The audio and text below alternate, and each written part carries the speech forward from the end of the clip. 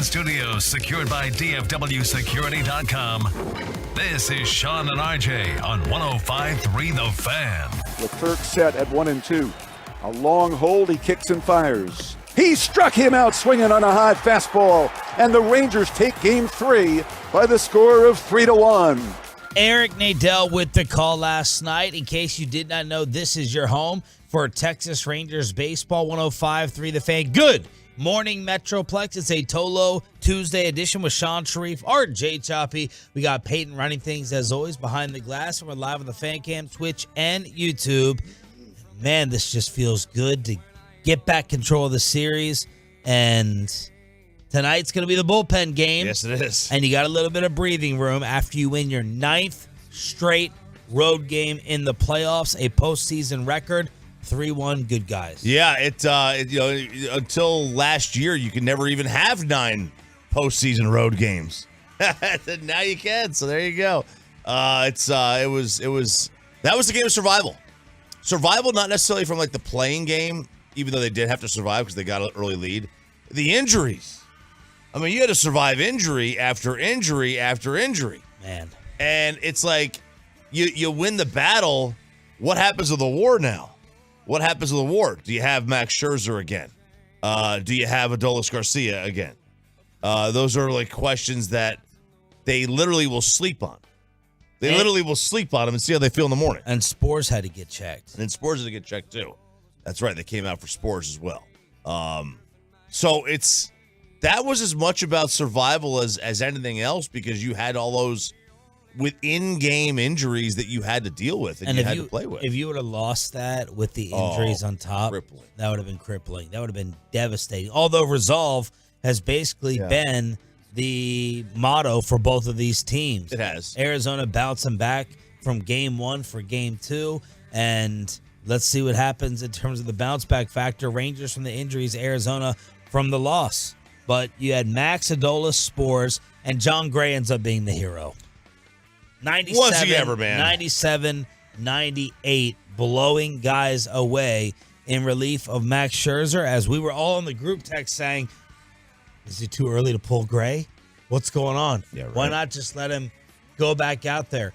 Don't turn it over to the bullpen. Try to get Gray for one more inning, and then go Spores, and then go Leclerc, and leave Aroldis out of this entire thing. Yeah, and I think what happened going in, and the reason that Gray had 97, 98 is because Bochy may have told him, you've got X amount of pitches today, we're still going to save it for tomorrow. And he had not thrown more than 3 innings or more than 30 pitches since September 25th. I immediately called Bassick in the commercial break, and I said, is he limited? Coming out of the bullpen like this, throwing 97, 98, because Smoltz had made a comment in his last inning, which I originally took as more Smoltz hate. We'll get into that at 6:40. And he goes, if Gray can finish this inning. And I was like, if? What are you talking about? He hasn't even thrown 30 pitches yet. He's 6 up, 6 down. He is running through these dudes. He's dominating. What do you mean if? But Smoltz was talking about the fatigue, the arm stress, and being able to do it, because obviously John did not come back after his 30th pitch. Right, yeah, and I don't know if that was the plan either. I don't know if he was just gassed or what. But also, if you look, if you go look at his regular normal velocity, his normal four-seamer is anywhere from 94 to 96 over the last couple of seasons. This year, it was 95 and 96. Then he was at 97, 98 today. Yeah. Yesterday. So I was like, whoa, where's this coming from? Right. So, he was a little bit juiced up. World Series game versus a game in May.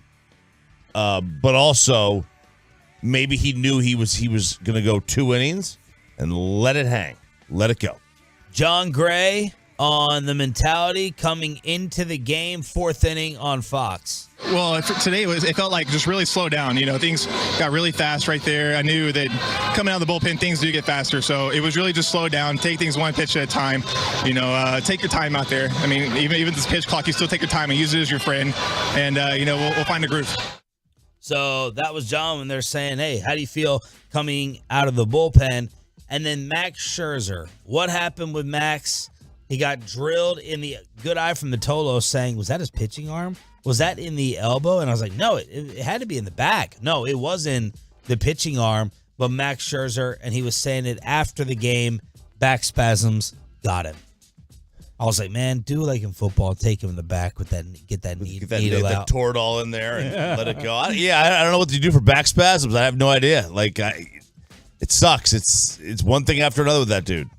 Like, it's injury after injury after injury, and it's just one thing after another. He's gotten. So happens when you get old. Yeah, that's what happens when you start pushing 40, man. You start finding weird things that get injured on your body.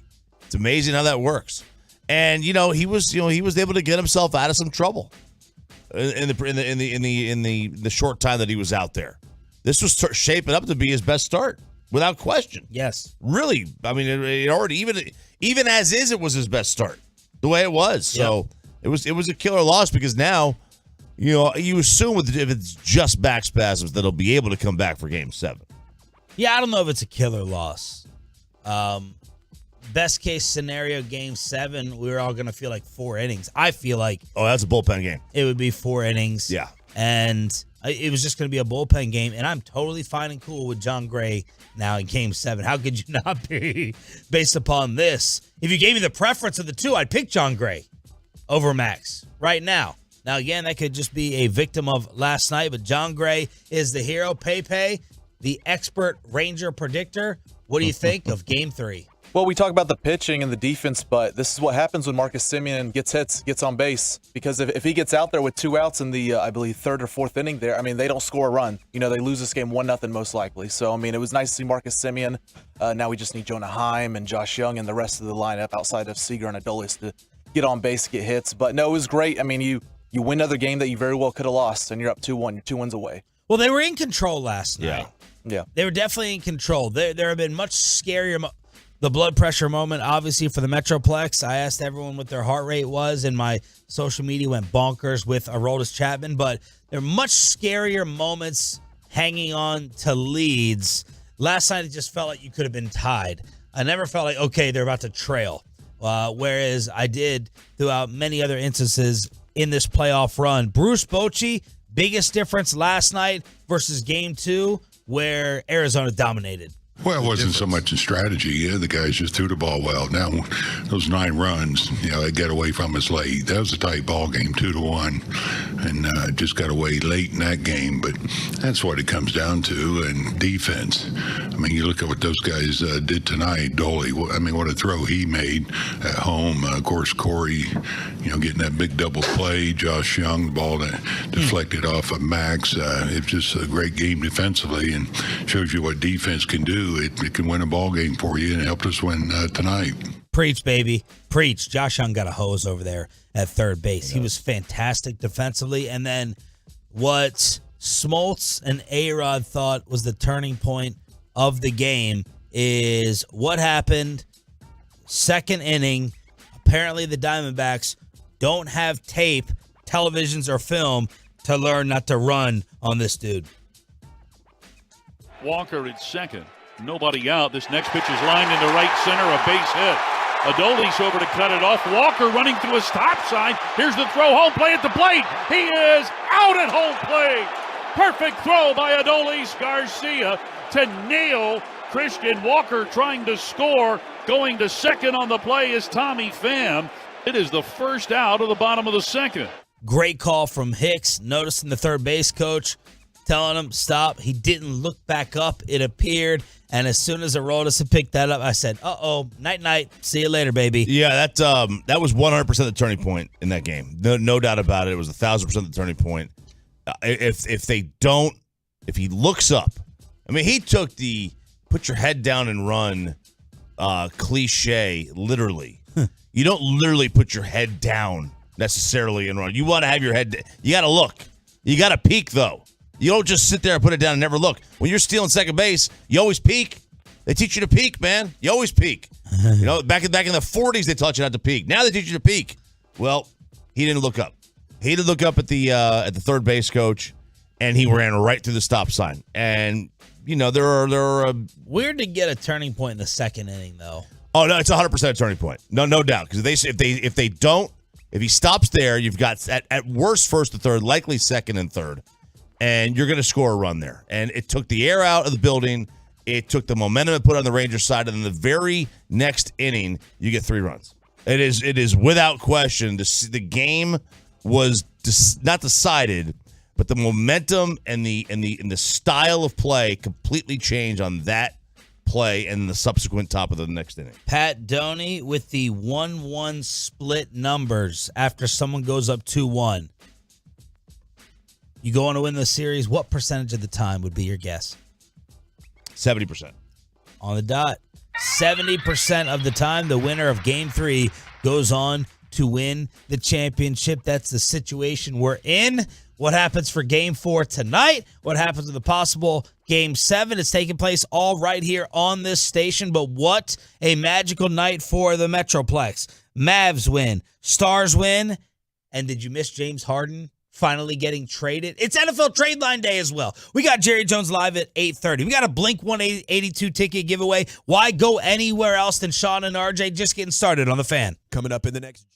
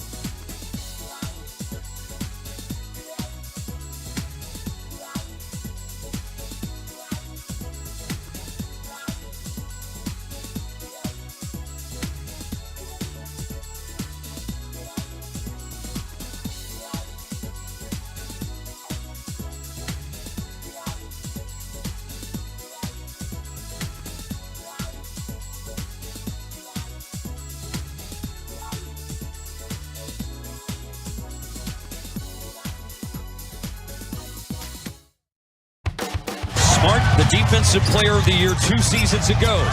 Jaren Jackson, the Defensive Player of the Year last year, switches on to Luka. Still drains the 3. 2 Defensive Players of the Year couldn't stop Luka.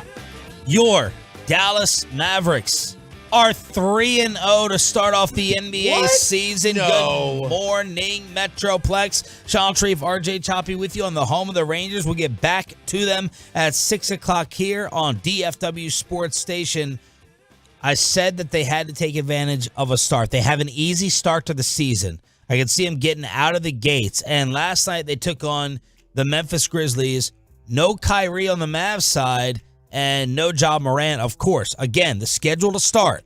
San Antonio, you're going to be favored. The Brooklyn Nets, you're going to be favored. And the Memphis Grizzlies, you're going to be favored. Oh, the gun wasn't mine. The gun wasn't mine. The Mavs have scored 126, 125, and 125 to start the year. 125 points. Locked in, guaranteed. Then you get the Chicago Bulls. Tomorrow, you're going to be favored. At Denver, they're off to a hot start. Then you get Charlotte, Orlando, Toronto.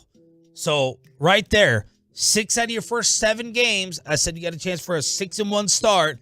And Luka Doncic made sure that the Mavericks stayed undefeated as he had his 58th career triple-double, 35, 12, and 12. Derrick Jones Jr., much maligned early on. Very maligned. Added 22 points. And the Mavs win by 15. Yeah, I mean, really, it could be 9-2 because you got New Orleans, and then Washington, but sandwiched around a Clipper game. So I mean, it is a very easy start to the schedule. It's one that they have to take advantage of. Is this Rack City? Is that what this is that we're playing here, Peyton?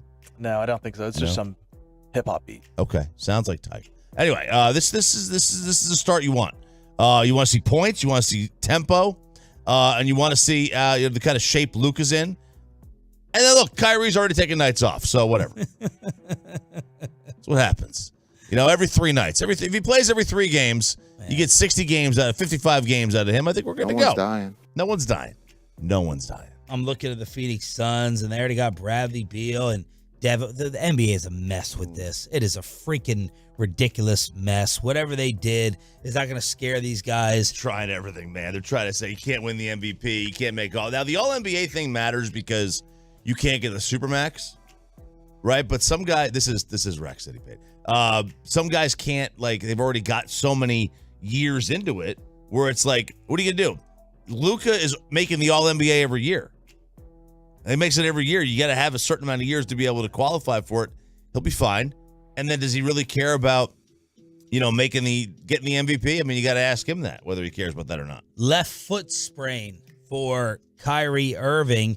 Mavs Muse, fantastic site to go ahead and follow, saying that the Mavs are 3-0 this season. All 3 have been clutch games. Last year, they were 3-11 in clutch games with Luka and Kyrie. So the Mavs get the W. What about on the ice? Left side, Suter with a blast save, rebound, scored! Matt Duchene! It was only a matter of time. Tyler Seguin grabs the puck. It's his first with the Stars. This was a 2-2 game after 2 at the AAC. Stars explode for 3 in the third period, and they beat Columbus 5-3 to bounce back from their only loss of the season. The Stars are 5-1-1, 3-1 at home. They're quite honestly just better than Columbus, and it's a game you want to win. You're a much better team. The Stars are on a tier of deep playoff run team, and Columbus is on a tier of hope to make the playoff run team. And there's just a difference, and that's a game you want to win. They scored 27 seconds in. They wanted a fast start after the previous game. They got it. They also got responded to a little bit with 2 goals on the Columbus side, but the Stars will be at Calgary tomorrow night to start a 3-game trip to Western Canada. So go Stars, baby. Then the only local team who didn't get it done, FC Dallas, losing 2-0 to the Seattle Sounders. Meanwhile, you also had Monday Night Football taking place with RJ's Detroit Lions against the team. Please, for God, please. Oh, it's so hard to watch. Get them off. Keep them off national TV, please. Goff takes the snap, gives to Gibbs. Gibbs bounces through a hole. There it goes outside 20. Gibbs, 15. Gibbs, 10. Angling to the end zone. Touchdown, Detroit Lions. Oh, baby, what a run. What a run. 27 yards. Lions radio with the call. Jahmyr Gibbs, the rookie. Much maligned. I'll use that term again after he was drafted so high. Jahmyr Gibbs is the offensive star of the game. 26 for 152 and a touchdown. Amon-Ra St. Brown was battling injury coming in. He had 6 for 108, and the Lions beat. I can't even believe the Raiders are 3-4. Detroit wins 26-14 over Vegas. And Will Chambers, Sam Laporta, with a nice day, 8 for 57 and a touchdown. Big TD before the half. The controversial trade in the Fan Fantasy League, Cooper Kupp for Sam Laporta, got vetoed by all of us, and now Wolchuk on the group text goes, I don't think I want to trade Sam. And Will's just fuming. He's boiling. Yeah, boiling. Like, Josh Jacobs is not happy. Like, I assume they're trading. Josh Jacobs is burying my team. I assume they're trading everybody today. I assume they're trading. Go get me Max Crosby, baby. Oh, I love him. I mean, maybe they'll trade Jimmy to Minnesota. I mean, maybe they will. They need to trade some. They need to trade everybody. They'll trade Josh Jacobs. They'll trade Devontae Adams. They're 3-4. They're 3-4. They're 3-4. Jimmy's QBR was a 3. It's a 35 on the season. 7 touchdowns, 9 interceptions. It's a good thing Bobby Belt is not in too early because he would be letting you have it over the Jimmy Garoppolo take. Jimmy, over the last 2 weeks, has not thrown for 163 yards. Devontae Adams had 11 targets and 1 catch. I'm going to tell you one thing. That is not all on the quarterback. Your quarterback's not missing 10 of 11. That is a lazy bum. Who? Devontae Adams. Whoa. When you have 11 Did you I watched some of it, yes. Okay. When you have 11 targets and 1 catch, you ain't doing everything you possibly can to get those balls. CeeDee Lamb, I don't care how bad Dak is on that day, would never have 11 targets and just 1 You saw him catch. being a little lazy last night? I just saw Devontae Adams not playing the way Devontae Adams has always played. Now, Jimmy was bad anyway. Jimmy is bad in general. But Devontae Adams he's a bum, man. He's out there pouting. God. He's out there pouting. He's out there pouting. Well, let me kind of double down on the tweet I sent last night as my week of rage continues on social media. I saw Devontae slamming the helmet. He's just pulling a James Harden. That's what he's doing, right? He's just trying to get traded. Well, I don't want to hear it. I agree. I don't want to hear it. You left Aaron Rodgers. Now, I had some of the and look, I love Devontae Adams. If the Cowboys get Devontae Adams, I don't know. I might think about having them win the Super Bowl. I don't know. I got to think about it. He's obviously a baller. I didn't see the laziness because I was not going to watch this game. There were enough injuries in the Ranger game to be able to turn off and catch about 5 minutes at a time of this thing. Yeah. And I love the way he talks about football. But you left Aaron Rodgers in Green Bay because you went to play with your friend. You went to play with the Hallmark card. You thought that Derek Carr was going to be kept around as a franchise quarterback for the Raiders when they were nothing but 500. You decided to go to a crappy organization. So I don't want to hear it. Now, some of the Devontae defenders are saying, well, Aaron left. Okay, Aaron left. First off, Devontae Adams, I don't know if he knew what Aaron Rodgers was going to do. Aaron Rodgers don't know what he's going to do. Aaron left after Devontae left. He still played a season there, and who knows what would have transpired if Devontae stuck around. Now, that's fine. You want to go play with your boy, and you want to play for your childhood team, and you want to get the bag? Cool. But this is the other side of it. You went to the Raiders. What'd you expect? So all these Devontae defenders, I don't want to hear he deserves better. He this, that. No, he doesn't. He went to the Raiders, and if Derek Carr was still there, they'd still be a 500 team at best. He does deserve better than what he got last night, right? He does, and I've never liked Garoppolo, so you could tell that he was dejected. There was a pass, and he was wide open, and it overshot him by about a foot or so, about the same as what it was that in the Super Bowl, that deep ball that would have iced it against Kansas City. That was it. Was it Manny Sanders that he just overshot a little bit in that game? About a foot, 2 feet, same thing. That would have been about a 90. That would have been about a 90-yard touchdown had he caught that. It was right there for him. Now, how does his game look? How does he feel differently if he's got 2 catches and he's got over 100 yards? I bet you he looks a lot differently. And because at the end of that game, he was just like, guys, I'm out. I'm checked out. I'm checked out of that. And I can't blame him for that one. That was a bad performance by his quarterback. By the way, James Harden finally gets his way. He gets traded to the Clippers. James Harden, PJ Tucker to the Clippers in exchange for Marcus Morris, Nick Batum, Robert Covington. Nick Batum still in the league? KJ Martin, multiple draft picks, and a pick swap. So the pouty baby is going to L.A., where they will take on the Dallas Mavericks soon. But this is about the Rangers in Game 3. Boch hitting all the right buttons. What the heck are they going to do tonight? And what Rangers are out for the rest of this series? Next on The Fan.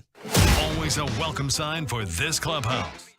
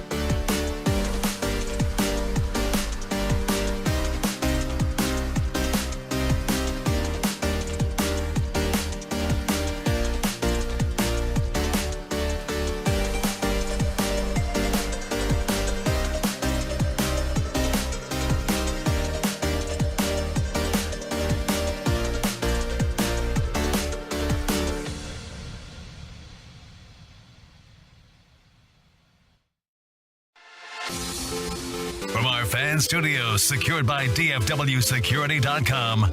This is Sean and RJ on 105.3 The Fan. NLCS MVP at the plate. And he swings, hits a double play ball to Seager. To his left, he's got it, traps to a knee. Throws to second for one, on to first, double play. A nice stab by Corey Seager on a hard ground ball just to his left.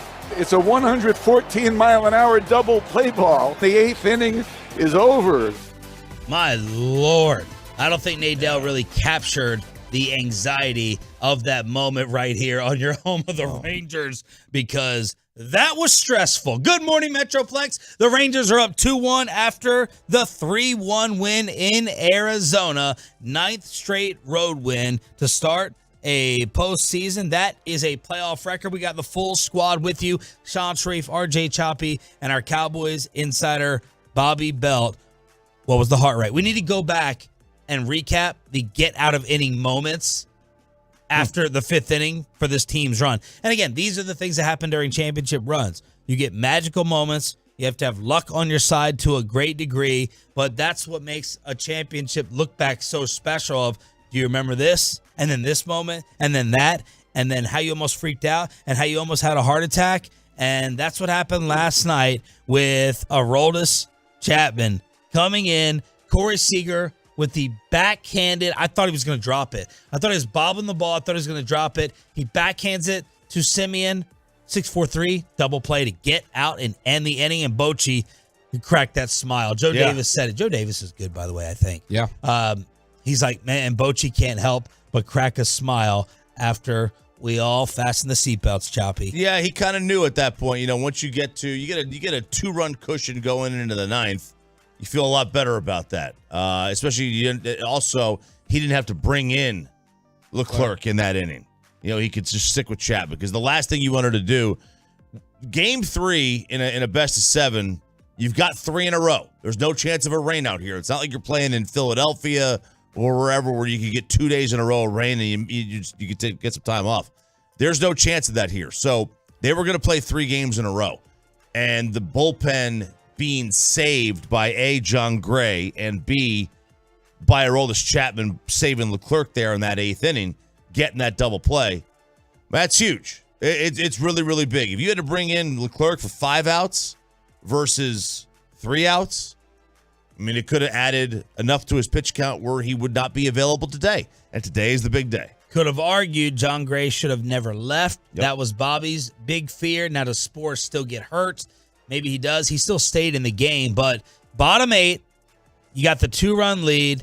Aroldis in. Jankowski is in for an injured Garcia, who's holding his left side. Update on that in a little bit. Rivera with a pinch hit leadoff double, and you're like, here we go.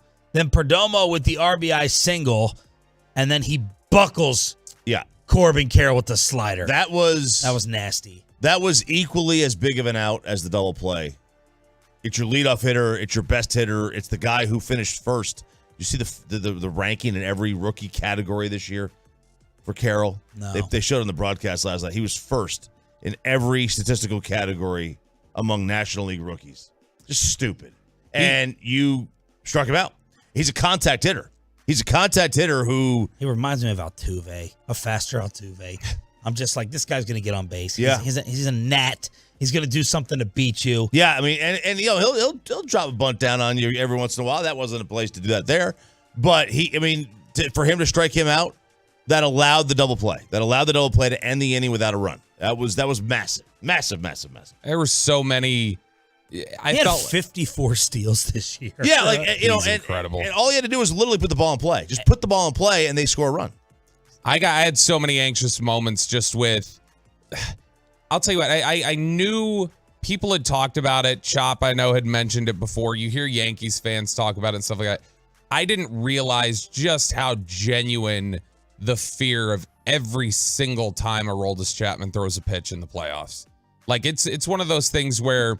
You hear people say, like, oh, man, that's a stressor. You have no idea what you're getting into. And I'm like, okay, I get it. Yeah, he has a bad outing, but, like, he probably bounces back like any pitcher does. No, it really is, like, every single pitcher, like, oh, my gosh, I have no idea where this ball is going to go. And so when he's coming into a game, when you pull John Gray out and you're telling me a 3-run lead and it's going to go those 3 pitchers. And Leclerc's been good during the playoffs, but he can get wild sometimes, and it's not always going where you want to go. Last night. Yeah. Last night I thought we were going like 7-8 straight balls again. This is one of those things where it's like when they get in there, so the last 3 innings I was holding my breath. Yep. You can realistically with Chapman see him on any given pitch give up a home run, a single, walk, whatever, a pitch way outside. He can hit a batter, and I know that's like those are the options for everybody. Those aren't the options. When John Gray's on the mound, you don't really think, oh, I mean, he might put one on this guy's foot, right? You don't think with Chapman, it's like, okay, I mean, he literally could try to. I mean, he could literally break Chas McCormick's leg on any given pitch. That was on purpose, but you get it. He has got to be the leading candidate for Chapman in terms of across all of Major League Baseball of most likely to, on back-to-back days, throw an immaculate inning and then throw 9 straight balls out of the bullpen. And it's one of those things, if you win the championship, fans will say, oh, remember Aroldis? Oh, man. Man, he put that scare into us, but he always got out of it. He was living dangerously. And then you go to Leclerc. Immediately 3-0 to Moreno. So you're sitting here, 3-0 to their number 3 hitter to start off. And you're like, okay, we got out of Chapman. We're not going to survive this. Then the 1-0 pitch that John Smoltz and Joe Davis reacted to. Wow. It's a strike, and my goodness. I guess it evens out because he got a call that went his way for ball 2. Ball 4 was just called strike 2. And I'm surprised by both, right? I'm surprised by the slider call 3-1, up by 2, and then the call for a strike to get to strike 2. Whew. Sorry, that was not the 1-0. That was the makeup call. That was the makeup call. So Leclerc gets squeezed earlier. We had a couple makeup calls from this umpire last night. The 1-0 pitch was a strike. The 3-1 was a ball. Makeup call, ground ball to third base. And Arizona had to be fuming. Us on the Metroplex side were saying, it evened out. It evened out. They'll do it, right? And then Christian Walker comes up as the cleanup hitter, strikes out with no one on base. With no one on base. And, you can either love the concept of makeup calls or you can hate the concept of makeup calls, but they exist. They are a real thing. There is no doubt. And Marquez, now he wasn't necessarily going to give him any pitch. Right. It was going to be one that was that he could sit there and argue. You could justify it. Look, he could justify that. I mean, it was a ball. It was a ball. No, there's no doubt it was a ball. But it's within that margin of error of the human eye, right? It's not one of those things that was like 4 feet outside. And it probably has to happen quick, like the next pitch. Not like 3 pitches down the road or of the at bat. 3 batters down the road. Yeah. It's got generally it's in that same at bat. You mentioned there that he grounded out to third though, and I will say if we were doing whatever version of star up, star down there is for the Rangers, I know he went 0 for 3 last night. He had 2 strikeouts. Your frustrations with Josh Young at the plate continued last night, but man, I thought defensively he was really great last night. He is. That's the thing that's amazing about him is that there was a lot of talk about, hey, he'll give you something with the bat. The defense isn't always going to be there. You're going to have some struggles there. He has just completely blown away expectations all year with his glove, and he has been great defensively in the playoffs. And last night I thought he was fantastic. That double play that he turned, the first one, I think it was in the first inning, then the ball off of Scherzer's back, picking it up, throwing him out at first. He was fantastic defensively early in this game. And they're saying, oh, he grew up idolizing Brooks Robinson. I was like, what? I was like, Peyton doesn't even know who Brooks Robinson is. Josh Young grew up idolizing. So there he is. What? I don't believe Smoltz. that. Yeah, I don't believe you, Smoltz. Do you think Smoltz just made up who he idolized? Yes. I think Smoltz has made up a lot in this series. That's what I think. I'll get to Smoltz at 6:40. But speaking of being squeezed, so I thought there was another moment. Top of the third, Fott got squeezed against Nate Lowe. Nate, I think, thought he struck out, but he started, he's like, oh, okay. That's not a K. It ends up with a leadoff double. And then Young K's, Leote ground out, and finally,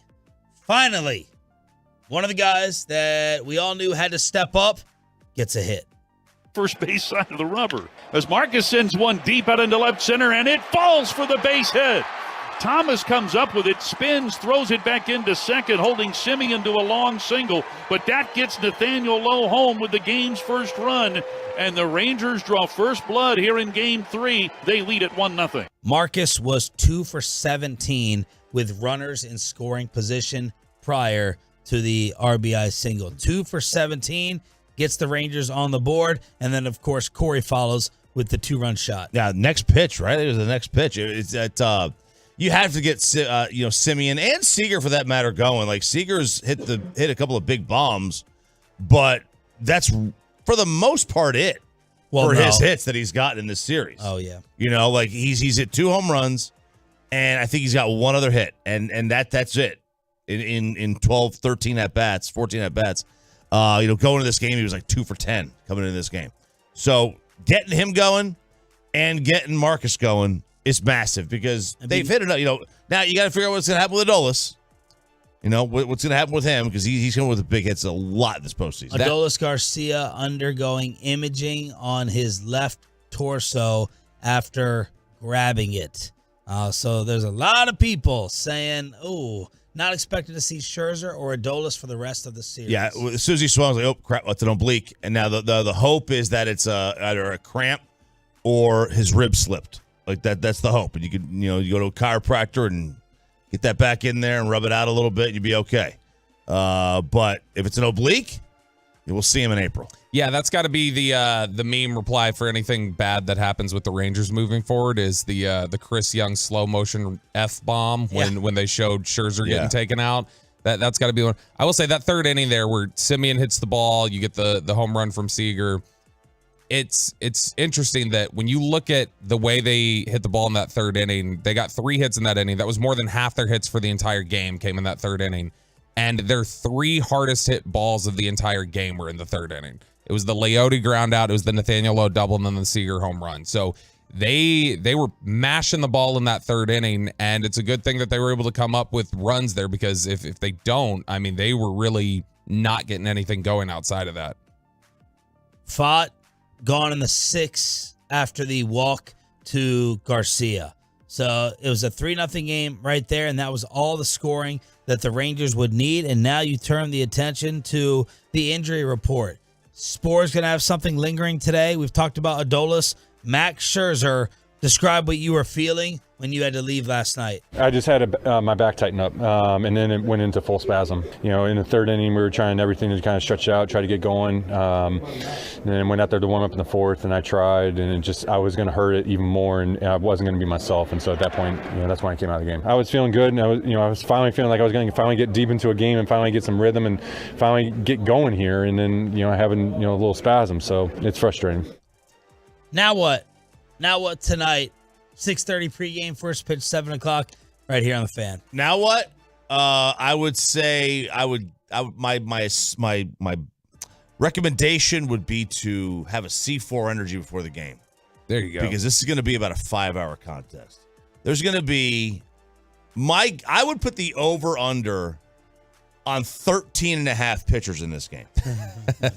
I'm not joking. Like Dusty Baker involved? Like this is when the Diamondbacks had game 4 of the NLCS was their bullpen game. They used 8 pitchers. They used 8 pitchers in that game. I fully expect them to take basically the same plan. 8 pitchers. And then, the Rangers are going to have to go. And now if maybe Dunning or Heaney give you 3 or 4, one of them gives you 3 or 4, I don't know that Bochy's going to let that happen. I mean, the first time someone gets into the hint of trouble, they're probably going to go to the bullpen because all those statistics you could read for game 3 tied at 70%. The same thing applies for game 5, tied at 2. And if this thing gets tied at 2, game 5 becomes the new game 3. Today is NFL trade deadline day. We have Jerry Jones at 8:30. 3 p.m. is the deadline. And Bobby Belt has his eyes on a trade target in Chicago. The New York Giants have made a move as well. Who else is going to blow it up around the National Football League? One of my favorite times of the year. Trade deadline preview is next. But first, let me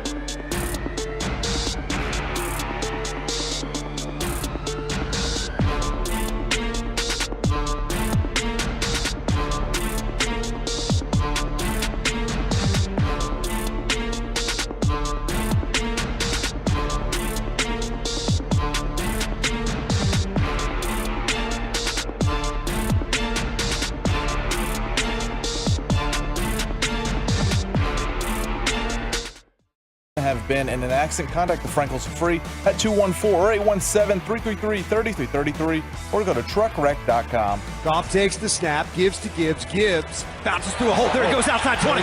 Gibbs 15. Gibbs 10. Angling to the end zone. Touchdown, Detroit Lions. Oh, baby, what a run. What a run. 27 yards. Lions beat the Raiders last night. Lions radio with the call. Monday Night Football. Everyone's going to be focusing on Jimmy Garoppolo and Davante Adams, as Davante pretty furious last night with this hopeless, hapless Raiders passing attack with Jimmy G. Good morning, Metroplex. Shout out to the 6 a.m. club. Sean Sharif, RJ Choppy, Bobby Belt. Got you down. NFL trade deadline day, 3 p.m. Jerry Jones will preview it at 8:30 this morning. What a day this is. It is trade deadline day. It is World Series Game 4, and it is Halloween. Like, it's a great day.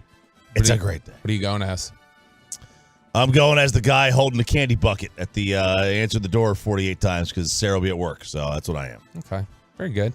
I thought this was your favorite. Was this your favorite holiday? It is. It is my favorite holiday. But, my kids are older now. Luca's got they got a football game tonight. He's not going to be able to play. He's going to try to play. He's trying to club it. He broke his hand. He's trying to club it up today so he can play because he's D-line. He's tough like that. And I'm like, no, you're not playing.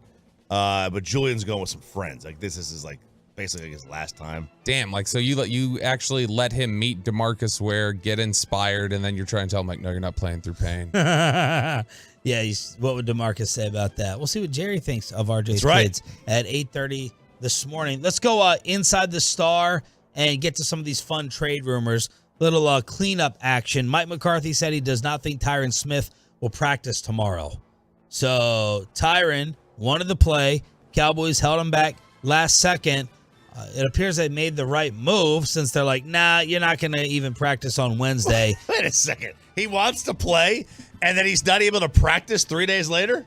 This would be... Nick kind of referenced it yesterday. This does put you in a really awkward situation where the contract structure is basically like, hey, $1 million for every time you play a game. Like, when it's something like that, you're going to start running into these, when it's borderline, it's really quickly can become hurt feelings. And this is borderline. Yeah, exactly, Madonna. This is twice now because the Arizona game.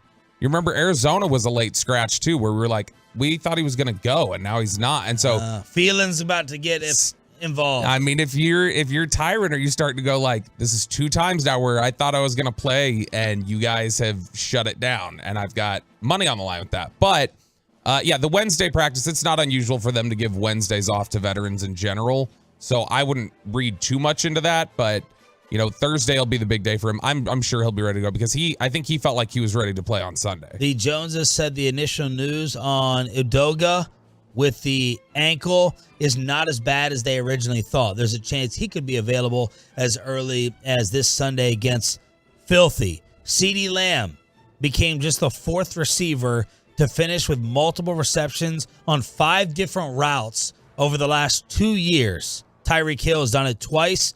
Wide receiver separation for Rams receivers against the Cowboys. We were all worried about the Cowboys secondary keeping up. Patrick Walker tweeted this out.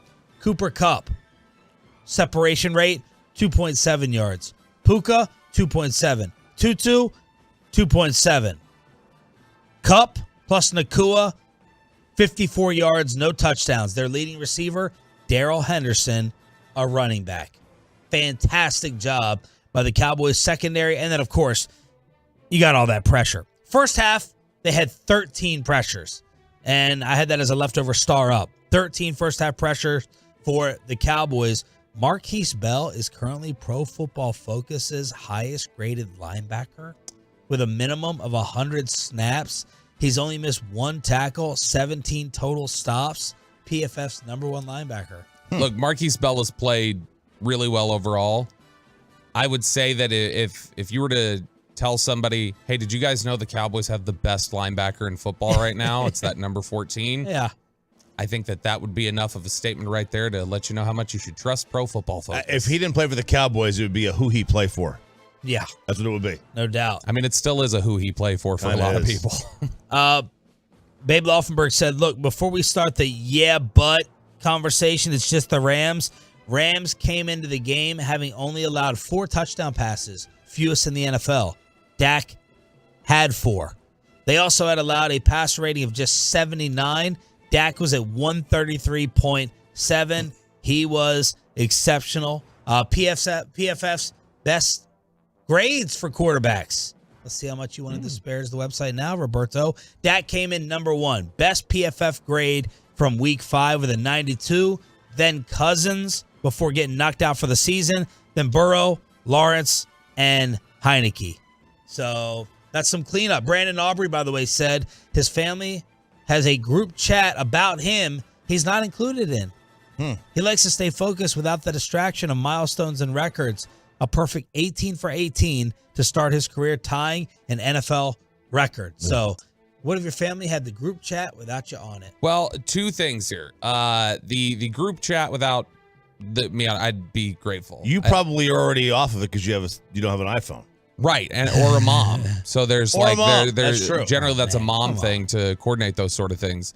That is I would be totally in favor of just being off of the group chat. But great perspective there compared to who is it? Kenneth Gainwell.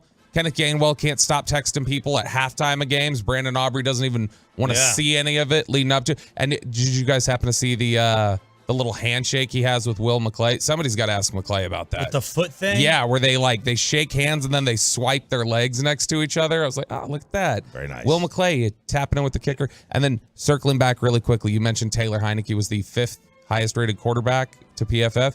I'd just like to point out his numbers on Sunday. He was 12 for 21 for 175 yards and a touchdown. Oh, maybe this is an against the Titans. Indictment of quarterback play around the league. Maybe this. All right, let's get to the fun. The Giants have a trade. They're sending Leonard Williams to the Seahawks for a 2nd and a 5th. Should I be worried and a little bit upset that the Giants got a lot back here in this deal, or is Leonard Williams worth it, Bob? No, Leonard Williams is a good player. I mean, he was when he got traded for a couple years ago, his first full year in New York, he had 11.5 sacks. He's really flexible, can play on the inside, can play on the edge, good run stopper. He's not that 11.5 sacks. He'll never touch anything close to that. Again, that's just not his game, but he's a good player. And so getting a 2nd and a 5th, I don't think is bad value, especially when you're talking about a Seahawks team that's clearly looking for defensive line. The fact that, all right, well, let's go get Frank Clark back. Let's make a trade for Leonard Williams. I think that's worth it, especially with as bad as Seattle's been at drafting in recent years. And Seattle seems to operate differently than a lot of teams. I mean, they do kind of seem to have a more, I don't want to say old school philosophy to team building, but they kind of do. Yeah. Todd Archer with some things to ponder before the trade deadline for the Cowboys. Today, 3 p.m. Nothing is impossible when it comes to the cap, but the Cowboys do not have picks in the 4th round, 5th round, or 6th round. Trading for 2024 free agent makes more sense from a cap standpoint with deals for Lamb, Parsons, and Dak getting done. So keep that in mind. But you don't have your 4th because of Lance, your 5th, Eric Scott, or 6th round because of Cooks. So keep that in mind for those type of level deals. And then the following year, you don't have some day 3 picks because of Gilmore. And so it's we don't want that type of little fish anyway. I'm just saying, saying, we don't want no Hankins stuff. I'm just saying, this team nails are 1st and 2nd. I want Aaron Donald. I want Devontae. I want an over the top. Let's do it. You want Deron Bland. You want Tyler Biotish. Those guys that you pick on day 3 there. Oh yeah. No, and he mentions there that getting a guy who's a pending free agent, maybe a sort of rental, or maybe you choose, now that you've got Steele done, you got Diggs done, maybe you choose to tag somebody because you can do that. Nobody's contract is really up that you feel pressing on. Then you could look at a guy that's, just recently been given trade permission. Ian Rappaport an hour ago, the Bears have given Jalen Johnson permission to seek a trade. He's in the final year of his deal. He was a 2nd round pick, I believe, out of Utah in 2020. That was the same year of the Diggs draft. And the Cowboys liked him a lot. And if you're into PFF, he is the 3rd highest graded cornerback in the NFL this year. He's got like an 83 or something like that. But Jalen Johnson has been a really strong, steady corner for 4 years now. He would come in here, he'd definitely be ahead of Gilmore. And I mean, if you wanted to have him here long term, having Johnson, Bland, Diggs, that's not quite the Surtain situation we were talking about yesterday, but Johnson could easily be a top 15 corner. Other names that you're looking at, Bill Barnwell had some speculation, as well as, remember, Jerry Jones said we're probably not going to do anything after the Rams win. He was also asked about the running game. Y'all averaged 3.9 yards per attempt Sunday. That's your average for the season. You said your goal was 4.5. Do you need a running back? Jerry, quote, nope. I like our running backs. I don't want to dismiss anything, but that is not a pointed position of need at all, not on the radar. So that's improvement. Yeah, Barnwell says Cowboys are easily one of the teams that has to add at the deadline, along with San Fran, Cincy, Buffalo, Chiefs, Dolphins, Eagles, Jags, Lions, Ravens, and Seahawks. And you want to Just name the rest of the league, Bill. But you want to pick on Bears, Broncos, Cardinals, Colts, stuff like that, Giants, right? And I think the Broncos are an interesting team because they do have some receivers and they do have some secondary guys. They have a receiver there who would love to be here. Cortland Sutton would love to be in Dallas. From SMU, right? Yep. He was an SMU guy. He was somebody who was excited about the thought of he could end up in Dallas when the draft was going on. And so, I mean, Sutton, if you want to go that direction, I don't know. Normally I'm all about trying to go get weapons. And if we know anything Jerry has shown over his history, he'll give up capital to go get receivers. He's done it with Joey Galloway, Amari Cooper, Roy Williams. It's the one position he will consistently give up capital to go trade for. To me, there's a little bit of, you've already made your investment in Gallup with money. You made your investment in a third rounder with Tolbert. You traded draft capital for Cooks. You just need to figure it out. You like there's a little bit of me that says, even if they've been a disappointment or they're maybe not quite what you thought, this is what you guys evaluated. This is what you invested in. You need to make it work now. I'm proud of you. Cutting off the trust fund. Yeah. Good. No more hand-me-down. No more gifts. Yeah. Just figure it out. You're on your own now, number 4. Yeah. Let him cook. Yeah, it's now there is a not get served by the butler. There is a fit aspect of some of that, though, right? Not all receivers fit with every system. Not every quarterback fits with every system. Sure, but Brandon Cooks has been plug and play 1,000 yards with 4 different systems and 4 different quarterbacks. And NFL trades before the deadline. Bet Online sent me the over/under 7.5. 7.5 trades. I love that we have evolved here with the National Football League when it used to be, no, you can't trade in football. By the way, do they count like Philadelphia and the Giants trade that's already happened? Yeah, or is that it like just deadline day? I don't know. Okay. Well, either way, you're right. You're right, Chuck. Jeez. It is something where I like where we actually talk about it because the NFL trade deadline used to be. Did you have 6 other ones in mind that it was going to affect the answer there? You're like, okay, Philly Giants won. I got 5, 6 more. It's a rough number, 7.5. This is the most. The NFL trade deadline was one of the most inconsequential deadlines in professional sports years ago. And I actually like that we get some juice out of it now. The Rangers beat Arizona in Game 3. They not only beat the Diamondbacks, they beat John Smoltz too. Audio for you to judge. The hater, next. Let's get you over to the greatness of Diamonds Direct. We are approaching the holiday season. The first holidays today. It's Halloween.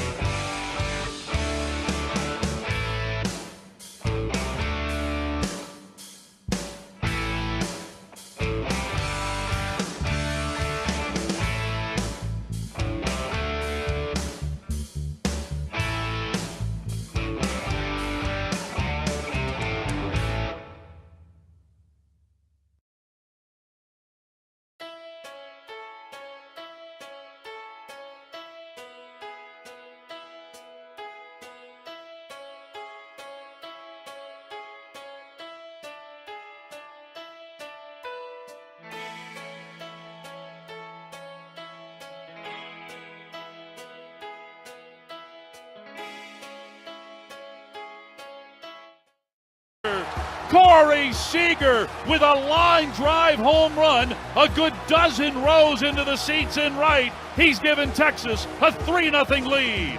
Hixie with the call here on your home for Rangers baseball. Bobby Belt fist pumping in the 6 o'clock hour. We'll allow it because your Rangers, man, it just feels so great heading into tonight with that cushion. I'm like, okay, you can lose. You can lose this game, be tied at 2. But if you suffer all the injuries last night and then blow that game with a Roldis out there or the regret of keeping John Gray on the mound, I would have been miserable. Gut punch. I don't feel pressure. An absolute gut punch. And now tonight I'm like, okay, I can go ahead with some breathing room. That's why that game last night was so important for a lot of reasons. You know, one, you get home field back. All right, now you guarantee that if Arizona wants to win the World Series, they've got to win one in your building, which, by the way, they really did play well here. They did play very, very well here. So that's you don't want to come back here if you don't have to. So you get the fact that the series is guaranteed to come back here if Arizona wants to win, but also when you factor in all the injuries and everything, what a massive win. You get the momentum back. There you go. Undefeated on the road and now 9-0 when scoring first. Arizona 7-0 when scoring first. Yeah, which Texas now is they're the first team in Major League history to win their first 9 road playoff games of a playoff run. Well, the 9 games period. Oh yeah, because it's because of the extended now that they went into the wild card. And I will say last night with Scherzer pitching the way he did and him going out, you mentioned in the injuries there, he didn't look great. He did look like he had the ability to go longer than he had gone in these first couple games, but I will say he deserves so much credit for just he's such a warrior out there. He's so freaking tough. And I at least appreciate that he wants to battle and he wants to get in there. What did he say? He was using super glue and stuff? Yeah, so it's the players. Have you ever? I've used this. I got bit by a dog once, and I used the super glue to put it in the cut. People use super glue till. Was it Zeke's dog? It was not Zeke's dog. Oh. No, it was not. But yeah, you instead of getting stitches, you just pinch the wound together and super glue it. Did you do that when Holland's dog got you? No. I wanted to make sure that was bleeding when insurance came to take pictures. All right, so you get the win. Let's get to John Smoltz. Man, nothing that I tweet about gets more reaction than John Smoltz. Nothing I tweet about gets more reaction when I talk about Aroldis Chapman's butt. Oh, I didn't see that. Oh yeah, well, that's an epic dunk. It's one of the it's a world-class dunk. I've never seen a rump. Him and DeMarcus Ware, 2 of the best butts I've ever seen. Only you and Sarah could get turned on and probably have a child while watching a Rangers game. Or all the bulges and all the dunks. Yeah, you guys don't have to watch porn at all. You just turn on a sporting event. Yeah, is that a cup? Is that he wearing, or is he just packing heat? So is that there? I said the other day I may have been wrong about Smoltz and the anti-broadcaster feelings and Joe Buck. People are pining for Joe Buck right now.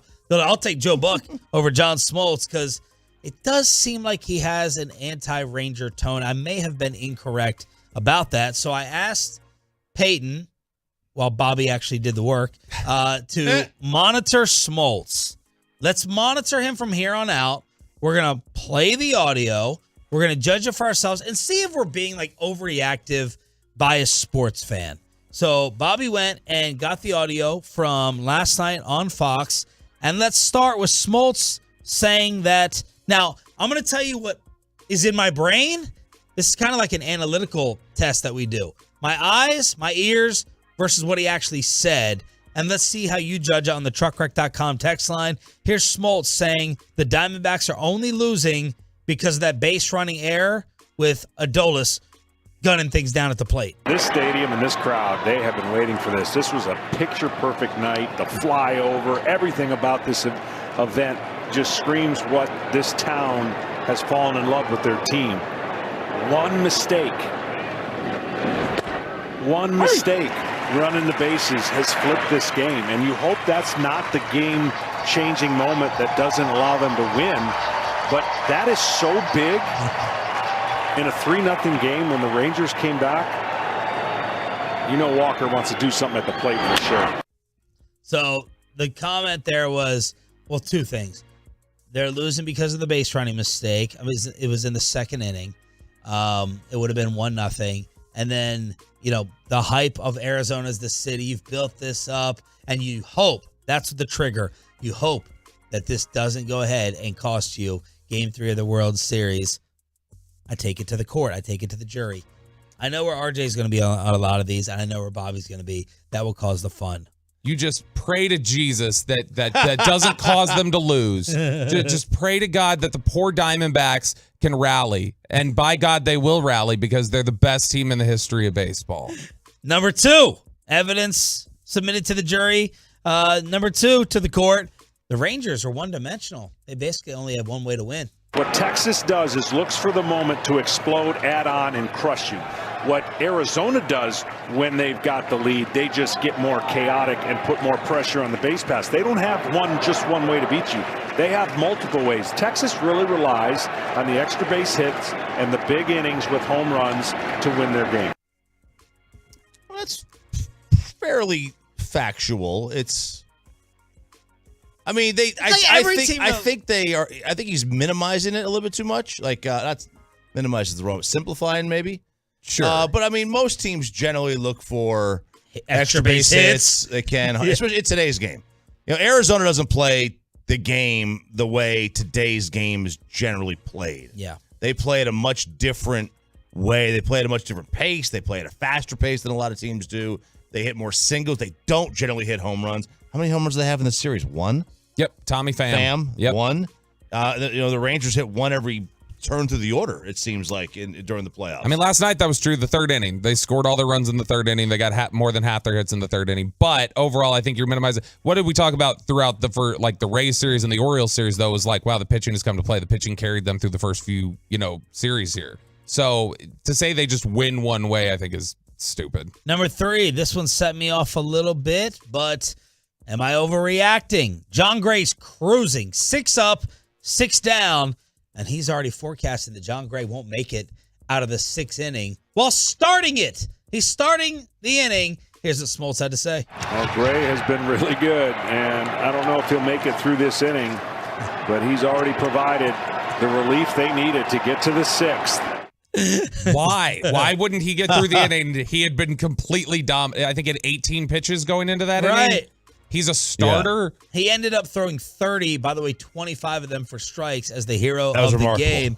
But Smoltz saying, I don't know if we get out of man, you kind of forecasted some doom and gloom, man. Let's get some sunny sky. Let's go glass half full for us, please. Did he know there was a limit? Yeah, did he know there was a limit? I don't know. I have no idea what their access is before the game. Because if he didn't know there was a limit, it doesn't make much sense. Because Gray is a starter, and now this is he hadn't pitched much since mid-September. So outside of that didn't make that was the one that didn't make any sense to me. I look at the first 2 and justify what he's saying. This one, it was like, well, why wouldn't he make it out of this inning unless and he turned out to be right. That was his last inning anyway, right? Yes. So he finished the inning and then he was done.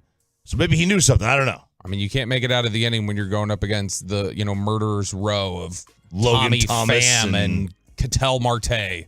Nothing. I can't look at him without thinking of Kettle One. Who? Ketel Marte. I think of Kettle One vodka. Oh. I just can't. I can't look. It's just I see the name and I'm like, and that's the alcoholic in me, and I'm fine with that. And that BS hit streak continued after Semien had that pop out of his glove. Yep. And the hit streak continues. And then finally, as the truckwreck.com text line is detonating with the Tolos who hate John Smoltz's guts, this was one, man, the Tolo, Chris Navarre, RJ Choppy conversation along with me on it. It just kept going and going and going after this comment. How do you describe the Texas Rangers? And you know what I say? They got the it factor. Well, what is it? It's something special in their clubhouse that's manifested by their manager. Same thing for the Arizona Diamondbacks, but more of an underdog. Seager down on strikes, 2 away. The Texas Rangers were kind of built to be here. The Diamondbacks were a work in progress, and that work in progress gained confidence with their management and the culture that they created here. And so they don't think at any point they're out of a game, out of a series, and they're playing off that mindset of we're underdogs, no one gives us a chance. Yeah, that's totally stupid because Texas's whole thing was we were here like we're here in the market like watching this baseball team. We were like, I don't know if they can win a game against Tampa. Like it's not like Tampa was Texas was not built to be here yet. They were building to be here. You wanted them to be here. No one had them here. Nobody. No. And so for this whole thing, just basically be like, boy, they and then right after that, we didn't even pull it, but they were just like marveling at, man, this team is 2 years away from 110 losses. What a turnaround from the Diamondbacks. It's like, yeah, and Texas is 2 years away from 101 losses. And won like 6 or 7 more games than Arizona this year. So the turnaround, the number of wins you've turned around is almost equal to Arizona. It's literally the same story. Like both of these teams made the World Series in a rebuild.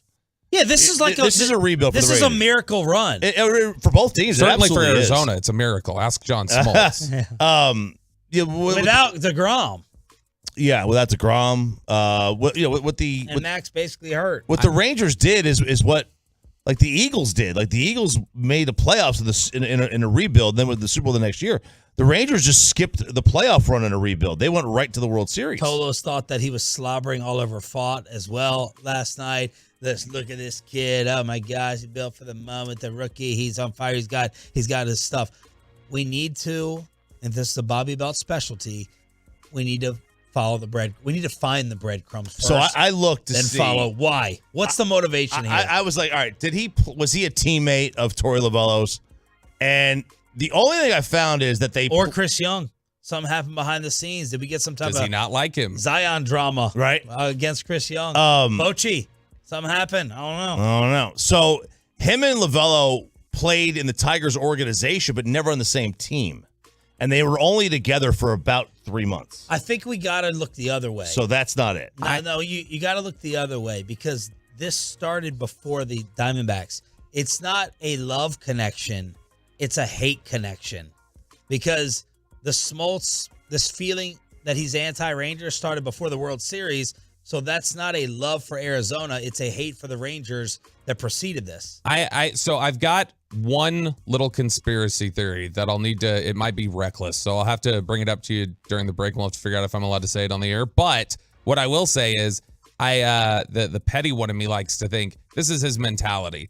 As somebody that went through the 90s on that Braves pitching staff and everybody was like, Maddox, Glavine, they're so great. And he was the afterthought, is that then he applies that just in a pace to everyone else. So then when everybody's talking about how good Texas is, then he's got to come back and go like, well, Arizona's good too. Don't forget about Arizona. Like it's the Glavine Maddox like little sibling? brother syndrome. Yeah. So he's going after the underdog. He sees himself in the Diamondbacks, like that he thinks that Texas with their stars, that's the Glavine and the Maddox, and that he was the afterthought in the rotation. He preferred the favorites in Houston, Baltimore, early on. And that doesn't fit my argument, so I didn't bring those up. I was only talking about the World Series. All right, we got a Blink 182 ticket giveaway today for turning it on and leaving it on. DFW Sports Station. It was a magical night for the Metroplex with the Mavs and Stars getting W's. James Harden traded, and Atolo took advantage of loving DFW Sports by hitting big with the pizza DFW parlay that the degenerate would be proud of. All of that next. NFL trade deadline day is coming at you on The Fan. But Trajan Wealth.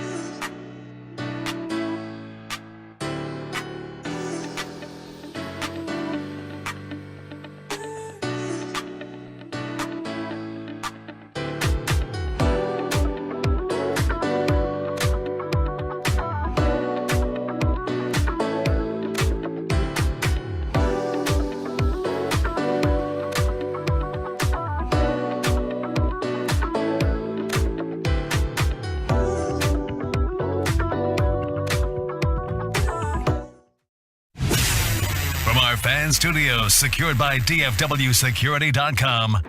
This is Sean and RJ on 105.3 The Fan. Smart, the defensive player of the year 2 seasons ago. Jaren Jackson, the defensive player of the year last year, switches on to Luka. Still drains the 3.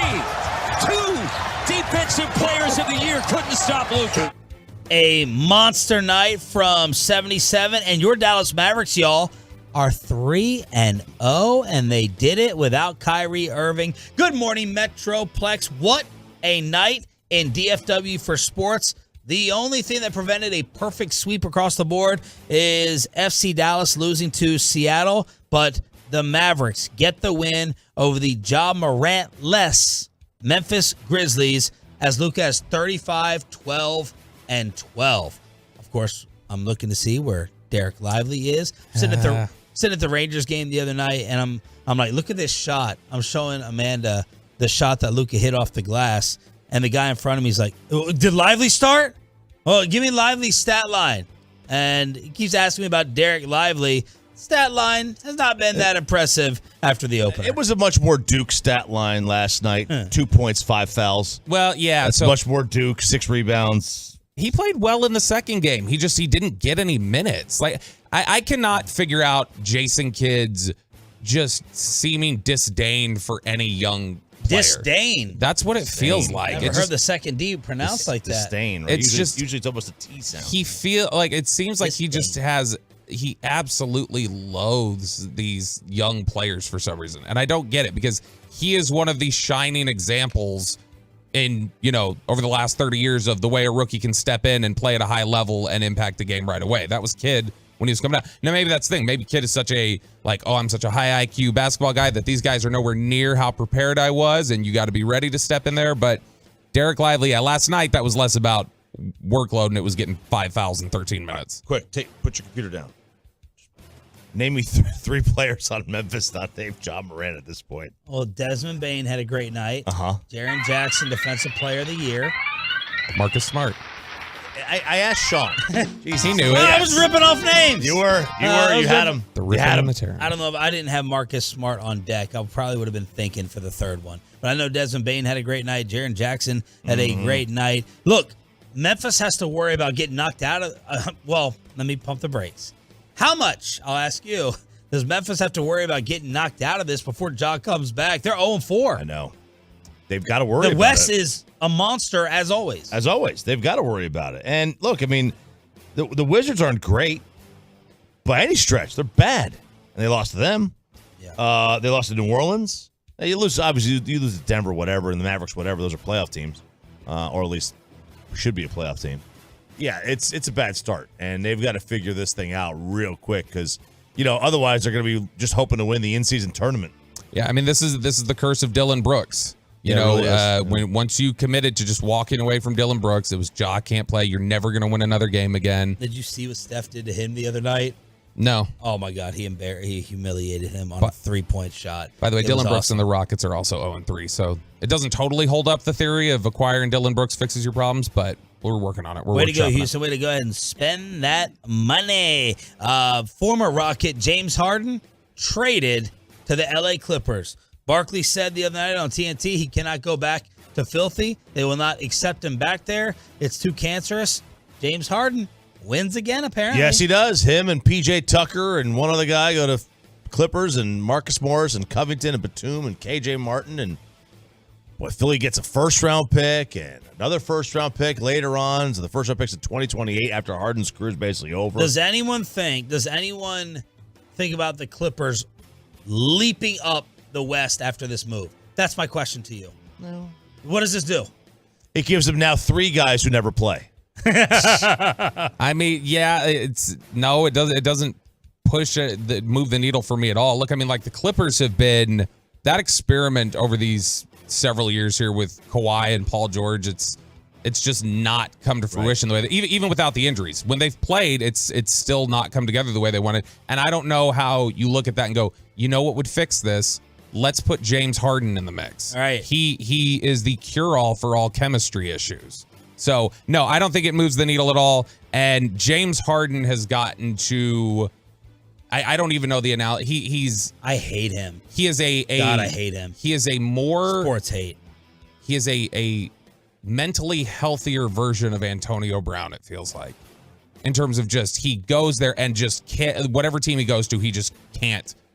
Yeah. Like, he will consistently ruin it. I mean, look, if James Harden is your 3, I think you can get away with that. Yeah. I think, if you're asking to be your 2 or your 1, I think that's asking too much. It's a great 3 at this point. I really think he is. He's a great 3. He's the 3 over Russell Westbrook, you think? Okay, then Westbrook is there. I'm kidding. If he's a 4, but if he's a 4, then it's even better, right? I mean, the Stars getting it done at the AAC as well. Left side, Suter with a blast save, rebound, scored! Matt Duchesne! It was only a matter of time. Tyler Seguin grabs the puck. It's his first with the Stars. Stars explode for 3 in the third. That was the TV call on Bally, and they bounced back from their only loss of the season by beating Columbus 5-3, Hockey Hamster. Yeah, look, it's the hated Blue Jackets. And Stars, baby. Yeah, let's go Stars, baby. And look, whenever you've got a chance to beat up on the BJs, you need to do it. And that's what they did, putting those 5 goals in there. I didn't watch this game at all. Okay. I have watched all the others so far. Okay. I did not watch this one. We'll have to get to Bassick as he is making more of a hockey effort than you are. I will say that, what's good, though, is that even though they have the one loss recently, that was without Otter in goal, so they're still undefeated in regulation with Otter. Pepe, a Tolo, capitalized on the magical night in DFW? Yeah, this was Tolo Xavier who hit me up on Twitter. He replied to one of my tweets after I said it was a DFW sweep last night of the Mavs, Rangers, and Stars all winning. He put together a DFW pizza parlay with all 3 teams winning. Rangers money line, Stars money line, Mavericks money line. He won his bet, obviously. 125 you risk to win 447. Oh, very nice. nice. A little plus 400 action for you. Well done. The Degenerate, proud of you. Sean Shreve, RJ Choppy, and Roberto Belt on the Truckwreck.com text line. You can always hit us up. And here's the number during the expressway to win the Blink 182 tickets. 877-881-1053. 877-881-1053. Today is trade deadline day in the National Football League. Jerry Jones will be on with us at 8:30 this morning. The deadline is at 3 p.m. Who are some of the big names that you're focusing on or you think could get moved? I mean, Derrick Henry was one that people were concerned or not concerned that they had their attention on throughout this trade deadline process. That looks like he's going to stay put. At least that's the posturing from Tennessee right now. They got a quarterback now. Yeah, they do. They got Will Levis, him and his Mayo coffee or whatever it is. I'd be interested to see if Minnesota's going to go out and try and do anything in the realm of acquiring a quarterback. I got the odds on that. The next quarterback of the Minnesota Vikings that they would acquire or sign. Cooper Rush. No. Tom Brady. Trey Lance. Carson Wentz. Oh, How no. is Carson Wentz? Well, I know why. He's a loser. But there's Carson Wentz still available with no one picking him up. Then Case Keenum, Jameis Winston, Ryan Tannehill, Jacoby Brissett. So you could, People, by the way, tried to turn Jerry's comments to us about Kirk Cousins into a Dak shot. Yeah. And then they took, so Jerry and Troy Aikman talking about Kirk Cousins. Jerry told us, I would have liked to have played better against the 49ers. You see a team step up and play like Minnesota did against them, and their quarterback did, they can be had. And people are like, ooh, little Dak shot fired. And then Aikman, during the Minnesota broadcast, saying, I know people have a lot of Kirk Cousins opinions. I think he's a top 10 guy. Look, Kirk's a good player. He's a good player. Is he a guy that he's beloved now after Netflix? Yeah. You're not going to win multiple championships with Kirk Cousins. You're probably not going to win any of them. But I think it's certainly possible, injury aside, that Kirk could have made a Super Bowl at some point. Yeah, with the right team. I think he's in that same category of guys who can. He's a good player. There's nothing wrong with Kirk Cousins. Yeah, Kirk got way too much hate. I mean, it's fitting that he leaned into the whole Creed bit. He probably saw a lot of himself in Creed of like, hey, this is a band that gets way too much hate. Like, they put out some solid music. I've played some solid games over my career. I shouldn't get the hate again. But I'd be interested to see if Minnesota goes and gets a quarterback today. Jalen Johnson apparently was given permission by the Bears, the cornerback, 4th-year cornerback, to seek out a trade. That would be one that if the Cowboys could get in on that, and get out of that without giving up a first-round pick, I'd be very interested in that. I would do the Bobby yesterday and just give up a 1 for Patrick Surtain. And it's probably going to take more than that. Than a 1 and a 2, 1 and a 3, whatever it would be. What about let me just have some stupid fun. What about Aaron Donald? If you're the Rams, why would you not trade him? I don't know. I mean, I kind of view Donald as one of these guys that the line about Tyron Smith for a little bit has been if you tried to trade him, he'd retire. Donald's already done this flirt with retirement thing. I think he's kind of comfortable where he is. He's won a Super Bowl. I do. I don't think he wants to stay there and lose and rot. I don't think he wants to stay there and lose and rot either, but I don't think he also wants to pick up a move. And whether or not you agree with the Parcells statements a lot, and there are some that I think are quite dumb and some that I think ring true, but he always said the moment you think about retirement, it's time to go. Like your mind has already started to wander. So that just always stuck with me. I remember hearing him say it all the time. Let me just give you a stupid happy hour. We're 4 drinks in. Hypothetical for the Cowboys. You have to rank them in order that the way you would take them. Okay. Donald here, Devontae, Surtain in order. They decide if Jerry's like, I'm tired of them making fun of me for being in Steven's shadow. I'm tired of them thinking that I got the handcuffs on. Let's go over the top. Donald, Devontae, Surtain. Factor in what the cost is or just as their players? Players. Okay, as players, I would go Surtain, Devontae, Donald. Okay. Surtain. As players, Surtain, Devontae, Donald as well. And then factoring everything in? Surtain. Maybe Donald will be cheaper than Devontae. Surtain's going to cost the most. Maybe Devontae, Surtain, Donald. Because, I mean, Devontae, like when we talk about plugging and playing and knowing system, like Devontae's shown he can play in McCarthy's offense. But would Aaron Donald would cost the least? Probably, but I also I don't think that that's their issue is generating pressure. There's plenty of other things that they could use the reason. Like Aaron Donald's a really good player, but in terms of what it would help this team, he'd be the least of my concerns. Stephen Jones was asked about the running game yesterday on the KMC Masterpiece with all this Derrick Henry talk. Is it blocking or scheme that's holding back the run game? I think it's a work in progress. I think, I think teams, as I mentioned before at the start of the show, I think, when we self-critique ourselves during the bye, I think there's no question teams are game planning us knowing that we have a conviction to want to run the football. And I think as we loosen it up like we did yesterday and have the type of success we had throwing the football, that at some point you can't keep letting or you got to try to prevent CeeDee Lamb from catching 10, 11, 12 passes. And us having the success we did in the passing game will certainly loosen things up. So I just think it's a work in progress, and I feel like we'll continue to get better. And I know we've got the players who can make those explosive plays, especially Tony Pollard.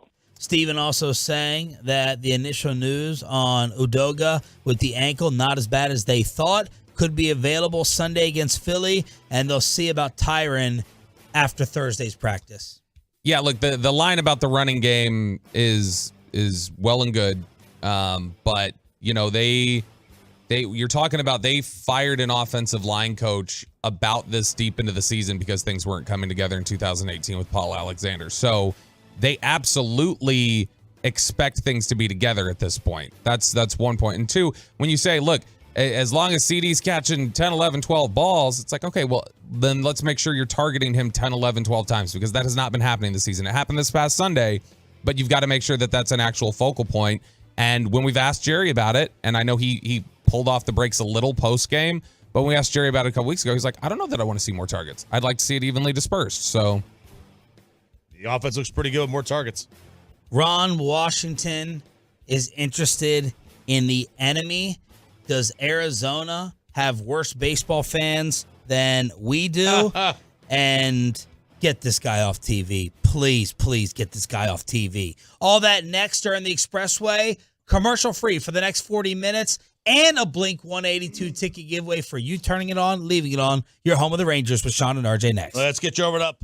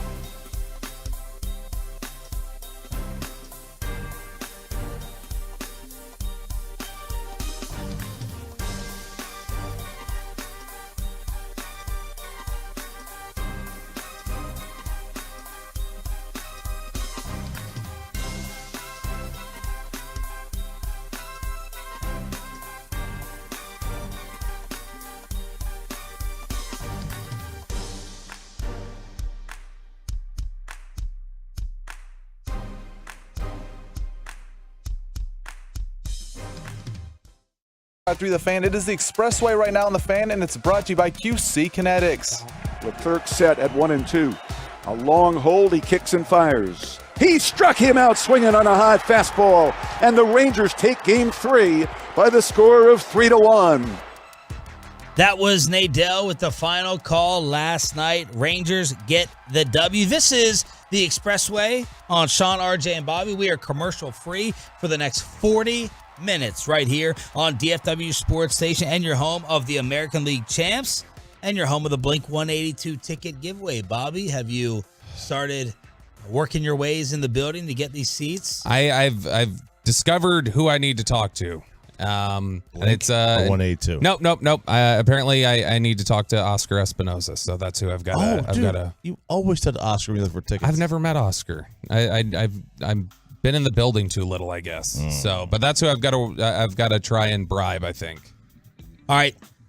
Ron Washington may be interested in the armpit job. We brought it up to Jeff Bannister when he joined us, so I don't know who's in the running. I haven't seen reports of who the Astros are necessarily interested in, but Wash and Banny interested in Houston. Yeah, I mean, Banny wants to get back into managing, and so does Ron Washington. He wants to get back into managing as well, and both have experience. The Astros seem to value that. When AJ left, they went for Dusty. You know, they went for a guy that had experience. They went for kind of an older school manager. They weren't going to go on the cheap.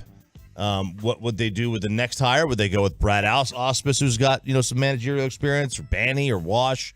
I know Dana Brown, their general manager, has got some history with Wash being with Atlanta. So that kind of makes sense there from that standpoint. But, I mean, look, there's only 30 of them. And Wash is looking to get back in the league. I got to tell you, it's not often you get a championship caliber team with a job opening. Doesn't happen often. The betting favorite, the overwhelming betting favorite when Bovada put out odds last week was Joe Espada, their bench coach, the Astros bench coach. Now, the second best odds is a former Texas Rangers manager, but it is not Banny, it is not Wash, it's Buck Showalter. Oh. Buck would kind of go over really, really poorly. I would think so. He is a young players manager. These veterans are going to laugh right in his face at some of these old school, turn your hat around, no shorts at batting practice crap that he tries to put out. At least the one that he tried to put out here when he was the manager. Look, you beat him once in the ALCS, and they're just trying to pick over your leftovers. Buck, Banny, Wash, one of the other high odds, Will Venable, the Rangers assistant manager, and so Brent's brother. Yeah, Brent Venable's brother. Speaking of Houston and the national scene, we're getting laughed at a little bit because Game 1 of Rangers Diamondbacks was the least watched ever. The series opener drew 9.17 million viewers across Fox. That's less than the pandemic series in 2020 that was right here in Arlington with Corey Seager and the Dodgers. So we got Game 1, least watched ever in World Series history. It is. I mean, it is outside of the pandemic year. Obviously, it's even worse than that, but no Game 1 in the history of the sport ever had fewer than 10 million viewers for a Game 1. No World Series game had ever had fewer than 10 million. No World Series game, period, let alone Game 1, ever had fewer than 10 million viewers. This had 9.1. I mean, look, this is not something that was necessarily surprising to see. Right. This is, Arizona's a nothing franchise.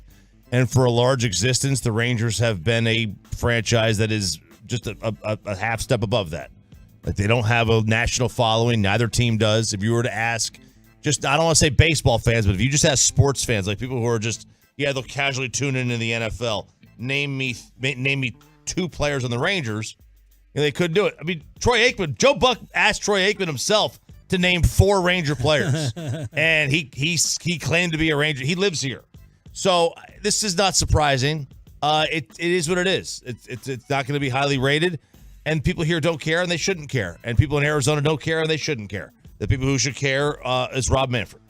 I mean, it's not really that surprising. It's disappointing, obviously, that people aren't locked into this baseball team, but I think we all expected it. Here's the thing. The Rangers are here, like we said, a year early, and I mean, the trajectory is supposed to be next year, you're supposed to have names like Evan Carter with a full season under his belt where everybody knows Evan Carter. And then you've got Simeon and Seager. And hopefully DeGrom's back healthy and Scherzer's pitching. And, like, that's what you're trying to build towards. Wyatt Langford up here. You're trying to build towards these guys being stars. But, I mean, also at the end of the day, they had all those all-star starters. You would think that there's a better national idea of who the Rangers are that would have bumped it up a little than just lower than the pandemic series. But look, I told you before game one even started, but none of this matters. I told you all that. And all that matters is the DFW numbers, which RJ Choppy has been kind enough to get for us, and they are impressive. Yeah, they're pretty good. They are pretty darn good. DFW in the first two games of this series, game 2 actually rated lower than game 1. That surprised me a little bit. Game 1 had 1.2 million. Why does that surprise you? That game 2 was lower than game 1? Yeah. After the comeback. Yeah, there was an ass kicking. Yeah, I know. I checked out. I did check out. I left in the 8th. I didn't leave like Brian Broaddus and Zach Wolchuk in game 1. Did they talk about that yesterday? I don't know, but Wolchuk is sick. I just every time I saw him in the press box on Sunday, I was like, have you ever heard a stadium louder than when Seager hit that home run? And he's like, shut up. Yeah, I went so mad. I went up Saturday when Broaddus and Chiafalo were doing the show, and I was like, man, how crazy was it last night? And Chiafalo looked at Brian, and Brian put his head down in shame. Brian said he was like, I'm so sick. I went and saw him post game. He's like, stop messing with him. I'm so sick. I'm thinking about flying this kid out to Arizona to get him to a game. I feel so bad. Oh my gosh. No, there was 15 or 20 people leaving my section in game 1. I looked at Kyle, Emerald Custom Pools took me out there, and I was like, they don't look like they're coming back. Like they're walking out with their gear. They're walking out with bags and their memorabilia stuff and everything. And they did not come back. No. About 20, 25 people, I was recording it, walked out of the section down 2. It was much easier to leave and turn off game 2. Yeah, the reason, part of my reasoning is it was 2-1 going into the 7th. So, and I assumed that there was going to be more people tuned into game 2 because of the intrigue of game 1. So that just surprised me a little bit. But it was 1.13 million in game 2. And for perspective, that means what? Well, it's perspective. Here's the Cowboys-Rams. They had 1.27 million. Wow. Or 1.276. So Cowboys game against the Rams was a blowout. Out drew World Series game 1 and 2. And I mean, look, that's a little bit expected. Here, I don't think that happens in some of the other more traditional baseball markets, but here, this is a Cowboys town. And I am happy to report that after last night, I can exclusively break the news that the Arizona Diamondback fans are worse than our fans. That was awful. That was terrible. There was a 4-inning stretch where I don't think I heard them. Now the home run took him out of the game a little bit. Well, Donnie told me the place was rocking until the Garcia throw, and I was like, okay, that was the 2nd inning. Like this concept in baseball around here and in Arizona that if you're down 2 or 3, it's night. It's not a 9-1 game. You're not a Rams fan getting waxed by 30. Like when you're down 2, as we found out in game 1, you're still in it. But they were not standing up it's my same problem here. Here, we only stand up for 2 strikes when it's 2 outs in the inning. They weren't doing it. They were dead quiet. Definitely worse than the Rangers crowd for games 1 and 2 in Arlington, in my opinion. Yeah, I mean, I don't know. And Arizona sports fans suck anyway. They have a reputation for sucking. They're never known for being fantastic and great. Just kind of like Miami fans. It's not a great sports town. Yeah, I mean, that's the thing is that it's not, it was not some unattainable. The loudest they get is the Phoenix Open. Man, that's the craziest the waste management open, man. Suns and 4 guy. Suns and 4 guy. Well, the Diamondbacks are easily the 3rd team in town. The Suns are more popular in Phoenix than the Diamondbacks are. And what about the Coyotes? I would think not. They play at Arizona State's hockey arena. Sorry, Bobby, what were you saying? No, I was just saying that, it is a thing where it's like, yeah, it wasn't like you got put out by 7 runs like you were just saying. Right. And it's against a bullpen that has historically had a lot of problems holding on to 3-run type of leads, and they were completely taken out. I mean, John Smoltz said it last night. They were a base running error away from winning the game, and they were taken out after one play. And speaking of Fox, my God, get David Ortiz off of television. I can't take it anymore.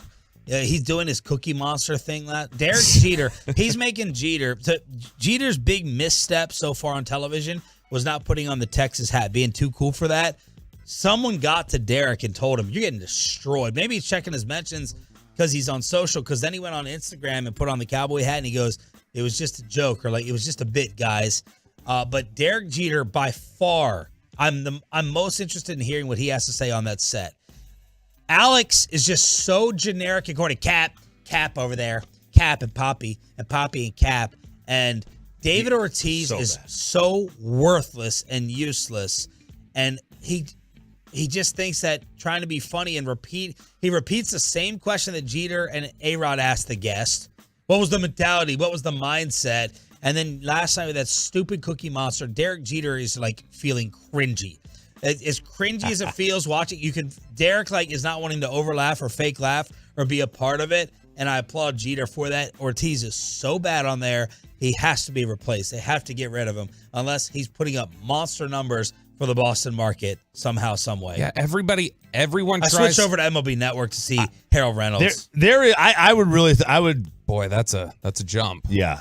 I doubt there's a single. I used to like Harold. I just can't hear. I just can't hear. The Rangers. I just can't hear the Harold Reynolds voice. It's nails on a chalkboard. Oh, your voice and picking it up. If there's a single Red Sox fan watching that broadcast just for David Ortiz, you want him to hold his nose like you? Yes, that's the hope. But no, it's Jeter's easily the best one on that broadcast. He seems to know the most baseball too. He's been picking right, too, dead on. He's been on the Rangers. He's picked the Rangers basically in every game they've played. Everybody's trying to find their inside the NBA collection or whatever, and it's so often it's forced and just it's not working, and this one's not. You want Dion or Dabo real quick, or Dion, Dabo, or Ryan Clark before our Blink 182 giveaway and Ask Reddit. Dion, Dabo, or Ryan Clark? Oh, man. I don't know if we have time for Ryan Clark, do we? That's a long one. Okay. Let's do Dion then real quick. Let's do Dion. So Colorado's team got robbed at the Rose Bowl while taking on UCLA. And I think your theory makes the most sense. We know that Shador's holding up the watch all the time. By the way, Dion trashing his offensive line. They're like, what's the fix for the offensive line after he got beat up against the Bruins? He goes, get new ones. I'm just got to go ahead and get new ones. New offensive linemen. And then they got all their jewelry jacked. Yeah, this sucked. Okay, the Colorado players, a lot of them had, and they were in communication with law enforcement. They were at the Rose Bowl playing UCLA. And there was a video where several players are, in the background yelling that they got all their stuff stolen. Where in the locker room, Chip Kelly's like, that's awful for anybody. Well, to me, this has got to be an inside job. Not within the Colorado program, but at UCLA with the Rose Bowl, with the stadium. Because there was somebody breaking in and stealing. You can't just get into these places. These places are locked down. Bobby, Sean, Peyton, you don't know because you're not allowed in any of these games. It is impossible to go anywhere in some of these stadiums and the tunnels without a pass. There are checkpoints and there are checkpoints. You got security guards everywhere. And this place is so old that the people who work there know where the cameras are, if there's even cameras there. The place is used 10 times a year. So are there even cameras there?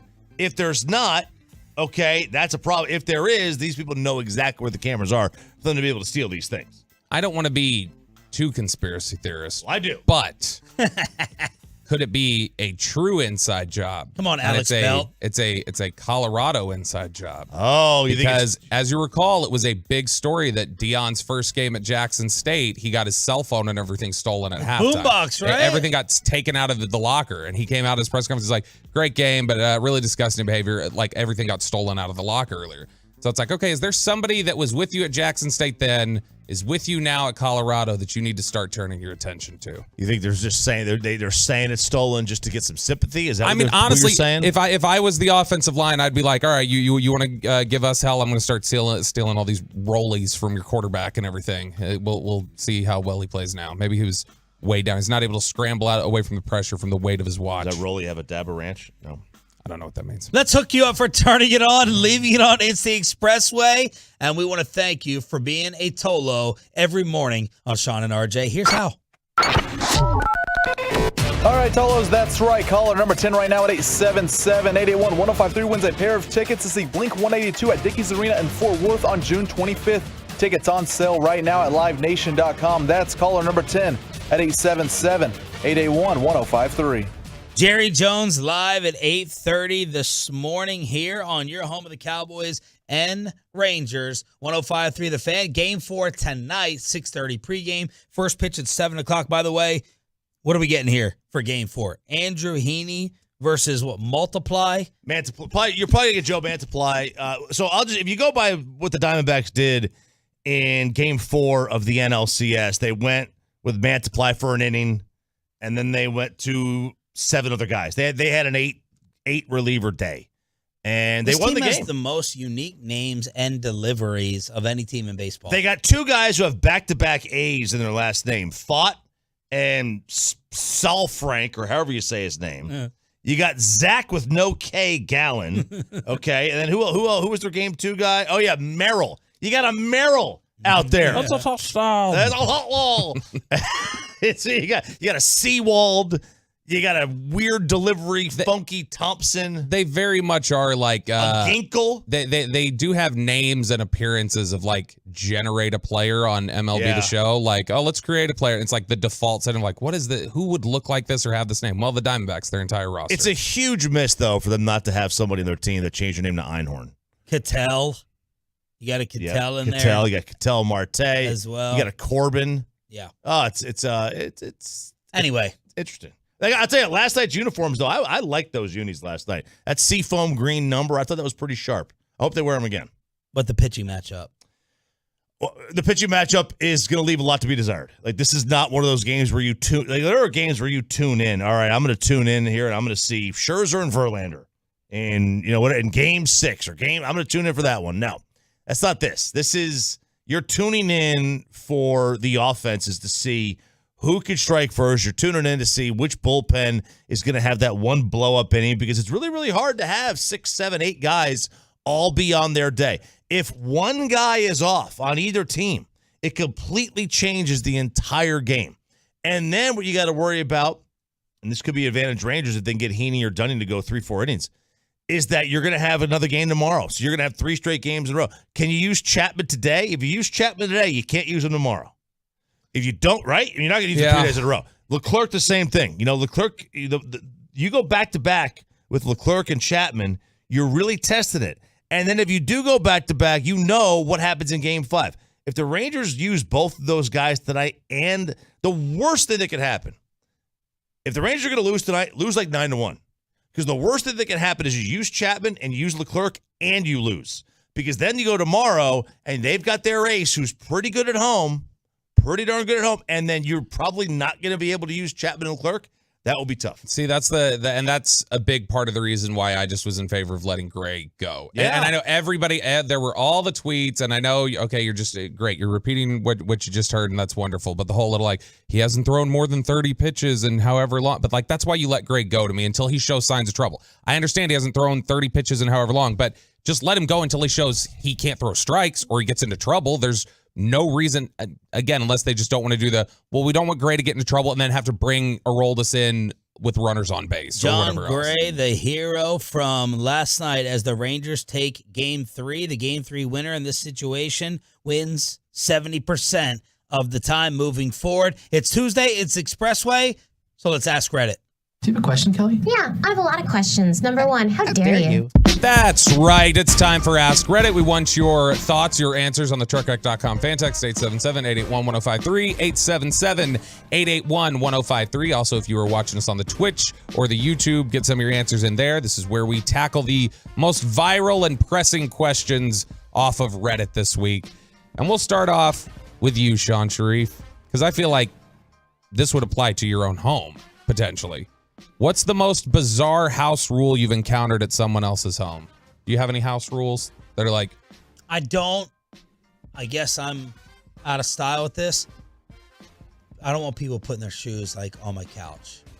Or Dude, is that a thing people do? Dude, people walk in, they just feel like they can put their feet up anywhere with their shoes on. Or on the what's the middle thing in front of the couch? Ottoman? Yeah, the ottoman. People come and I always say it. I don't bite my tongue. I'm like, take your shoes off. Shoes got to come off. Don't put your shoes on my furniture. And I feel like that is a house rule. My dad used to make us come in. It's probably from my dad. Take shoes off, and I had to go wash my feet. He didn't want stinky feet or socks. Take your socks off. Really? Go and put your feet under the tub, rinse them. Then you can go ahead and put your feet on my furniture. I don't want you to smell your stinky feet coming home from practice, which, kids stink. Kids coming are home. disgusting. Awful. I'm lucky they made me take a full shower as soon as I got home. But as soon as I got home, shoes off, wash your feet, then you can come out. Bam. Yeah. Straight. Yeah, I don't have any real house rules, but at someone else's house, like, went out to Canada for a wedding. Wow. We went to this, one of the family members' houses, and Canadians are fanatical about shoes off. At least this family was, and they said it's a Canada thing, so what the hell do I know? They wouldn't even let you into the mudroom area with your shoes on. You had to take them off outside. Yeah. Mind you, there was a foot of snow on the ground. So you're sitting there like you take your shoe off, step your foot into the home while you do a split turn, take your other shoe off, and then lift your leg over the threshold again to get in there. And then as you get in there, everyone... Bayou over here. Right. Is it Bayou? Yeah, that is. I think that's right. Yes. Meanwhile, everyone, because they were outside in the snow, is dripping wet. So you're walking your socks, and now your socks are wet. Yeah. And now your feet are wet. And it's like, dude, listen, I respect the flex here, but no. How would you feel just like, all right, come over to my house, get together, and I don't do this, but I'm like, all right, everyone's shoes off, and you walk in, you see all the shoes lined up against the wall. Would you judge that person? Unless it's not a mud fest outside. It's a normal night, and it's like shoes off. No, I wouldn't judge I would never them. make people do that unless it's horrific weather, but some people do. I might think like, okay, this person's a little OCD. Yeah, like that's a little. That's all I would think. But I wouldn't necessarily be like, oh, what a Karen move or anything. My dad gets weird. Like now, it's not really a house rule, but he gets really frustrated when I come over there and I don't take my coat off if it's like been cold outside. Yeah. If I come over and it's still on, then he gets like really frustrated. He's like, what, are you just gonna leave it any second? Or are you just trying to make sure you're like? I agree with him. I can't. I don't know. I didn't think about it. He just doesn't like that. He thinks it's a sense of like you're not making yourself comfortable here. It is. Yeah, he's right. So I don't know. A bunch of answers on the truckwreck.com fan text. 214. I got cussed out by my buddy's mother for washing my hands in the kitchen sink. Oh, I guess that's a penalty. I would get in trouble for that. I washed it in the kitchen sink all the time. Wow. Let's see here. 254. TV payment. Dad made kids earn poker chips that they had to cash in for TV time. That's a little aggressive. 817. Parenting. But like poker chips and like pay for your TV time. 817. If we slammed the door as kids, my dad made us kiss the door to make it feel better. What? Peyton, I hate door slamming. Peyton, do you have to live by any weird house rules at mom and dad's house right now? No, nothing at mine, but I had a friend in my childhood who every time I went over there, nothing was allowed to not be hung up. So it's kind of like Sean's shoe story, but like it was shoes, backpacks, jackets. You can't just throw anything on the floor, on the couch, nothing on the chairs. It's got to be put in a specific spot. RJ Choppy, what about wash your own dish? How do you guys view that? I don't make people wash their dishes when they come over for like a dinner party. Like that's our responsibility. It's nice if you do it. You help pack up stuff, but take your own. When I go home and it's a family dinner, I expect everyone to take their dishes up to the sink. My sister-in-law breaks that rule many times over, but it's like, all right, so I'm supposed to wait on you and pick up all the dishes and take them on over there. If I cook, I don't clean. Or whoever cooks doesn't clean. I like that. That's how my family has always done it. I like that. Not in my house. We make sure that Kristen cooks and cleans. Yeah. No, it's funny. The rinsing off the dish, I think that's a courtesy, but I would never like expect anybody to do it or ask them to do it. It'd be nice if I came over there and saw that, though. We're doing Ask Reddit here on Sean and RJ. This is where we take the most viral questions off Reddit and get your thoughts and kick it around the room. RJ Choppy, I feel like you'd have a ton of answers for this. What makes you roll your eyes every time you hear it? So a trigger word, a concept. Because I'll tell you what it is for me, and it's been this way for. Don't bring up masks. No. It's a decade. It's been a decade. I hate the use of the word conversation. Like conversate. No, not like let's that. Have like a conversation. Like, it's just like the national conversation. Like, you know, let's have a conversation. We have like I hate when anybody's putting forward any sort of discussion or topic as like a conversation. It just feels like, I don't know, it grates on me. I feel like anybody who's typically using it is using it to be like NPR light or like pseudo intellectual, and I can't stand it. It grates on me for some reason. So every time I hear somebody say, "We'd like to have a conversation with you today," then it makes me just roll my eyes. I mean, there's a lot of things that make you roll your eyes. I mean, just in general, like just I think people on social media who perfect example, like anybody who is. So there was this girl last week who was complaining about the 9 to 5 job, normal working hours. I thought you complained about that. Yeah, I do. I complain about the 4 or 5 day work week, but like, I don't put it on Twitter. I think it's like anybody who acts like they know exactly what to do, even though they've never been in that situation before. People who don't have children who think they know how to parent kids. People who don't have dogs who tell you how to be a dog mom or dad. People who don't know have never done it before, trying to tell you what to do. I don't listen to Dr. Phil on how to if I have a substance abuse problem. I'm not listening to somebody who's never had a substance abuse problem tell me how to break it. I'm listening to somebody who has broken it. So It's people who don't know, who've never done it, trying to tell you how to do it. Okay. But Filibuster 1 on the Twitch says, when a stranger calls me bud or buddy. Sean, you got something that makes you roll your eyes? Other than just having to like manage my personality on a day-to-day basis and things like that. RJ and I usually lockstep in this. I think we're probably I would hope that we are one of the most anti like PC shows in the Metroplex, when people are just doing things to clearly try to pacify the audience. Just to try to go ahead and kiss ass to everyone listening. I can't stand that. It probably would have benefited us more ratings-wise to do it. I just can't do it. It makes my skin crawl. The thoughts and prayers stuff, we all band together when it's convenient or the national anthem is playing. I roll my eyes at that because it's BS. It's garbage. It's fake. And people forget about it 10 seconds after that moment passes. Oh, Facebook, when people are clearly trying to... Oh, just had a day, ... I roll my eyes at that. I'm like, just say what your problem is. Say what you're going through because you're trying to get attention. Somebody thought I was trying to do that the other day. It was actually Joe Trahan from Cowboys PR. I had just posted a song that I just heard. I was like, oh my gosh, this is like just a gut-wrenching song. And that's all. I just posted. I was like, what a gut-wrenching song. Yeah. And Joe knew the song and knew how depressing it was. And he's like, here for you if you need anything. Yes! And I went into the press box on Sunday and Joe saw me and he like kind of stops and then he like puts his arm around me. He's like, you doing okay, buddy? Yes. I was like, I'm good. I just felt like, I was like, okay, cool. I was trying to make sure. I also roll my eyes. I'm not going to get into detail. I roll my eyes at someone who tries to go to great lengths to attach themselves and connect themselves to a big story. Yes. Whether it's positive or negative, yeah. and it's like, hey, let me go through my photo library and dig it up from 12, 15 years ago and make sure I have a connection so that everyone can know that I can be in the spotlight too. I roll the eyes out of my dome. You're that much of an attention whore. You're that starved for people to be like, oh, yeah. There's a tragedy. Sorry you're going through that. Yeah, there's a tragedy in Albuquerque. You know, I was in Albuquerque 3 years ago. Yeah. And I watched a lot of Breaking Bad. Yes. Yes. There's someone in this building who does that over and over. Similarly, on the same wavelength, I think 469 says they just cannot stand anyone who qualifies their opinion by saying, as a fill in the blank. Yeah. So, as a yada, yada, yada, I believe this about the situation. 817 when another grown man calls me Bubba. Peyton, what do you got? Fan text, the tolls weighing in 808 saying hearing America's team being said about the Cowboys makes them roll their eyes. And then 972, this is coming after Choppy, when someone says Liddy. Oh, sorry, man. Liddy has so many uses. The Rangers offense can be Liddy on one night, and then when it's not Liddy, guess what?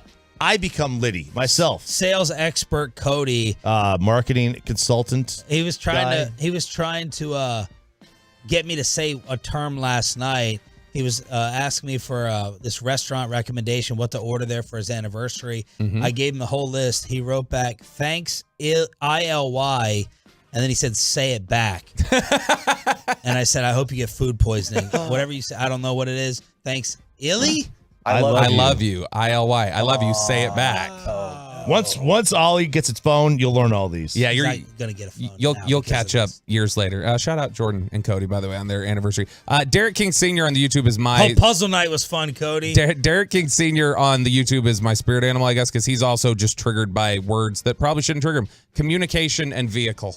He hates when people say vehicle instead of car and communication. So you got those. One more here, Sean. You want to do one more? Let's do one. What's a movie, Peyton Russell? Oh, I shouldn't probably throw to Peyton for a movie question, but what's a movie that no human should ever have to suffer through? It's not just one movie, but any movie where a dog passes away, any sad moment like that, humans don't need to go through that. It makes me cry, it makes anyone with half a heart cry, and it's just ridiculous. Dogs should never die in movies. You really do love dogs more than people. They're everything. Yes, it's dogs, humans, and then probably nothing else. Sports after that. Chop, what do you got? So I've never seen this movie. I will never watch this movie, but Sarah told me about this. It's called Hell House. And it's a movie. She said, and they love scary movies. All the girls in her group love scary movies. And she said it was the scariest damn thing she ever seen in her life. And I'm just like, no human should ever suffer through that. You should never go and watch a movie where you literally can't sleep for 4 days. So that makes no sense to me. Any kind of horror film, like I don't mind like scary, but like horror movies, I am beyond out. I am oot on those. I'm Canadian out. They are blowing up the TruckWreck.com fan text with this one. A lot of submissions for the movie Human Centipede. No. Which I've never seen, but I've heard about. 214 The Notebook, 817 Joker. This is easy. And this Joker. Oh, I didn't see Joker. This is gonna get me. I was thinking of the Heath Ledger one. No, yeah. This is the Joaquin Phoenix one. This one is gonna get me killed. By the way, Fernando Suarez on the YouTube says those Quiet Place movies, those are terrible. This one will get me criticized because it's not the same as y'all. It's about like, oh, nobody should have to suffer through having to see something so terrible like a dog dying or whatever. The answer to this is The Pursuit of Happiness starring Will Smith, which is one of the worst movies I've ever seen in my life and is a ham-fisted, over-the-top, like, let's just try and create these really sad, depressing moments to make you cry, but none of them are believable, and everything that's sad about the movie, it turned out, was fake. They just wrote it, and it didn't really happen in the true story. Expressway, commercial-free every day, y'all, from 7:20 to 8 with a Blink 182 ticket giveaway. Jerry Jones is coming up at 8:30. More Rangers and RJ Choppy with a college football kegger. Texas has a route for the Final Four. What? That's next on The Fan. Let's get you some help. Let's get you over to BetterHelp. If you need to talk to somebody through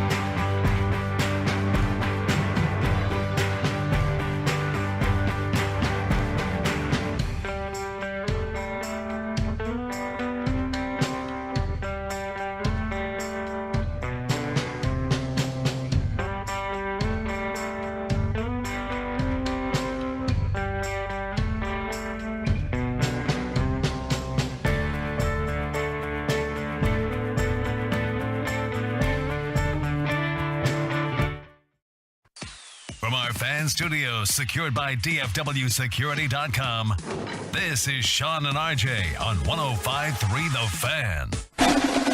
Did you forget to study up on Saturday's action? Well, it's time for a cram session, baby. With the good, the bad, and the ugly from this past weekend of college football, it's RJ Choppy and the College Football Kegger. Take it away, Chop. 3 seconds separating Kansas from a moment of historical significance. 3-step drop. Gabriel steps up, lobs to the end zone. It's tipped in the air and knocked away. KU's got to win it. KU's got to win. Oklahoma goes down. And for the first time in nearly 30 years, Kansas with a regular season top 10 victory. And with that call on KU radio, but with that, the path for Oklahoma to get to the Final Four is gone. Not really gone. I mean, it's just much, much more difficult. And as they say in Angels and Demons, the path is alive. The path is alive. Maybe it was in Da Vinci Code. I can't remember which one it is. But either way, the path is alive for the University of Texas. They have a path to get to the Final Four again. Win out, and now you've got to just hope that one more team will lose. I mean, look, Ohio State and Michigan are going to play each other. Maybe Washington gets picked off, and maybe you're lucky enough to get into the Final Four. Oklahoma had a path. It was a clear path. Win out, and you're going to be in, because they're not going to take somebody, Oklahoma, that name of that jersey, that carries some weight with that committee. They were not going to leave them out, and now they are out. It's their own fault, Sean, because Brett Venables' hand-picked offensive coordinator, Lebby, the son-in-law of Art Briles, dialed up the 3 worst plays I've ever seen in my life. It was 33-32 Oklahoma. 33-32 Oklahoma. 2 minutes to go. 2:23 to go. He runs right into the middle of the line for 1 yard. Kansas timeout. Gabriel then, a QB keeper, 1 yard. Kansas timeout. Now it's like we're at third down here. They run for 5 yards, and there's a penalty. And all of a sudden, now, again, they were still far away from pay dirt, or from getting a first down. They are forced to kick. They're forced to punt. They get a touchback. Next thing you know, 7 plays later, 80 yards later, it is a different ball game. You have the guy who most people have in the top, 4 of the Heisman Trophy? Probably. And you take the ball out of his hands with 2.5 to go, with a chance to win a road football game that you guys were down double digits on? Man. No, thank you. That was a big-time miss by Lebby. Oklahoma went from 12-1 to 40-1 to win it all. Yeah. Michigan, 11-4. Michigan, Georgia, Florida State, Ohio State, Bama, Washington, Oregon, Texas, LSU, and then Oklahoma. Texas, 16-1. The Sooners 40-1. Yeah. So now they got to get a lot of help. What was Bama? Alabama is 10-1. Man, you're gonna lose. You're gonna end up losing. I'm not your gonna Bama lose. bet to me. Oh, You're gonna end up losing your Bama bet. Bama has played better. Milroe has come along a little bit. They're a different team now than when Texas played them, and they've still got the big trump card in the future, which is maybe they beat Georgia. Like, if they give Georgia the first loss Georgia's had in like 3 years, like, they're going to find a way to get it. They won't beat them. I agree they won't, but if they do. They're going to lose to LSU this weekend. So, Bama, Sark said yesterday, I think it was, they were asking about, like, hey, what's your argument for getting into the playoff? Like what would that be? We got it here. This is Cut 30 Payton. This is what is Sark's talking about their chances at the Final Four. I'd argue we have the best win in the country right now. The fact that we go into Tuscaloosa, Alabama, and beat a team that was 52-1 in the previous 53 games of us going in there. And I hear so much about how tough the SEC is, but I haven't seen any of those teams go into Alabama and win either. So I feel pretty good about our team. And I think over time, this whole thing will play itself out. So we got to focus on what we need to do Saturday and play our best football. So on the surface, yeah. And at the time, it definitely was the best. I don't know that it's still the best win of the year. I mean, the Florida State win over LSU was in the beginning of the year was seen as the best win. Washington beating Oregon was really good.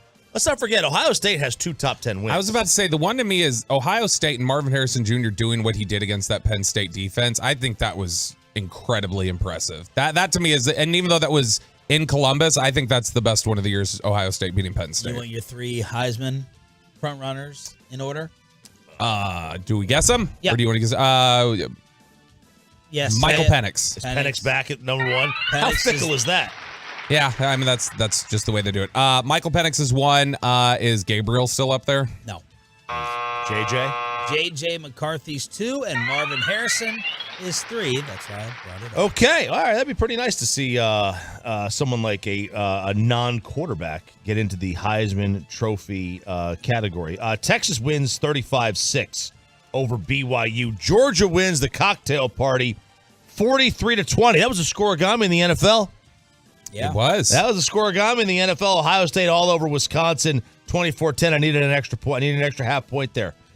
Washington kind of struggled with Stanford. That's 2 games in a row Washington has not looked great at. Now, both are road games, but that's 2 games in a row. Man, Oregon is going to give people fits the rest of the year. 35-6 over Utah. And Oregon is still they're a live team in all this. There is no doubt they are a live team. Sean, did you notice to see how Clemson did this weekend? Oh, man. What a mess this is turning into. What a meltdown. They are now 4-4 after they lose to NC State 24-17. Now, the coach of NC State's Dave Doran. On the College Game Day broadcast, Steve Smith, who played at Utah, they were at the Utah game in Salt Lake for Utah versus Oregon. Jerry Judy's best friend. Absolutely. So, Absolutely. So, Steve Smith picked this game. Dave Doran heard about it and responded. So, you're going to hear both. You're going to hear Steve Smith, and then you're going to hear Dave. Clemson has been struggling. They're not the Clemson we've loved over the years. But NC State, unfortunately, they're waiting for basketball to start. Yeah, you're right. You're right. Tell Steve Smith in the studio, this ain't a basketball school. He can kiss my ass. There we go. Boy, everybody loves seeing Dabo lose. Oh, yes. Oh, everybody loves seeing so Dabo lose. Insufferable, whiny face. I love Dabo losing, but I also love that at the beginning of the year, I think when you read us Heisman odds, I think the number 2 leader was Klubnik, and that was so stupid. I'm so glad Vegas has looked dumb on that. Should we play the Dabo or should we save it for another time? Well, play one of them.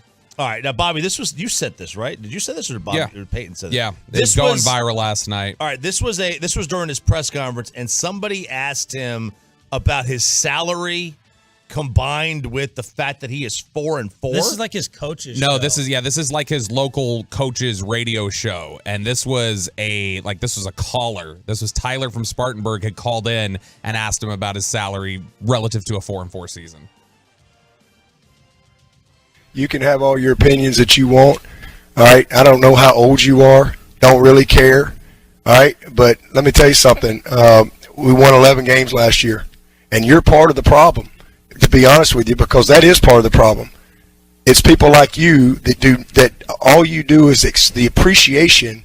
The expectation is greater than the appreciation. Yeah. And that's the problem. And so, we've won 12 10-plus win seasons in a row. That's happened 3 times in 150 years. So if you want to know why, Clemson ain't sniffed a national championship for 35 years. We've won 2 in 7 years. And there's only 2 other teams that can say that, Georgia and Alabama. Okay?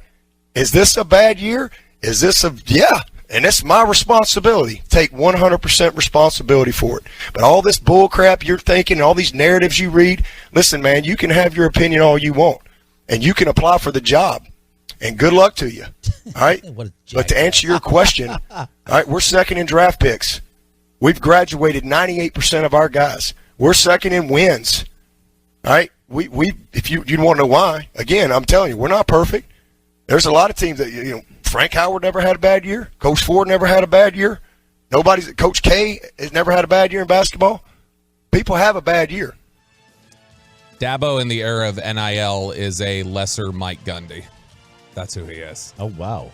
Lesser? Lesser.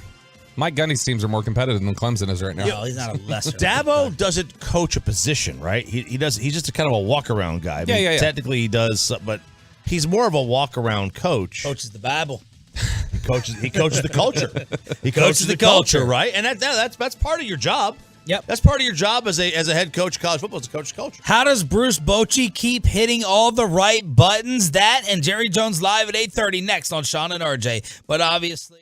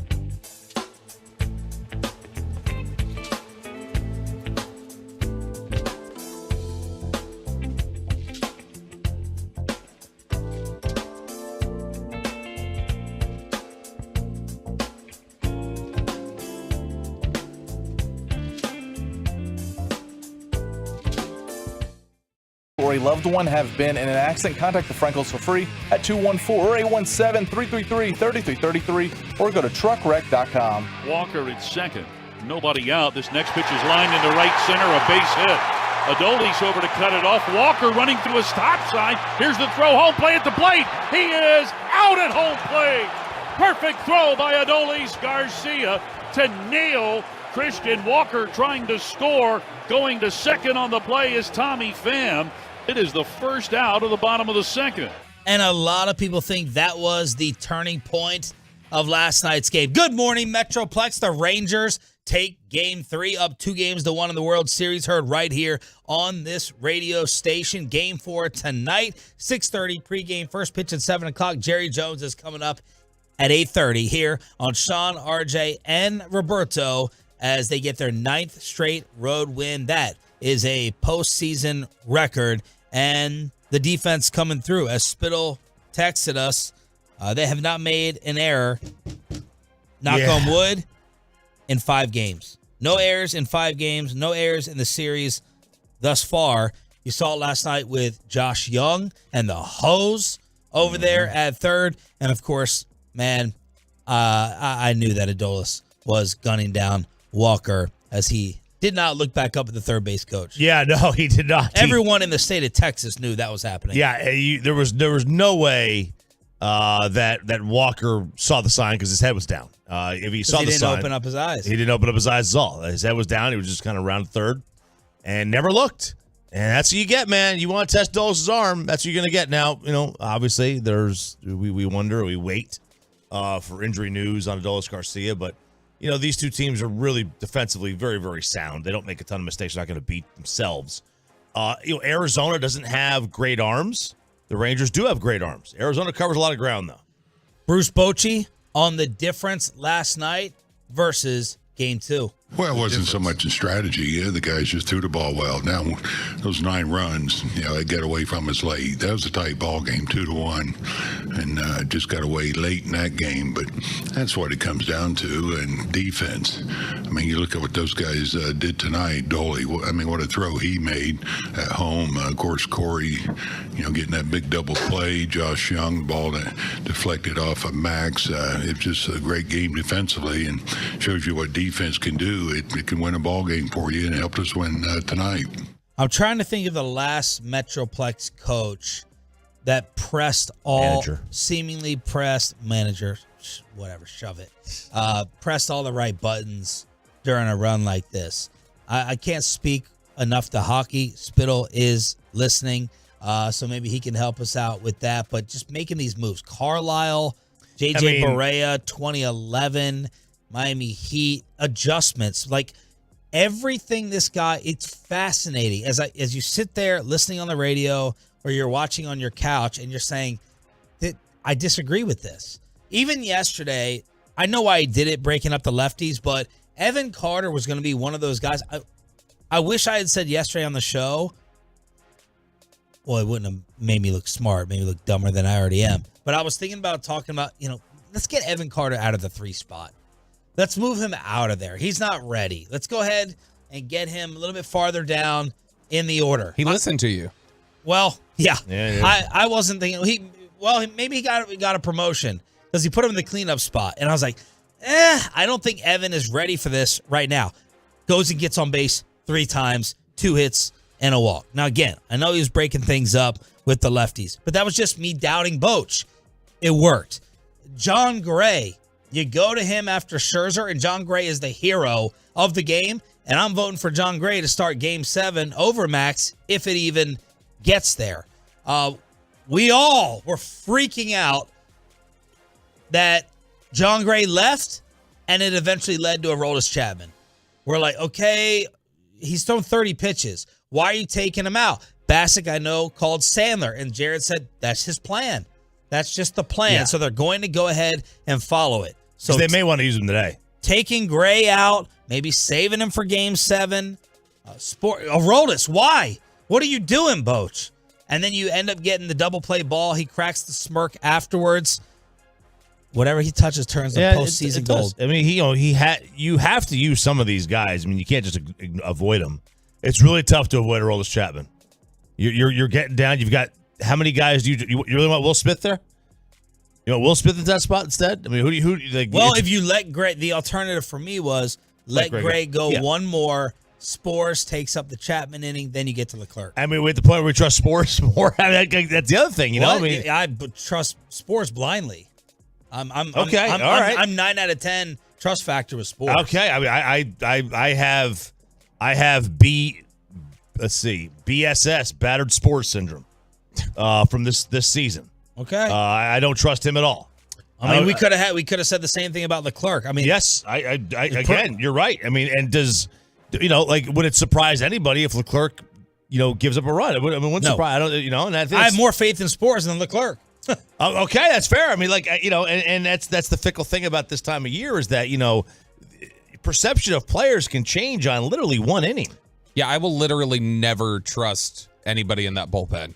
Like, even when they're good, I'm just going to feel like it could always go sideways, it feels like, with this bullpen. Because, guys, I mean, Spores has had his stretches where he's been bad. He's been great lately, though. For a month. Yeah, when you say giving him 1 earned run in the month. When you talk about who's the last one to push the buttons like this deep into a run, I know it's easy for us to forget now because he is so maligned at this point, but Kidd on the way to that Western Conference Finals got a lot of credit for his rotations and a lot of the different things that he was doing to get them to the West Finals. And, obviously Carlisle in that road. I mean, changing up the defensive on LeBron. Putting Kidd on Kobe at times. I mean, they did a lot of good things. I know what can't be in the conversation or in the running.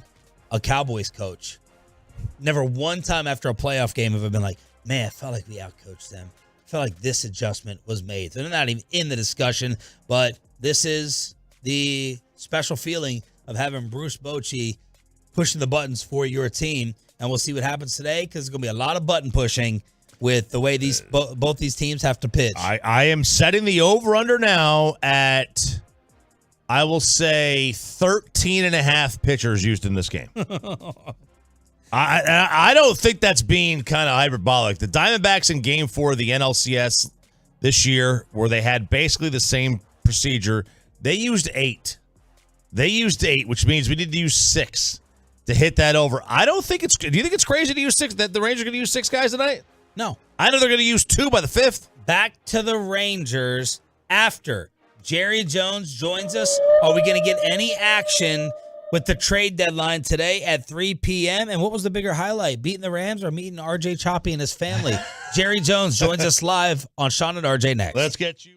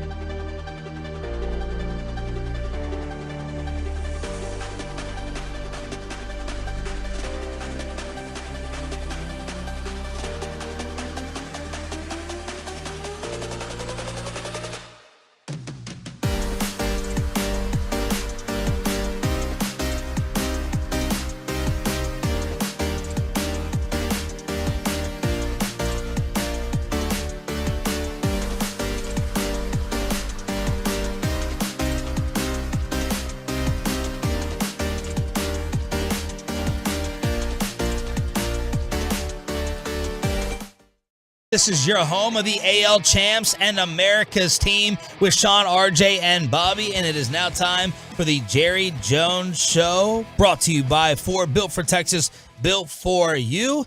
Man, I think he's going to be in a good mood coming off that Rams butt whooping with the Philly week preview and the NFL trade deadline today at 3 o'clock. Jerry Jones joining us on 105.3 The Fan. Good morning, Jerry. How are you? Hey, man, good morning. Sean, RJ, Bobby, and you're absolutely right. Good mood that's the definition. Hey, what was the bigger highlight? The Rams win or meeting RJ and his family before the game? Well,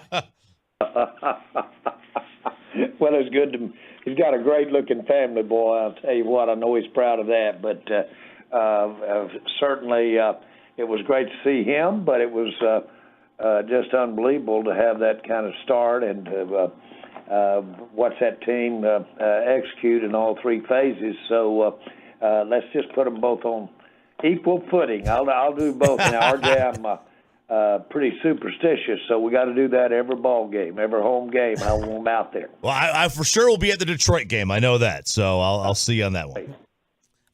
Jerry, let's talk about what we can take from this or what this win means. Very similar blowouts against the Jets, the Giants, the Patriots, the Rams. What does this say about you guys, if anything? Well, I want to start with how well Dak Prescott played. And the thing that was the most notable was his reads and how he basically made the right throw in the right place. Obviously, they were really there were some really outstanding throws. But what you saw was what happens when you have a quarterback of his skill level, and then you get all this experience that he has put under his belt over the years. And, of course, the time that he's not only spent with Mike, but he spent with Moore, Kellen Moore, when he was here, and he's spending with Schottenheimer. All of that is coming to bear, and you saw it full scale out there, so to speak, Sunday. So, to me, that's the most encouraging thing about where we go from here is his quarterbacking. We all the time talk about his leadership. That shouldn't come in and even have the tone I had. It is magnificent to have his kind of leadership. So you put that with a strong defensive group, well coached. So, yes, I'm encouraged about what I saw Sunday.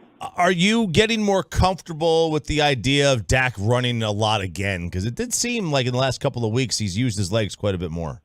Well, no, I will always, like everyone, hold your breath when he tucks it up, and he knows that he wants to really be judicious when he does that. But the last two ball games, if anything, have shown us how important it is for him to take advantage of them giving him running room. Jerry, you don't have the smoke detectors aren't going off over there, right? Is that you or is that us? I don't. That's coming in on the other line. And, okay. Tell Steven to hang on a sec. Oh, is that a trade call? Is that Roger Goodell? Is that a trade call? I'm sure that's no, I'll bet you and I both know what it is. It's a sales call coming in here from something, and it might be even my guys with my Rolodex going to sell something. Jerry, when you look at the way the offense has played the last 2 weeks, you had led into these last two games telling us, like, hey, we're going to make some tweaks. We're going to make some changes. This isn't going to be the same. Do you think the improvements that we've seen on offense the last couple weeks are more about those tweaks and those changes you guys have made, or is it more about just time within the offense and getting the reps? Well, I think it's both. And the changes that were made were reflected out there. The quick releases, the commitment to what our game plan was. We went out there with the idea of throwing that ball, going downfield. We knew they'd really be loaded up to stop the run. We knew before the game those first 3 or 4 plays would have been enough to change anybody's direction if you're the play caller. And weren't able to keep him off Dak as far as his protection. But Mike stuck with it, boy. He was determined before the game that we were going to make them back off, if anything, on the run. If not, make them pay. But again, I just can't say enough about you take a couple of sacks, really could have been 3 official sacks, and then stand in there and execute the way Dak did. Now he had some really great supporting cast help out there, and Lamb, and of course that encourages you to no end because you see what can happen there. We've got some other great weapons out there. Our tight ends, and I emphasize plural, our tight ends are going to be a factor for us as we get on into the last 10 games or the 10 games remaining in this season. But I just like the whole picture. Came out with a great taste in our mouth. Absolutely. Jerry Jones here on The Fan. Jerry, do you think that the CD story on the sideline from a couple of weeks ago has impacted the other day, or his great play in the past 2 games? And then the second part of it is, where do you think he belongs in that upper echelon conversation of elite wideouts? Well, I would put him in the category of overnight sensation. There are none. There's really in most of the world that takes evolving to get to that point. Certainly he was frustrated. He'd like to have more attempts come his way, and we got that. And I would say this to everyone, media, everybody involved, keep making him mad. Keep frustrating him and let him get out here and let us get the ball to him. But he is, without a doubt, capable of having that kind of production. But the good news is that we've got other options out there in that offense that will allow us, when they really put some serious emphasis on Lamb, will allow us to come in behind them, threaten them, or make them be conservative on how much they do apply extreme coverage to Lamb. Jerry, you've said, in recent months, said a couple different times that you envision Dak being the quarterback here for the next decade, and that's what you see looking into the future. When you think about the future, do you similarly envision CeeDee Lamb alongside Dak over that next decade? I do, yes. I think he's just really scratching the surface of what he can be as a player, and frankly, the combination that you saw out there with the advantages that it brings to your options that you have with your offense create quite a tandem. So when something like this happens, when a player is unsigned and it's in the middle of the season, when he's putting up 117 yards, 150 yards, 160, when he's putting up those kind of games, does the number go up, or is the number what the number is, and it doesn't really matter if you get it done tomorrow or 3 months from now? Well, let's be clear. All players are unsigned at some point. And so do you see what I'm saying? I'm taking exception. He's signed. He's out there playing. Gotcha. And so it's just a question of, if you look at any of them, obviously, and I'm being tried, you've got 1 year, 2 years, 3 years, 4 years left on everybody you see out there. So, boy, you hope when you've got a month on them that they're basically doing the kinds of things that make you want to have them for a new or extension, a new contract. And so that's the case here, and hopefully the case of several players out there. Now, the real world is you can't keep everybody in the system we're in, but we've got them today. Let's use them. Jerry, obviously we referenced it a second ago. Today is the NFL trading deadline. Where do you guys stand this morning? Just kind of some of your conversations. Is it sort of the same feeling as you had after the game on Sunday, that you don't anticipate doing anything? Well, again, this is a competitive thing, as you know, but still, I'm not seeing anything right at this moment. And, of course, we do have that trade deadline at 3 our time this afternoon, and we've really at 4 New York.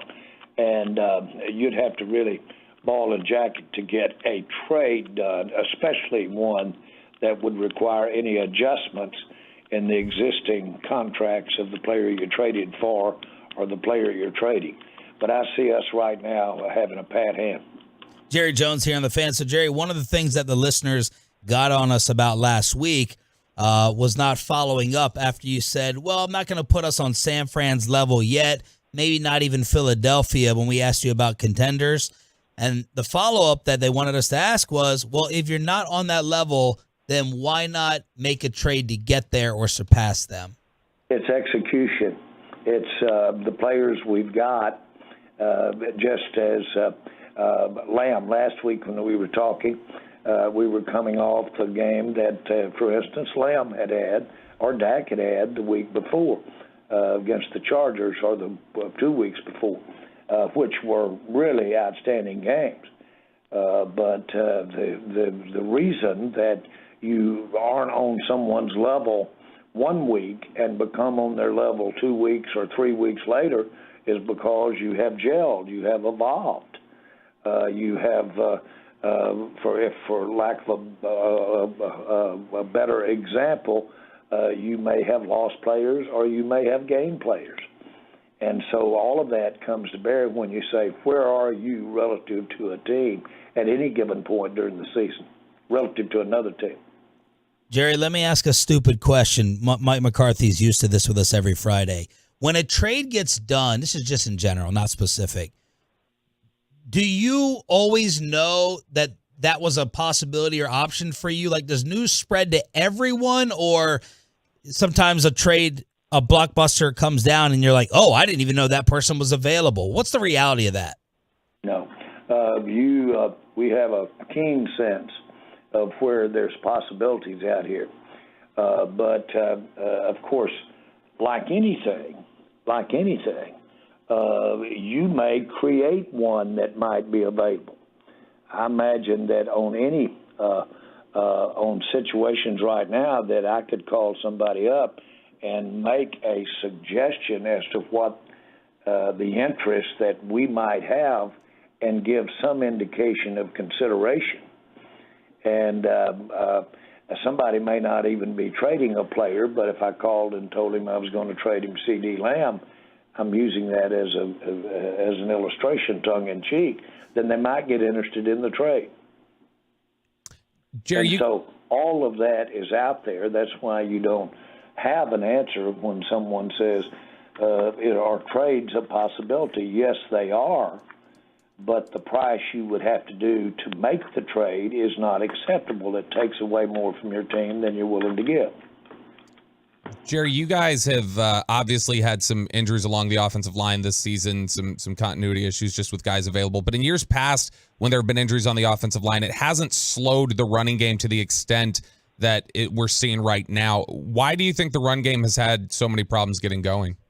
Well, you've asked the question and answered it really at the same time, but it has been partially impacted by the injury situation and the offensive line, and you anticipate that by having the position flex guys you can move around, and we do. But by the same token, we're having some players that are evolving upward. Their arrows going up, either coming off injury, Steele, lesser injuries by a couple of the others, or the experience that you have in a player is all of a sudden being addressed and compromised by the fact they're getting those repetition at practice. They've gotten repetition in games. They're a better player than they were when they started in training camp. Now they can play and not get you killed and be productive in a game. Jerry Jones joins here on 105 to the Fan. You know, when we talked to you before San Francisco, we kind of talked about this being a measuring stick game. Do you see Philadelphia in the same way, or is it a little different because you've had a little bit more success against them lately? Well, I am a little reluctant to measure because these games have such real consequences. I'm a little reluctant to use the term measuring stick. Now, I know where you're coming from, and it's a legitimate question. And I am anxious to see how we play against the Philadelphia Eagles at their home, under where they're playing right now and where we are. But I'm more interested in on any way known to man coming out of there with a victory than I am also stepping back and saying this is how we measure up. Because I know that ball is not round, it's oblong, and it'll bounce any erotic way you want to bounce it. And so a lot of things come into coming out with a win. But if we came out with a win because we just literally were pretty impressive in any phase of our game, that would be a way to say, boy, we can look. We'll see them again, and then we all know you've got them to deal with in the playoffs. Jerry, are there any parallels or lessons to be learned with this week's build-up after what happened against San Fran with all the hype and build-up that had? I think so. But we've always known it.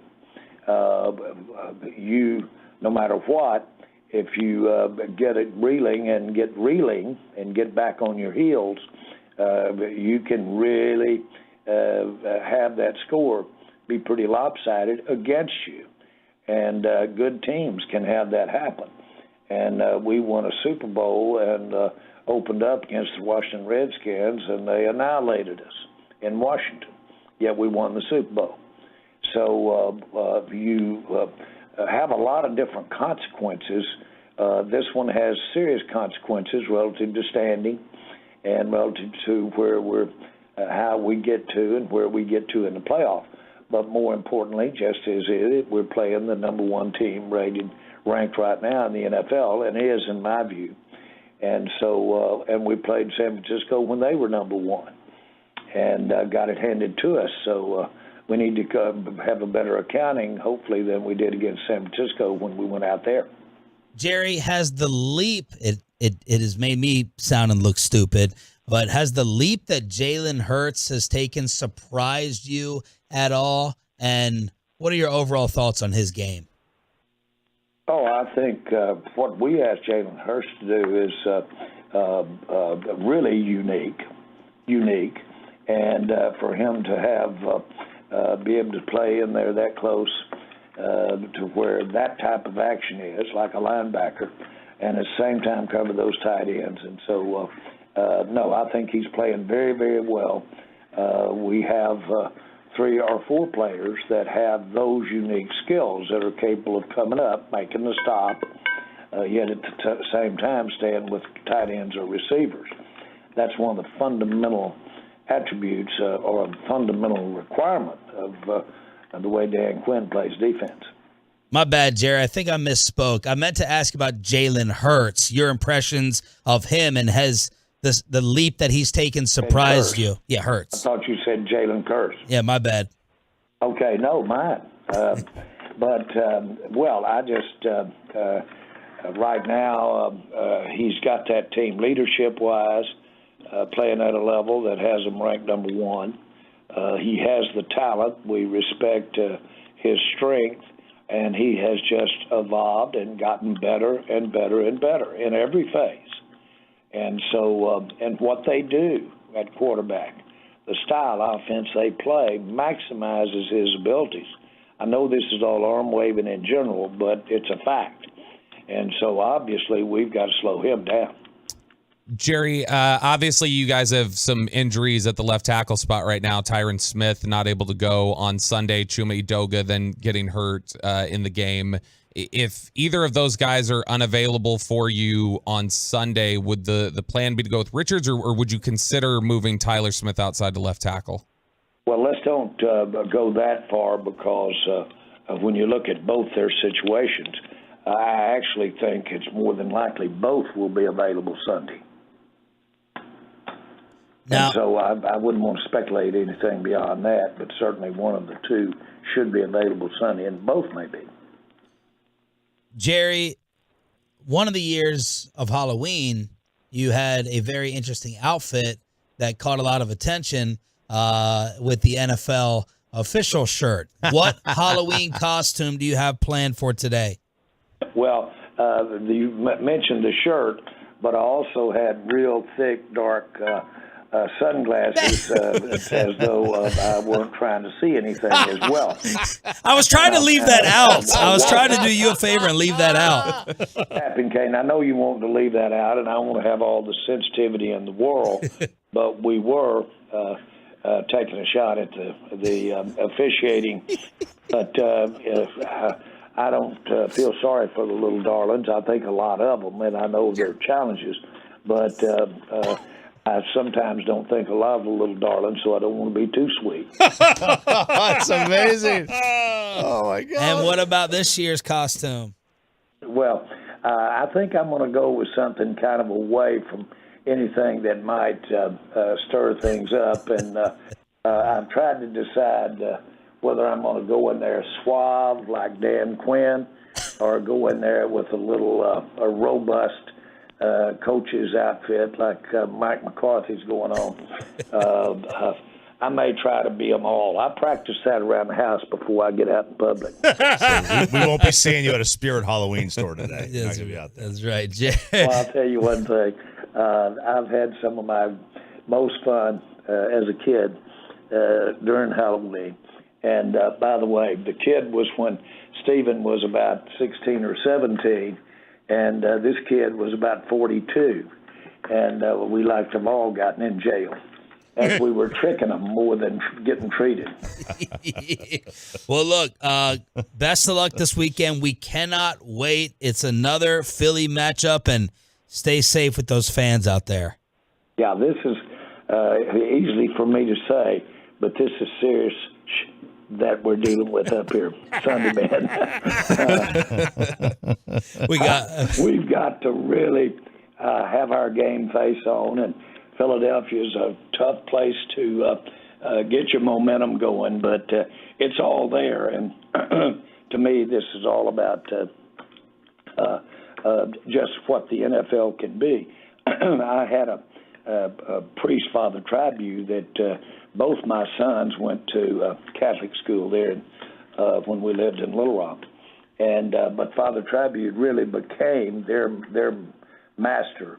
And he was just that. He was Bill Clinton took him to see the Pope when Bill Clinton was president. He was such an educator. But his family was from Philadelphia, and he was raised by all sisters, all girls raised him. And so you can imagine he had a lifelong wit about him, but also a lifelong resentment because they put dresses on him when he was young. But we used to have a big time. But I'll never forget, I was walking through the stadium, and you have to get to the dressing room and get to where you're going to sit to watch the game. And I heard somebody yell over the background, said, "Look at that arrogant SOB."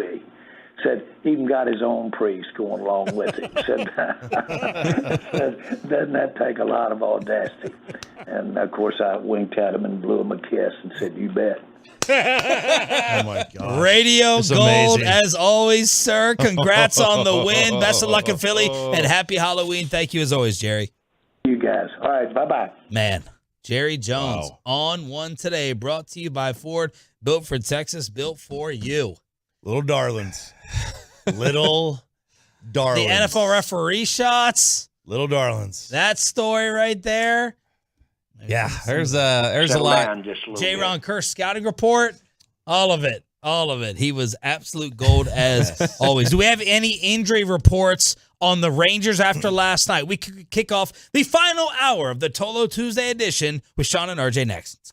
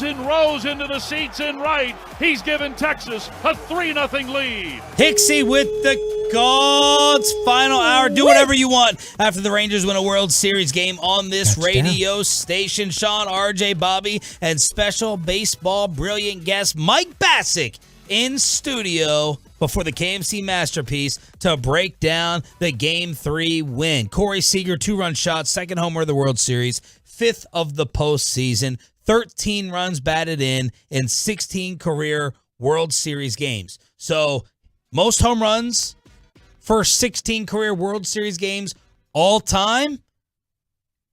Corey Seager tied with Mickey Mantle and Lou Gehrig now. You know what's interesting is you look at Mickey Mantle's career. Obviously, he had years where he was hitting 50-plus home runs back when home runs weren't as easy to hit. I'm not saying they're easy to hit now, but you just look at stats back then. Corey Seager's never been a home run guy in his career. Now, he kind of has started to become more of a home run guy here in Texas, but when you look at Corey Seager for that stat, you would think, well, all right, well, he's probably had some years in his prime where he's still at, where he's hit 45, 50 home runs. He's not. He's more of a doubles guy than a home run guy, but somehow playoff time, the balls fly out of the park for him. I mean, he has, obviously, these stats are all going to get skewed as the years go on because there's an extra round now of the playoffs. So, like, Manny Ramirez had, like, the record. Well, we play more games now than Manny Ramirez did. Right. Altuve's going to wind up having like the most playoff home runs in history. And it's like, yeah, I mean, he's got a lot, but like there's a lot more rounds now for Altuve. Right. Seager's 5 home runs in the World Series are now the most ever for a shortstop. He's got 5. Jeter and Carlos Correa with 3. And real quick, I should say this for another day, but we're talking about Seager. As a pitcher, do you love, hate, or don't care about his first pitch approach? He was asked about it earlier in the series, and he goes, that could be my pitch. Why would I want to waste a pitch? And Pujols last night in the postgame, because I could not watch your boy, David Ortiz. You could have turned to Bally's with me, man. Oh, Me and Radigan were working it last night. My bad, I'm sorry. I'm working tonight with Bouchel and I believe Leslie McCaslin. We're the group tonight. Facing a guy who's jumping the first pitch. Right. As a pitcher, care, not care? I honestly didn't love it unless they were a crappy hitter. So if they're a crappy hitter, I'm like, great, this dummy's going to get out in like one pitch. Like his really a quality at bat from a dude who bats like 200 and gets on base 28% of the time. Like, do you think as a pitcher, what percentage of hitters do you think are taking the first pitch? And are you thinking as a pitcher, all right, this is a chance for me to go 0-1 because someone doesn't want to swing and go back to the dugout after one swing? Kind of Evan Carter, right? Evan Carter will let you get ahead of him. That's his approaches. I'm like, it feels like he has a little bit of, I won't go this extreme, Julio Franco approach. Julio would take a strike almost every at bat until he would have a runner in scoring position, and then all of a sudden he would swing first pitch. But you knew that from his scouting report. Hey, you can throw the ball right down the middle with nobody on base. The chances of Julio Franco swinging are about nothing. But when there's a runner in scoring position, you have to make a quality first pitch to Julio because he might swing at first pitch with a runner in scoring position. With Corey Seager, I didn't like facing really good hitters who are also aggressive. Now, I didn't have anything to swing and miss. I was a fastball changeup with a below average breaking ball and a below average fastball, but I could locate. So it just made you a little bit more conscious of, I cannot make just I'm not going to throw a get-me-over breaking ball. Like, that was a get-me-over changeup. I know that he was trying to execute it down and away, Fott was, but he threw it up and middle of the plate, maybe even a little bit inside on a changeup, like a horrible place for a changeup. It makes you just a little bit more, you're worried on the mound of, I cannot throw anything that will get me ahead in the count. And you know getting ahead in the count is so advantageous to your numbers. So then, how careful am I? And then do I get in a 2-0, 3-1 situation against a great hitter? That's also tough too. So I kind of like my best hitters being aggressive as long as they stay aggressive in the zone. And that's the thing that makes Corey Seager maybe different from Adolis. Adolis wants to be aggressive too, but you know you can throw a slider down and away. You can throw a fastball above the zone, and Adolis might swing at that and then put you in the good count you want. So was he sitting like change up there? Or? No, you can't. If you sit changeup or if you sit breaking ball, you have to watch fastballs go by. So he's not sitting off speed. I do think that Mitch Garver on one of the pitches right down the middle on I think it was a 1-0 count. I was like, dude, and then he struck out. I was like, dude, you can't let Fott has too good of stuff to let that fastball go by. I think when you see guys let fastballs down the middle go, that's when they were sitting off speed. And I think guys regret every time they sit off speed, they regret it, because then when that fastball goes right down the middle and they let it go by, that's when you know that they were sitting off speed, because you just don't let those go by. And Corey Seager, you don't see him take too many fastballs, because let's just say that was a fastball.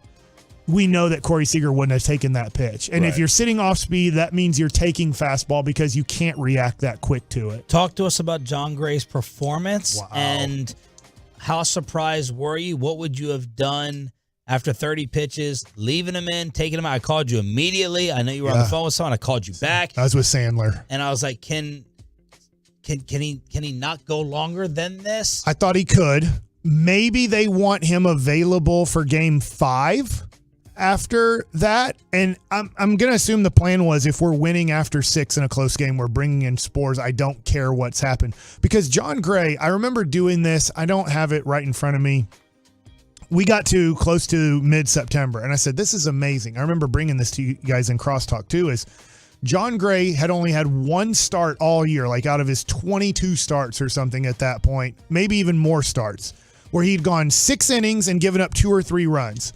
He either would go 4 to 5 innings and give up 5 to 6 runs, it felt like, or he would throw 7 to 9 innings and give up 1 run or less. He either threw a complete game shutout or close to a complete game shutout, or he would kind of get beat up through the 5 innings that he pitched. There was no in between. So last night, when he had his complete game shutout stuff, I'm like, why take him out? We've seen this. Nobody's getting a hit. Yeah. And really, the Ketel Marte was not a hit. That was right at Corey. I get it. Or at Simeon.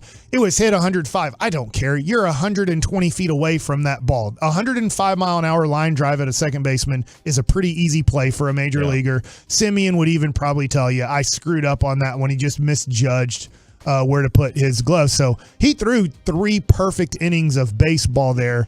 I thought, and this is why I'm not Bruce Bochy, I thought, dude, leave him out there. I've seen this dude do this. He's about to throw 6 shutout innings for you. Because he's not a typical reliever, there's no chance he's come back today? Or no chance. I think after 3 innings, even if you are a reliever, let's just say that was, I'm trying to think of a reliever who would go 3 innings for you.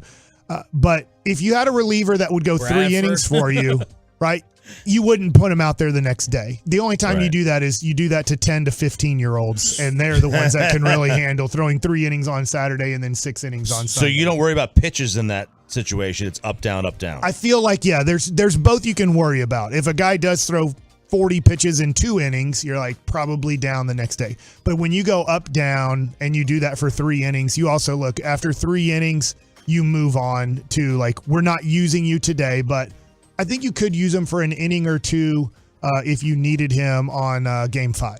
We're talking Rangers with Mike Bassick. Mike, how much does your perspective on the series change, if at all, if you are without Adolis Garcia? I'm scared about that. He is so important to this lineup right now in the playoffs.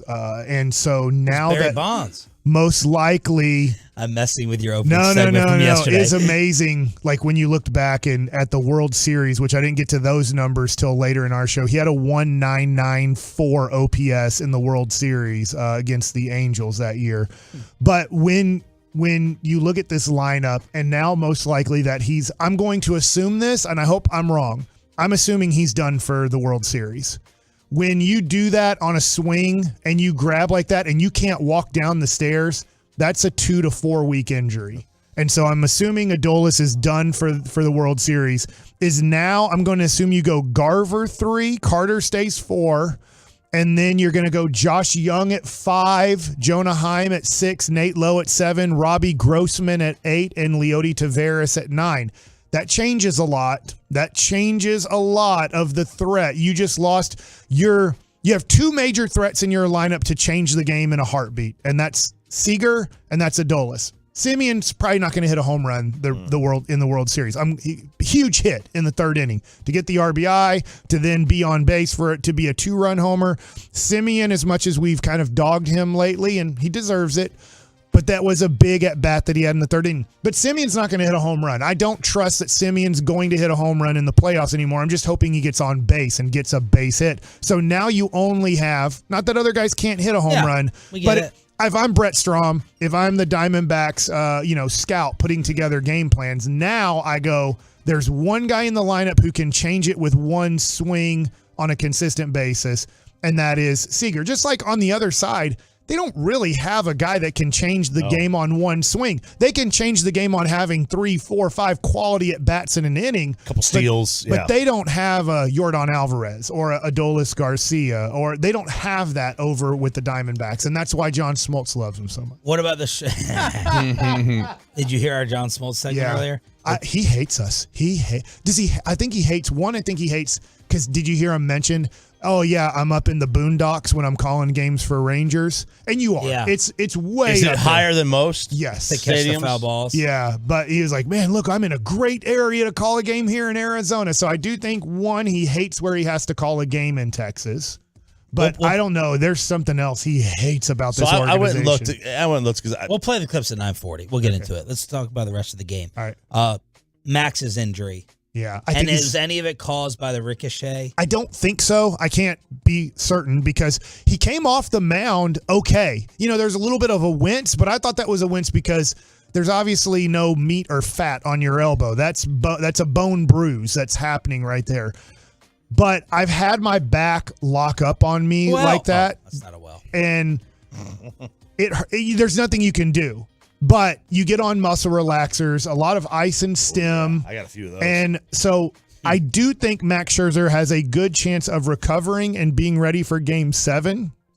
If there is a Game 7, the only issue I have with this is most likely he's not going to be able to throw a bullpen on Wednesday or Thursday. How big of a deal is that? I think that's a big deal where he's at because he missed 5-6 weeks.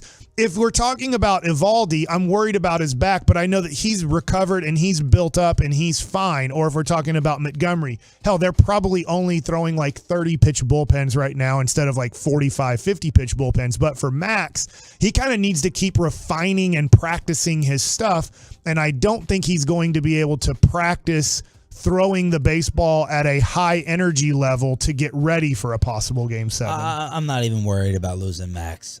It's Garcia, 1, 2, and 3. The arm, the presence. What were you doing or thinking while Chapman was in? Scared to death to take out cuss words. But I do think, once again, Smoltz and them are hating on the guy before he's even thrown a pitch in the inning. Like, I bet they didn't even want to put him in the game. This bum. Well, that he might have been. He's right. Yeah, when he's factually correct, it's not hating. But okay, so the last time he came into a game, he did his job. Yeah. 1, he killed McCormick. 2, he did his job. And then in Game 5, he struck out Yordan Alvarez. He got Jose Abreu to ground out, and he broke Kyle Tucker's bat for a blooper, and then they took him out of the game. Now, I'm not saying it's not a. You think the hate is overdone? 100%. Interesting. It's like he hates that the Rangers are in this situation. No. Chapman's hate. Yes, I think it's overdone, but I understand because I was even after the first 2 guys got hits, a double and a single. I'm like, crap. One more batter, and we just got to ask Leclerc to get a 6-out save here. Yeah. And that's maybe too much to ask in a 2-run game where, it felt like they were going to score at least another run there. But, I mean, do we give him credit? He did get a ground ball to get out of that situation. It's like we don't want to give him credit for right. All right, yeah, and it was a great play by Seager, good turn by Simeon, but he did get what you needed to get out of that situation. He did. Like, the thing with Chapman is either it's like, he's on or he's off. Here's what I don't understand. And the thing with the double play is he's not a contact pitcher by any stretch. Right. And for him to get that, it's like, because usually the contact of him is either going to be a broken bat or a really hard hit ball. Here's what ticked me off about Chapman, and it's been ticking me off. He had 6 days off. Why is he throwing like he's Justin Verlander of 2008? You throw 100. He started throwing 100 like on the 10th pitch of the inning. It was 96, 97, 97. Yeah. I'm like, dude, I need you to be at 101 on your first pitch because we've seen you at 96 to 98. You're fast. For some reason, the hitters see his 96 to 98 as 90, 91.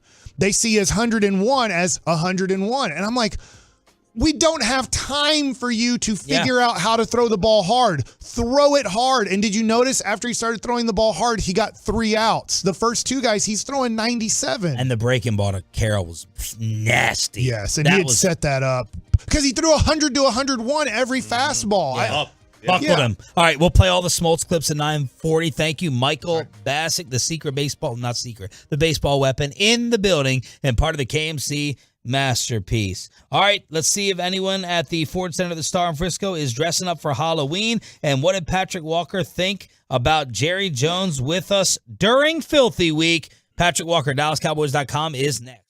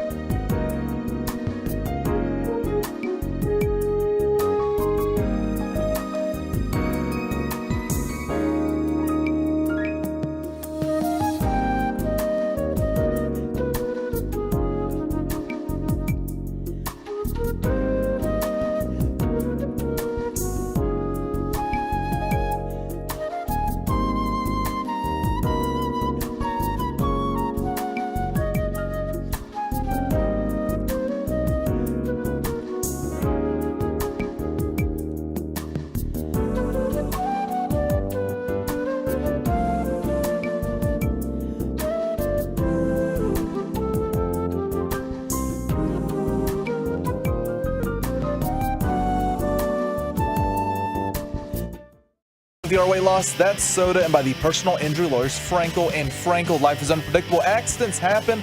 Frankel and Frankel are the go-to attorneys for car and truck wrecks and DFW. If you or a loved one have been in an accident, contact the Frankels for free at 214-817-333-3333 or just go to truckwreck.com. Goff takes the snap, gives to Gibbs. Gibbs bounces through a hole. There it goes outside 20. Gibbs 15, Gibbs 10, angling to the end zone. Touchdown, Detroit Lions. Oh, baby, what a run. What a run. 27 yards. While you were watching the Rangers, Mavs, and Stars win, the Detroit Lions beat the Raiders on Monday Night Football and Lions Radio 26-14, and Davante Adams was frustrated. 1 catch on 11 targets? I got to see where that ranks like historically for production with targets. Terrible. 1 on 11. Wait, it wasn't 11 targets. It was 7 targets.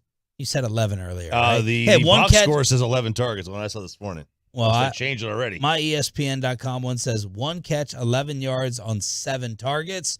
And Davante Adams' name is going to be thrown into the trade wins today with the deadline at 3 p.m. Let's bring in Patrick Walker to see what's blowing out there at the Ford Center at the Star in Frisco. Patrick, DallasCowboys.com, brought to you with the WinStar World Casino and Resort. Proud to be the casino of the Dallas Cowboys. Please game responsibly. Anything that you took from Jerry Jones about an hour ago with us? Well, nothing that surprised me, especially as it relates to the trade deadline that, looms here at 3 p.m. today. I mean, just in having conversations around the building over the past several weeks, not just the past several days, there's this large intimation that the Cowboys just aren't really pressed to make a move. And then when I step back and look at that from the aspect of an analysis, or an analyst, I should say, I see that. I mean, this isn't a situation like, the Amari Cooper trade where the wide receiver by committee decision failed roundly, so they send a first-round pick to get Amari Cooper. This isn't, to a lesser extent, but still important. This isn't like last year where they desperately needed to upgrade the defensive interior for their run defense. So what do? You go and you get Jonathan Hankins. And, I mean, they addressed some key needs this offseason. Get Brandon Cooks as that second wide receiver opposite CeeDee Lamb. You get Stephon Gilmore. Obviously, that was to tandem him with Trevon Diggs. But with Diggs being lost, DeRon Bland stepping up in the way that he's playing, I mean, he's easily one of the, if not the top cornerback in the league right now. That's definitely a discussion as we talk right now. We'll see how the rest of the season goes. But Jordan Lewis is back. He's playing healthy. You lose Leighton Vander Esch, and what do you get? Marquise Bell stepping up. He's balling out. Damone Clark steps up. Rashaan Evans is still kind of getting ramped up. So, the safety unit is healthy. So at every level, the Cowboys, the tight ends, Jake Ferguson is doing his thing. Running backs are pretty much set there. Hell, you got so many. You're trying to figure out what to do with Juice Vaughn and Hunter Lipke. So there's just not a position where they're pressed. So that isn't to say a trade won't happen. Anything's possible. But if one were to happen, I think it'd be like a tier 3, something like that, something for depth at a position. So I'll follow up with you with what we did to Jerry. If, and the way San Fran's playing makes this a big if you believe the Cowboys are behind San Francisco and maybe the Eagles, why not do something to upgrade what you have? You may not have a gaping hole and gap at a position, but why not try to go with an over-the-top move to catch or surpass them? I'm just going to assume that Jerry hears what I'm saying on Cowboys break a lot of times because for the past several weeks I've said, especially when it comes to the red zone woes conversation prior to this past week, for me it's always been that word with the capital E. It's execution.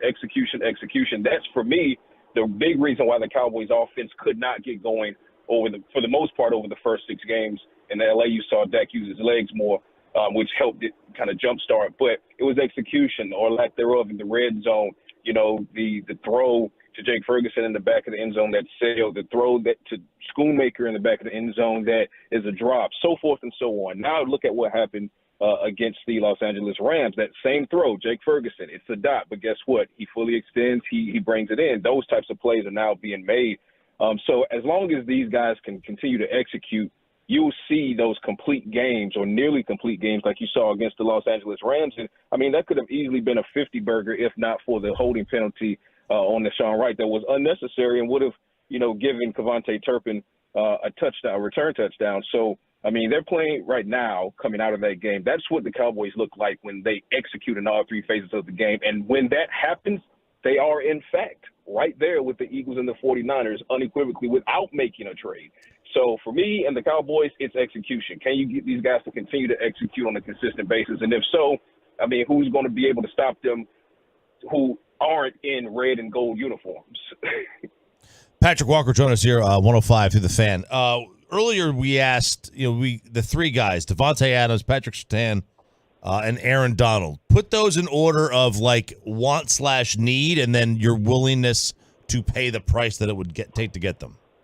All right, let me walk this anti-tampering line. Let's see. So you said Aaron Donald, Patrick Surtain, and Davante Adams. And throw in the Tennessee running back. Oh, yeah. Okay. All right. So if I were running an organization that did not have a name on it, for me, you get Davante Adams out of my equation because I want to see my organization utilize more the firepower it currently has at wide receiver. The former Alabama running back that plays in Music City, I'm not completely out on that thought, but at the same time, what did I just say a few minutes ago as far as, I'm trying to figure out how to get active with my RB3 and RB4, so not necessarily pressed there. Aaron Donald, what can you say? It's a Hall of Famer. I don't care if I have a need there or not. I would want an Aaron Donald on my team. Of course, the cost is going to be far too prohibitive. The other team is not going to want to let go of the Hall of Famer, so it's just not going to happen. And the same goes with Patrick Surtain, although Surtain is not a Hall of Famer as we have this conversation. I think when you talk about depth at cornerback, you would love to have another cornerback, but then the question becomes, where does that fit? Because Stephon Gilmore, he's playing solid ball. Deron Bland is out of his mind. And, of course, Surtain is not going to play nickel, which is where Jordan Lewis thrives. So are you going to give up all of that draft capital and potentially a player to land a guy who's, it's a good problem to have. So I guess in that capacity, as I process and talk through it, I think Surtain will be at the top of my team who has no name if I were the GM. Take that, Goodell. No tampering. Well done. Your Madden Ultimate Team. That's what it is. We're talking with Patrick Walker here from Dallas. There we go, Bobby. From DallasCowboys.com. Patrick, we've heard a lot of discussion about when CD's talked about wanting to get the ball more, and when it's been brought up to McCarthy, Jerry, different people, one of the things they say that has to be factored in is, well, look, like we also got to worry about spreading the ball around, ball distribution, everything like that. When you see the effect that he has on the game, like he did on Sunday, at what point do the Cowboys have to look at that a little bit and say, okay, spreading the ball around is a nice idea, but if these guys aren't cutting it, we can't sacrifice what he's giving us, and we've got to feed him the ball. I think that's a magnificent point, Bobby. That goes back to the 49ers game. Hell, it goes back to more recent than that when you look at them forcing the ball to Michael Gallup in a situation wherein he was not having a good game, the 10-target game. And, you've seen Gallup have good games, but my overarching point is when the defense isn't allowing that and or that player is simply not, having a strong day at the outset, you have to have that one guy that you look to and say, you know what, you're going to have to put us on your back. You're going to have to carry this load. And CeeDee Lamb continues to prove he is that guy. So I would just like to see the Cowboys do a better job more consistently because they've shown they can do the job. Look at what he did against the Rams. Look at what he did against the Chargers after that frustrating game 3 games ago. So they've proven that they can circle CeeDee Lamb and say target, and then he's going to reward them for doing so. So, hey, when you first come out and your scripted plays, by all means, spread the ball to see where the weak spots are, to see who's going to have a good day, a bad day, or, whatever the case may be. But at any point, if you start to see that guy and this guy, they're kind of struggling to get off the ball, feed CD. Feed him often, feed him early, let him get going, because all that's going to ultimately do, number one, is help you produce points on the offensive side of the ball, but it's also going to free up those other guys who probably were struggling from the outset because now the defense is starting to focus in and shade in on CeeDee Lamb, helping those other guys get some separation off of their break. So one hand washes the other. Y'all dressing up over there today? I don't know if they're going to have any outfits. I'm pretty sure someone is. I don't know if Mike is going to come out with, another Simba outfit, which is kind of fly to me. I like that. I personally, I have on my spooky season hoodie, which is like Freddy Krueger, Jason, and Michael Myers. I mean, I'm feeling the season, so it'll be fun to see if once I get there in a couple minutes, who's dressed up. Best and most overrated candy. Oh, most overrated? You mean period or spooky season wise? Spooky season. Candy corn. Get it out of here. Get it out of my face. Okay. Like, fire it into the moon. Yeah, tie it to a rocket and fire it into the sun. Just get it out of here. It's wax. Just go to Dollar General, buy a candle, and bite the tip off, because that's what you're doing. Okay. And best? Best, I'm going to go with, for spooky season, I'm going to go chocolate here. Let's go with Reese's Pieces. I mean, I don't think you can. Good call. Yeah, put them in the freezer too. Make sure you put them in the freezer. Put 'em in the Patrick, freezer. thank you. Happy Halloween. We appreciate it. We'll talk on Thursday to preview Philly. Absolutely. Talk to you guys soon. Patrick Walker, brought to you by WinStar World Casino and Resort. Proud to be the casino of the Dallas Cowboys. Please game responsibly. What are you passing out? What are you going as? What are the kids going as? The sports costumes that have taken over, Kelsey and Swift. Yeah. The Randy Johnson with the bloody bird the other day. I saw a little Mike McDaniel running around. That was good with a little kid. What are y'all going as? What are you doing? I am going in a number 11 Boise State jersey. I'm going to be a real offensive coordinator. That's what I'm going to do. No, I'm not going as anything. Addison is going as Hermione from Harry Potter. And Laura's 11 years old or 7 years old, and she's already in the phase of like, well, just give me some animal ears and I'll just walk around in those. And so she's going as a cat. Okay, what's wrong with she had a cat outfit? Because she just, I worry about the future of that one. And if she's already going to the like, I just want a tail and ears, like it just makes me think like, oh, what trajectory are you on? What, like Troy's daughter? I'm just saying. Like she can be with Wolchuk and baby dolls? We're not, she's got to work tonight, but we did have a costume picked out. I was going to be a golfer. She's going to be my caddy. And on the back, it was going to say caddy issues.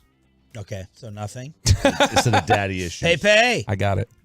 Nothing. Got baseball on, unfortunately, tonight, but the neighborhood will be handing out large candy bars. Are you handing large, them out? huh? I will not be handing out. I'm too old for that. But your parents will be? The parents will be out there. My mom likes doing that stuff. Okay. I'm on duty. I'm on duty today. What's up with the candy supply? I got to go buy it today. We're going to go to Costco or something and get a 5 billion piece bag because that's all they serve there because every place is sold out everywhere else. And big mistake. Was there M&M shortage? M&M, no, not a shortage. Not a shortage. By the way, so M&M shortage is not real, but M&M's will dispatch free emergency Halloween candy this year. They will rescue you. The Halloween Rescue Squad promises to restock if you run out of candy today.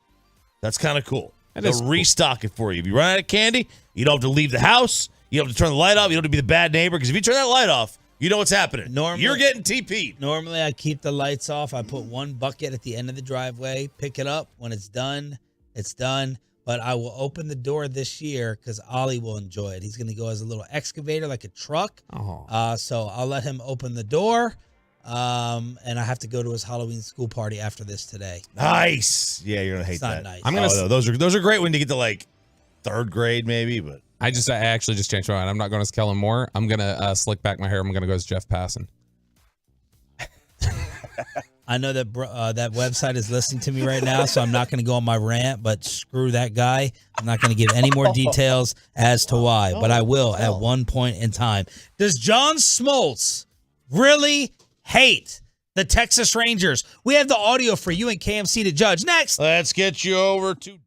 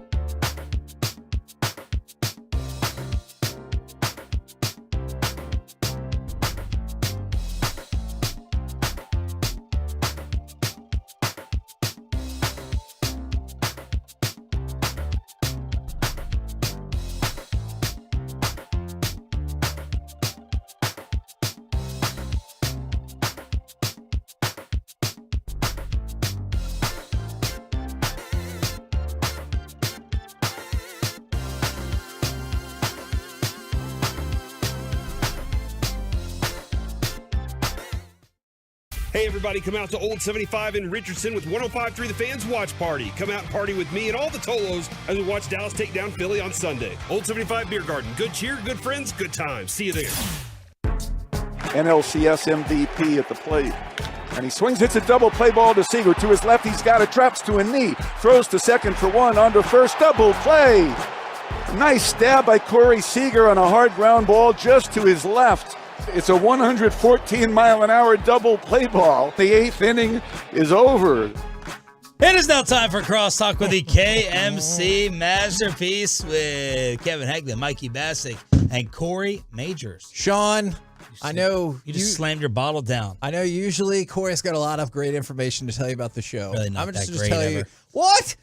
That Mike is in a mood today, and it could be a great show. What type? We just had him on at 9. Great guest. No, he was fantastic. I feel like he single-handedly blames Corey for being Apple or being Steve Jobs or something back in the day for any problems that he has with his phone, and I love the energy being brought to the table. Mike doesn't know how to use his iPhone yet, all right? There are lots of shortcuts that he doesn't understand because he's used to There's the old... not shortcuts. Yes, there are. When I click on a person's face or their initial for their, like the circle, it should give me their phone number. Yeah. I shouldn't have to then try to find another button for their phone number. I've clicked on their, and then you have to click on info. I'm like, you know what? Samsung is so much better. Yes. It really is a better phone, but this one is so much easier to use than everybody else. How so long you ha- feel Right, with everybody else. That's why I have it. You feel like more a member of a community with an iPhone. Or a cult, maybe. Yeah. That's fine. That's Yeah. fine. Yeah, like on Samsung, it truly is a better phone, but you are much more on an island. You're much more of a loner. I don't want to be a loner. I want to be with everybody else. I was texting my agent the other day. He was finally like, "Oh wow, you became an adult and got an iPhone." You haven't fired him after your Odyssey deals? You haven't got rid of him? I say agent. He's really just a friend now. He's my baseball agent. Way to sound, He's not way to sound big. But he was like, "Oh, this is awesome! You got an iPhone?" Because I texted him and it came up blue. It's like the greatest thing to iPhone people. I hate it. I hate that I'm an iPhone person now. Why did you become one though? Because gave it a peer pressure. He my conformed. wife, my kids, everybody was like, So if your son ever does something, Jess has an Which iPhone. son? Noah, your other son's gone. Oh my God. Dude, he's in Arlington. Boy, Mike He's in set that up. Mike set that up Arlington. like he was a total disappointment. Like, if your kid ever does anything. Well, we'll be All Friday right, for let me- Buffalo Wild Wings. Let me ask you this. How many videos is your 18-year-old son sending you? Not a lot. 0. The Yeah. answer's 0. Mary Grace is not sending me any videos of what's going on in college, okay? But when Jess sends you a video of Noah doing something today, you're just going to get this blurry thing that looks like 1948 television has been created. That's right. You really do. And so every time that my boys are playing baseball and I'm not there and my wife's there, or another parent sends me a video of them hitting or pitching, I can't see anything. It's just a blur because iPhone's a piece of dump that made sure to make sure you could not send videos back and forth. So now that I have an iPhone, I can actually see when my son does something and I'm not there. Look, it's the greatest marketing decision in history. Like they made the iMessage and they basically made it so no child will ever want to have a green bubble. You will be mocked mercilessly if you are a green bubble child in school. So this whole thing was a peer pressure thing. Oh, it's absolutely because That's why I nobody did wants it. nobody wants to have green bubbles. And But the other phone, no doubt to you, is better. No doubt. The Samsung, yeah, the most recent Samsungs are just better than the most recent iPhones. But what do you use the phone for mostly? It's texting. Yeah. And it's without question better on the iPhone. Corey, what's coming up? Well, We have to get to John Smoltz courtroom here. at 11 o'clock, we will have Mickey Spagnola and talk about 50 burgers with him. Cool. Trying to I make know. Mike I was throw going to up the today. bathroom and I threw up when I hear that phrase. I was like, well, I guess I threw up too while going to the bathroom. During baseball Burger, nuggets. I got a 40 burger. They're points. They're not burgers. Phillies scout Mike God. Koplov will join us at 10:40 for Rangers baseball nuggets. And then during the C He's block also a today, big Eagles fan too. Oh, crap. So we'll spell out Eagles. Cop block? Koplov. Oh. He is a pitcher for the Diamondbacks. He's one of the advanced scouts for the Phillies. So he followed the Rangers in Baltimore, in Houston. So we can kind of ask him. Obviously, I don't know how much he's watching this World Series because his Phillies lost, and he's now not having to do it, but I think he can give us a lot of great information on what he saw from this Texas Ranger team and their strengths and weaknesses. And at 1 o'clock, I think I've cracked the John Smoltz hate code. Oh. I have it figured out. I've done some research. All right, this is John Smoltz court right now here on the Fan. So I asked Roberto to get some John Smoltz clips that we are all judging his hate. Okay. He's trending on social media this morning, trending last night. So I want to know, with you guys and the TreadRight.com text line as the jury, if this is legit hate or we're overreacting. We're hearing something we want to hear. Okay. So clip number 1, we got 4 clips. This is John Smoltz last night talking about the Diamondbacks only losing this game later on because of a base running error. This stadium and this crowd, they have been waiting for this. This was a picture-perfect night. The flyover, everything about this event just screams what this town has fallen in love with their team. One mistake running the bases has flipped this game, and you hope that's not the game-changing moment that doesn't allow them to win. But that is so big in a 3-0 game when the Rangers came back. You know Walker wants to do something at the plate for sure. Verdict? Guilty. For? On that clip. For homerism, yeah, like because he liked the flyover in the stadium and the city that he hopes the Diamondbacks win. Yeah. Like that doesn't make any sense to me. Yeah, and look, if that base running error doesn't happen, there is no way Seager hits that 2-run home run. That doesn't happen without that base running error. That's what flipped the whole game. Okay, so And they've been waiting forever. They're 1,961,000 fans have been so loyal this year that put them 20th in attendance. They didn't even draw 2 million. And you could get in that LA Dodgers series after they beat LA twice, they went home. You could go to that game for approximately $30 because they did not sell out that game against the Dodgers until late that day, because they were trying to give away tickets to the fan base that so desperately was in love with this Diamondbacks team. What did Chris say last night, Tolo Chris, about attending those games? That they won't allow the suite holders to give up their seats or something like that? Like they have to go or something? What? It was very weird. The suites were empty. The suites were empty. Like you couldn't like sell them. So like They couldn't give it away. But nobody wanted. Yeah, they couldn't give it away. Nobody wanted to go. All right, so count number 1.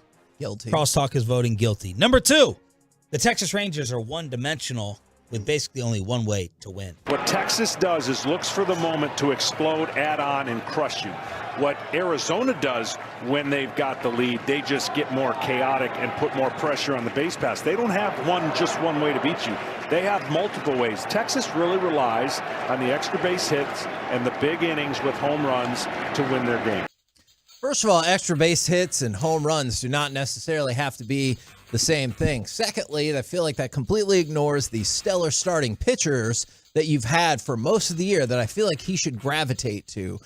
I feel like he was talking just about offense, though, right? Is that what? Okay. I feel like he was talking about because offensively, look, the Rangers do hit a lot of home runs and they do get a lot of extra base hits. Why is that inherently worse, though? It's not. It's not inherently worse. I don't know why he would make it seem like it's inherently worse. I mean, I think the chaotic aspect of what Arizona does is unique and cool, but it's definitely weird. I always find myself saying, like, let's pull back on these home runs. Like maybe it's a good thing Adolis might miss the rest of the series because then they can win in different ways than home runs. Smoltz is a genius. So guilty. Yeah, I say guilty. The second you introduced this clip, I heard this during the game and was like, what? This one really ticked me off. That's why I called Mike, and I'm like, is John Gray limited here? Before the inning even started, and we're going 6 up, 6 down, he's forecasting some gloom, some pessimism that John Gray won't even make it out of the 6th.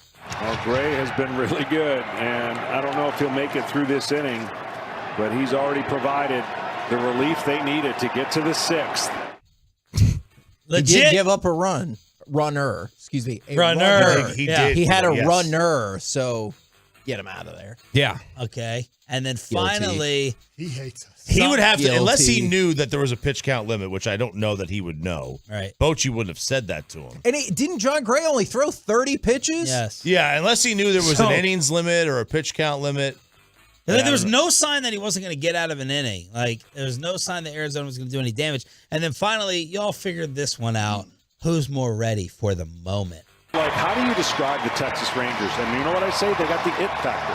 Well, what is it? It's something special in their clubhouse that's manifested by their manager. Same thing for the Arizona Diamondbacks, but more of an underdog. Seager down on strikes, 2 away. The Texas Rangers were kind of built to be here. The Diamondbacks were a work in progress, and that work in progress gained confidence with their management and the culture that they created here.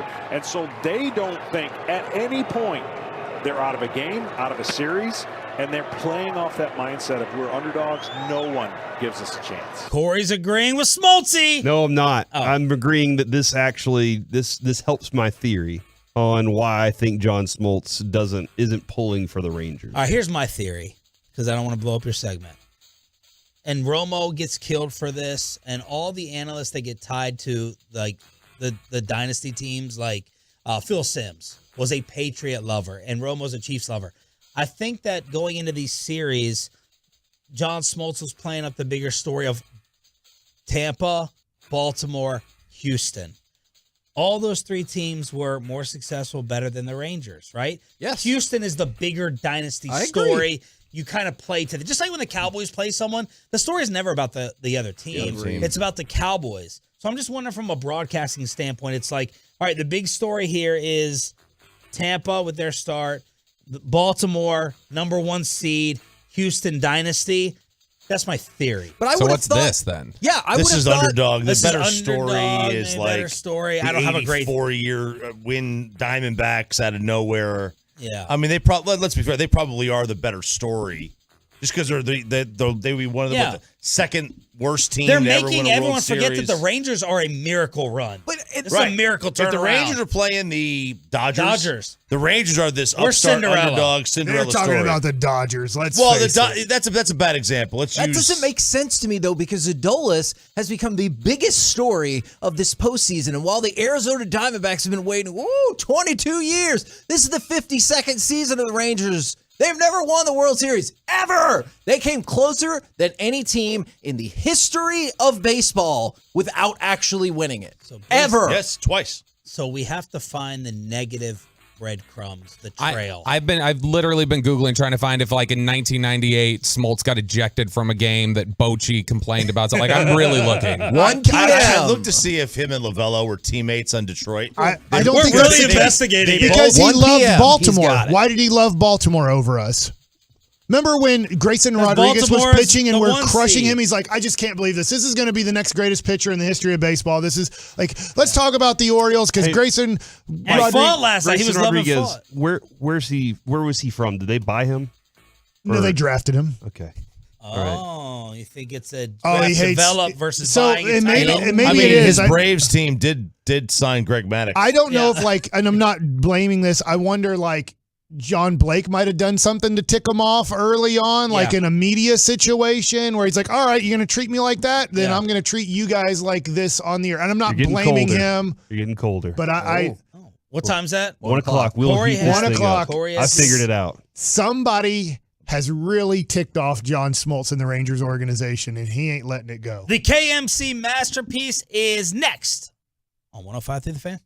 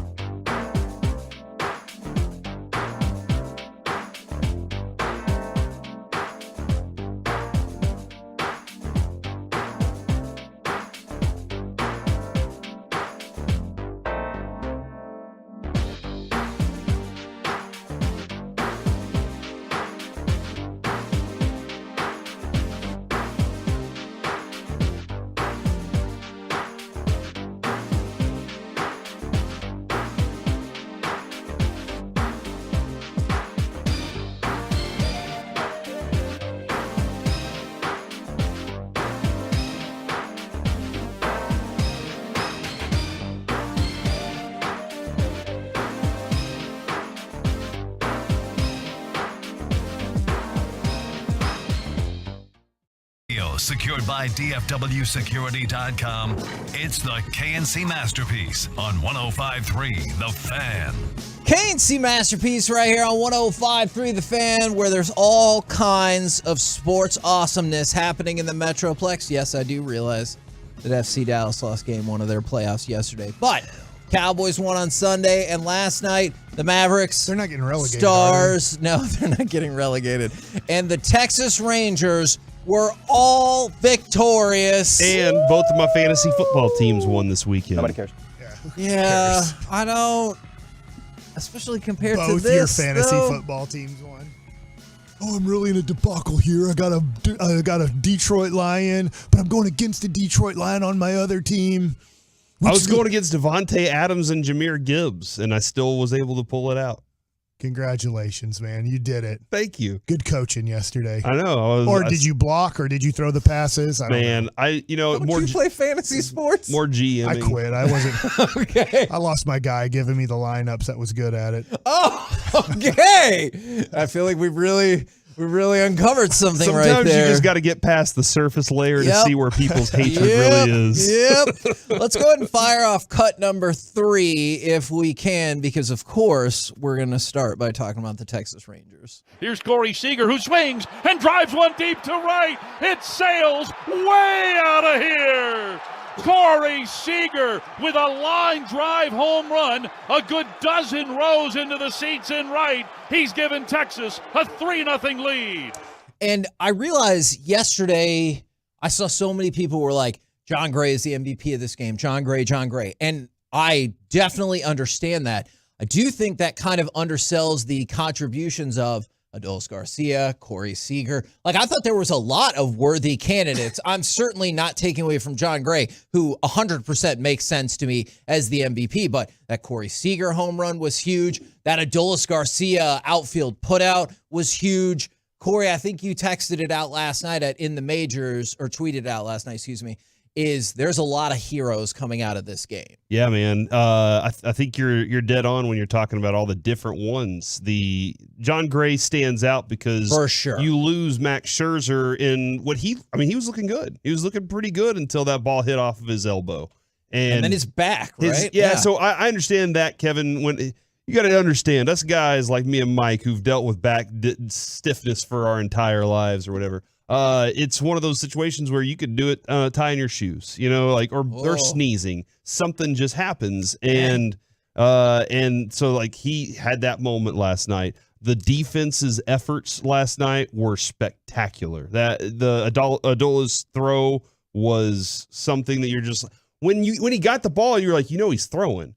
Why is this dude running? As his coach is sitting there saying, "Don't go." Why is he doing that on Adolis? The home run was great too. Spores coming in and doing what he did. You saying the third base coach said don't go? Did he not? He threw up the stop sign. No. He threw stop a little too late. 100%. No.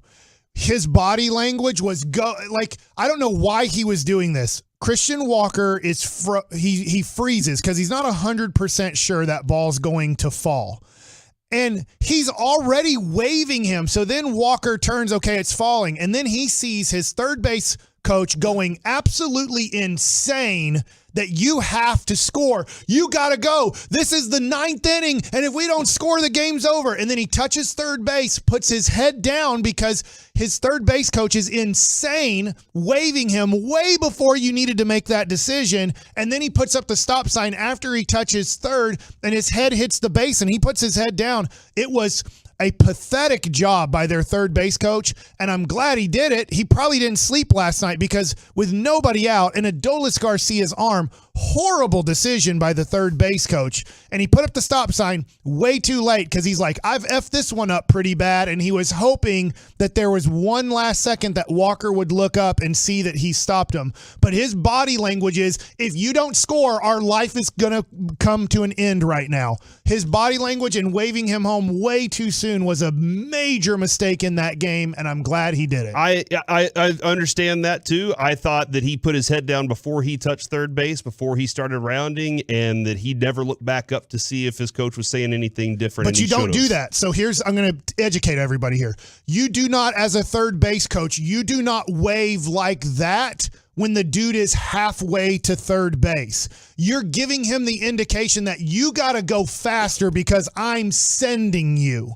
And so as a third base coach, you have time right there. You don't have to wave him home that early. And it was like he lost his sense that there was nobody out in the second inning. And so he gives him the wave like in an intense wave, not a like passive wave. The most intense wave you can give a guy that you got to put your head down and you got to go. Okay. And so it was a major mistake from the third base coach. I don't think anybody in the Diamondbacks organization was blaming Christian Walker for going through a stop sign because that was put up way too late and your aggressiveness was way too early as a third base coach. That being said, the third base coach job, and I've said this and I'll say this the rest of my life, that is the toughest job in all of sports. It's the only position in all of sports where you're coaching, where you're making a live decision on the field to do something. A basketball coach can drop a play in a timeout, but he doesn't know the variables that are going to happen when the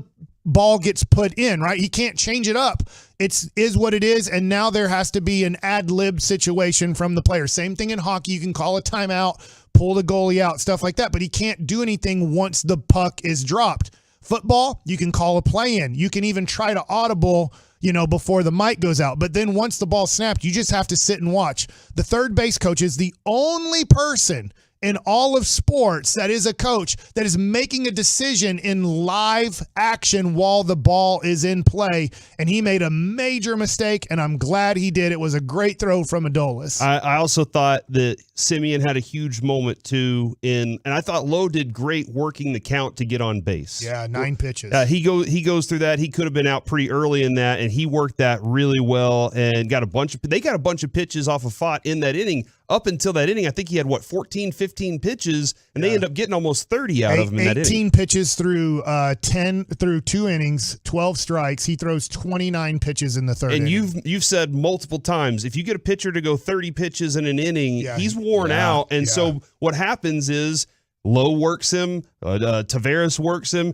Simeon finally shows up, moves him over to third base, and Seager steps up to the plate, and he has a tired pitcher in front of him and takes advantage of it. It was awesome. And Simeon got an RBI on his hit. Lowe scored on that one. So Simeon, because last night I was on the last 30 minutes there with Sandler after the TV stuff, and a guy called in and kind of took a shot at Simeon. And I get it. I get the whole playoffs. Pop up to start. But I was like, guys, he was a major contributor in this game. When you only had one inning that you scored, he was a major part of keeping the inning alive, getting an RBI, giving Seager a chance to do what he did in that inning. And then he turns a spectacular double play in the 8th inning to help win the game. Yeah, no, I'm with you there. I saw immediately when he let off the game with I say pop-up, if you want to say fly out. And I know stunk because it was 3-1, right? Yeah. It was the count. So you're like, God, he's in a good count again. And I know people were, and especially after 3 straight balls, so it looked like potentially walk, I know people were disappointed and they're like, here we go again. But you're right. That 3rd inning at bat was a very, very big deal. I thought Fott was really good against, aside from that section Smoltz of time. Let us know he was the greatest pitcher in the history of baseball last night. I was interested I know Mike will get to talk about. Montgomery was the worst ever in 6 innings, 2 runs. Yeah. But after 3 innings and 3 runs, this is the greatest 3-inning, 3-run performance in the history of baseball. I think he has an interesting future. I think the kid has a really good future in front of him. The other thing, and Mike, I don't know how much you like this, Kevin, late when Leclerc was up, he quick pitches he quick pitch ball 1 and then takes forever to throw the pitch for strike 3 to end the game. And I just thought that was a little, you were watching his eyes, he's looking over at the clock, and all these guys, the more I look at them,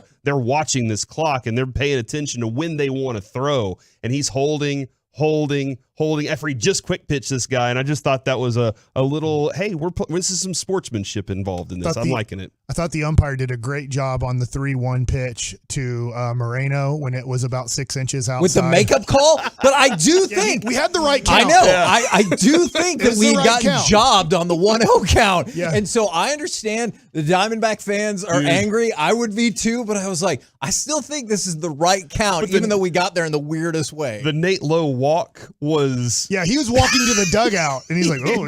He turned around and he was like, "Oh, here's my bat, guys." But then the next pitch to Josh Young's a foot outside. He's like, "Strike one," and I'm like, "Man, this is the ultimate makeup call umpire." You think Josh Young looked at Nate Lowe and he's like, "This is your fault." All you. Well, he had such a small strike zone all night long, so it was real weird when he went outside of it and gave those moments by a lot. I missed that one. Wait till the next one. I'll help you out here. But it does all come back around, I think, with all of those things. Is your rock in the middle of the game was John Gray, and he was incredible at a time where, we talked about it yesterday. It's like, oh, looks like he's going to start game 4. We were already talking about a segment. What can you reasonably expect from John Gray in game 4? And then all of a sudden, Scherzer goes out, and not because he was forced out of the game by like pitching poorly or anything like that, because he got hit. And then John Gray comes in, and I was nervous, but kind of optimistic, and then he was awesome. Awesome. Scherzer, I thought at one point, I was like, man, he could go 7 innings. I really thought that this dude is going to You were hoping this was the night? Yeah, he was stepping into it. He was attacking the strike zone. He was throwing good strikes. Did the Jason Williams pass with his elbow to Josh Young? That was the bad point. Incredible play that was. That was the bad moment. Good on Josh Young for picking that up. What hell of a play. I mean, that was, and how many close, I know the Diamondbacks run fast, but how many close plays you had at first that I was like, man, we're going to have to check a review on that. And then it pops up and they're like, no, we definitely got him on that. That was exciting as hell. But yeah, you thought Scherzer could go longer. You were like, man, he's going to be able to do this tonight. And then John Gray comes in. I was not nervous for 2 reasons. One, Mike had been saying all afternoon yesterday that he had a good feeling. So I just kind of took that vibe with me. Most of the time, Mike's like, we're screwed. We're done. Like that's usually the feeling you're getting from it. But he had a good feeling yesterday. And then when John Gray, I don't know, there was something about watching him warm up where I saw that calm in him. And I think I felt like he had that from the other night when we saw him step out for a couple of innings. And I was like, oh, that's the dude that's back. Something's clicking in his mind where he's letting that negativity go that he gets early if he doesn't get a perfect pitch. He just looked like he was ready for the moment. And I loved it, dude. It's great to see. When he's on. He's one of know. the best in the game when he's on. We talked about how he rarely has that kind of quality start. He either totally dominates or there's a struggle. And last night, that's why I thought, dude, just leave him in for 6 innings. He's in his totally dominating state. Yeah, but 3 innings, 30 pitches, and the hit should have been an out. Yes, yes. Yeah, and it feels like it supplements the bullpen in such an amazing way that, like, I mean, I realize he wouldn't pitch today or anything like that, but down the road, if you get another tough start or you get back into game 7, you're like, I don't know what we're going to do. It does feel like the comfort level is infinitely higher now to just trot John Gray out there to start the game, not in a typical starting fashion. We'll see how it goes, but you do have that possibility. And it was huge for that win. I was going to pick the Diamondbacks to win the series. If they won yesterday, I was going to switch and say, hey, I'm going to be, pessimistic Mike.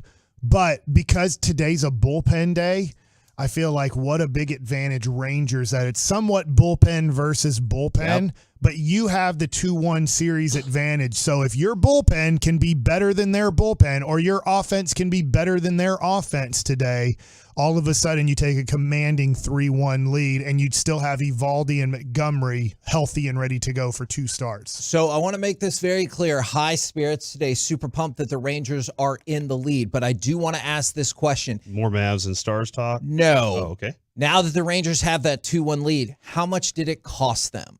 Because there are some injury things that we have to figure out. Let's talk about it next right here on The Fan.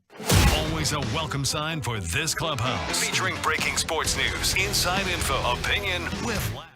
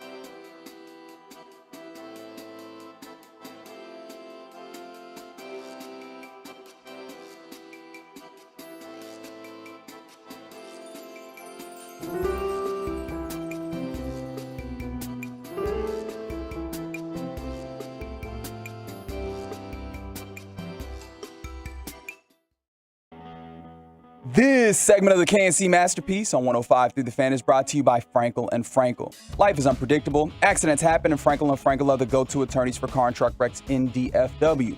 If your loved one has been in an accident, contact Frankel and Frankel for a free consultation at truckwreck.com or call 214 or 817-333-3333.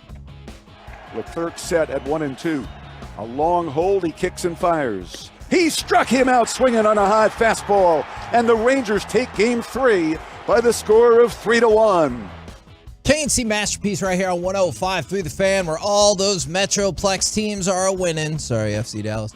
But I did want to focus on one particular aspect here is I know that people are frustrated with John Smoltz, but one thing that he said towards the end of the broadcast that I thought was spot on is given the way the game played out, it did end up feeling like it was more important for the Rangers to win than for the Diamondbacks to win because of the loss. And they're going to do more imaging and everything right now, and I get that. But because of the loss of Scherzer, because of the loss of Adolis, I thought he was spot on. Like, those things still suck, but it feels like they hurt less knowing you only have to win 2 games instead of you're going to have to take 3 of 4. And so I wanted to pick y'all's brain about how much is that win going to end up costing the Rangers? Keeping in mind, of course, I know Bochy said last night they were optimistic but doing more imaging today. So hopefully we'll know at some point today. On both or on Adolis? I thought Adolis specifically, but I imagine there's follow-ups with Scherzer. I saw Nightingale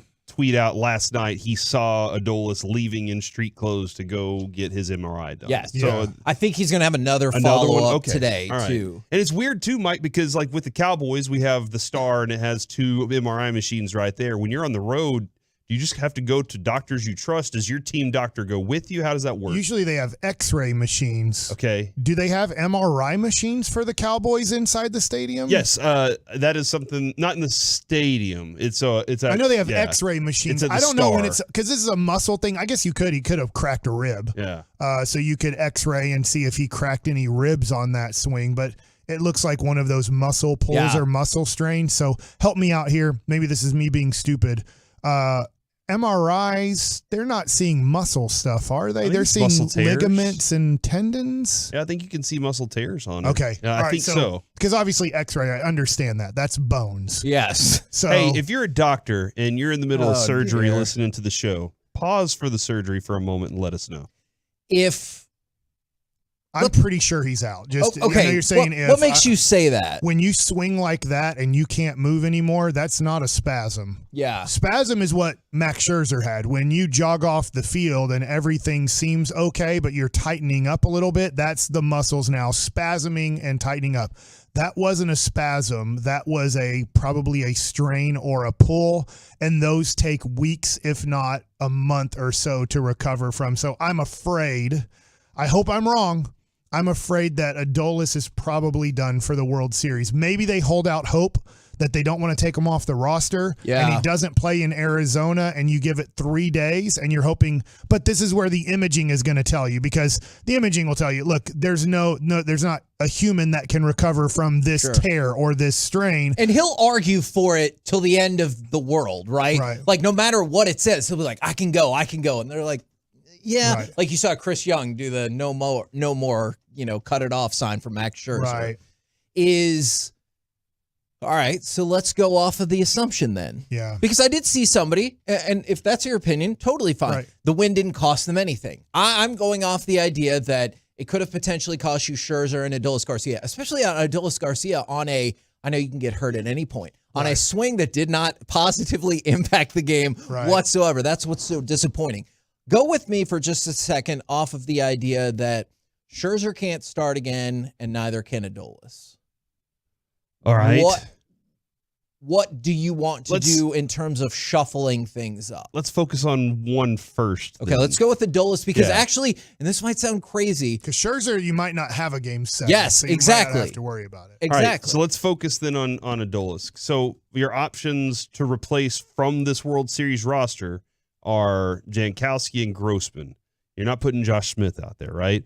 And I'm questioning this. Is there a possibility that you can bring Ezekiel Duran onto the roster now? He's with the team. Okay, so you put Ezekiel. I was teasing last night. You know what I teased? Wyatt Langford. Can you bring up Wyatt Langford? Because people are texting that in right now, and I replied and said, unfortunately, you can't bring him up because he wasn't on.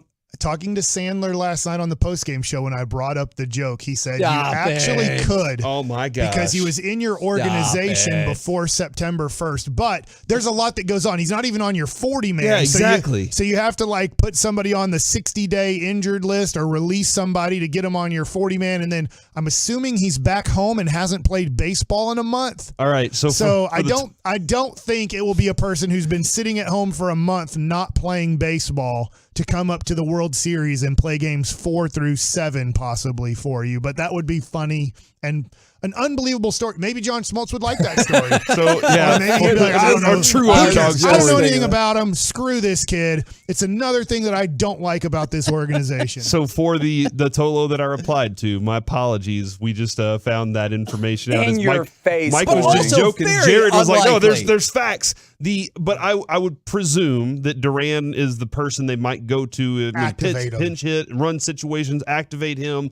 I do wonder, though, he played outfield for you, and we were talking All-Star before the All-Star break. Right. Is he so broken that you just can't do it? Because he's a better hitter than both Jankowski and Robbie Grossman, except for the fact that Robbie Grossman gives you opportunities when it comes to righty-lefty because he's a switch hitter. There's lots of, I think Boch has a lot of different options, and how wild of a story would it be if he's like, I'm going with Duran, and we're like, why would you do that? He wasn't even like playing for the last 90 days of the season. And Bochy's like, because this is his time. And then he goes out there and hits a home run to win the World Series for you. Okay, and you're well, like, fine. what? If we're going with people who haven't played that long, then I'm back in Camp Langford. Okay. I was going to say, I did not believe I would be in that camp whatsoever. I would presume defensively, Jankowski's the best option to go out there. Do you need that, or do you need options in your lineup? And for their lineup, they just made the adjustment to move Evan Carter to the 4 hole and Adolis to 3, so it makes sense to put Robbie Grossman back at 3 or Mitch Garver,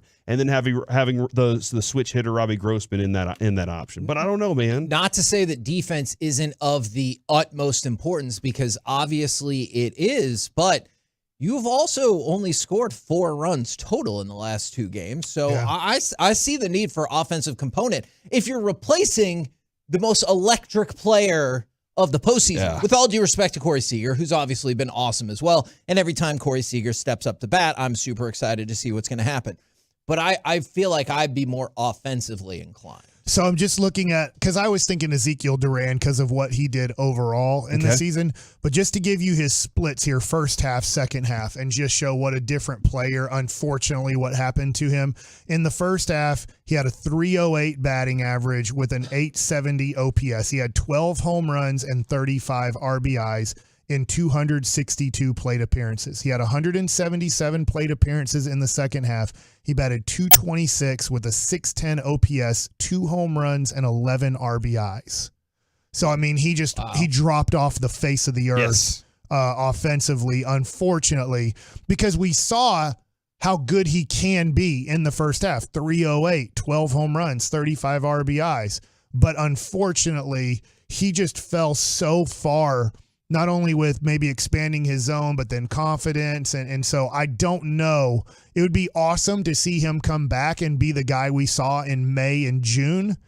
But I'm going to assume, I don't know this, I'm going to assume they put Robbie Grossman in and bat him 8th, move Garver to 3. Here's what I would do, and I'll move Young back up to 5. I know that he hasn't been great in the series, but I mean, he is better than Robbie Grossman, right? Agreed.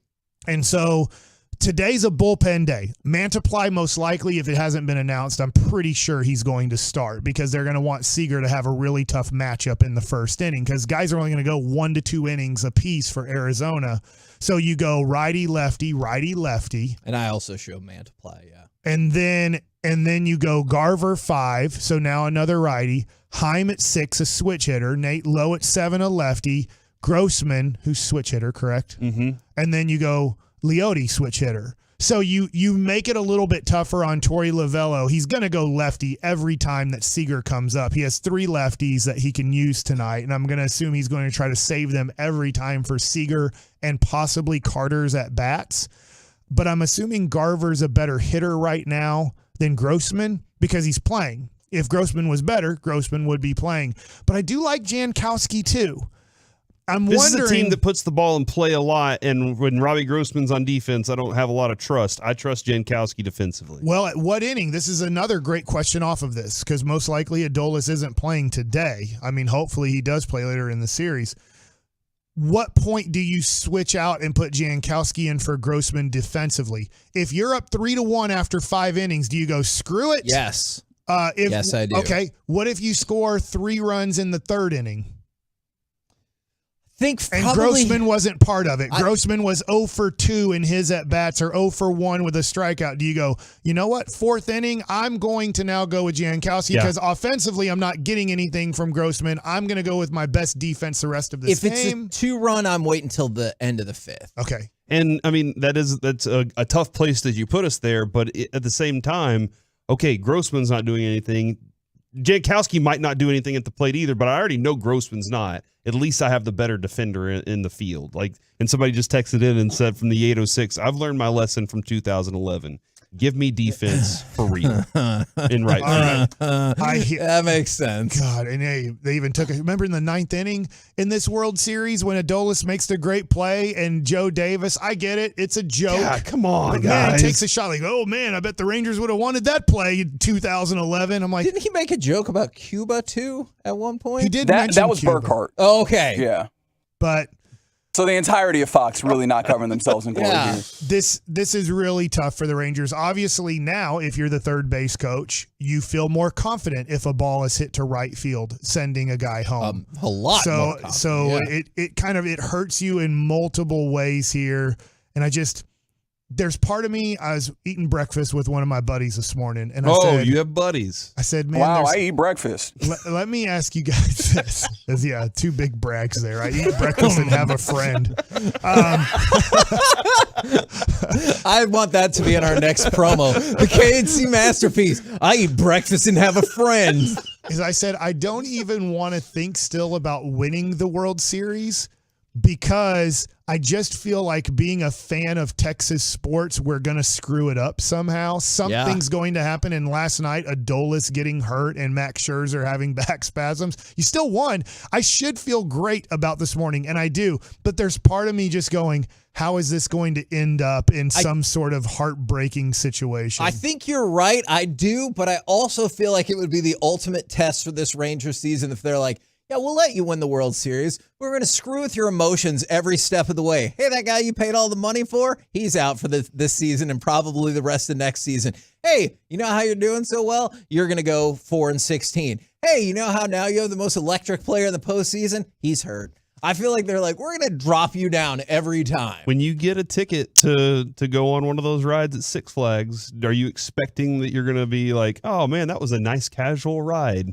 No, you're expecting highs and lows. That's what this is. This really is a blast. did it, though. The Texas Giants pretty smooth now. No, it's now okay. Yeah, Last time I was on it. One time. Well, did you go on it when they changed it from wood? I have not changed. It's great now. Okay, It's well, that's smooth nice. and awesome. It's a great roller It's coaster. not wood at all anymore? But even still, the parts are wood. Okay. But the railing now that the roller coaster's on is gotcha. metal, I guess. I don't know, aluminum. I mean, don't you alloy. get on that ride for this slight hint of danger and that this whole thrill. thing could fall apart? I'll tell you what. Thrill of it all. You know what? You could skip that and just fire up the 8th inning yesterday, all right? The Chapman experience is more terrifying than any roller coaster that exists. I love Joe. They probably didn't want to bring in this schmuck. I'm like, dude, give him a chance, man. We're the KNC masterpiece right here on 105.3 The Fan. Coming up next, it's time for Baseball Nuggets with Mike Basser. We talked to Philadelphia Phillies scout and Eagles fan, our guy, Gross. Mike Koploff, next. This is Sean Shreve here.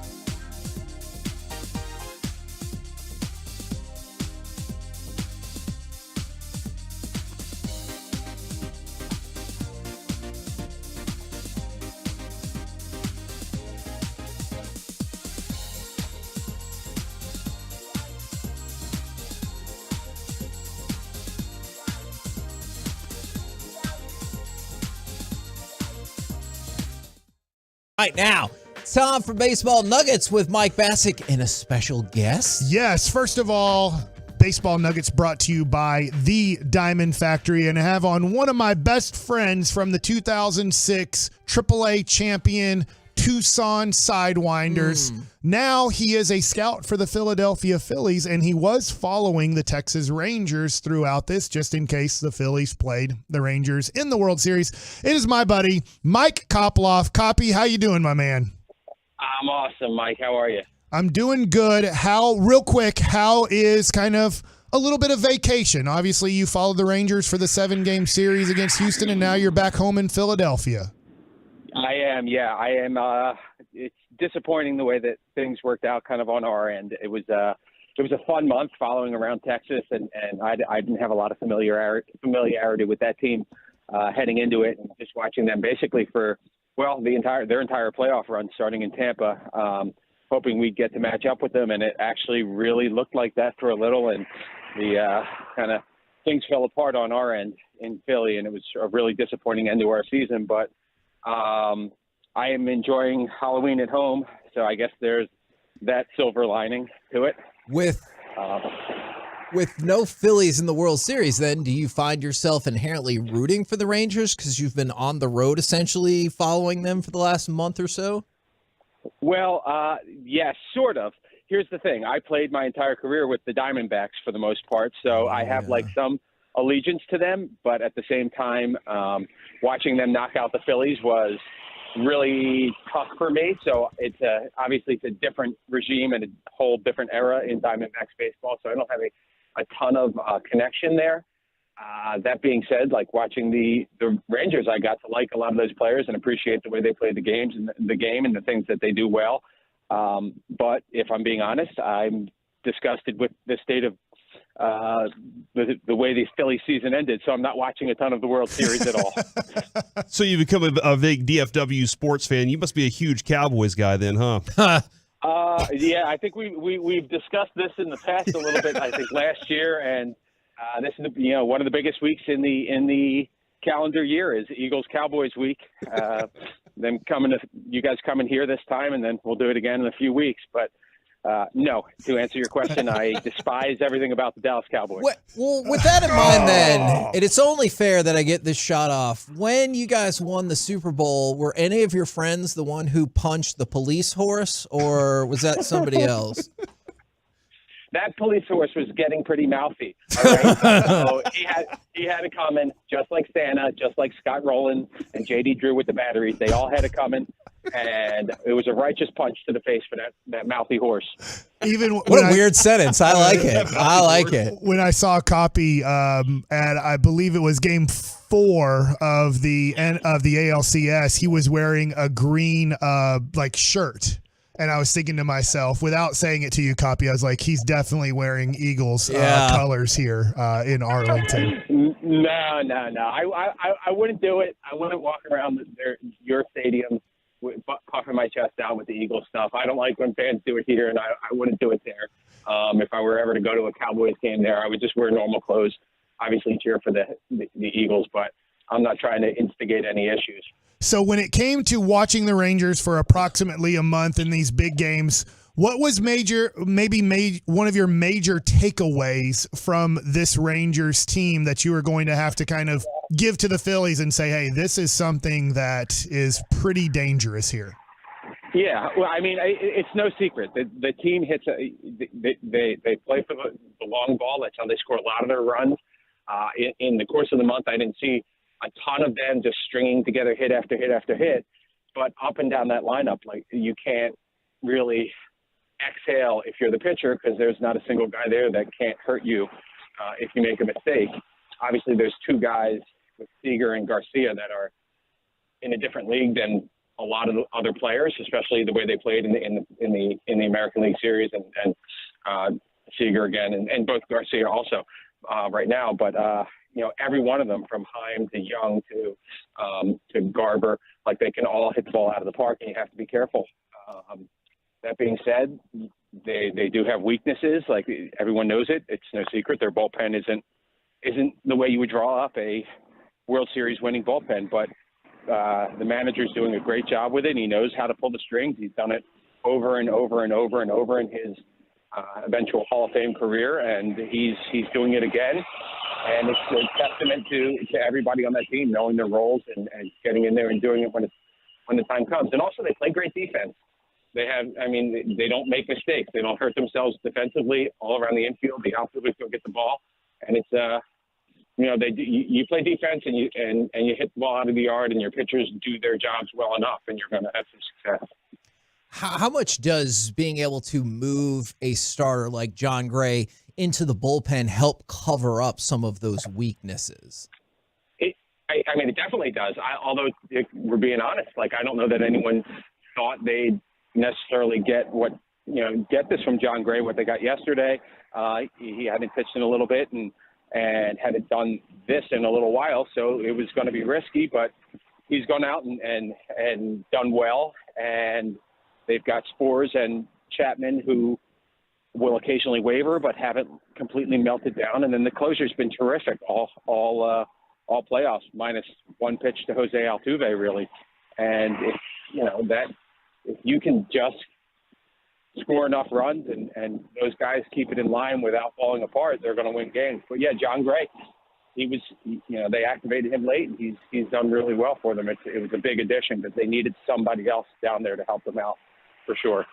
We oftentimes, and we think Mike has a great baseball mind, but a lot of times us and Mike are like, wow, why did Bochy do that? Bochy just made a move that we wouldn't have suspected he would do. Is it because he has all of these guys, like every single tool at his disposal, or is there something else about Bochy? There must be something else, because I agree with you. There were times I watched him and I was like, I can't believe he's doing that. And then I said to myself, you're going to second guess Bruce Bochy right here? What do you nobody's going to have their finger on the pulse of that team more than him. And there aren't many managers that have done it in the history of baseball that are better than him, period. And so it's, nobody's flawless, but he's done a really good job. And I kind of learned that, throughout watching it, to stop second guessing when I thought he should have done something else, because I certainly don't know better than him. And not many people out there on earth do, to be honest. Philly scout Mike Koploff joining us right now. I know you weren't scouting the Phillies and Diamondback series, but I know you were watching a lot of it. When we're watching the Diamondbacks, so far they've done a really good job against the Rangers offense. The Rangers are up 2-1 in this series, but aren't hitting the ball like they did against Houston. What do you see from the Diamondbacks pitchers that are maybe slowing down these Rangers bats and slowed down the Phillies bats? Yeah, they throw strikes. They throw strikes. They have good off speed that they use well. They mix things up. They keep guys off balance. They don't hurt themselves with walks. Their team plays really good defense, infield and outfield, and they play with a lot of energy. But their pitchers, particularly Kelly and Fott, did it yesterday. Their bullpen has been terrific. So it's, in a short series or in any series, if you're getting good pitching, good starting pitching, and you've got a very good bullpen, then you're going to be in it no matter what. And, I'd be lying if I didn't think we were going to beat the Diamondbacks. I thought we were a better team, but in a series, anything can happen. And they showed it. They played well. They didn't give in when we took a 2-0 lead, and they didn't give in when they had to come back to Philadelphia down 3-2. I don't think there were many people that thought they were going to win 2 games in Philadelphia, and I certainly wasn't one of them. But as frustrating as it was on our end, they did what they had to do. They didn't break, and I think Texas is going to have to kill them. They're not going to kill themselves on the field. Texas is going to have to take it. Is that hard to quantify on your reports? I'm sure it's much easier to understand this pitcher does this hitter does that. Is that hard to quantify on your reports? Is you have to beat this team until they are completely done because they just keep coming back like Michael Myers. Yeah. You can say it as much as you want, but these guys, they're professional players. They've played against that team before. They know what it's like, and they know what playoff baseball is like. And I don't think for a second anyone in our clubhouse thought that, this thing's over and we can go home and we can celebrate and get ready for whoever we're going to play in the World Series. I just think Arizona's better than an 84-win team, or however many games they won. And they kind of put it together at the right time. We were that team to some extent last year. We put it together at the right time. We made it to the World Series. And that seems to happen a lot in the playoffs, and it is what it is. And some people complain about the new setup of the playoffs and all that kind of stuff, but that's the state of the game, and that's the way it is. And the two teams that should be there are there. Copy, when it comes to scouting, we actually have a guy who works with us, Brian Broaddus, who actually ran one of the Philadelphia Eagles drafts and did a great job. I think it was 98. I'm not 100% sure what year it was, but lots of Pro Bowlers. He talks a lot about the lifestyle of being an NFL scout. Can you give the people an idea of things that you love, or a thing that you really love about being a scout in baseball, and maybe a tough thing that people don't understand, the difficulties of being a scout? Yeah, I certainly can. So when I'm at games, I'm at often a Major League Baseball game, but with my particular scouting job, and not everyone in baseball scouts all areas. I scout amateur and professional, so there will be a Friday night in April where I'm at LSU watching LSU against Mississippi State, and that's awesome. That environment is incredible. Those SEC games or whatever, a lot of those college games are amazing, and it's so fun to be there. And I'll get fans that'll talk to me and be like, "You have the coolest job in the world." And on nights like that, I do.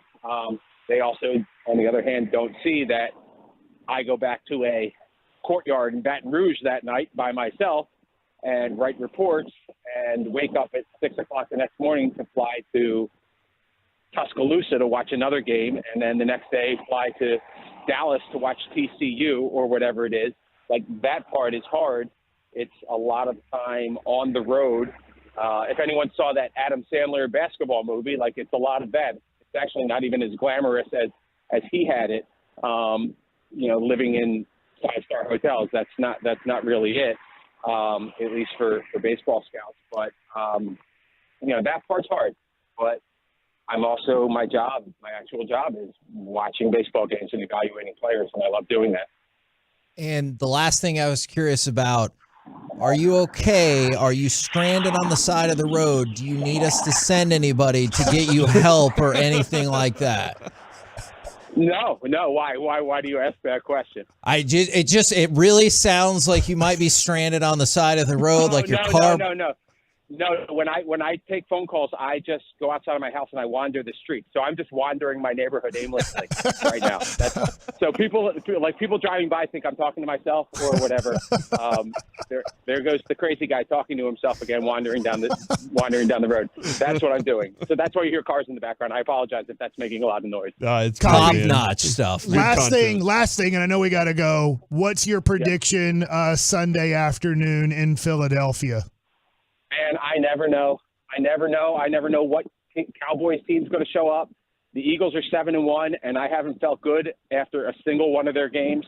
Miami, notwithstanding, that might have been the only one. Every other one, I'm like, I don't know. I guess we won. I suppose I'm happy. I think the Eagles will win. I think we probably split the two games, but it's going to be tough. You guys have looked really, really good at times, and other times you do what the Cowboys tend to do sometimes, and so I don't know who we're going to get. I'll say Eagles because, I got to say Eagles. Appreciate the time very much, good sir. You got it. Thanks, you got it. Oh, he's about to say you got it again. That's all right. Yeah. We're the K&C Masterpiece right here on 105.3 The Fan. Good. I enjoyed it. Excellent insight right there. There's somebody you honked at him during. Get the hell out of the street. This is Philadelphia.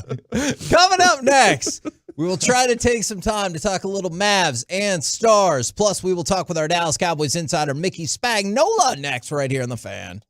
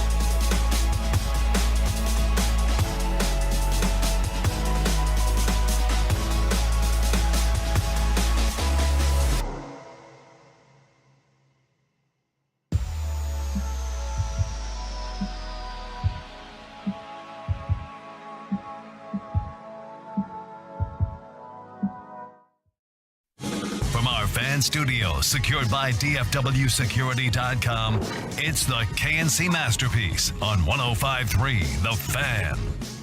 KNC Masterpiece right here on 105.3 The Fan right now, brought to you by Ford and your North Texas Ford dealers. Ford, built for Texas, built for you. It is our Dallas Cowboys insider, Mickey Spagnola. Good morning, sir.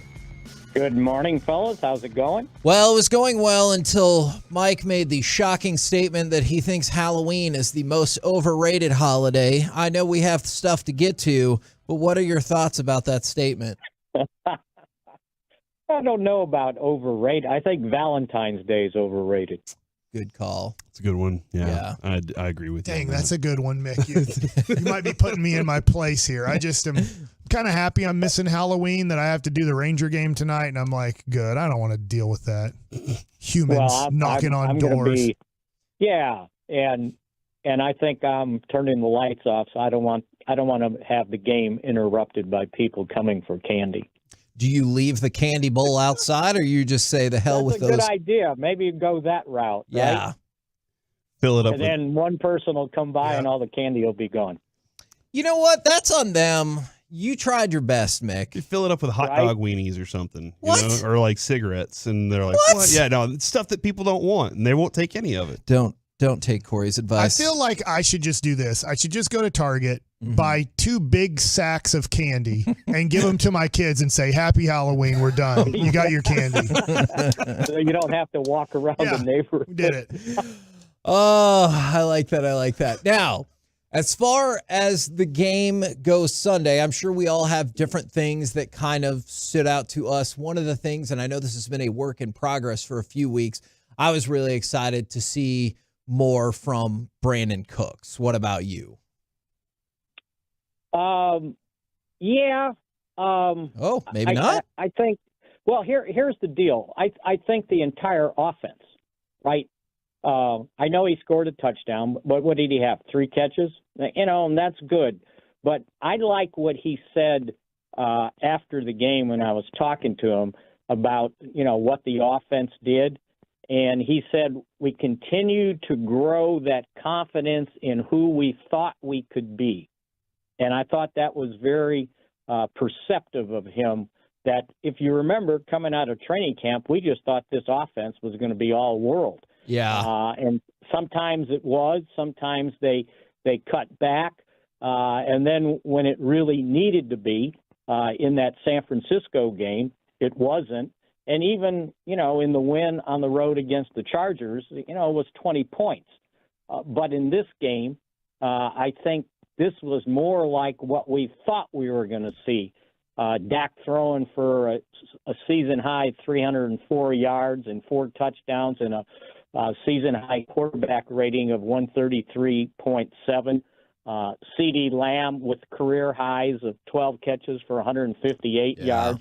And they did get Brandon Cooks going, and we finally saw, a deep pass for a touchdown when he got man coverage. And, a lot of teams aren't going to give him man coverage. So I just thought from an entire offense, I thought this was what we're going to see. Great route and catch and throw for the Jake Ferguson touchdown. Now, they still struggled running the football, and it certainly wasn't a great start, right, when you get sacked 3 of the first 4 plays of the game. But this is what we thought this offense was going to be. And so now we'll see if they can consistently, pass the ball the way we thought with these 3 or 4 wide receivers that they have. Do you think that's just more of McCarthy, like, really getting a feel for what these guys can and can't do then? I just thought it was a good plan. I thought that, they weren't playing so conservatively. Yeah. The one thing, I think was frustrating to watch was this horizontal passing game, right? All these smoke screens, low percentage, I guess high percentage throws, safe, dumping it to the running backs. You got to sling the ball around. You got a high-powered offense. And I don't, I know the word came out, complementary football, and that's fine and good. But when your defense is not playing well, there's no complementary football out there, right? You got to go. And I liked the way they did after that slow start with the sacks, just get the ball down the field and getting guys open. Instead of all these contested passes that I thought were going on in the previous 6 games. Sorry, we lost you just a little bit right there towards the end of the answer. I am curious. I know the special teams had a great day, but I really wanted to get your thoughts about, can you still feel the absence of CJ Goodwin? Well, I think so, because you're having to use other guys to take his place that probably haven't been used that much. But I thought it was pretty impressive that they used Sam Williams as a gunner. Yeah. On punt coverage, and he's kind of got that speed and agility. You've got to use other guys, and because of some of the other injuries, you have to use other guys that weren't used to playing special teams. So maybe down the road that'll pay off, getting these guys obviously some experience. But yeah, if you look at what they did with the blocked punt, I told Sam, I said, you shouldn't block it so well. You could have picked it up and ran for a touchdown, but he smothered the ball. It just, bounded out of the end zone. And then if you look at the returns, they did a good job. It was a needless hold on Turpin's return for a touchdown. But if you remember on the sequence after the safety, he had a 63-yard return to set him up for kind of a quick touchdown. So I thought that part was good. And then you get your kicker to make 18 straight, and one of them got to be 58 yards, right? That's pretty impressive too. So other than guys missing on special teams, I thought they did a pretty darn good job of all 3 phases pitching in to help score points, especially Deron Bland, right? Well, Mickey, this question comes from Derek Holland. As your cell phone has been pretty good for that answer, but it's been going in and out. And he doesn't believe we landed on the moon because we made a phone call from the moon to the earth, and it was a very clear phone call. So what are your thoughts on Derek Holland and cell phones and back in the day, over 50 years ago, landing on the moon and having a clear phone call from the moon to earth? Some people don't believe. They believe that was just a setup, right? Yeah. That we really didn't land on the moon. Yeah, you know what? I think in the bottom part of this building, sometimes the cell phone doesn't work. That's why we have this neat little machine here that you can dial into me, right? Yeah. Not working. That's not working today, by the way. So God, we have such a huge budget here too. Don't worry, we'll get on that one. Yeah. We'll get a new one. See what you can do about it. We also don't have internet up here at a news station, so that's all. That's always interesting. I had a baseball question for you. I'm ready. So the second game that they lost, Montgomery pitching. Yes. The triple. Did Tavares misplay that? Yes, the Corbin Carroll line drive. Yeah. So he went after it to try to make a catch on the ball.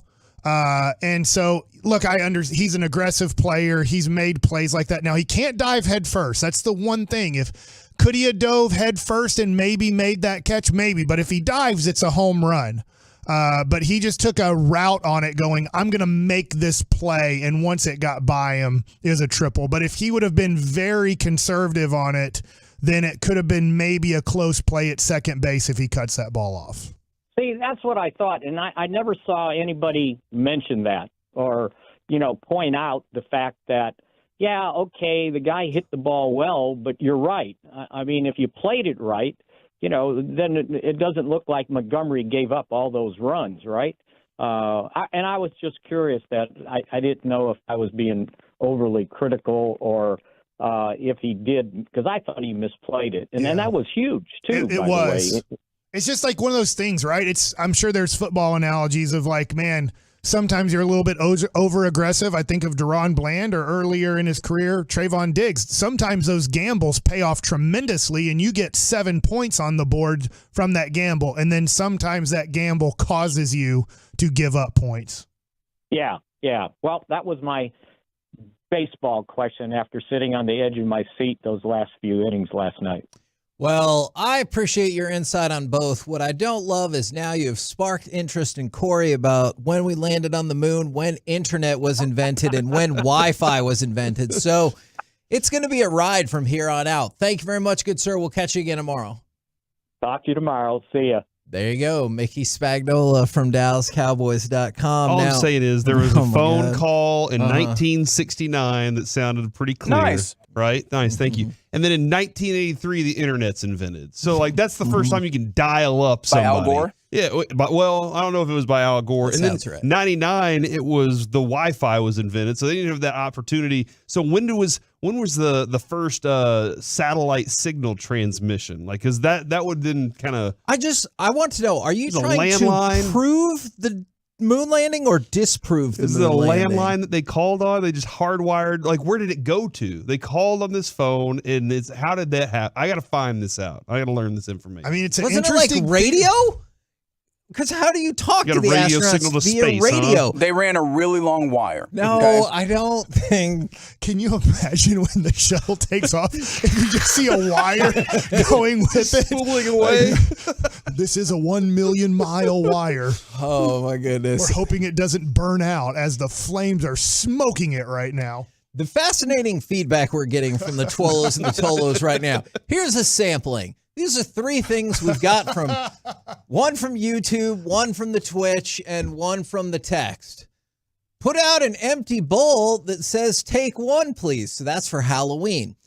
I 100% brought that up to all my friends that Tavares really screwed over Montgomery. So now that's baseball. And you're an idiot if you don't think we landed on the moon. So that's moon. So everybody is involved in Is it a moon? different.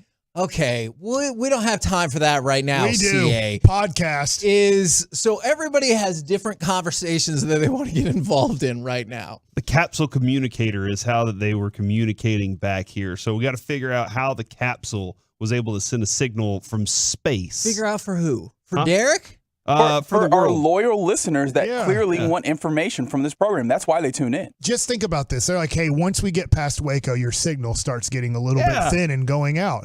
Yet we did have a signal that went to the moon. The moon, Kevin. So if our company There's would a just pay for specific line item in the budget for NASA and everything like that. There's not for your Ford or your Chevy, right? The government pumped billions of dollars into this. You don't think they can have better technology than us? That's what you think they did. Seems with like the they're money. pumping billions of dollars everywhere. Well, Kevin. you know what? That's a fair point, Mike, and I can't really argue for that right now. But the point is, how much would a car with capsule communication signals. How Why much would wouldn't that we go just for? get a capsule here in Dallas and then we can call everybody and have clear signals? I think your brain is a capsule. We're the KNC masterpiece right It's a here. medulla on 105.3 oblongata. The I learned Fan. that from Adam Sandler in Remember the... That was the Water Boy. The Water Were Boy. you about to say Adam Sandler and Remember the Titans? No, remember. Yes, you were. Remember Clear the eyes. Water Boy. Can't lose. That was Friday Night Lights. Coming up next. It's like that movie I told you about, Amazing Grace and Chuck. That actually is a real movie. Coming up next, more of my sanity devolving, but also the evolution of the Rangers defense and how it helped them get to the point. And then probably some weird debate about evolution as well. Who the hell knows on this show? We'll talk about it next right here on The Fan. Nighttime on the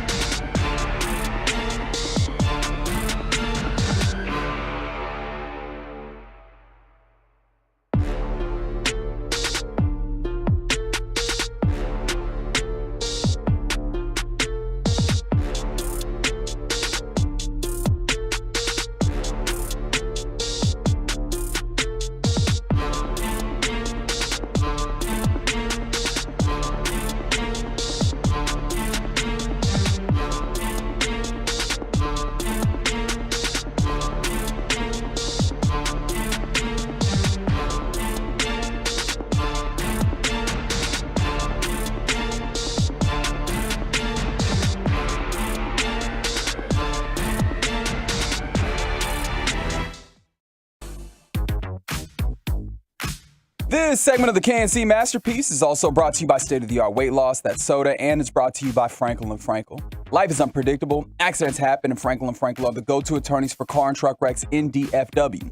If you or a loved one has been in an accident, contact Frankel and Frankel for a free consultation at truckwreck.com or call 214 or 817-333-3333. First base side of the rubber as Marcus sends one deep out into left center, and it falls for the base hit.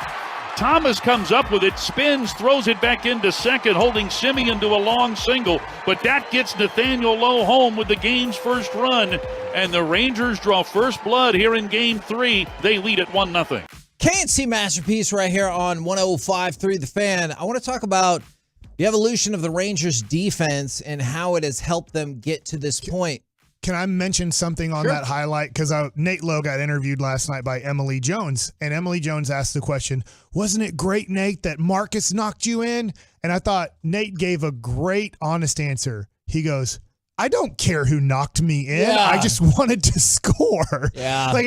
I know that we look at it from a Simeon's got to come through and this and that. And obviously Emily was kind of like, yeah, we know he's been struggling, but like the players are like, we don't really care about stats right now. Sure. We care at the end of the day, we win and we win 4 in this and we're the world champions. I don't care who gets the job done. We just need to get the job done as a team. Now, Corey, you have some trade updates for us in the NFL as it is trade deadline day, and then we'll dive back into the Rangers. The Bears and the Washington Commanders are agreeing on a deal that would send Montez Sweat to the Bears. That's what they're working on right now. And rub you the right way. For a 2024 second-round pick. And the Bears do need, some more defensive presence for sure. They got to work on that. There are teams reaching out for to the Patriots regarding Ezekiel Elliott because they're looking for a running back at the moment. And it looks like from Jordan Schultz, there was a comment that Devontae Adams had requested about a month ago for a change of scenery. And they told him clearly that they were not going to move him. And that's why he is venting his frustrations I wonder if that's changed on the sideline. Yeah. So there we are at the moment. We'll keep an eye on the tracker and everything that's going on in the NFL. All right. Thank you very much. Now, there are a lot of options to start here, but I do want to go ahead and just fire off cut number 1 because this is indicative of a Rangers defense that I think honestly might be the most surprising part about this team this year. Walker at second. Nobody out. This next pitch is lined into right center, a base hit. Adolis over to cut it off. Walker running through his top side. Here's the throw. Home play at the plate. He is out at home plate. Perfect throw by Adolis Garcia to nail Christian Walker trying to score. Going to second on the play is Tommy Pham. It is the first out of the bottom of the second. Now, that's another thing that we talked about. If you end up losing Adolis Garcia, we're still waiting to see or hear what the results are there, is he has an 8.7 arm rating this year, which stands for outfield arm runs above average. So how many runs did you save above average? And that's the best among all right fielders, which is obviously a huge position when it comes to arm strength. So we've talked about him being in the Gold Glove conversation, and we've talked about how good his arm is. Well, there's a great example right there. The best right fielder in baseball at saving runs above average. So excellent work right there. But I think defensively, you look across the board. This is a Rangers team that, fair to say, last year we did not think was good defensively. Right. Yeah, you had a couple pieces in the outfield, like the Joey Gallos of the world were decent, right? And a couple of years ago. Yeah, a couple of years ago, Adolis was a good outfielder. You knew that. Tavares, good outfielder. But everything else, you were just like, and you knew you had up the middle pretty good. Sure. Yeah, but even last year, there were times where Seager, you were wondering, like, oh, man, like, how much longer does he have at shortstop? And he just really improved this year from last year. And I'm really glad that you said that, because I think he's one of at least 3 people that come to my mind that have really improved. And Corey Seager has absolutely gotten better. And I realize the way they call errors is a little more lax than it used to be. But last year, the Rangers had 96 errors. This year, 57. The only team that had fewer than that, the Diamondbacks at 56. Interesting. So you're talking about, look, there's a lot of different ways to measure this, but you're talking about two of the best defensive teams. So I think Corey Seager has gotten better. I think Nathaniel Lowe has gone from one of the worst defensive first basemen to being above average, if not very good. I know the very good argument is obviously one of the finalists for Gold Glove. So I think he has made a huge improvement. And then I feel like we've talked about this throughout the year. Josh Young's defense has been better than I could have possibly imagined this Mike, year. with the bat of Nate Lowe last year, who's a 300 hitter, and the lack of defense, then the trade-off, which is better defense but not necessarily the same bat as he had last year, you make that trade every time, right? Like, you're pretty happy with the fact that you have a pretty deep – well, he's not as – actually, right now, he's been such a poor hitter. It's kind of the last part of the season. You're like, what's wrong? I think I hear what you're saying. I would just say most teams, whether this is right or wrong, will just go, I'd rather deal with, and I know he didn't have a good offensive year, I'd rather just deal with Vladimir Guerrero Jr. not playing good defense and just crushing it offensively. I'm not saying that's the right decision, but I played with Mo Vaughn. I played with Dimitri Young. These were all-star hitters. They were definitely not all-star first basemen. So a lot of teams have to, in a weird way, make that decision. But it is Nate Lowe, the way that he's played first base, especially in the playoffs this year. I don't think there's been at least 4 or 5 plays that I don't know if he scoops the ball last year. I don't know, if he – now, look, is he perfect? He's not perfect. He made a bad throw to home plate the other night. It ended up – it mattered.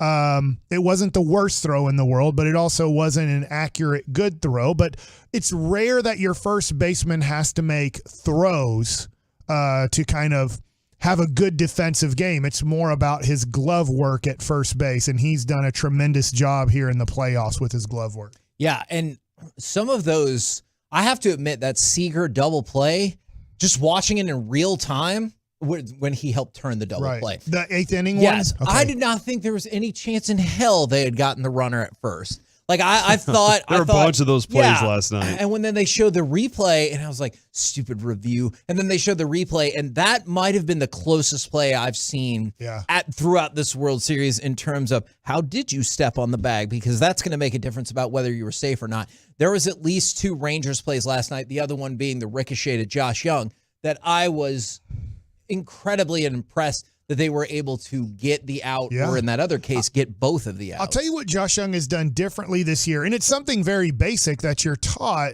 at an early age at first base, but you kind of start learning this at high school or maybe even college, is Nate Lowe would stretch too early last year. So he would put himself in a situation that if the ball wasn't thrown where he thought it was going to be thrown, he was stuck in his position. Once you stretch, once you step, you're done. You're locked out. That's where you're going to be, and you have only the range that you have.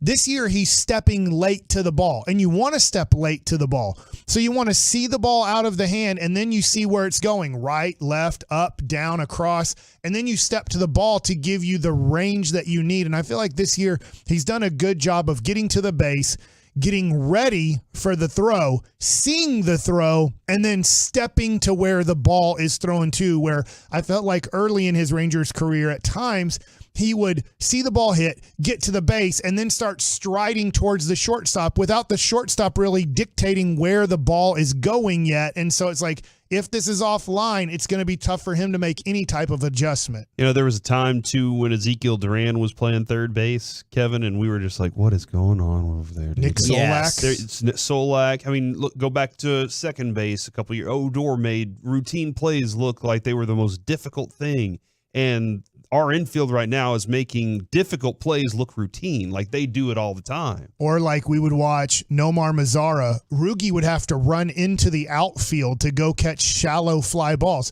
Now you don't even notice it because Adolis, who's usually out there, he would just run and he'd catch that ball. Mazara couldn't get to that ball. That's one of the reasons, not the only, that's one of the reasons Mazara's out of Major League Baseball. Is like he can't cover any ground, but you don't know any better when you're watching and you see a ball fall in, you just assume that's a hit. But then when you watch a guy like Garcia play and you're like, oh, those balls are actually catchable, and not like tough catches. As long as you just run through it, like you're going to get to that spot and make the play. So the Rangers in the last 2 to 3 years have slowly but considerably changed their defense. Okay, well, let me ask you this then. I have one more question kind of with this in mind, and I'm not kidding about this. Do you think, especially with Evan Carter right now being in left field, I realize that the future could change that, at every position they have at least an average, if not above average, defensive player? Yes. Yeah. And that's a necessity whenever you're at this level, when you're at this point. You make the windows to get hit smaller. You make it more difficult on them, and you put, whenever you have an Aroldis Chapman moment, you have the ability to get out of that because of your defense. I mean, I will credit Jared Sandler for this a lot because he constantly talked about how good the Astros defense was throughout their run, and even early on in their run, he was just like, man, their defense is just superior to most teams around the league. Carlos Correa and Altuve were a great combination up the middle. And Bregman was a shortstop playing third. Yeah, and I was like, okay, I mean that's fine, but as you're watching it at this level, this is a different thing whenever you're during regular season. When you're at this point, it's the I mean, just think about our history. One play, a defensive play, was the entire change of the history of the Texas Rangers. Yeah, you're right about that. With a KNC masterpiece right here on 105.3 The Fan. Coming up next, it's time for Gridiron Gravy. Is this NFL player properly appreciated? Let's talk about it next right here on The Fan. Hi, I'm Jeff Stewart with Reliance.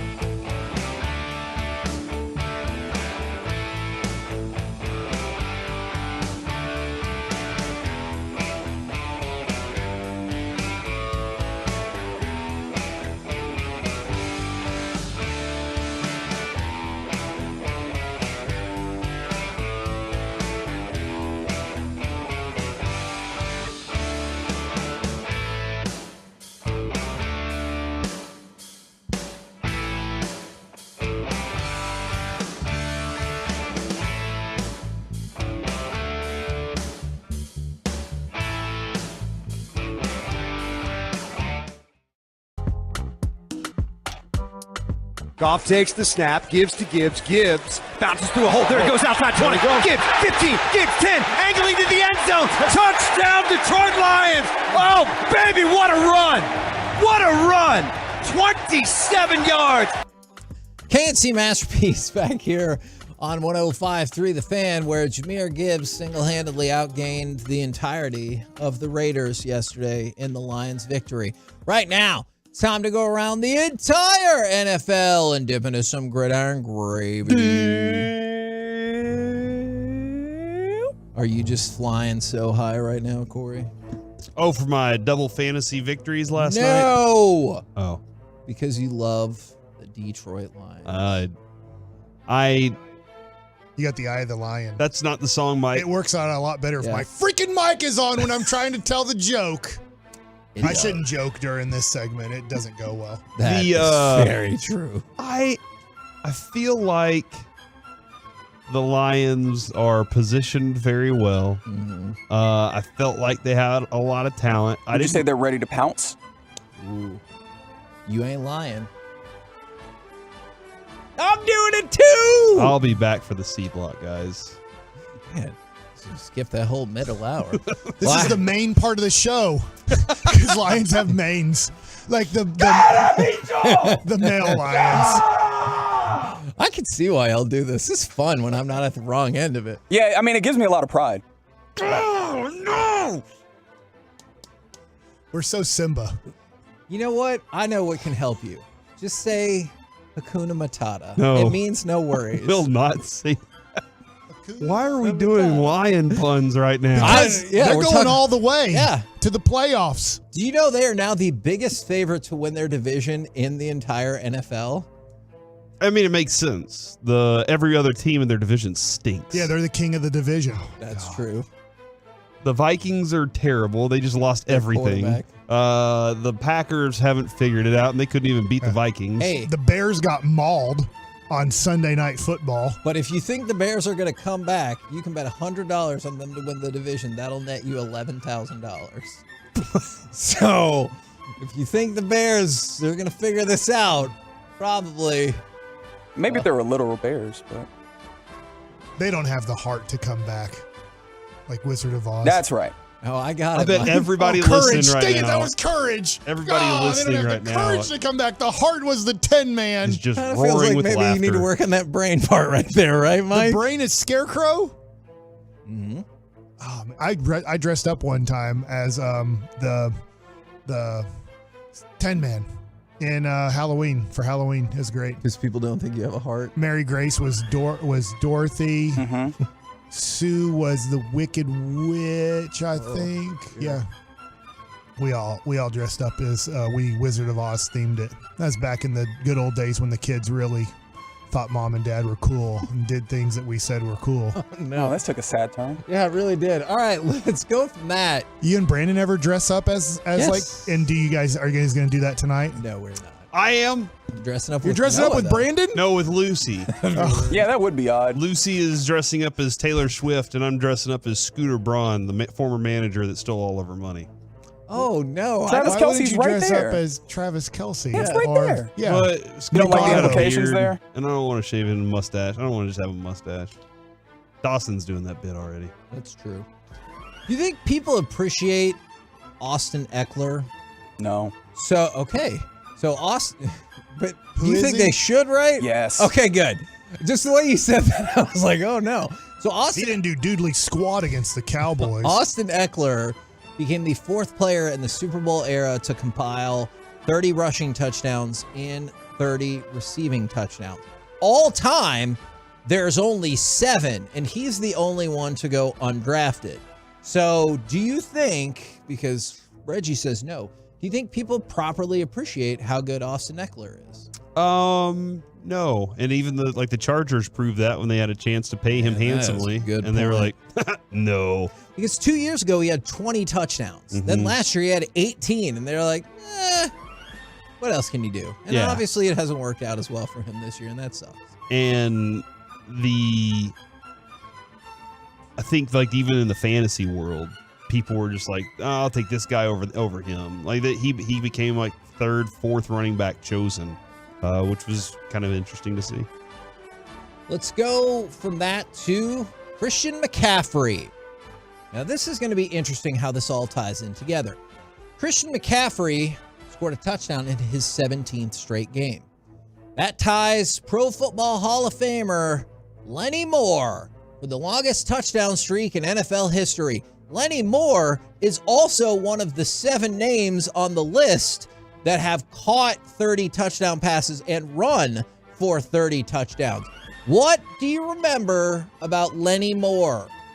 He was a great comedian and in his time. But No, that's Lenny Bruce. Okay, all right. Maybe? All right. I don't know if that's what you're going for or not. I think he hooked up with another female comedian. Am I wrong about that?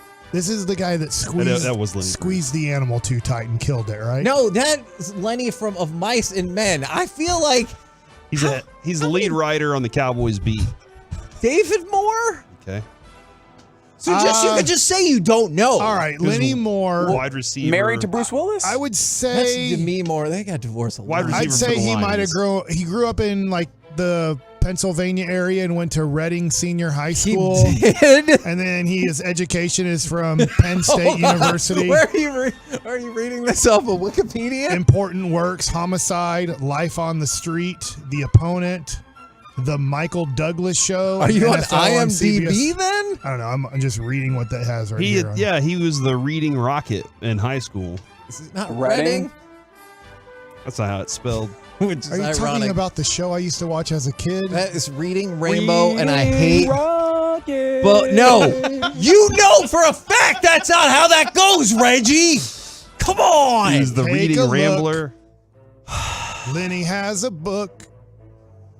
A reading I was just rocket. gonna 30 say that was touchdowns. 30 touchdowns. Receiving and running. I might just say the F word. I don't know. I might just press the button and just He feel played like for the Colts and the Nittany Lions. MVP. It's Lenny Moore. I mean, they definitely didn't call him Lenny less. So he freaking heck. He's still alive. He's 89. This is Congratulations, Lenny. a lot more fun being on this side. He's going going to to be 90 years old on November 25th, the big 9-0. Oh. He also. He was the ninth Stop. pick. Stop giving me information about Lenny Moore. So you want You less. were the one who brought him up. What do you guys know about Lenny Moore? yeah, We're you set trying. yourself up for that one, dude. Yeah, he was number 42 in this picture. You're always yelling at us about not contributing. So now here we are. His number is 24 for the Baltimore Colts. It's retired, so I don't know why he did opposite number in that picture.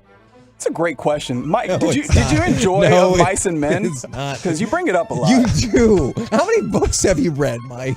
Oh, that's an impossible question. Is it? Who keeps track of that?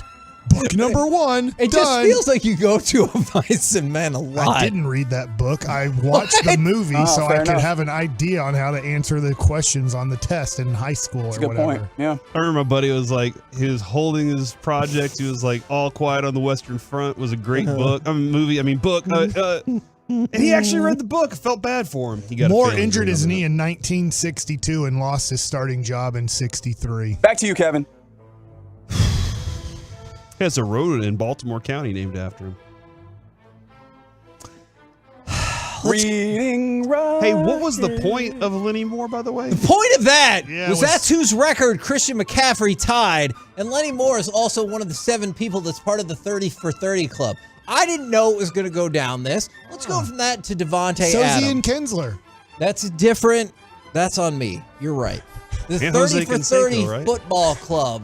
I apologize for omitting that word. You know what? I'm just going to start skipping You around have to 4 other more things. minutes. It feels like it's 68.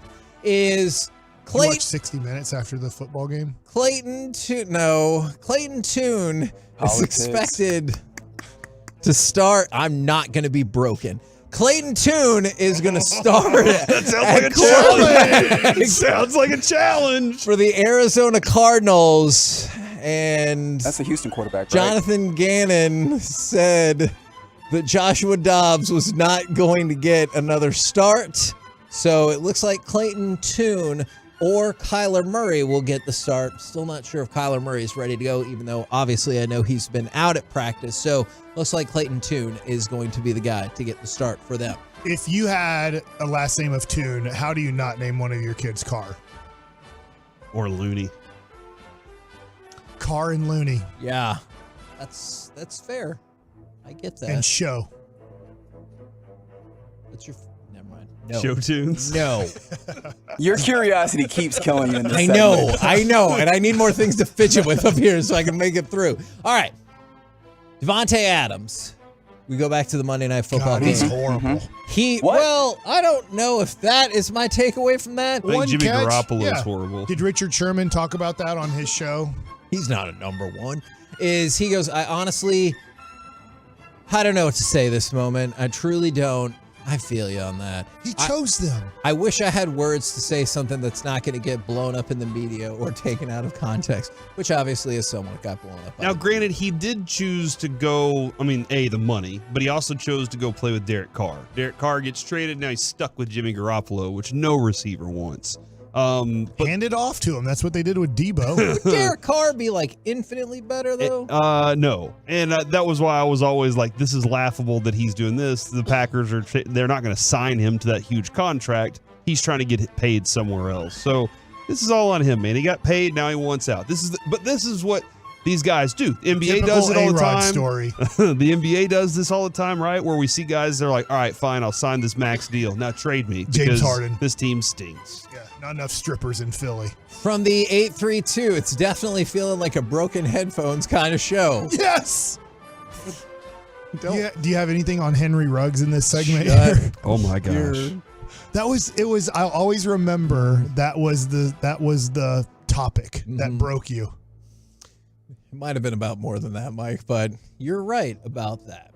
Let's go from that to Lamar Jackson. You want me to be your talking doctor and you talk about it?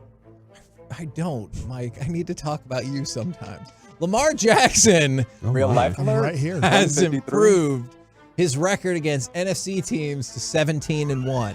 That is the highest percentage versus NFC teams of any quarterback in the Super Bowl Never era. played the Cowboys though. Yeah. He has. I was just making a joke because the Cowboys lost. Yes. I remember. Yes, they did. Well, Lamar Jackson, that's pretty dang impressive. He has a lot of impressive things, but he doesn't really come up much when we talk about the best quarterbacks in the NFL. And maybe not with us. We bring him up, but it seems like nationally now, you never watch a show and they talk about Lamar Jackson. At least I don't feel like they talk about him in a major positive way. Do you think he's been impressive this year in terms of the team is winning as well? Or is he another one of those players that, like, that's great. Are you going to do something in the playoffs? I feel like that's the story of him now is like, will this style win it all? And most people have decided, no, it won't. I mean, time will play out. He's a young guy, too. He came into the league young. He should have. I don't know. He's 26. Right. I don't know how healthy he'll be with the way he plays. It's like, can he keep running and play this style? I think he has 5 more years at least of playing this style, which gives him quite a bit of time to possibly prove people wrong that you can win playing quarterback that way. Defense still good. He's just inconsistent on, like, his passing yards are always inconsistent.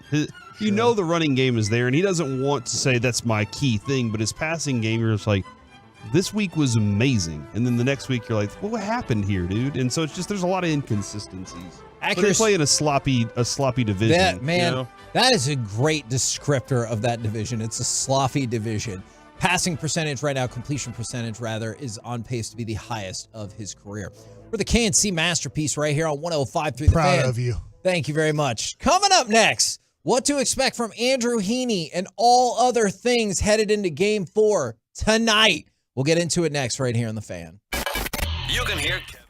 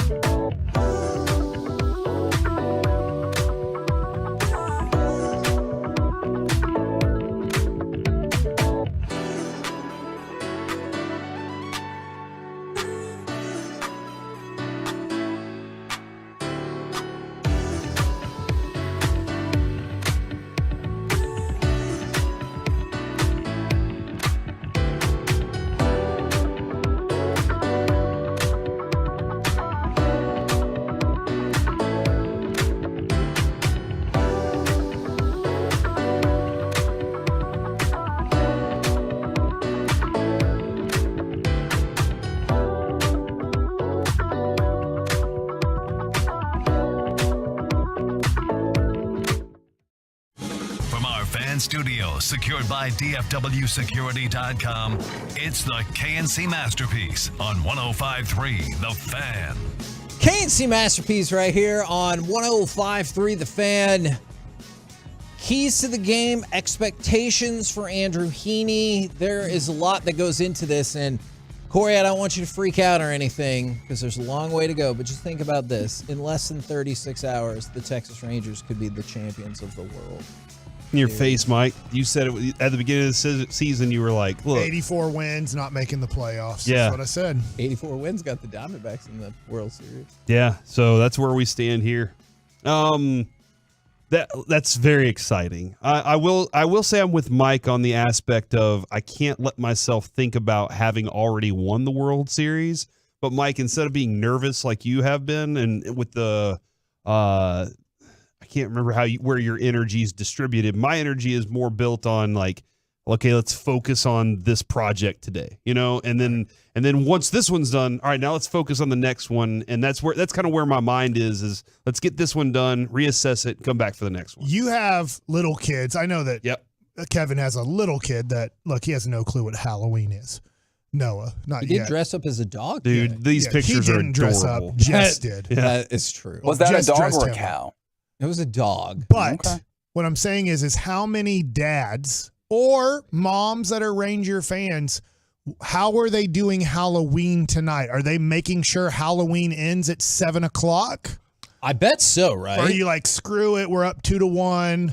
It's Halloween and my kids come first and I'm Halloweening till 8:30, 9:00, and I'll catch the last 3 innings of the game or something. Okay, I want to ask you a question because you said 8:30 or 9. I think for a lot of kids, like probably 8 is you can easily get out by 8.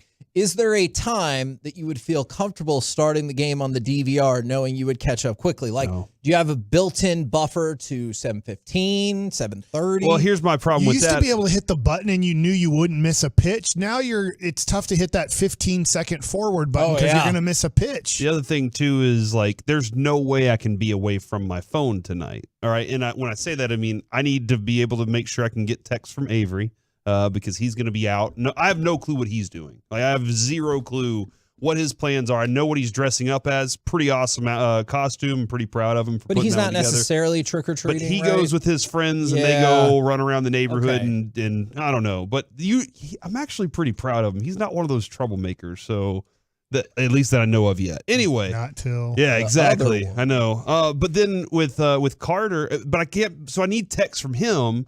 And so I know that if I turn my phone off, I won't be able to get that. But if I have my phone on, you guys will be texting, and that'll be something. And so somebody's going to text something that's like, boom, and I'm going to be like, what just happened? And so that I can't. I'm just going to have to sit down, watch the game, and hand out trick-or-treat candy tonight. That's my job. Adrian wants that job tonight. She is like, she wants to be at the house, too. She doesn't want to walk around. She's in. She's loving what the Rangers are doing, but Lucy needs to go.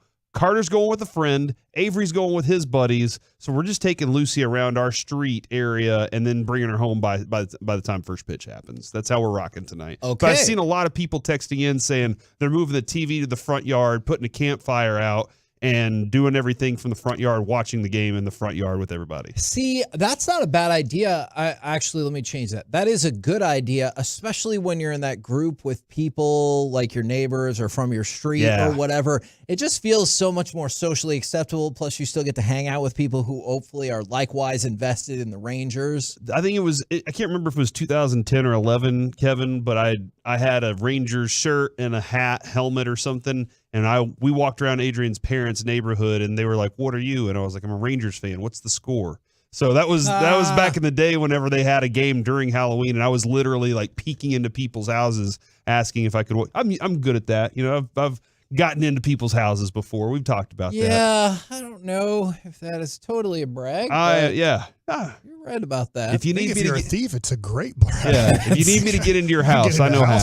Tremendously well. Yeah. That's a great point. Dress up as a security guard during Christmas, and you just tell people you're making sure that their houses are secure. No to this is realistic expectations for Andrew Heaney tonight. And I have to admit, and I said this before, I don't love Heaney over Dunning. I would have picked Dunning. But yeah, look, but I mean, clearly, we're not Bruce Bochy's, Bochy. and he's been on a roll. So many of the things that he said have worked out great. So yeah, who am I to question? Obviously, Heaney came in game 2 and didn't look very impressive in that situation. But they want him facing, from what I understand, because the start of the game, Corbin Carroll will be hitting in the first inning. Marte hits lefties a hair better than righties, but he's good on both sides. Is they want that. My expectation is 3 innings, 1 run. Okay. That's what my expectation is, because I do think this, when Christian Walker comes up for a second time, that will be probably the 12th batter of the game, right? Because you'll face the 9 guys in the lineup, and then you'll face Marte and Corbin Carroll. And then I think you take them out for Dane Dunning. And then Dane Dunning works batters 3 through 9. And then you see where you're at from that point. Okay. So I'm hoping, this is my hope. 3 innings, 1 run from Andrew Heaney. If he does more, great. We're getting gravy on those potatoes right now. Especially because you mentioned Walker. He's obviously picking it up, right. It feels like. But I want 15 outs from Dunning and Heaney. However it's combined, 5 innings, 2 runs or less. If they do that job, 5 innings, 2 runs right now, like you say, would you take this before the game started? 100%. Those 2 guys combined for 15 outs and only give up 2 runs. I'm living with that, and I'm asking my offense to hit the ball well tonight, because bullpen days can get very wankety, because if you look at wonky. You had 2 words that you threw out there, and neither one of them were right. But they were very close. Okay. All right. Right? I'm glad Kevin was here. Hand grenades and horseshoes. You know what I'm saying? Second time that's been used in the studio today. So, where I was going with what I was saying, 5 innings from the combo, you give up 2 runs. This is about offense with France. If you remember when the Astros had to have a bullpen day, they weren't planning on it, but it ended up being a bullpen day. All it took was 1 guy to get blown up in a hurry, and it screws everything up. That's what you're hoping from Arizona tonight. Screw up one of their relievers. They're going to pitch 7 guys tonight, if not more. You really want them to pitch more, because that meant you blew somebody up. Yeah. And so that's what the Rangers, whether it's Mantiply, whether it's Frias, who came in late last night, whether it is, I'm sorry, I'm drawing a blank on the last guy they brought in. He threw 4 pitches, so he's really available, Sal Frank. So, you look at their guys, and if you can get to 1, but get to 1 in a hurry, and the next thing you know, you've got 3 runs on that guy, and then they're having to take him out, and they're like, oh, this has altered our whole plan of attack. So for the Rangers, that's the scary part too about your night tonight, because really you want to only have to pitch 1 other guy after those 2 guys I mentioned, because you want to go to Spores and Chapman. And I don't. He is a Halloween treat. Yes. And then go to Leclerc. And that's the thing is Chapman, once again, I'll mention this and mention it again. Why is he acting like he's a starting pitcher and throwing 96, 97 his first 5 fastballs? Every time. Load up your legs and let's go, man. This is the World Series. I need 100 from the start. I know you can throw it 104. All it took was Chas McCormick's knee to be the target.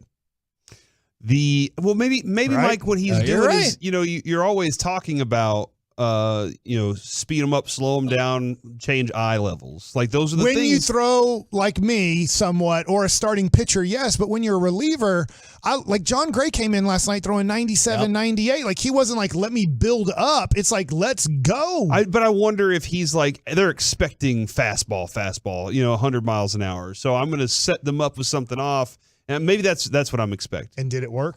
He got out of the inning with a double Well, it play. didn't work. When he was throwing 96 to 98, we gave up a double and a single. Then Corbin Carroll came up, and did you notice that first pitch, 100 miles an hour. Next pitch, like 101. Next pitch, 100, and then bastard slider. See you later, alligator. That pitch was sweet. And so I was just like, wait a second. You have it in you, and you're not a build-up guy. If Chapman pitches tonight, which would be great, if Chapman pitches tonight, you're winning. You're winning the game. I don't know if you're winning the whole game, like the game's over, but that means you're in a winning situation late in the game. But I don't need this, hey, let me just feel this fastball out for 5 pitches. No, I don't want to feel you. I need to see 100 miles an hour. I have an inning and a third for Heaney and 4 runs. What? That's what I'm expecting. So out you're of him expecting a tonight. loss? No.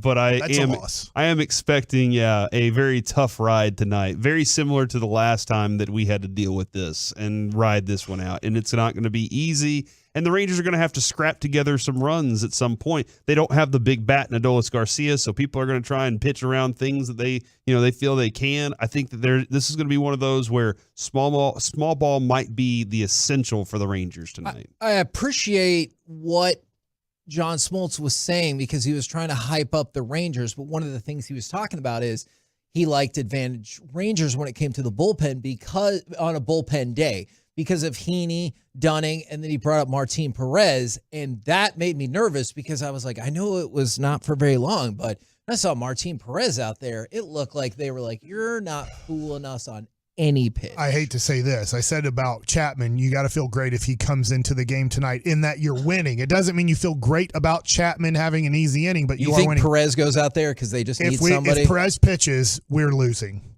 Like, we're down by 3 or more runs.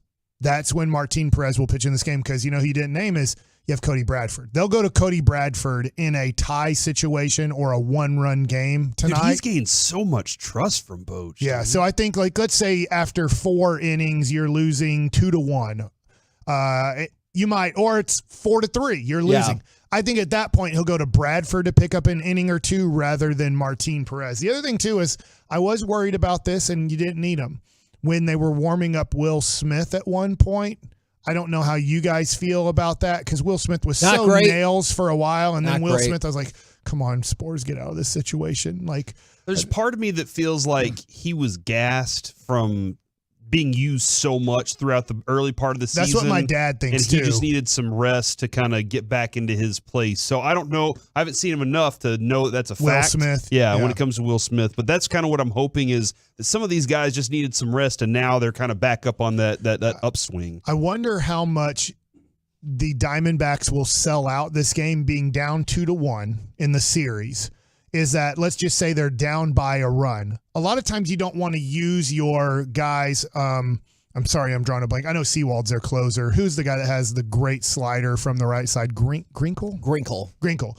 They might just use him tonight going, look, we used him in game 1. He didn't pitch game 2. There was an off day. We didn't use him in game 3. Yes, we have game 4 and game 5 back-to-back days, but then an off day. I think the Diamondbacks will be more likely to sell out in this game if it's like a 1-run game and not go, well, we're not going to use them until we take the lead. I think you're going to see their best relievers in the 7th, 8th, and 9th inning as long as it's within like 3 runs. Okay, I want to ask you a bullpen question because this is the number one thing that bothers me about Aroldis Chapman is can you walk me through the warm-up process for a bullpen pitcher and when it goes from, don't worry about it, I know he had to get up and sit back down to, this is too much. Because the last several times Chapman's been in there, you've seen Leclerc get up almost immediately, and I realized he'd be pitching the 9th already, but it feels like he gets up quicker because Chapman quickly runs into trouble. Should I be concerned? Because I know Corey Seager bailed him out of it. I realize if Leclerc has to come in, that's a whole different deal. Any concern about he has to continually get up and the warm-up process and everything like that? To your point, you would love to have more like Leclerc as there's 2 outs in the 8th inning to be like, all right, start playing catch. Yes. You're going to pitch the 9th inning, but I want you to start playing catch just in case 2 guys get on here in a hurry. I could possibly put you in. But when the first 2 guys get on in the 8th inning and you're like, go as fast as you can because we only want him facing 1 more batter the way this is going. And luckily he gets the strikeout, he gets the double play. But to your point, that's not ideal for your closer to have to warm up in the 8th inning with nobody out, possibly having to get you 6 outs. So I'm with you on that. It would help out if Chapman would have cleaner innings that Leclerc wouldn't have to be up at the beginning of the 8th inning. But I guess this is just where you're at. This is the pen that you have. Stratton wasn't a guy that you traded for that did the job you hoped he could do. Will Smith, like we talked about, maybe just overuse, age, I don't know, kind of wore him down as this season went along. And then Chapman, as great as he was for the first, 2 months that you had him after the trade became the guy that there was a reason he was a free agent for such a long time and the Royals signed him to a 1-year deal. And he's a guy that Chapman has the ability to dominate still. We've seen it in the playoffs. We saw it in the regular season. But he also has the unreliability that 3 guys that he faces are all 3 going to get on. For the KNC Masterpiece right here on 105 through the Fan, I'm going to give you guys an option for this next segment. We haven't talked really about the Stars or the Mavericks at all. Do you want to dive into that next, or do you want to go around the NFC East? Let's leave it to the Tolos. We'll let them text in now. All right, 877-881-1053. Your Choose Your Own Adventure segment happens next right here on the Fan.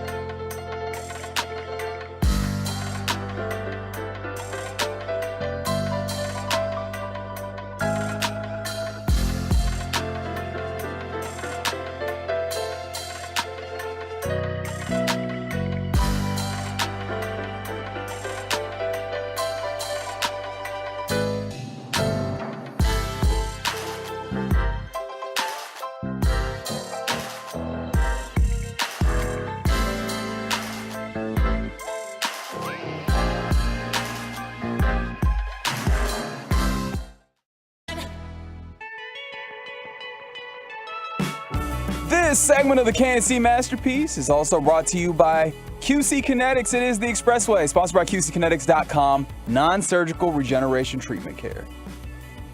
Smart, the defensive player of the year 2 seasons ago. Jaren Jackson, the defensive player of the year last year, switches on to Luka. Still drains the 3. 2 defensive players of the year couldn't stop Luka. K&C Masterpiece back here on 105 through the fan, where the people have spoken. They would like Mavs and Stars, but there was look. It's variety. There was plenty who voted for around the NFC East. There were more that said Mavs and Stars, and there's also a subsection that said if you want to do 4 straight hours of baseball every single day, that's fine too.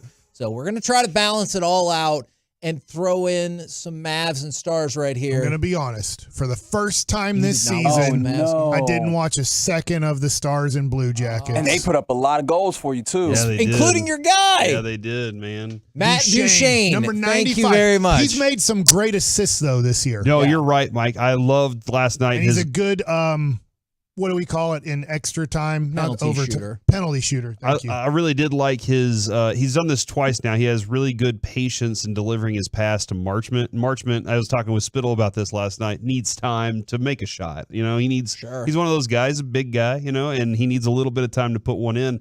And last night, the last 2 times I've seen Duchene set him up, he's given him plenty of space because everybody draws to Duchene, and they're just waiting. All right, you take it home now. It was awesome last night, man. Now, the Stars are continuing to pile up points. There was a spark in that game that I felt good about is Jason Robertson, by his standards, has gotten out to a particularly slow start. So What's new? We saw it in the playoffs, Kevin. Oh my gosh. I liked seeing him get on the board with a couple of assists. Obviously, They set up Harley last night on a really nice one. Exactly. And you would love to see him just firing up all of the goals. That has not been the case. I think he only has 1 goal. But he has been getting involved in the scoring nonetheless. Mike, I really want to know, did you feel I know why. We're all watching baseball or listening to it right here on 105.3 The Fan. Was there any part of sadness inside of you because you weren't watching the Stars and they were playing? Not sadness. Okay. I mean, I was cool. They have There's a lot of baseball 75 more games. I knew that I wasn't going to catch every Stars game this year, so I missed one. But I'm loving what I'm watching. Yeah. And I will say I did watch a little bit of the Mavs last night because I was up at Bally, so they had pre and post game up there with Dana Larson and Devin Harris. So on another TV up there. I was peeking a little bit during breaks of the World Series, so I didn't get a good feel for the game, but obviously I could check the score, and the Mavericks, after they kind of, I think it was 85-84, they were winning after they kind of let Memphis get back in the game, went on a big run, then Memphis came back and it was like 110-95, and you thought they got this, and then Memphis goes on a run to close it within 7 or 4 points right around there, and then the Mavs went on another big run, and so far, good. What helped in some of those runs? Derek Jones Jr. Jr. Who somebody referred to as Roy Jones Jr. last night, but it's okay. Let me tell you something. That was his best game of his career, and that was awesome. Good for Derek Jones Jr.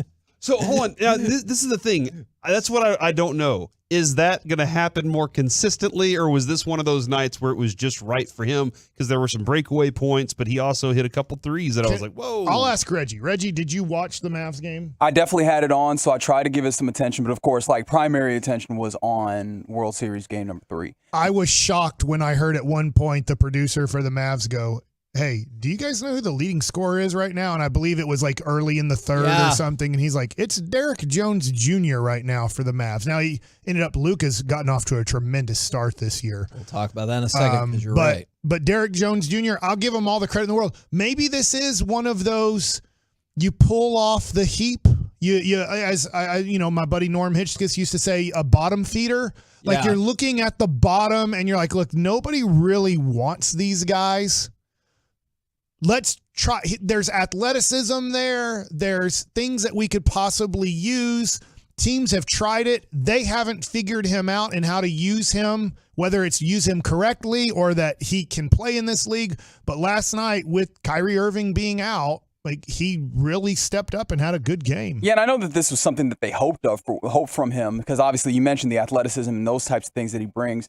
His shooting has kind of progressed throughout his career, but even last year he didn't shoot very well. I think he shot something like 34%, which is not notable. No. However, if you go and you look at his assisted three-point shots, he shot like 37%. I think that that's maybe what you're looking for, or sorry, wide open, rather, open or wide open shots. He shot 37%, and I think that that's what you're hoping for, especially with like a Luka run offense, is that he's going to get assists and he's going to be wide open when, Luka's driving and then kicking out and things of that nature. And this is where you see that paying out for you. And I know Kyrie was out, but it feels like if you get the hot, now we'll include Derek Jones Jr. games or Tim Hardaway Jr. games, feels like you need to win those because they can be, to your point, they can be sporadic. So when you get them, and somewhat get them in combination like last night, no, you could probably argue that point, but you need to win those games.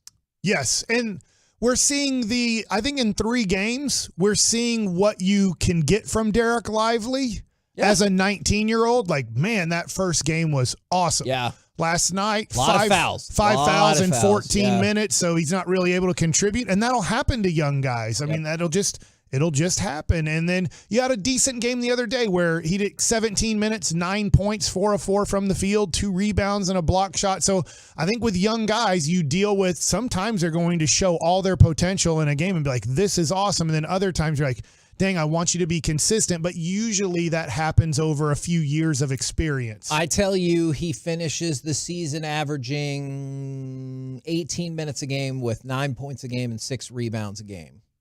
I'll take it. Okay. Do you feel good about that? I do. Yeah, okay. I do. At 19, I know he'll turn 20 at some point this year. But yes, at his age, and then kind of that would be better than his numbers at Duke somewhat. I think he averaged 7 rebounds at Duke. So if you're right around that number, to me, the points are not really his points. And don't get me wrong here. They're usually lobs, right? Luka and Kyrie creating them and him setting a solid pick and then just going up and getting it and putting it back in. So I'm not too concerned about the points because it's not really him making them, like creating them. But the rebounds and the defensive presence and the block shots, those are the numbers that I'm really watching from him because I think that's where he can make a major impact with this team, and they desperately need him for those 15 to 20 minutes a night to make an impact defensively. I loved when Luka had that moment where he was like, hey guys, this spot in the court right here, this is my hot zone, and I'm just going to stand here in this area and shoot threes. Right. Good luck trying to stop me right now. I have all the points. And you're not going to, and you can't, and that's been evident. Luka's now the 3rd player in NBA history with multiple 30-point triple-doubles in the first 3 games of the season.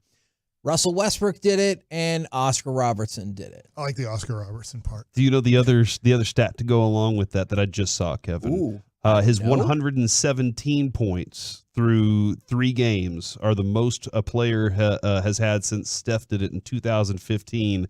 Curry unanimously won the MVP that season. So, Steph Curry. Okay, I didn't know. Well, I didn't know it was Marbury. Yeah. Not Marbury in 2015 for sure. That is a fair point. He's probably in China playing. And I know part of it's because of the World Series, but it is amazing that 35, 12, and 12 doesn't feel amazing. Does that make sense?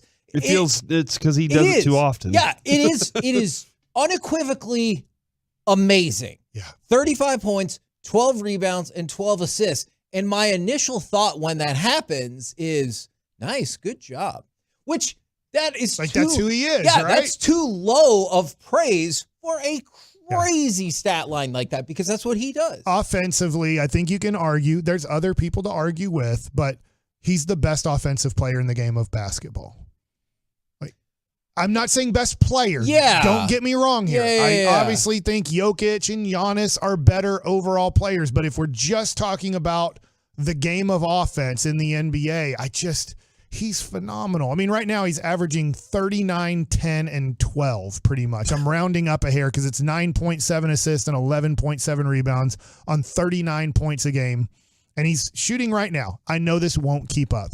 He's shooting 48.6% from 3. And I just love, if he could shoot 40% from 3, that to me, there's no question he's the best offensive player in basketball. I like this from the 806. Why haven't you discussed the real story, though? Luka was asked why every playoff game he's gone to, the Rangers have lost, and Luka blamed Dirk, not himself. I know he's just joking around, but I really like the tie-in to everything Rangers. You know, like Jamie Benn was talking about, oh yeah, we got some off days coming up. I can get involved. If Boach needs me. Yeah, and obviously Jerry and Steven have talked about it, and Luka, and I mean Dak's been out the games. Luka's like, nah, blame it on Dirk, not on me. So I like that all the other sports are like, you know, all supporting the Texas Rangers when I honestly have no idea how much these people interact, because like I'm dead serious. When you were with the Nationals, like, I don't feel like you're probably hanging out with Capitals players or, you know. The only people, and we didn't hang out with them, but we saw the soccer team because we shared the RFK. DC United? Yeah. I think they had Freddie Adu, I think, maybe on that team. But Oh. Is that why Freddie Adu sticks in your mind so much whenever you talk soccer? Because it was in 2007, I don't know which year he made his debut, but like 2007, he was a pretty solid name still. Yeah. I know that he had lost a little bit of cachet. Whoa. Ooh, good word. Thank you. Look at you. Hey, can I bring something up that just popped up on my Tom Pelissero timeline, Kevin? What? Trade? Looks like the Cardinals are sending Josh Dobbs to the Vikings. Well, that makes sense as why he's not starting. Yeah. Oh, God. Are they on our schedule? They're picking up Josh Dobbs as like a starting quarterback. Yeah, Yes, after they are. losing Kirk Cousins, they're like, we need the NASA scientist. He beat the Cowboys. That is true, which is interesting. So I thought they were going to go back to Tune or go Kyler because they were like, no, we tried it. But in reality, they already had probably the framework of a deal before carrying it all the way out. So, yeah, we'll find out what the rest of it is. But, at the moment, options in the quarterback room alongside rookie Jaron Hall. So there are your I options. can't imagine getting traded as a quarterback in the middle of a season, and they're like, here's our playbook.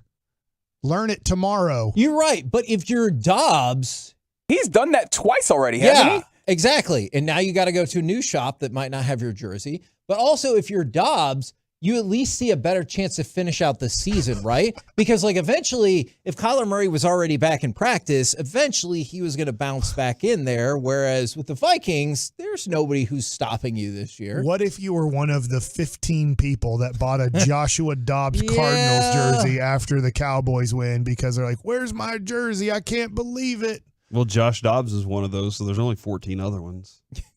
Got to make them collectibles eventually, though.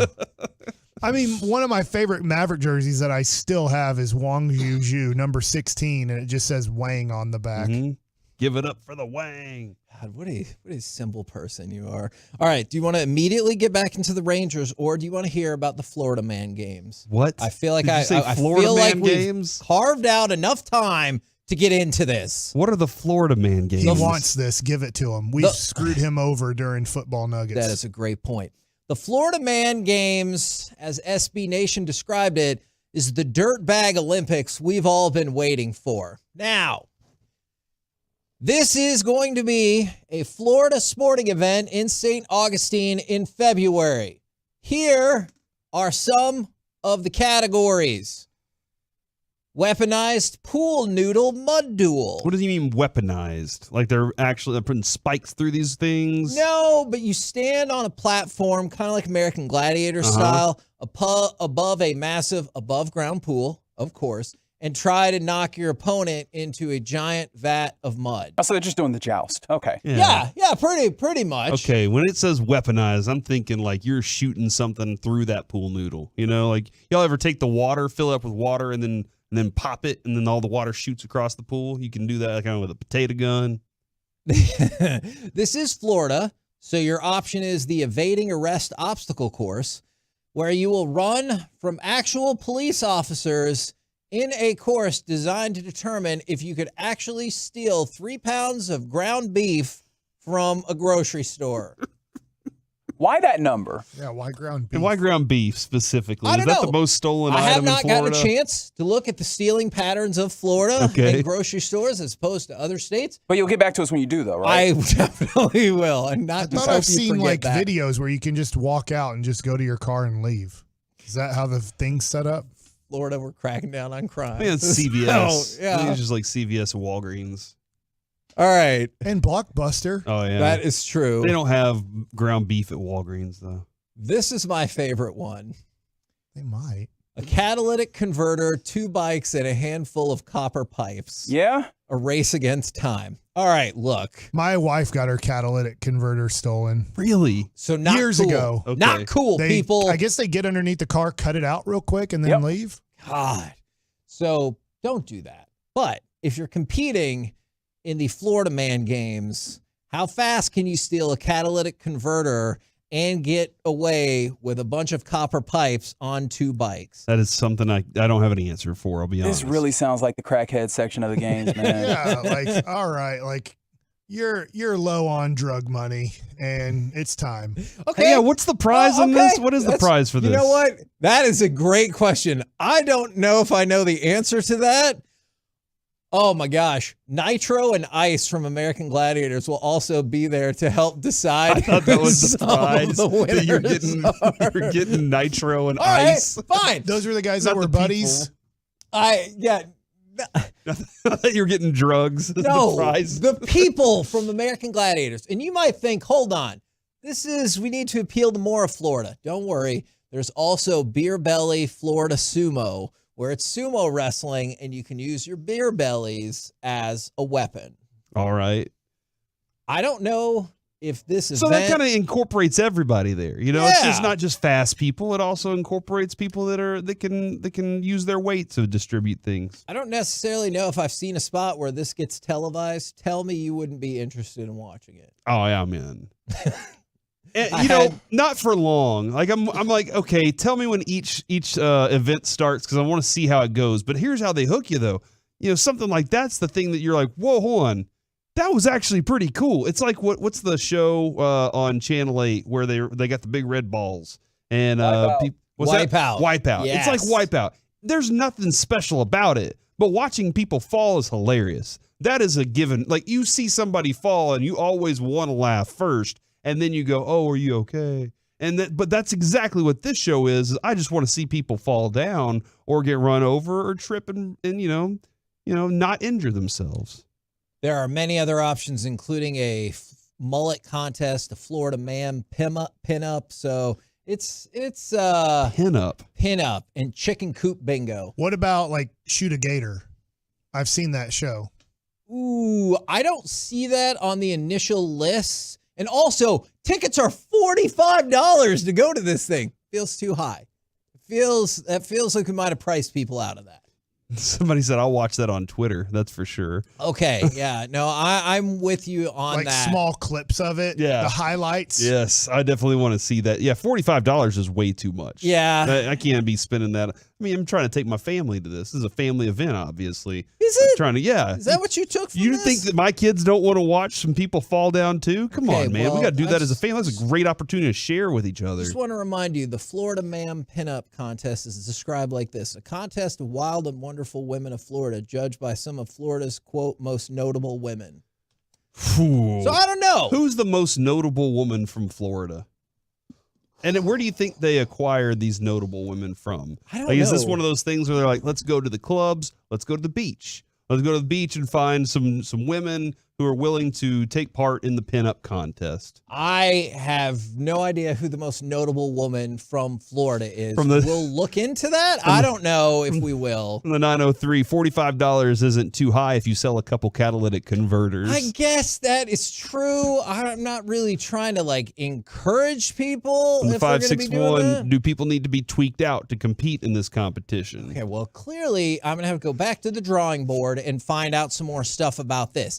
In the meantime, let's go back to the Texas Rangers. And I know we've talked a lot about that win last night. Here's another thing I wanted to throw out. 9 road games, 9 victories. Okay. That is the most road wins in a single postseason for any baseball team ever. Just to put that in comparison, in the history of the Texas Rangers, their longest road winning streak ever is 9 games. Wow. So they haven't done that in at least Are you a decade. serious? Yes. So they have matched their longest road winning streak ever. This is a team that, and I really do think that that moment in Seattle probably did, send them on this kind of trajectory that they're on right now. Listen, man, you're playing the Astros. You're going to have to deal with a couple losses. You're playing in the World Series. You're going to have to deal with a team that's giving you their best too. But they've gone on this run as a team that said it doesn't matter where we play. We feel like we're a great team. We feel like we have talent. We feel like we can do a lot of these things. So I have no doubt about their ability to go on a run like this and win every game on the road. I really don't doubt that they can win every game on the road. They feel comfortable in that area. They feel comfortable in other people's stadiums. And Kevin, like last night, I know the moment when Marcus Semien, the ball went through his glove, like that kind of got the crowd going and everything. But John Gray was dealing, and there's just, you have such comfort with your pitching at moments where you really need them to step up, and they have been, and it's been awesome. You mentioned John Gray. Do you want to hear an impressive stat about John Gray, Evan Carter, Corey Seager, or Josh Spores? Let's go with Spores first. All right. As it stands, this is per Jared Sandler. By the way, hopefully you're following Jared Sandler on Twitter already. You get great content. And if you're not, you should do so immediately because he has all kinds of info about all these games, everything you need to know. As it presently stands, Josh Spores is the only pitcher in franchise history to throw at least 9 innings in a postseason and give up 1 or fewer runs. He has given up 1 run in 9 2/3 innings pitched. So when we talk about John Gray and Jose Leclerc and appreciate that very, very much, Spores has been a huge part of this as well. Yeah, and what he did during the regular season gave me no faith. Like, there was nothing this season that was like, okay, I know I can rely on this guy to go out there and do what he's done.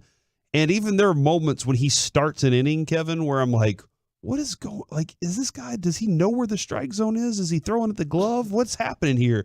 And then he starts to find it. And then he, because of the heat, because of the ability to hit in different eye levels, to give you different looks on different things. And then he has a really good breaking ball to go along with it.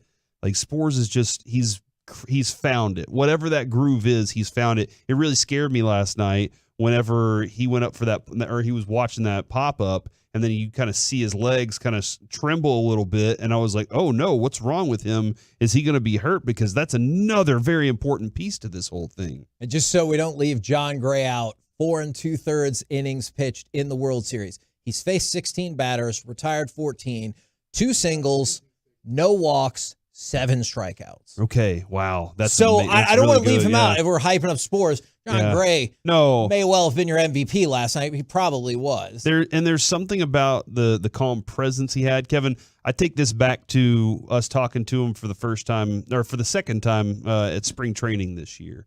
Whenever we got done with our interview, he was just sitting up in the press box behind us, right? And he's just staring around, and he's just kind of looking at us like, this is awesome. And he wanted to stay and he wanted to just kind of stay and hang around. And we were like, okay, like, this, like, if you want to, you can stick around and do another segment with us. He was like, this is just really cool.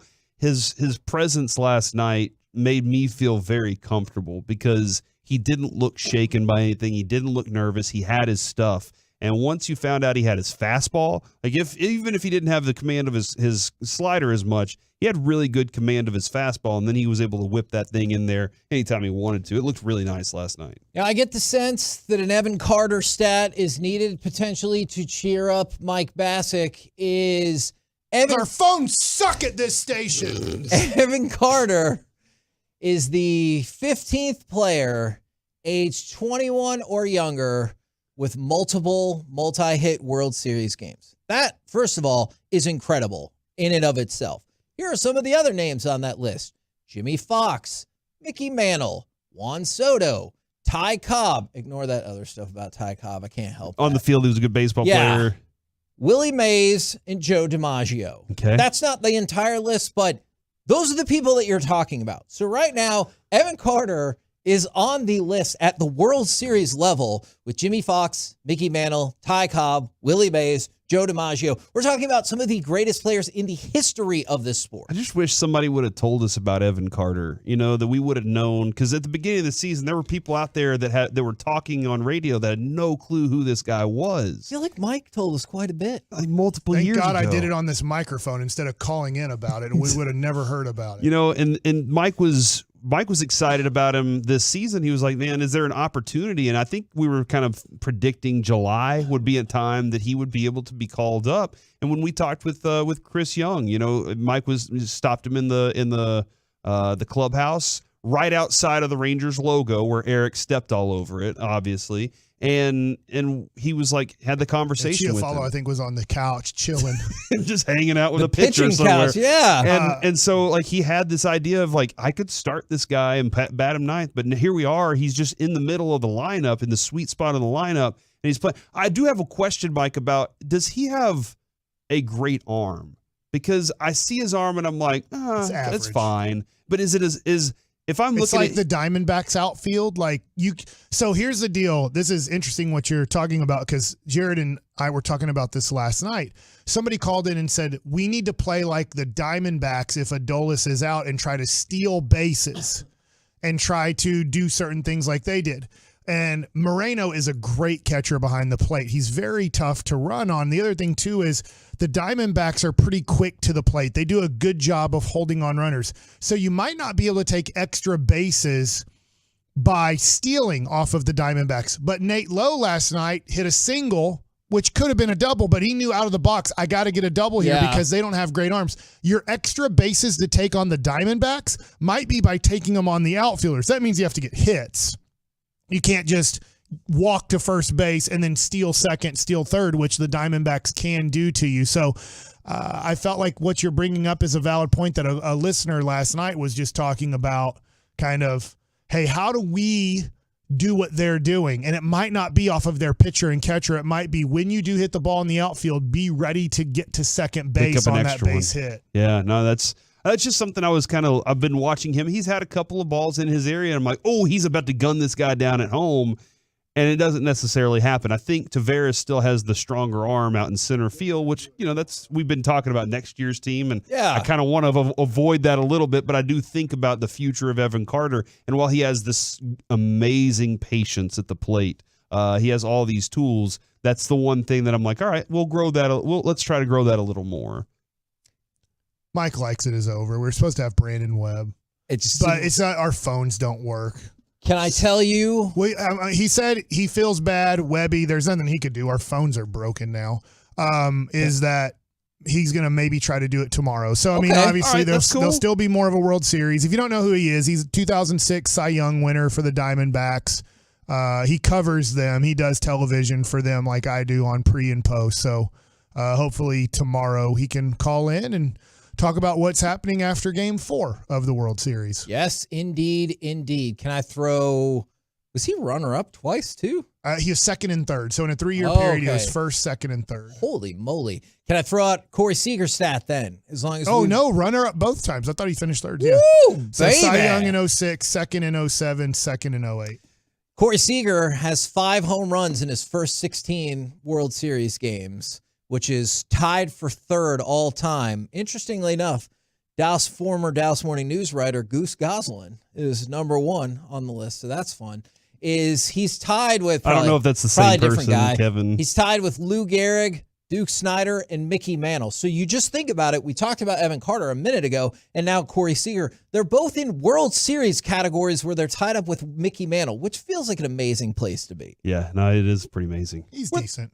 They both might make it. We're the KNC Masterpiece right here on 105.3 The Fan. Coming up next, it's time for the C Block starring Corey Majors. I have cracked the code on why John Smoltz hates the Rangers. Game 4 of the World Series is coming up tonight at Chase Field in Phoenix. Hello there, everybody.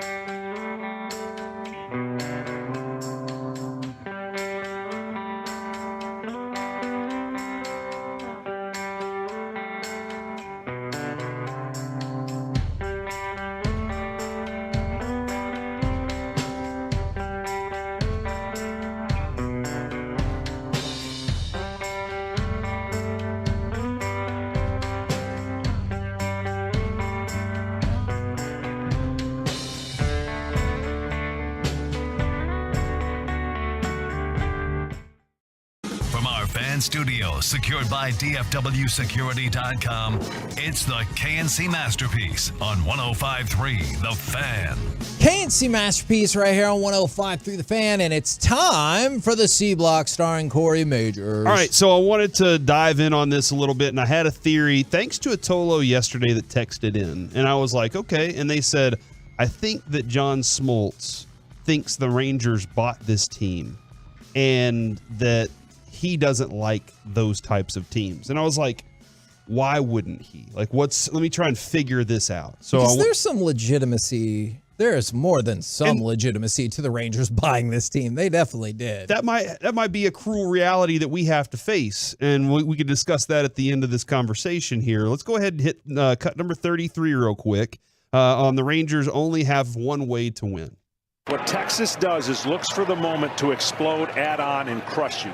What Arizona does when they've got the lead, they just get more chaotic and put more pressure on the base pass. All right, so that crush you part, he was making them sound like the Empire, the evil Empire, right? Like they're trying to do this, but these scrappy guys of rebels, they're out there trying to win everything. Then let's go to cut 35 real quick for this too.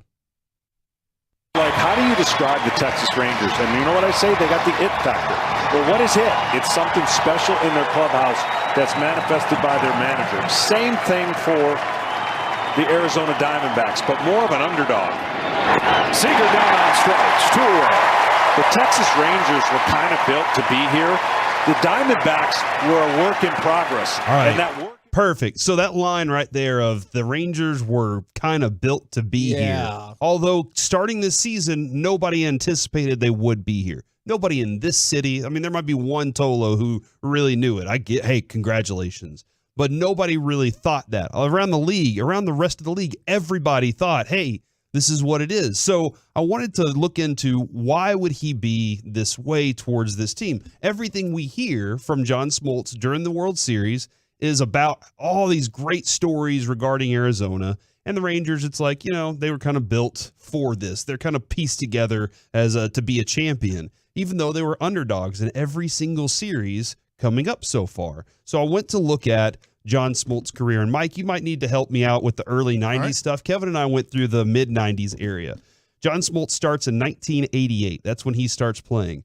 He's there through 2009. Traded from Detroit to Atlanta for my dad's friend, Doyle Alexander. There you go. 1991, World Series lost to the Twins. Can you tell me, were the Twins a paid-for team or was that a homegrown? Pretty much homegrown. All I mean, it was typical in that point. There weren't many like big-time salaried teams back then. Okay. But yeah, man. Kirby Puckett, Kent Herbeck.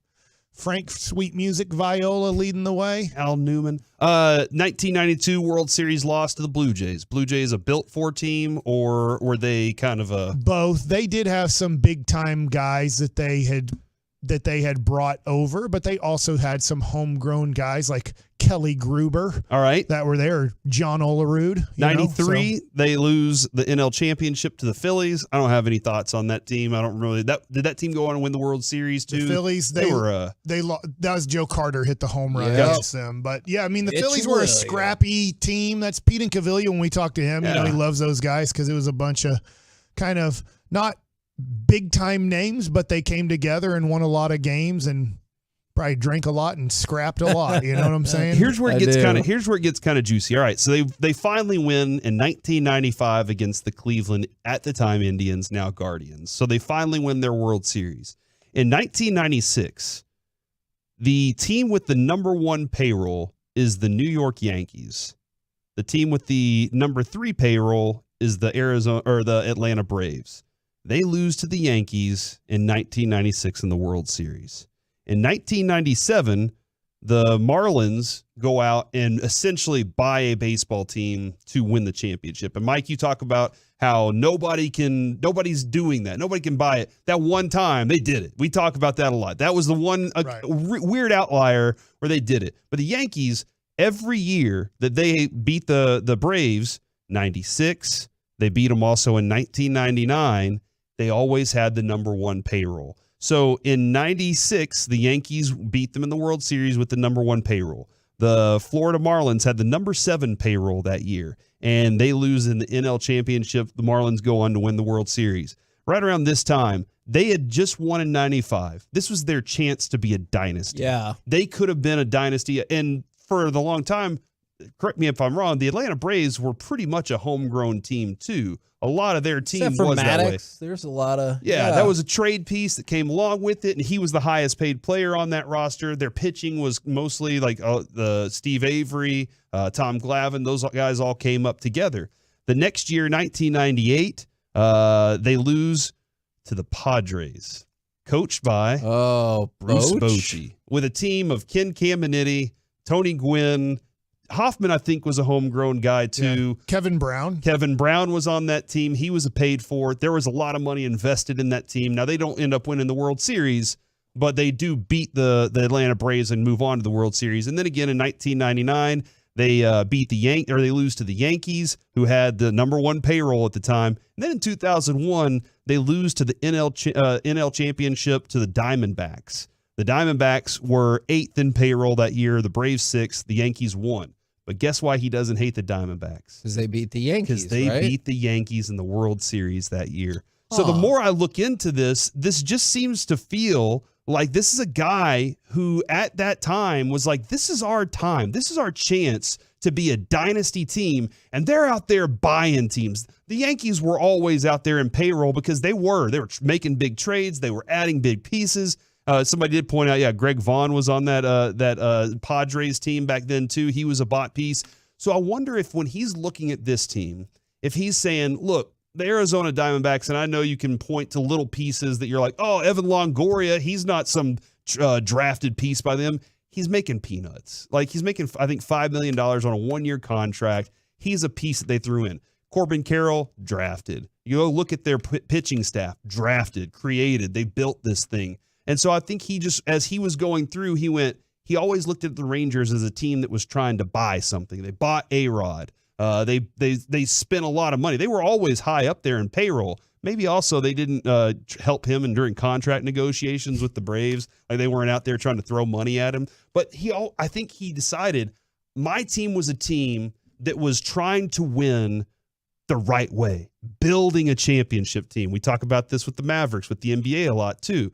The right way is to draft your talent, grow it, and then it develops into something. The Rangers this year are a team that said, we're going to fast forward that. They fast forwarded it by going and getting Seager and Simeon. And then they said, now we don't have pitching. We stink at pitching. We need to go buy some pitching, which that's what you do. You fill your holes with something that you can spend money on. And this year, Ray Davis said, I'm opening this up. I'm giving this opportunity to go spend and go get whoever you want. Go get Jacob deGrom. I don't care if he's injury prone. You go get that guy. He's the best pitcher available. We're making an effort. We're telling our fans that we are going to go out there and spend whatever it takes, because we've heard that line before. You don't know the size of a check that I would write in order to win a championship for this team. Right. And Ray Davis said, I'm going to follow that up. I'm going to put my money where my mouth is. I'm going to actually do this. So I'm looking at this, and this is why I think that John Smoltz has something. I don't think it's really a real bitter thing towards any in particular person in the organization, as much as it is just the idea that the Rangers are the empire with all the money, and he's saying, you know what, this is the cool underdog story, and we're going to root for these guys because my team's lost to those teams. And he has this little, is it a Napoleon complex here, where he feels like he's the small man in the room, and he's trying to really give it to the Rangers fans right now.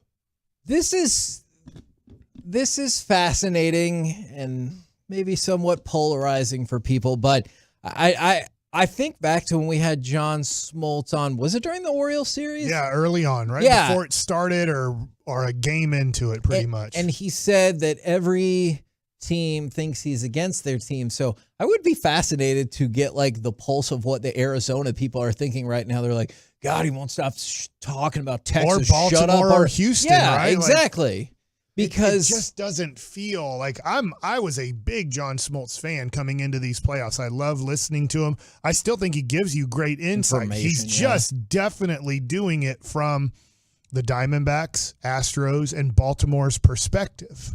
I don't know why he's doing it that way. Obviously, Corey puts out a theory on that he does not like that this is somewhat of a bought team. If you look at first base, and I'm not saying we bought Nate Lowe. I mean, no, at that point, nobody really wanted Nate Lowe, and the Rangers took a chance on him when Tampa decided he's not as good as I forget that guy's name, Joyman Choi, or I know I'm saying it wrong. I'm sorry, but I can't help you there. But it was I think a Korean first baseman. What, Ji-Man Choi is what you're talking about? Ji-Man Choi, Yeah. thank you.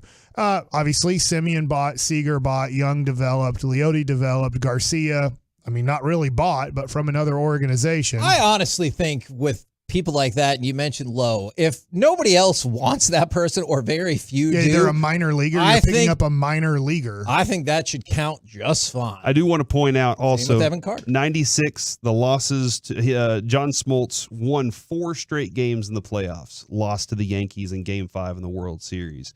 97, lost Game 3 to the Florida Marlins. 98, won Game 5, lost Game 2 to the Padres. 99, loses Game 4 to the Yankees and loses Game 5 to the Diamondbacks. I think there's also this bitterness of the team with all the riches is the team. Now, if you're laughing and you're saying, the thing is the Braves, I know they developed that team, but they paid a crap ton for that team for a decade. Again, Mike, 3rd, 5th, 3rd, 6th in payroll. Every year that this dynasty was there, they were paying a lot in payroll for sure, but they were losing to the team that paid just a little bit more that went out. And so I think he looks at it that way. And again, I know they had the David Justices, they had the Jordans, they had a bunch of guys, Brian Jordans, that they did add to their team. And I don't think he looks at it, he looks at that as a problem. I think he's like, yeah, but the core of that team was built on the foundation of their drafting. And, the Braves policy has been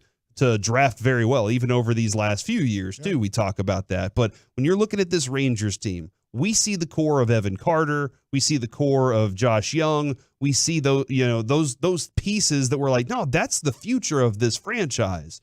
But the Simeons and Seagers that they purchased, that was just something that was last year a part of a bad team and has now converted into something good because they went and got a great manager and added really strong pieces that they knew would help them win. A couple of other thoughts about that. I see some people saying maybe he just doesn't like Greg Maddux and the Maddux family. That's a good theory too. Yeah. Or also maybe he's mad at the Rangers for not picking off the Yankees in 96, 98, 99. That's a good thought. You could have gone back in time and stopped all of this if you would have just defeated the Yankees. Yeah. So again, I'm not watching and like intentionally hating John Smoltz through this. I admire John Smoltz as a player. I thought he was fantastic. I really enjoyed watching him pitch, the way that he pitched. I'm watching this series and I'm just watching it through a Rangers lens, obviously, but I'm not hating the way John Smoltz is talking about the team. I know Sean and Bobby are picking up on every little thing, and I see that. I get what's going on there.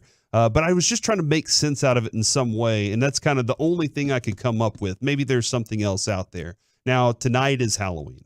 All right, I know this is transition time. Halloween time is happening, and I've been working with Lucy, all right? Working with Lucy on her approach here, all right?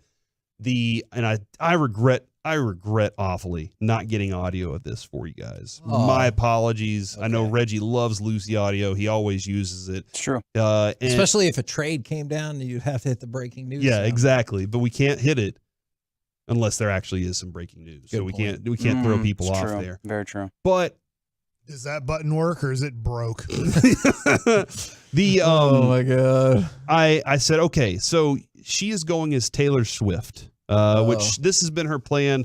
The other day, she'll get her microphone. How are you dressing? Give me an idea There's of how. a shirt from her Eras tour that she has that says something on it. Some black sparkly shorts and a hat. And I know she's going to need to wear some pants tonight. Because it's going to be cold. But every night, she gets her microphone, and it has a little speaker on it, and she goes into Adrian's bathroom and stands in the mirror and sings Taylor Swift songs in the mirror. And just plays the playlist and sings and everything. The other day, she said, my singing's horrible, so I've been practicing on it. And I was like, what? That's right. This is self-assessment here. Yeah, no, exactly. And I was like, hold on, you think you can't sing? And she goes, no, in choir, I'm great. There you go. She said, but whenever I'm singing Swift songs by myself, I don't sound that great. Yeah, please understand, this isn't a lack of self-confidence. No, she has some. And so that's what her plan is tonight. So here's one of the things I've been working with her saying, hey, what's your approach when you get to the door tonight? And we've walked through it. And what I'll do is she'll say, knock, knock, knock. And I'll say, oh, hey, how's it going? what are you supposed to be? And she says she's Taylor Swift. And I say, I love Taylor Swift. What's her favorite song? Can you sing some for me? And then she sings Shake It Off. So we've been practicing on her singing a little bit of Shake It Off. So that's the one that goes like, burr, burr, burr, burr, burr, burr, burr. That's what people say. Yes, that's exactly. Nice job, God, Kevin. That took Very you good. a while to get there, but yeah. That's how in the song it goes, burr, burr, burr, burr. And then so I'm pretty confident about But what are you really trying to get when you're up there in front of these people passing out candy? You're trying to get the best candy out of For that sure. bag, that bucket that they have, Or right? if they have a hidden full bar or something. Exactly. Yeah. So this is the line that I gave her, because the next line is, that was fantastic. Thank you so much. What's Taylor Swift's favorite candy? And so Lucy delivers the line, premium chocolate. And so Oh my that's where God. that person now digs into this basket or bucket and pulls out the best candy bar, which is obviously the Almond Joy, and puts it in Lucy's bag. And then we all have a fantastic evening with premium chocolate. Why But I thought, that to her? Premium chocolate would be like, is that Lindell's or something Yeah, that's fine like too. that? Yeah, whatever, the best chocolate they have, because nobody wants any gumdrops. We don't want that honeybee thing that you keep throwing around out there. Nobody wants that crap. We want premium chocolate. Chico Stick, get that out of here. I love it, but I want premium chocolate. Yeah, I know you got a Toblerone back there. Come on. Yeah, exactly. I want something good. Is there any chance you should include encore to her repertoire, and then she would sing again? They'd be like, that deserves even more Another candy. Almond Joy, the best candy bar. Oh man, Stop doing that. Yeah, I was with you until that very last part. That would be amazing if they're like, oh, that was great. And then Lisa's like, song's not over. She's like, you have Please to wait till intermission. Yeah. We're the KNC Masterpiece right here on 105 through the Fan. Coming up next, I got a couple more World Series factoids for you, but also any given Saturday, upsets, expletives, and the dangers of snowballs. Let's talk about it next right here on the Fan. All right. I love the Diamond Factory. They're the sponsor of baseball.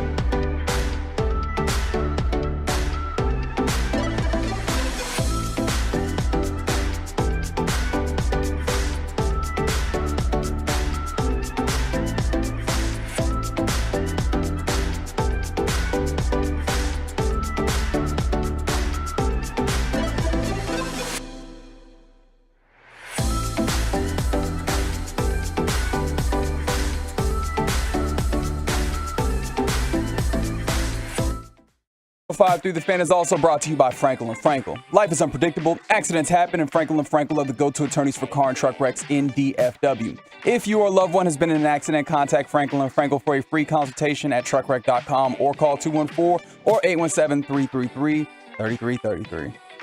KNC Masterpiece back here on 105 Through the Fan, where Corey has started a candy war. Almond Joy is my favorite candy bar from Halloween time, and nobody in my house is going to eat them, so I take them out of their bags. From the 817, Almond Joy. What about Reese's? From the 214, Almond Joy. Does 100 grand not exist? And he even saw somebody shouting out for licorice as being their favorite That's candy. disgusting. What are you doing? I didn't say me. Name one child that's walking up to the front somebody's door going, "Do you have any licorice?" No. They probably have Oliver to be Twist. fancy like that, That was right? back when England ran our country. Yeah. By the way, Vikings are trading guard Ezra Cleveland to the Jaguars for a day 3 pick. Do you think it's because they think they have somebody on the roster that's better than Ezra?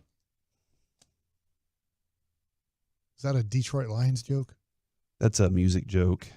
Kevin, would you like to give Norm Macdonald the credit for that one? It's the greatest joke in the history of Saturday Night Live. All right. He's dead. That's true. I got a quick World Series note for you before we get into some college football stuff. Is Game 3, 2 hours and 52 minutes. It was the shortest World Series game in 6 years, which is pretty wild to think about. And Rangers threw 114 pitches as a team, which is crazy low. And it's the first time that the first 2 games of the World Series, going back a little bit, have been sub 3 hours since 2006. Wow. So you're seeing the effects of all the changes. Really, really, they're evident with the time and everything like that. And this is now the most sub 3 hour games in a postseason since 1981. And more than they had. I wasn't even born. I guess I was born. You were born by then, but just barely. And this is more than the total number of sub 3 hour postseason games in the last 6 years combined. Gotta love it, man. You gotta love really Ready do. Baseball. It's Absolutely, been great. I really do. Right now, it's time for Any Given Saturday. And as always, we bring in Carter Freeman for assistance with our Any Given Saturday coverage. Carter, I know it stings. Yeah, I don't think I'm going to like this cut you're about to play. Well, let's go ahead and fire up cut number 21. I'm sorry, but it was a big story. 3 seconds separating Kansas from a moment of historical significance. 3-step drop. Gabriel steps up, lobs to the end zone. It's tipped in the air and knocked away. KU's gonna win it. KU's gonna win. Oklahoma goes down, and for the first time in nearly 30 years, Kansas with a regular season top 10 victory. Danny Manning, that a baby. Greg Ostertag. 1988 Final Four. Over OU, like right? Yes. Mookie Blaylock That in your face. Stacey King. I guess. I mean, those are all people from those schools. I hear you. That was an 8. OU had won 18 straight over the span of 26 years against Kansas. This is the highest ranked opponent Kansas has beaten since Virginia Tech in the 2008 Orange Bowl. Carter, Corey, what happened to your team? A lot. I was never able to pick it back up after the rain delay. So once it went into rain delay, I couldn't find the game again because I kind of left for a little bit. So I just saw them kind of make their way back, and I was feeling pretty good. I was like, all right, we got this thing. I was keeping up with the score online.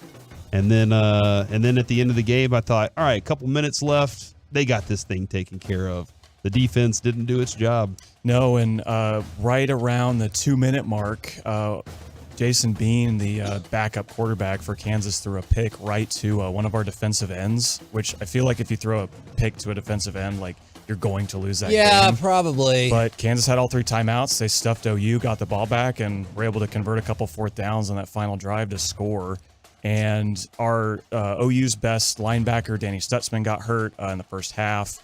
Their running back, Tawi Walker, who had run for, I think, over 100 yards in less than 3 quarters, he got his ankle messed up, so he didn't come back in that game too. And yeah, Kansas has something, man. I mean, they're 6-2. They're bowl eligible for the 2nd year in a row, which is the first time in feels like 100 years that that's happened. And Lance Leipold's beaten Texas and OU in his first 3 seasons on the job. Like, that's incredible. I have a potentially controversial hypothesis / question for you. I don't think you're going to like it, Carter. What if I told you, I know what happened a couple weeks ago, but Oregon is still the best team in the Pac-12? Well, since that Oregon-Washington game, both teams have gone in the complete opposite direction. And Oregon, like we said at the time, had a very good chance to win that game, so they still looked good for the most part in that game, and they've continued to look good since. I mean, they smothered Utah. Yeah, they beat the crap out of them in Salt Lake City too. So that's a key ranked road win for them, especially with the College Football Playoff Committee's first rankings coming out tonight. That'll definitely come into play. And then I was in San Francisco this weekend, so I dragged all my friends with me to the Stanford-Washington game. And Washington is playing a very unserious brand of football right now. They are careless with the ball. They had 2 red zone turnovers when they had a chance to put away a Stanford team that had 2 wins going into that game. And their defense just kept letting a Stanford team that should not have stuck around. They let them stick around. Were they talking about Bruce Bochy there? I did. I wore my Rangers hat to that game and my Rangers sweater, and I went to the 49ers-Bengals game the next day. I got a lot of people pointing out my hat saying, "Oh, we love Bochy. You know, we hope he does well." Awesome. Did they have homes? The people I talked to, I'm going to assume they did. It was very expensive to get into the 49ers games. We've been told, Kevin, by Mike many times, there's a large homeless population in San Francisco. No, I'm not disputing that. Carter was just on the mean streets of San Francisco, so we were just asking if it was the same still. Okay, now you talked about unseriousness in the Pac-12. There's nothing less serious than USC Cal, which finished the first half after halftime of their game. Now, that doesn't make sense. I know what you're thinking. That goes against all basic structure of a football game. Yeah. There is the first half, then the second half, then halftime, then the second half. In this game, they played all but 1 second of the first half, did halftime, came back out, did the final second of the first half, immediately followed by the second half. You can't ignore, though, they went to half and they took their time out with them because when they came back out, obviously they needed to finish out the first half. They iced the kicker. Yes, they did. Before he kicked in the bottom of the first half / start of the second half weird thing that they did. You ever thought how many people would really go watch the band if they just played on a random night? Yeah, I've been in that band. Not a lot. Like they have 80,000 people watching the band at these college games. If you're like, hey, you know what? We're not going to play at halftime. We're going to play on Tuesday night at 7 p.m. Come watch us at the stadium. It's probably not a lot of people that are going to be there. Nope. I take you to North Carolina State. Now, earlier Darrell Bailey in the day, Steve Smith was on College Game Day talking about the upcoming Clemson-North Carolina State game. Noted Utah Ute alumni. And he said Clemson has been struggling. They're not the Clemson that we love over the years, but NC State, unfortunately, they're waiting for basketball to start. Well, NC State would go out and be victorious 24-17 over Clemson. On the CW. That's right, which is super weird. Everything going well for Dabo then? No, man. We don't have the space to play the whole thing here. If you go out of your way to listen to Dabo taking 5 minutes out of his life to just talk down to somebody who's like, you're not going to talk to me like you're my daddy or I'm a 16-year-old. It's amazing. Okay, Tyler. It's amazing. He kept saying that. He got angrier and angrier as it went along. Look, Tyler, people like you are the problem. But I'm going to take you in the media to the North Carolina State coach who had this to say after they won the game. Is it about their players? We'll get to that eventually. But first, there's this. Where does that faith come from? What do you see in that locker room on a day-to-day basis? Heart, spirit, love, perseverance, grit, all the stuff our world needs. Tell Steve Smith in the studio, this ain't a basketball school. He can kiss my ass. Dang. I like Steve Smith was not in the studio. He's going to die. Steve Smith can throw hands. Yeah, and he'll carry a grudge on. Wasn't he beefing with Jerry Jeudy like a couple weeks ago? I believe that is correct. So we'll see if this beef continues. Now, Corey, I know what you're really here for. What about snowballs? Is that what you've been waiting to hear about? Is that a euphemism? It's a little early. No, it is not. Yes, that sounds like one, but it's a little early for that because it's only. I guess it's going to be 28 degrees tomorrow morning. Warning. Yeah, better watch out. Is Colorado State in their game against Air Force? Not only did they get penalized for it, the best part was the graphic. Colorado State, 2 penalties for 25 yards with a little thing that said 15 yards for throwing snowballs. I agree with that. Safety of the players on the field is very important. Also, I mean, was it the Dolphins-Bills that we saw last year where in the middle of a play, Tyreek Hill was trying to catch a ball and a snowball hit him in the helmet? And I think that's kind of a distraction in the middle of play. You can't throw anything from the stadium on the field of play, so you shouldn't be able to throw snowballs. And basically saying it's going to be a penalty is telling everybody in the fans, hey, look, don't do it or you're going to screw your team over. But you're going to tell a bunch of 18 to 21-year-olds to stop doing that? I feel like they're just going to throw more. Like I watched that, I think it was Tennessee Ole Miss a couple years ago when I also think throwing snowballs on the field is better than trash. Like at least the snowballs might, dissipate as they get on the ground instead of just leaving mustard bottles and beer cans all over the field. Carter Freeman, the eco warrior. I always think that when a basketball coach... You recycle at home, Carter? Yes. In your face. Kevin is against recycling. No. Hold on, no. Kevin's against a lot of things. No. I've worked here for a while. I figured that out. Corey is against recycling. No. He throws all the stuff in the recycling bin and says they can figure it out. I think if it could be recycled, if there's a chance, if there's a question, I say go ahead and put it in the recycling bin because why would I want to put that back into the earth instead of reusing it? Mm-hmm. If it could be. I'm not saying everything. Because look, man, I'm not going to sit there and say, hey, throw that broccoli in the recycling. That goes into the earth. All right. All right, let's go from that. That's how you make more broccoli. Thank you, Mike. I'm just learning. Hold on. Do you think more broccoli comes from Corey planting his old broccoli that he didn't eat? No, it goes back into the earth and then becomes rich soil. Sprouts. Broccoli tree. Yeah, broccoli tree. Broccoli plants. It grows. Kevin, how do you think He's you like grow the Jolly broccoli? Green You think Giant, it's just man. made? Broccoli already looks like a tree. Carter, as it they is. have to stay. You do not. Kevin so thinks it's 3D choose your printed. words wisely. You think they just 3D print the broccoli? Is that how we get our broccoli That filled? could absolutely happen. It Do won't. you want to talk about Pittsburgh or do you want to talk about something else entirely? Pittsburgh, like as in the Panthers?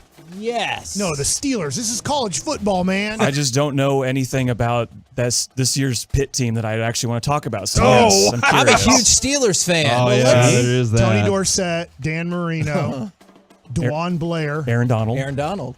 Yeah. Oh, AD. Now, Pat Narduzzi, their head coach. The sideline reporter for Fox? No,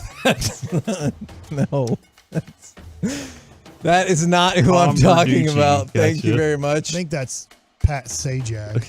What? You cannot think that's Pat Sajak. I'm not falling Tell for him this. what to think. Is they lost to Notre Dame 58-7. Oh, close game. Here's what their head coach decided to come out and say. Hey, it was a tough day, something like that. No. Quote, as a football coach, you lose a lot of good players from a year ago and you think as a coach you're going to replace them. And obviously we haven't. I don't know Like Kenny Pickett. if that is exactly the message you want. Multiple Pitt players afterwards tweeted out things like, huh?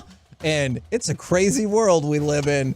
And a lot of things back at their coach who said, yeah, we lost a lot of players. I thought we got good ones. We didn't. Oh, man. That's my bad. That is not the nicest way to talk about your team. It really isn't. And it was 2 years ago that it was Kenny Pickett, right? And that they went 11-2 on the ACC. So it's not even like last year's team was, all that to write home about. So he's on quite the downward trend right now there at Pitt. He was a former Michigan State coordinator. He was their defensive coordinator in the early 2010s. I think just the way that Pitt's going, if he is to leave, I think he'd be a top choice to replace Mel Tucker at Michigan State. You probably have a different interview process right now. Is you're like, how do you interact with women? And that's probably a big part of the Michigan State interview process. As it should be. I'd like to think, Yeah, but then probably. they just threw up, what they threw up on their video board 2 weeks ago. So they still don't seem to really. Seems like they don't care a whole That lot. was the Hitler question, if you remember, Mike. And I got it wrong. Yeah, I don't know if that was totally the point of that story, but I appreciate your input nonetheless.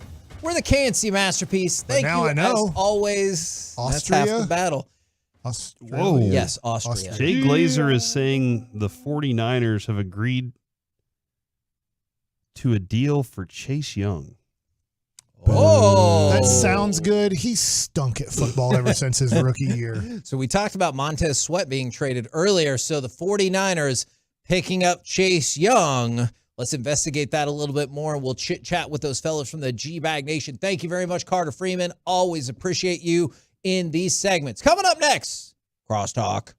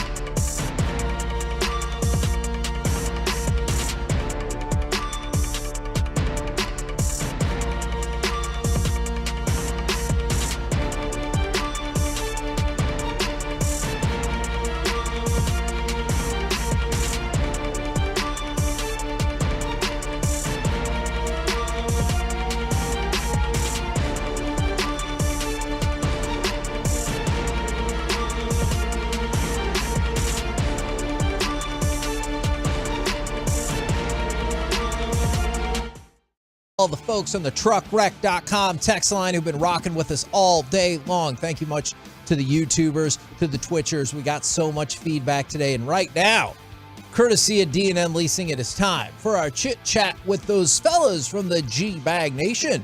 Gentlemen, how is you today? Awesome, Hagee. How are you? I'm doing fantastic. I know there's a lot of interesting sports things happening, but I want to skip all that for now if we can. Earlier in the show, Mike Bassick made the very passionate statement that Halloween is overrated. So I wanted to get y'all's take on Halloween, if it's rated properly, overrated, and perhaps what is the most overrated holiday? I think it's great. I think for adults, it's not as great. But I remember as a kid it being just an amazing time, especially if you grew up in the 80s. So I feel like kids today are spoiled. They're getting candy all the dang time. But back then, it was special. Fast food wasn't a special occasion in the 80s. So I have very fond memories of it. And I have it somewhere around 4th or 5th. Okay. Is that properly rated, Mike? 4th or 5th, you think? I think so. Obviously, Mickey got me because he said Valentine's Day. Valentine's Day is way That's overrated. the most overrated And holiday. I was like, you're probably right. Too much stress for Valentine's Day. I just feel like at this point, why don't I just go to Target, buy 2 big bags of candy and not hand them out to kids, just give them to my kids. If everybody just did that, everybody'd have our candy and then we'd be done with it. I think there's a fun social aspect of going out and trick-or-treating with your friends when you're growing up. I like the haunted houses. And certainly when you're a single guy and you grow up, who doesn't love going out there and seeing all the fun Halloween costumes? What do you mean by that? Please elaborate on that. Of it. No, your timeline's full of that, Hagee. Don't lie. I feel like you know what we're talking about here. The sexy cat, the nurse, and then Elvira. Yeah, absolutely. Yeah. So I think there's a lot of fun elements of Halloween. Velma. Does that do it for you? Velma definitely ended up becoming the best of all the Scooby-Doo characters once Halloween rolled around. There are 2 days. There are 2 days that really do provide a great opportunity to dress in what Grandma would probably think a little scandalous. And that's Halloween, and then St. Patrick's Day out of nowhere turned into dress like a however you like to attract somebody. Because one morning I was driving in on like a Sunday morning for a show here. And I saw like 3 girls you meddling kids. They had been out all night for St. Patrick's Day. It's Dawson, what Corey said, rolling in there like the Kool-Aid man. And he goes, oh, yeah.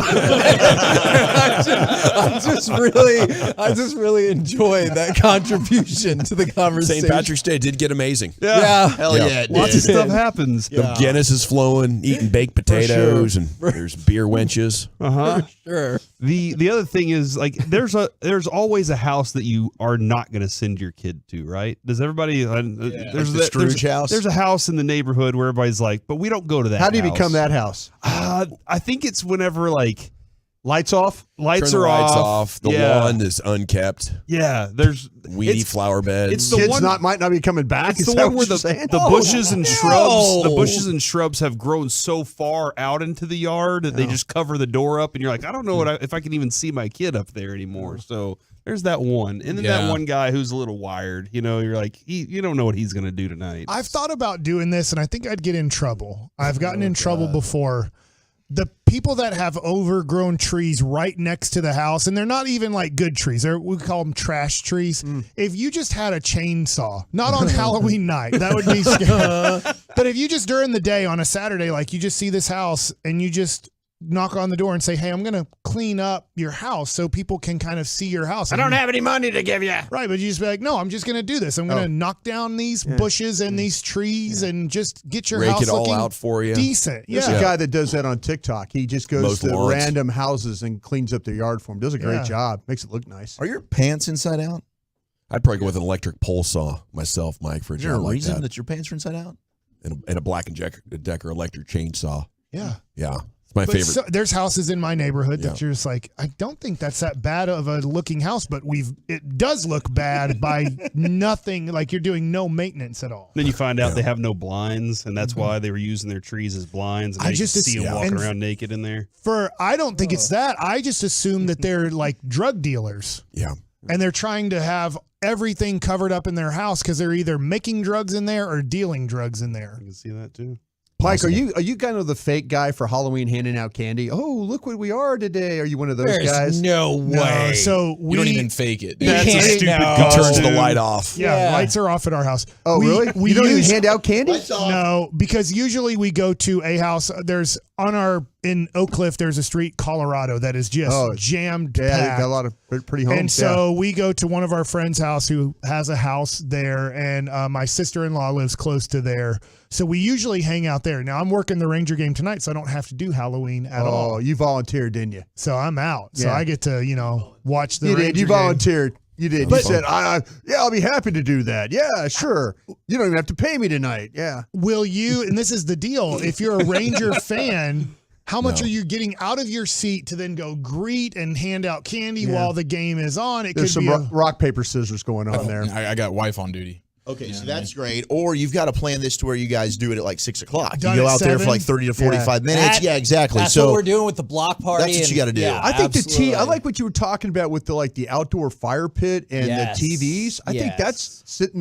That's always fun. Sit in the Brad Sham rocking chair. The front hand lawn, hand out candy. Yeah, you got the yard party going. All right, That's always a blast. we went and bought our own. Me and Eric, we do. We take them to remotes. Now- we carry them into the stadium. We carry our own chairs in the stadium now. It's been a game changer, man. It absolutely has. This is why you got to turn it on, leave it on. There are people feverishly texting in, which we appreciate, about Chase Young. We talked about that in the last segment. Chase Young. in 49ers, fact, right? Getting traded to the 49ers for a conditional third-round Let's find pick. out what they gave him. That's not important, though.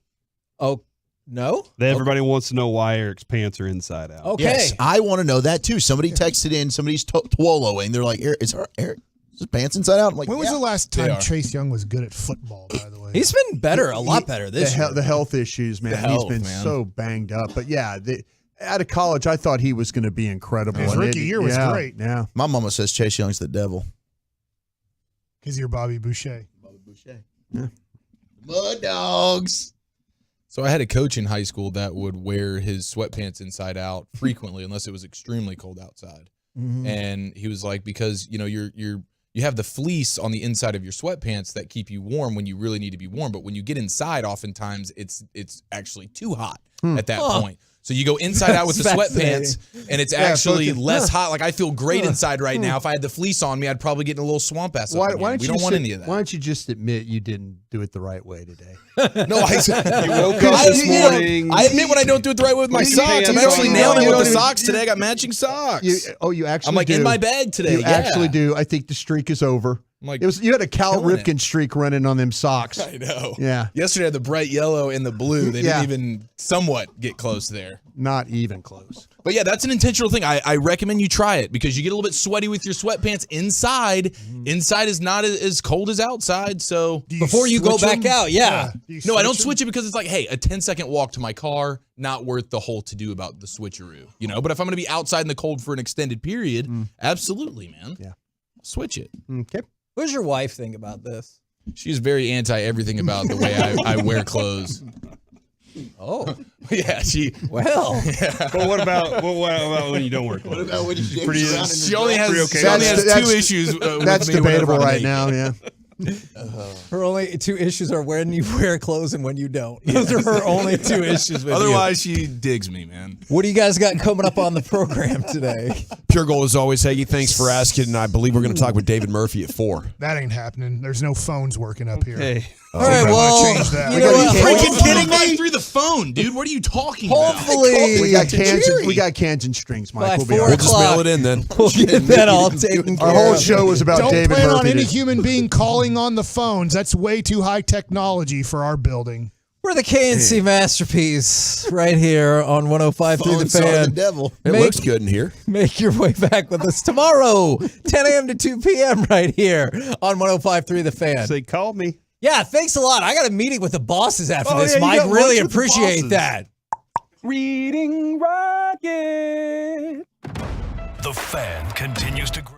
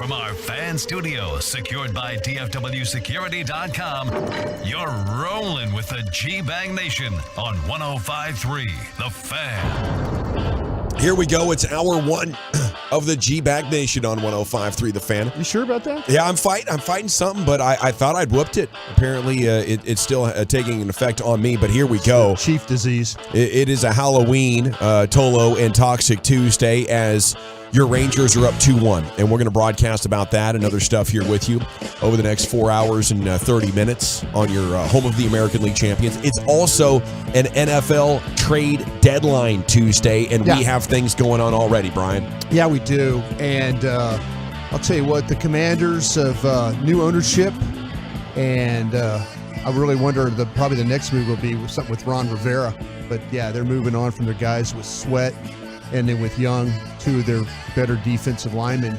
The 49ers adding Young, I think, is pretty significant for them. This is very reminiscent to me of the trade they made last year with McCaffrey. And I tell you, in a way, in the way of the parallel, is an often injured player that, when healthy, is that impact player.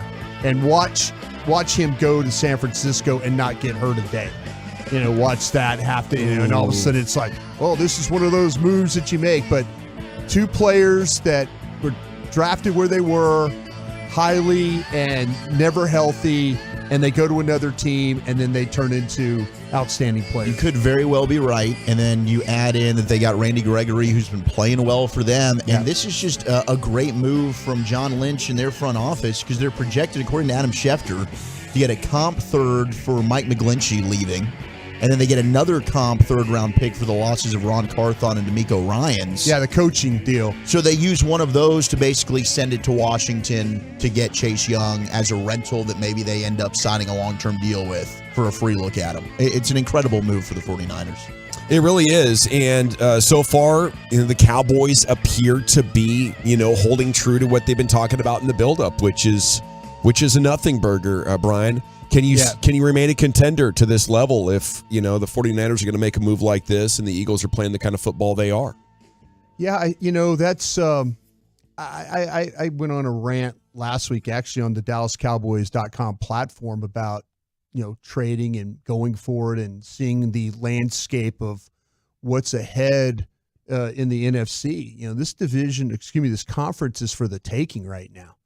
I believe. If you look at, where you put the Cowboys in the hierarchy of, can they beat Philadelphia? That's something they've done in the past. But, the 49ers are a different story. But I don't know if with the way the roster is currently put together that not adding another player or two wouldn't just give you even more of a chance to compete against the 49ers and compete against the Eagles. It's going to be a shame if they just absolutely don't do anything this year. Yeah, it would.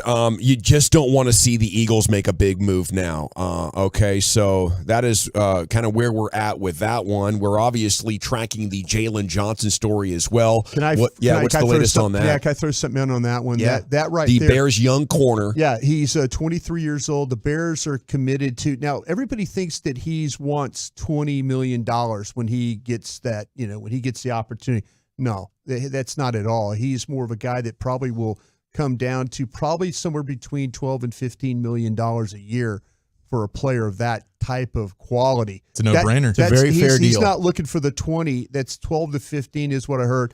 The Bears are asking for a day 2 pick, whether it's an early day 2 pick or multiple day 2 picks is what they would like in the trade. We thought that maybe that they were trying to get somebody's first.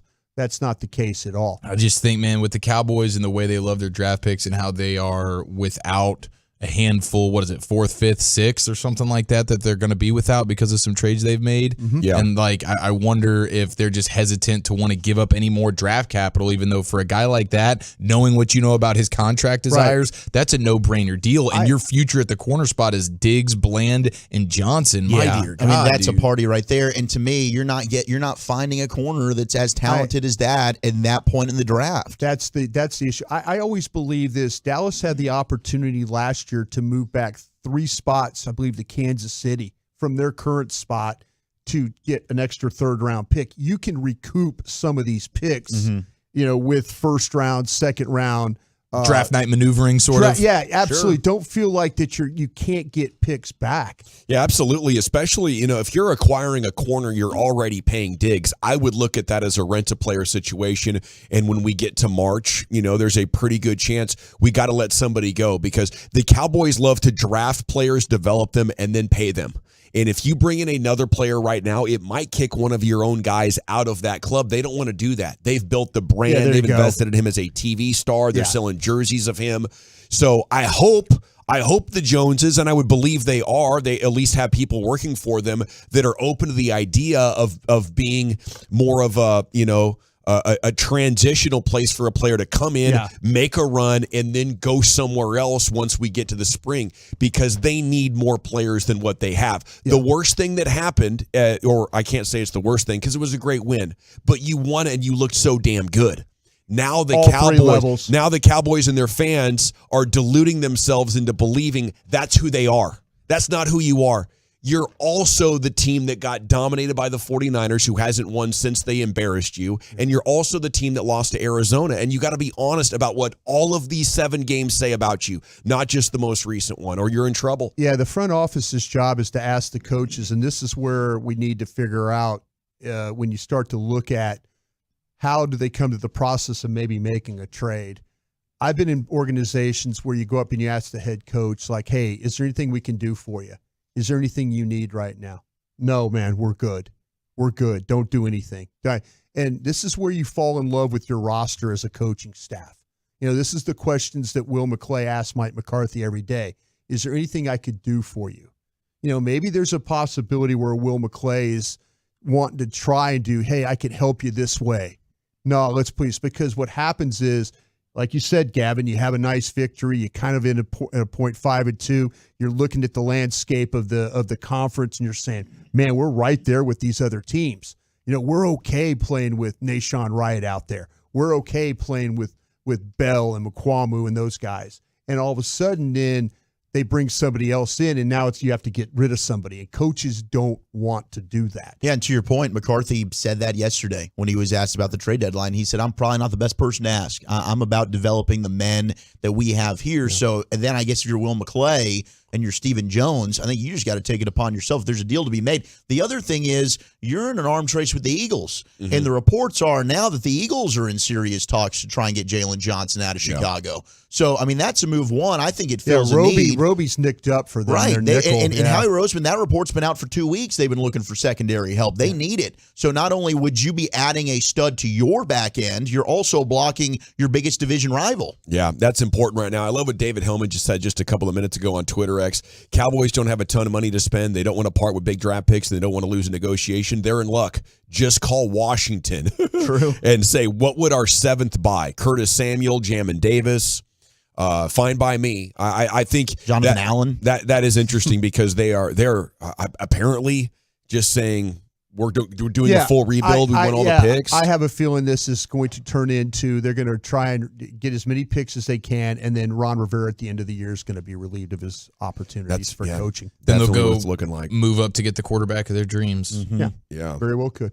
Yeah, that's what you got to do. I think, and it's demonstrated more clearly than ever by their fortunes over the last 3 years. Well, here's They've a had a good chance to win. Well, we're just seeing right now that Donovan Peoples-Jones is going to the Lions from the Browns. Mm-hmm. And there's another team. The Lions are 6-2 right now. There's teams, these teams are kind of trying to find a player or two to help them along the way. It's funny you mentioned that. I was looking at the NFL power rankings. You have the Lions at 6-2. I think after the Eagles, 2 through 11, you could shuffle any way you want. We did that exactly this morning on DallasCowboys.com. We were trying to kind of get a gauge of where would you still have San Francisco, and you still have to think about San Francisco being ahead of the Cowboys right now. I mean, if you said at the end of it who is going to get in the playoffs, you would probably have San Francisco above Dallas. Yeah, Am I right about that? For sure. Am I They right? just got to get healthy. Yeah. And I would agree. Totally agree. So you're absolutely right. Behind the Eagles, there's a lot of shuffling going on. Yeah, it's interesting. And the Eagles, have played a couple of close games, but they seem to have a knack for winning. Chiafalo was telling me earlier how much better they are at run stopping now. And that was like their kryptonite last year. That was a way you could get Philadelphia. And obviously, nobody's unbeatable. Hell, 3 weeks ago, I said I can't imagine San Francisco losing a game, and now they can't hang on to the football. They got like 7 turnovers. Yeah, that killed them in that game the other day. Big red zone turnovers. They can't tackle anybody. Yeah, statistically, they were much better than what Cincinnati was, but the turnovers were huge. Okay, so we got an eye on the trade deadline, and it's coming up at 3 o'clock, and things could change in a minute. Hopefully the Eagles don't get Jalen Johnson. Hopefully the Eagles don't do anything big. But obviously, we are now headed for Game 4 of the World Series here on your home of the American League champs. And what an exciting Game 3 victory we had last night. Just unbelievable. Corey Seager does it for you again. And, I mean, the defensive plays that were made, Seager's at short, the little backhand, that was Jeter-esque. Yeah. A little backhand, remember, against the A's? And then the turn from Simeon, the play off the back to Young and then the gun down from Adolis Garcia in right field. Am I forgetting any just massive defensive plays? This team is just had been demonstrating this really from the beginning of the playoffs, and historically they were an amazing team for how many runs they saved and everything. But last night was just a gem of a victory to get it done 3-1. You know, it's one thing to go out there and bludgeon a team with a bunch of home runs and extra base hits, but they showed you what they were really made of last night. Max Scherzer pitching out of trouble. John Gray freaking nails. John Gray. He was perfect. World Series legend, 1 hit in 3 innings, and John's always had this ability. Like, I feel like you've seen John Gray. Some would tell you in the Rangers organization, he's got the best stuff in all the pitching staff, and he was a guy we talked about. Maybe they're lining him up to pitch Game 4 as the afternoon went. Bruce Bochy saying, hey, I'm not committing to anything because he might get into a situation like he did last night, and here's John Gray to save the day for you. I also do want to give love to Nathaniel Lowe on that double play. Nathaniel Lowe is one of the best infielders now when it comes to at first base defensively. 2 years ago, that was a liability for him. His ability to stretch and make that catch was one of the closest plays you've ever seen. I mean, all of us, it's a heart attack watching Aroldis Chapman out there. I'm thinking, oh, no, not again. Should you have left Spores in? You're seeing Rangers Twitter. You should have just left Jay Gray in there. Somehow they escape, and it was because of the great play by Seager, of course, Simeon turning it, but Nathaniel Lowe deserves a lot of credit for that as well. Yeah, and I'll tell you what, I want to give Jared Sandler some credit, too, because he was talking about everybody was focusing in on Max Scherzer's return. And I remember Jarrett was tweeting out a couple of different times about keep an eye on John Gray. Yes, he was. John Gray is going back to Game 7, I think, of the Houston series. Yeah, John Gray is going to be a factor in this going forward. Jarrett lives with that team and you know and have those kinds of thoughts. But great job by the bullpen again last night getting it done. Yeah, it was incredible. I mean, Spores is great. Chapman, I don't know how that's your best option. That is just, man, that's just a hang on to your ass bit, right? A double than a single to open up the inning. A broken bat single, you know. I mean, you figure? I mean, I think Mike Bassick made a good point too as well. I mean, you know, Chapman needs to come into these games throwing 101, 102. Mike was talking about the ramp ups, you know, instead of throwing 4 balls at 97. And the hits that these guys were getting weren't those 101, 102 mile an hour pitches. They were pitches that, we saw with Gray. Gray was able to come immediately in. If he wasn't throwing the slider, he was throwing the fastball 97 plus. You know, Mike says, hey, Chapman, I need you to come in throwing 101 right off the jump. Don't have time for you ramping up here and trying to kind of get these hitters out. Yeah, it's nervy moments. They just keep getting it done, and I don't know. I guess I'm in a spot now where I kind of trust Leclerc a little bit. I find myself trusting Spores a lot. I can't believe Stratton and Will Smith aren't a part of this, but they somehow have a formula to get it done. I think John Gray's a big part of it because now, especially with how Montgomery got hit and Evaldi wasn't great. I think you leave John Gray in this 2 or 3 inning of relief. And last night he was on MLB Network on set after the game, and they were talking about, is he going to start Game 6 or whatever? And he's like, I'll do whatever. You know, you want me to empty my tank? I could have gone the rest of the way tonight. Yeah. You want me to go tomorrow? I can do that. If you don't think that's an option, I'll go in Game 5. Like, he's ready to do whatever. And if I'm Bochy right now, I think we got something. And it's like a get out of jail free card if your starter doesn't work. And I'm going to try to use John Gray at least 2 more times in that situation, maybe 3. What do you say? I'll tell you what, he has gone exclusively to the fastball and the slider. He's eliminated a couple of other pitches he had, the curve and the change. He's not thrown those as much, like the 1 or 2 times in these opportunities he's had. His slider has been devastating. It is. The way he's getting people and when out he's with got that. command on that, Yeah. it's a nasty pitch. I mean, he had 3 Ks on it, I believe.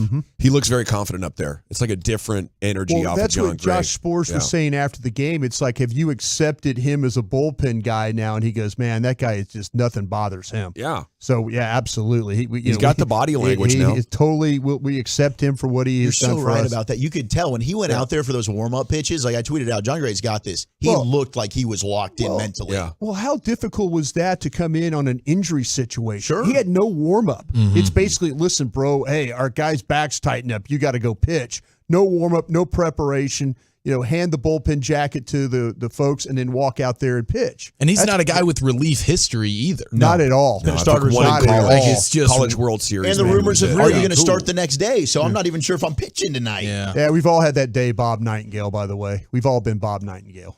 When Bob said he was going to be the starter today. Yeah. we've all had that day, Bob. Don't worry about it. He's becoming one of those name value guys. He had part of the report. It was, if Max Scherzer goes 6 innings, Yes. John Gray will Bob be the was starter. on it. We love you, Bob. If all of a sudden, Max's back tightens up, look to see John Gray today. That would have been even a better report. Stars beat the Blue Jackets 5-3. Salute to them. And the Mavs got another triple-double from Luka, 125-110. They win in Memphis. I'll tell you what, man, they blew a 17-point lead, and I was losing my mind last night. Were you watching that on the TV and listening to Rangers? I was actually. That's what I was doing. I love that. Nice work, They dude. got 17. They were up 17, and that thing got down to 3. And then all of a sudden, Memphis decided that they didn't want to hit any shots, and the Mavs kind of finished up. But it got really dicey at the end. I'll tell you what, our rookie, he's our young Lively. He is his situation is he is always going to try and defend the rim, but he's going to have all his fouls by the end of the first half. Yeah, that's kind of where he's at right now. He will. He's a not spunky gonna, guy. No, he is not going to let you get around the rim. I mean, he is going to try and he's going to push and shove but he's going to have to learn to play with a little better control. But they managed him last night. Maxey was big in the game as well. It's fascinating with him. He stands out as a plus athlete more in the NBA than he did in college. In college, he looked slow and hesitant to the ball, and he became a dog in the NBA training camp preparation or the NBA draft preparation. Something switched mentally for him, and he plays a lot quicker and stronger. Well, he and Luka have this little bit that pick and roll they've got that situation where down. Luka kind of search, and then boop, throws it up. Move over bam, to White Pal, make a place for Lively, and Hey. they found something with Derek Jones Jr. You talk about that was some knockdown Good shots. athlete. What last was night. Miami doing letting him go? But Williams was good Portland last night paid too. him. Yeah. The rookie big men always get in foul trouble. It's going to take him all year to figure it out. Well, he was. It was funny. Kid left him out there, and then you're like, okay, there comes a point in time you're probably going to need him in that final stretch, and then you put him out there again, and it's not that. But yeah, the Mavs did it. That's a good win to go to Memphis and find a way. I didn't realize that Marcus Smart and those guys were all playing at Memphis now. That was one of those. they made. Who he played for? We should have brought us with that. No, Barkley I would have not known that very much. But nice win for the Mavs. Well done. And salute to Desmond Bain. He went off for the Grizzlies out of TCU. Yeah. They just, he's a great player. They Bicep Bain. don't have enough, and they've fallen to 0-4 now. Memphis has without their guy, John Morant. Okay, G-Bag of the Day is coming up at 2:30. NFL trade deadline's what we got our main eye on. After about 3:15, we're going to kick over a ton of Rangers, but a little more Cowboy content. We're talking running back, and is it time to bring back number 15? It's next in the nation. Take your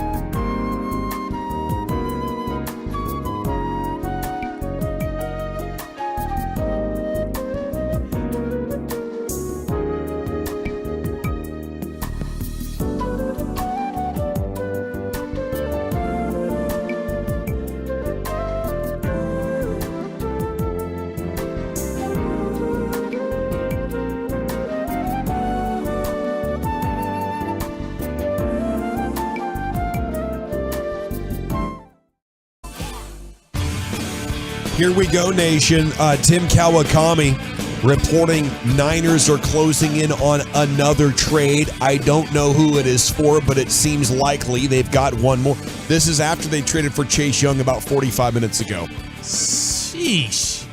Okay. They traded for Randy Gregory a couple weeks ago. This is what they've been struggling at their nickel.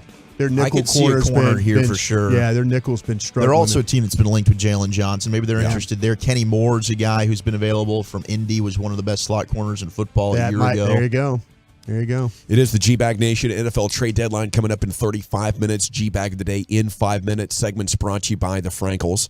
Life is unpredictable. Accidents happen. Frankel and Frankel, the go-to attorneys for car and truck wrecks in DFW. If you or a loved one's been in an accident, contact Frankel and Frankel. Free consultation, 214 or 817-333-3333. Brian. Yeah, just real quick, and I probably should have just done it in Krusty's Corner now real quick, but the thing about Derrick Henry, and I know if you follow me on Twitter, and I was kind of cryptic about names and stuff like that, I was hearing conflicting reports from the Cowboys on Derrick Henry, and that's why I didn't report what I knew. Okay. I had one really good source tell me that they were not interested in Derrick Henry, the running back from the Titans, and then I had another person that I absolutely trust said that there was a call that was made, or the possibility of a call was made, and so I did not know which direction to talk about that. Okay. For the Cowboys. Sometimes you could say, I get enough people that tell me, hey, teams are interested in this guy, and it all lines up. Yeah. I was getting conflicting reports within the organization. I know Jerry said a couple of days ago they feel like they're fine at running back. Yeah. I think you could feel that way right now. I also think running back's a spot where even if you blow past the trade deadline, there's somebody who's a free agent staying in shape who can be okay for you. Right. Yeah. I don't think you're totally lost like if you lose a tackle or a corner or something like that. I always saw it with C.J. Anderson. Rams signed him off the street. Yeah. And then he tears the Cowboys up in a playoff game on their way to a Super Bowl appearance when they lost to New England. So it's very doable to find a guy to come in and give you some value at a running back. But I wasn't trying to be like, a jerk or anything or not give names. I just didn't feel comfortable with two different sources telling me split things. Yeah. And I was like, well, which one is it? Yeah. That's the thing that you worry Appreciate about. your journalistic integrity. I was trying. I honestly was trying. A lot of X, formerly known as Twitter buzz right now that it is Jalen Johnson going to San Fran. That would be to the 49ers, the great Chicago Bears corner. He's a great tackler. They're having a massive problem tackling, so they get Chase Young to help on the defensive line and maybe one of the best young corners in the NFL in Jalen Johnson, if that is the case. 251, I feel like Galvin now. We just do enough to make the playoffs and keep fans happy. You call Galvin? Do you call you Galvin? Greg Henson used to troll me by calling me Galvin. Galvin? Yes. Oh, I see. Okay. So Galvin. that's a long time Tolo out there to the 251, and I appreciate that reference. But I totally agree. I think the Cowboys, you can't look at what the 49ers have done the last 3 weeks and think that's them now. Them is with Trent Williams and Debo, and they're great. Brock Purdy just needs awesome protection on his blind side and Debo. And then he goes from being below average to one of the best 5 quarterbacks in the NFL. Go figure. It's the best left tackle and one of the best top 10 wide receivers in the NFL. So he gets those guys back, and then he looks amazing again. That's the 49ers, not the last 3 weeks, Jones boys, okay? And by the way, the last time we saw the real 49ers, they totally kicked your ass, and they've done it 3 times in a row in very meaningful, high-leverage games. So don't think you're close. Okay, great. You beat the 3-5 Rams, and the Niners have lost a couple in a row, and Philly looked kind of vulnerable against Washington. You're not them yet, okay? Quit building a playoff team and telling us it's a championship team. This ain't baseball, okay? You can't get in there and get lucky with a hot starter. Well, maybe you could if Dak was capable of doing that 3 or 4 games in a row, but what from Dak's history would have indicated to you that he's going to put you on his back for multiple playoff games in a row? He can't even beat good teams in the regular season, for crying out loud. He can't even, his record outside of the division for his career is below average. We know these things. We know Dak needs the Brock Purdy ecosystem around him. Give him that, he'll look like an all-pro. You ask him to take you over the top, and you're going to be having less than 20 points at the end of the game and losing in the divisional round. That is what we're signing up for right now, Joneses. Okay, you have 30 minutes to change your destiny. And I guess, you're just going to be happy making the playoffs, getting great TV ratings. You have millions of fans who are right now convinced that you're a contender. We're the sharps, You don't have to worry about the smart people on sports radio and the Tolos in sports radio, because when it comes to Cowboy Nation, it's so hot damn giant that even with the really smart people who are paying attention to know exactly what the hell you're doing, there's still tens of millions of other sheep that are just showing up to AT&T and tuning in on Fox to watch you pretend to be a contender, and damn it, I'm sick of it. Time now for the G-Bag of the day. Here's Lucius Alexander.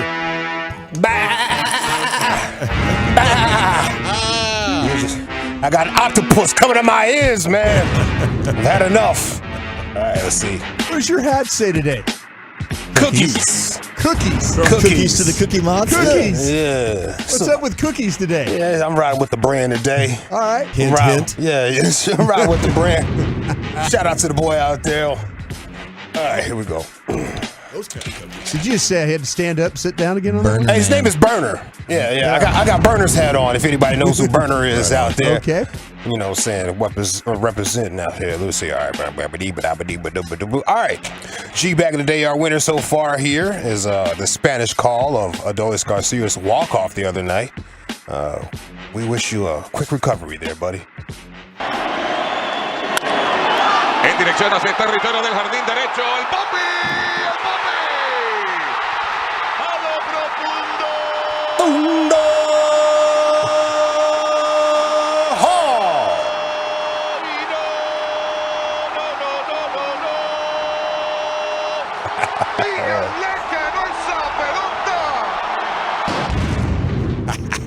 That's awesome.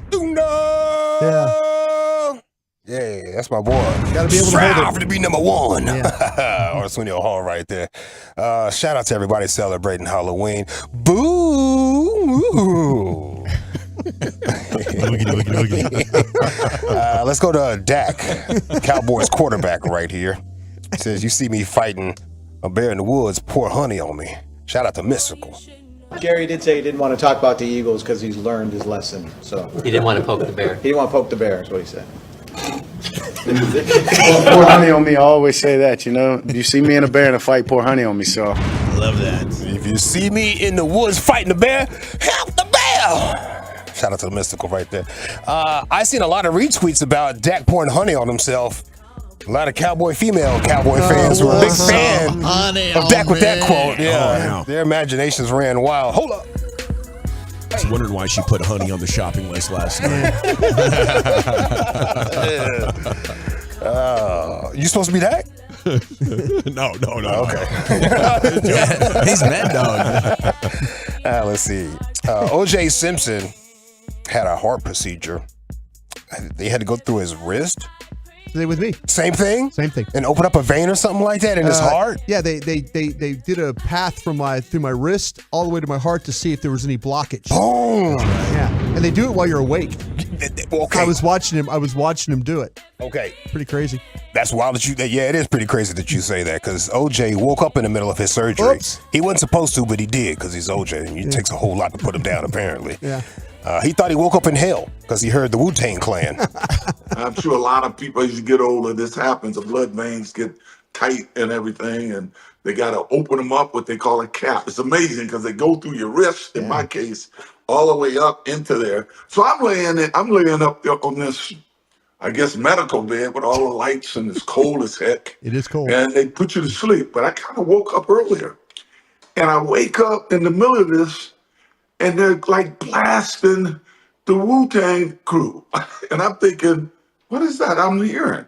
And it was the Wu-Tang crew. I guess some people, when they do surgeries, they play Bach or they play Chopin or something. But I'm hearing Wu-Tang crew, and I'm thinking, oh, I know they ain't playing this up here.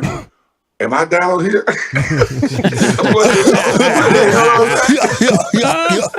Why wouldn't they play Wu-Tang in heaven, though? Oh, come on, man. Who love the kids, man? Well, I don't know, baby. I don't know. I just suspected that wasn't being played up there inside the pearly gates. What song was it? Was it Protect Your Neck? Good follow-up question. Oh, good follow-up question. Was it though? Protect your Was neck. it protection? You didn't see that coming, did you? Slow ass mates. I got another Spanish call right here. Deron Bland with the INT. Whoa! Primer 10 desde la 25, banda derecha, izquierda, formación escopeta, atrás Matt Stafford, busca, cruza. ¡Ay, interceptado! ¡Se la regaló! ¡Y ahí está Deron Bland! ¡Vamos al tazón de los profesionales! ¡Tercer pase interceptado para anotación! ¡Qué bárbaro! ¡Se la regaló Matt Stafford! Tendrían que ser 4, Víctor. Se perdió una en contra de Herbert. Aquí no titubea. Stafford lo telegrafió durante toda la jugada. Inteligente el número 26, se la lleva hasta la casa. What? Yeah. To the house. To the house. 3 pick six para Deron Bland. Increíble lo que está haciendo Deron Bland. Yeah. Every other word I understood, but I got the vibes. Yeah. I got the vibes. To the house. Yeah. I used to watch Caliente on Saturday mornings. I seen them commercials. But I get on Colgate toothpaste. I was like, oh yeah. It's a toothpaste commercial right there. You ain't talking over me, bro. I got you. Neighbor complaint right here. Did he handle this neighbor complaining about their music from a party the right way? Check this out. Children trying to sleep. Say that again? We have young children trying to sleep. Okay. I'm like really little. We have a noise ordinance until 11 p.m. We're celebrating a birthday party. It's Friday, sweetheart. It's my mother-in-law's birthday. Enjoy the free show. Thank you. Oh, yeah. Don't come back over here. Yeah. It's loud. Oh my God. I mean, he just slammed the door right in the face. It's my I think mother-in-law's he birthday handled it party. pretty good. I think Yeah. he handled it- you didn't want to encourage any sort of a rebuttal. I have spoken. Have a nice night. Yeah. We'll turn the music down at Yeah. 11 p.m. It's Friday night. Yeah, Bye. back in the day, Yeah. you used to say, "Good day, sir." Absolutely. Good day, sir. Good day. You don't want this? Buy a house. Yeah. That you know? works. Good day, sir. Oh yeah. If you want somebody else to leave the room, you just say, "Leave us." Be gone. Be gone. Okay. We must speak. What do we time to vote here? Yeah. Okay. By the way, texters, I'm copying and pasting a lot of these texts. I'm going to find some time in the show. All I need is for you to listen to the rest of the show. We'll be on until 6:30, and I promise you, at some point, I'm going to read all your texts, and I got rebuttals for you. Okay? Is it Adolis Garcia in Spanish, the champion, the one-time champ? Is it Dak? Pour some honey on me. That's Choppy's song, isn't it? Pour some honey on me. If they did just the I gotta high text Eagles him. game, That's that'd be happening. great. O.J. Simpson laid up on a medical bed, or Deron Bland picked six. I thought I woke up in hell. I said, "Oh, it caught up with me." I'll go with the Dolies. In an effort to hopefully get more fake Mays and fake OJ. I'm going with those boys. Lucius? Pour some honey on me. Ooh. I like pour some honey on me. Brian? I'm going to go with Bland's interception. Okay. My score a 2-1. And your new G-Bag of the Day champion, it's Dak Prescott. My favorite guy in the NFL. Okay, when we come back, watch your back, Dak. Huge fan. Just wish the Cowboys knew how good he was. You know, I want to root for my guy in the Super Bowl, not in the divisional round. Please, Cowboys, you got 22 minutes to make something happen. And texters, I'm coming after you. Brian. Where are we going next, though? That's why you don't read that text. Hey, we're going to do a little question and answers with my guys. Various sports topics. We'll do that next. Okay, I want to chat with you about my friends at Twin Peaks before we do anything.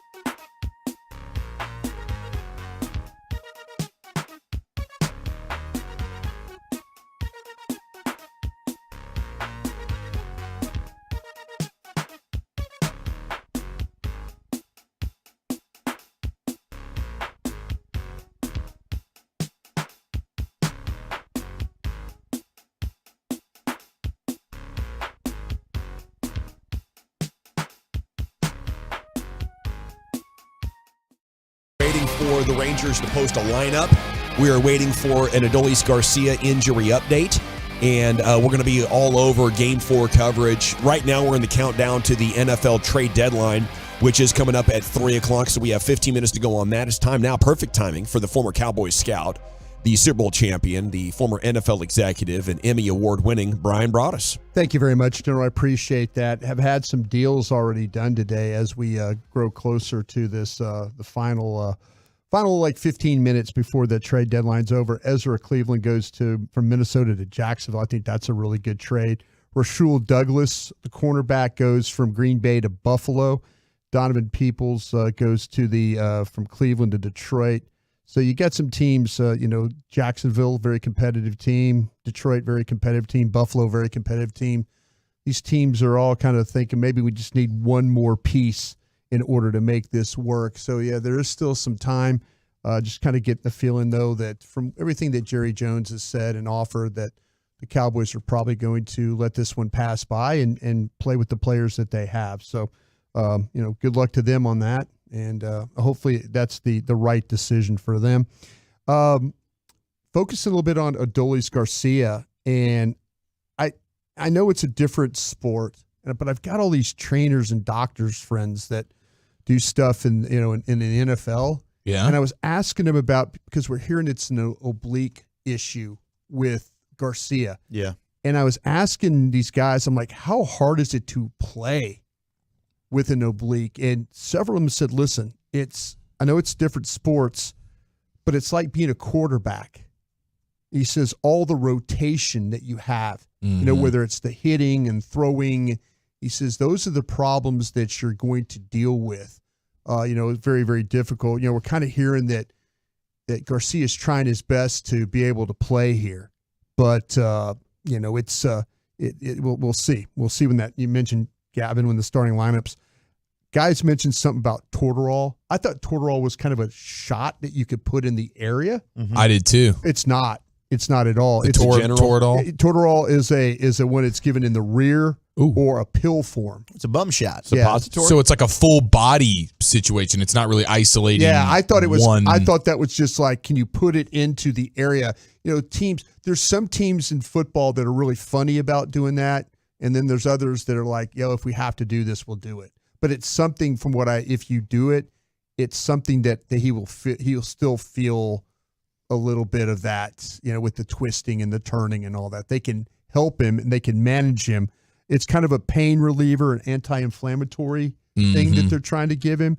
But my guys are like, listen, I don't know if this is common in baseball or not, but in the NFL, it's something that we would, for that type of an injury, an oblique injury, is something that we would surely consider trying. They would try a lot of other, what was the word I tried to use? Modalities. So we've learned treatments. Modalities was another word that these guys, there's a lot of different treatments and stuff that they would try. Heat is something that they say could really, really help the situation as well. And I'm sure the Rangers are doing everything in their power. Kind of wish this was a home game for them, because maybe, they might have a little bit more access to some equipment that could help them along the way. So that would be something that they could do. But there are a number of stories about different players over the years taking Toradol, but none really since the Red Sox trainers got in trouble in 2013 for being the ones that were shooting the Toradol into the players. Yeah. Maybe that's something that, But it is still legal. Mm-hmm. It is still, it is not banned by Major League Baseball. So I think you need a doctor to do it and not the trainer dude. Well, we've seen what happened with the Chargers. They had that situation with the ribs. Oh, with Tyrod Taylor. And the lungs got involved. That's crazy. It's something you probably don't want to do, but those are options according to my football guys. And let's see if Adolis, in fact, can maybe on his own, maybe it loosens up, maybe everything will be okay. Well, and we got a question from the 903, like, what if you keep Adolis as a pinch hitter and you put someone else in right field? I think that's probably a likely outcome tonight. I think you probably get Jankowski, who's going to start, and then Adolis, depending on how he's feeling, could come up as a pinch hitter. But again, we don't know for sure what's going on there. They got the MRI results last night, and we'll see what ends up happening with the lineup whenever it's released. Okay, if I could ask you guys a few questions in the last few minutes I have of my time here on Krusty's Corner today. Okay, you have a choice. You could have a game. Which one would you like to watch? Because I got into a situation last night with all those sporting events on, and I was struggling a little bit. I always going to listen to the Rangers because I feel superstitious that way. We know that. Yeah. Mm. Some have lived my terrible superstition, and I apologize, and I'm trying to make up for it. You don't need to apologize. Some have been killed by your superstition. Yeah, As long as the Rangers win. Exactly. All right. Are we going to take in a Game 7, which would be a final, a Super Bowl, or a national championship game with your school playing? Oh, geez. Which one would you take in? A Game 7 final, the basketball, baseball, anything like that, which it's a clincher game, a Super Bowl, or a national championship game with your school playing in the game? Which one would I prefer? Which one would you watch? If they were all going on at the same time? Yes. And you've gotten to do 2 of these. You got to watch LSU win a natty, right? And then the Super Bowl, of course, with Green Bay. And all these scenarios have your team in it? Yes. Have you? Okay. I mean, I think if to watch the Cowboys in the Super Bowl, that's everything. That's the height of sports pleasure that's the for height Wolchuk. of euphoria for me as a sports fan. But then I've heard mixed stuff about going to these Super Bowls. Yeah. Because it ends up just being like, hey, it's a bunch of business people. It's the people that don't really care about the game. Yeah. They're just there to be seen. So, I mean, it would still be incredible to watch the Cowboys do that. I do think, and talking with people that went to those Game 7s during the Stars Cup final run, like against the Avs, watching the Stars win the Stanley Cup in a Game 7 would be freaking legendary. Mm-hmm. Generally got one on me? Yeah, I'll take the Game 7. Because I feel like if the Cowboys went, we'd automatically go. Okay. Yeah. Like we're getting lucky with the Rangers. Yeah. I mean, we're pretty darn blessed to be able to go to that game if it is a Game 7. Oh, my gosh. That's a pinch yourself type of moment. Yeah, and I've had so much fun here on this postseason run being at this ballpark and knowing what we have in Bochy, Mr. Game 7. It would be a joy to watch him continue that streak. But I couldn't even comprehend what it would be like. I mean, Eric and I are University of North Texas Mean Green, and we love North Texas, but the likelihood of them ever being in a national championship game is just not something that is probably realistic for us. Mm-hmm. So I don't know that that's even potentially something I could see. That's number one for me. That's number one. What I got to experience watching LSU beat Clemson there, I've seen LSU win twice in national championship games against Ohio State, and it's one of the great and fortunate to be on a Super Bowl winning team. But that right there to watch something like that is incredible. It really, really is. And you were around probably 50,000 other LSU fans. Yeah, right? David Hellman was sitting right next to me, standing right. I mean, it was a lot of fun. When you have friends, I heard he was on your shoulders at one point. He had my jersey on in the stands, and he was hammered, and my last name on the back and all that. And he was trying to fight everybody from the state of South Carolina. No, I think that's an important thing is that you're surrounded by like-minded people, right? And you have this feeling that there's just thousands of us, and we're all experiencing this pandemonium at the same time, and you're not going to get that at the Super Bowl. All right, I got a couple minutes here. Okay, can the Rangers generate offense without Garcia? They certainly can, but it is going to be way more challenging, and the confidence dissipates when you start looking at, okay, now here comes Robbie Grossman. Obviously, we know Janko, but when you start looking at it, it looks less daunting. But when you have Corey Seager, and then if Marcus Semien, he did a little something last night. With a big RBI. Yeah, that was big. Did. Maybe he gets going a little bit. Yeah, but if you got Seager and knowing what you know about like a Josh Young or a Jonah Heim, like these are still all-star players. So, but will they be their all-star selves in the World Series right now when it's needed most? That's a question. It's not like they're hitting on all cylinders at the moment. Yeah, Jonah's not been good so far this series. It would put a lot of pressure on the rest of the lineup. Certainly, really Evan Carter. I think he's the guy that would end up probably feeling more pressure, even though it looks like he's never feeling any pressure. The moment's never too big for that guy. I think Janko, when it comes to just defensively, is a guy that you can slide in there and you'll be okay. But you're losing a lot of power, and maybe you end up having to go a little more small ball, similar to what the D-backs are doing. Dawson? You can still. I think it reduces your probabilities of having a breakout game by probably 15, 20%. I think it puts more pressure on your starter, puts more pressure on your bullpen. The chances are impacted. I think the opportunity, though, Brian, is, though, that the other guys step up. And on a championship team temporarily, I wouldn't be surprised to see Simeon elevate his game, That's my hope. Yeah. That's my hope. Gentlemen, thank you very much for your time. You got it. There it is. Brian brought us in Krusty's Corner every afternoon at 2:40 here in the G-Bag Nation. Okay, now when we come back, we'll have the conclusion of the NFL trade deadline. I saw a significant development there, Wolchuk. How we looking? With the NFL trade deadline so far, I haven't. Jalen Johnson's not going to be traded. Yeah, that's the big news from the Bears, which is great. I think if he's not going to be a Dallas Cowboy, that's probably the best scenario for you, where he's just going to stay in Chicago. Niners can't get you, Eagles can't get you, but certainly that was kind of the big name we were looking at. The rest of the NFL news of the day is next here on The Fan. Life's unpredictable. You never know when you.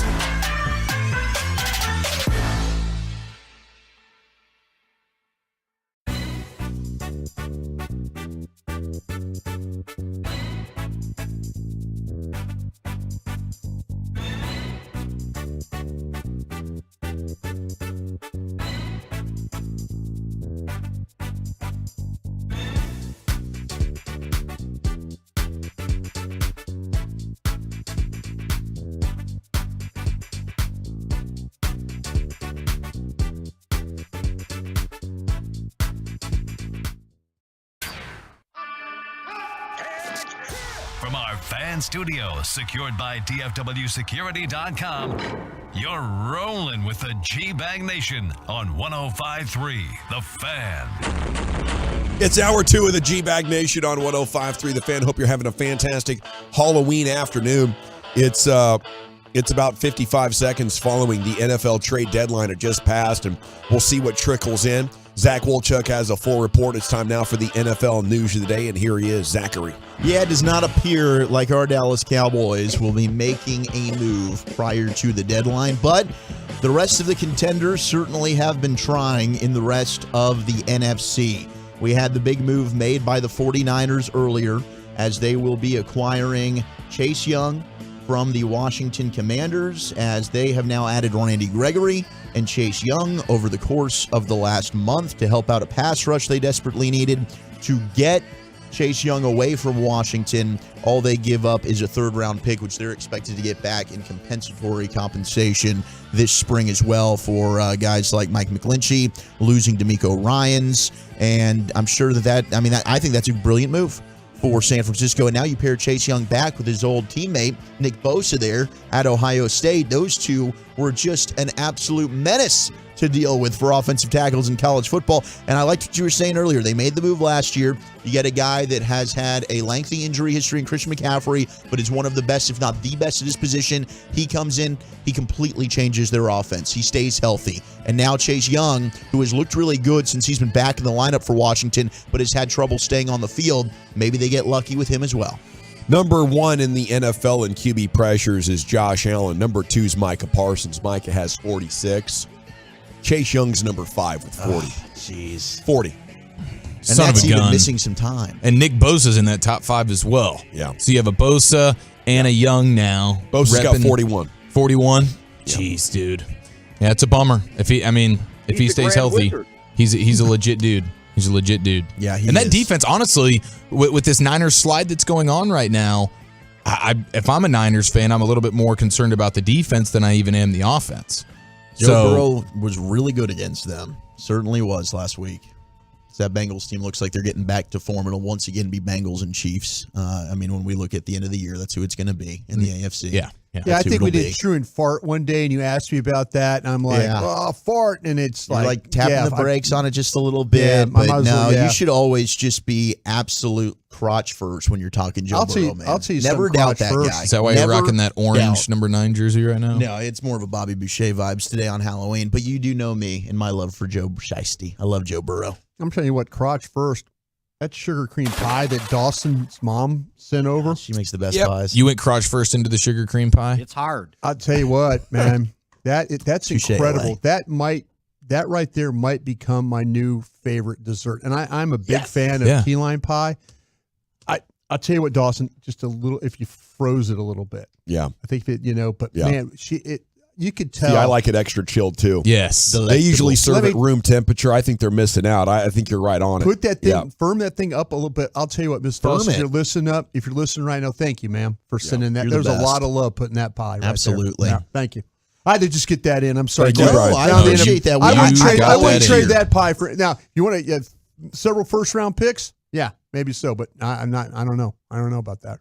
Now, Jalen Johnson officially not going to be traded today. That was the big name that we were looking at maybe for the Cowboys. There were some rumors that the 49ers and the Eagles were getting involved in conversations. He's staying there with the Chicago Bears. And bullet dodged. Yeah, absolutely. If he's not going to be a Cowboy, that's the best way to go about this. The big trade today that I was very surprised about was, and you mentioned this during Krusty's Corner, Ezra Cleveland, former second-round pick of the Vikings. I wonder why. So they signed Dalton Reisner to replace Ezra Cleveland. He was out of the lineup because he was hurt. So now Reisner, I guess they're just going to move forward with, and they traded Ezra Cleveland to Jacksonville, who could use some offensive line pick, but only for a day 3 pick. Yeah. Very strange. We were talking about how, man, I just don't know if there's going to be a lineman out there the Cowboys could add. If you're trading a day 3 pick to go get Ezra Cleveland. Wait, I definitely misread the if he was available. I had no idea that he was even available at all. Me either. And usually that was shocking. Teams are not interested in moving starting offensive linemen. Right. Generally, they're not. Bears ended up adding Montez Sweat from the Commanders as well, as the Commanders are just cleaning house. Chicago's going to get it 2024. They give up a 2024 second-round pick to get the former first-round pick in Montez Sweat. So Cowboys still play Washington twice. You don't have to worry about Chase Young and Montez Sweat in those matchups. Then Leonard Williams, of course, who was traded from the Giants yesterday. You don't have to play him when you play the Giants 2 weeks a week from this Sunday. You also had the Vikings, who are now in the quarterback market after the Kirk Cousins injury. They go ahead and acquire Joshua Dobbs from the Arizona Cardinals just a couple of hours ago. They're giving a conditional 7th-round pick in 2024 and a 6th-round pick to go ahead and get him. But the team has announced that they're going to start Jaron Hall, the rookie from BYU, this week. Oh. So it's an interesting quarterback. I'm excited to watch Jaron Hall play. There's a lot of traits about him. I thought he was really fascinating. If you're going to take a flyer, I thought you liked him a lot better than all of us. I did. I think I liked him the most out of anybody on that draft show. I think you did. There were certainly some qualities that I liked about his game. I'm excited to kind of see what he looks like. Could be a bag ass for all we know. Well, I'm glad at least you put him out there, though. But You put your name on Jaron Hall's my dude. There you go. I'm excited to see what he can do, although he won't be throwing to Justin Jefferson, but he'll be throwing to fellow rookie Jordan Addison, who's having an outstanding start. My guy right to there. his rookie career, absolutely. Yeah. And then the Browns trading for wide receiver Donovan Peoples-Jones from the Browns to the Lions. To the Lions. Yeah. And that's a big need for the Lions, right? They lose Marvin Jones Jr., who has to step away for family issues. He was their number 2 receiver. Now you had another big guy in Donovan Peoples-Jones, and then the Bills sending a 3rd-round pick to the Packers to get Rasul Douglas for a 5th-rounder. So, and Rasul Douglas is a guy who has been really good with Green Bay, struggled early in his career there with the Eagles, and they need cornerback help there in Buffalo with the Tre'Davious White injury. So, big move there for the Bills. Folks got better today. They did, and the Cowboys did not make any moves. They like their guys, and we'll just hope moving forward that everybody stays healthy, you're good to go, or maybe end up making a play in free agency. Maybe there's somebody out there like they did with T.Y. Hilton that comes in and is able to help them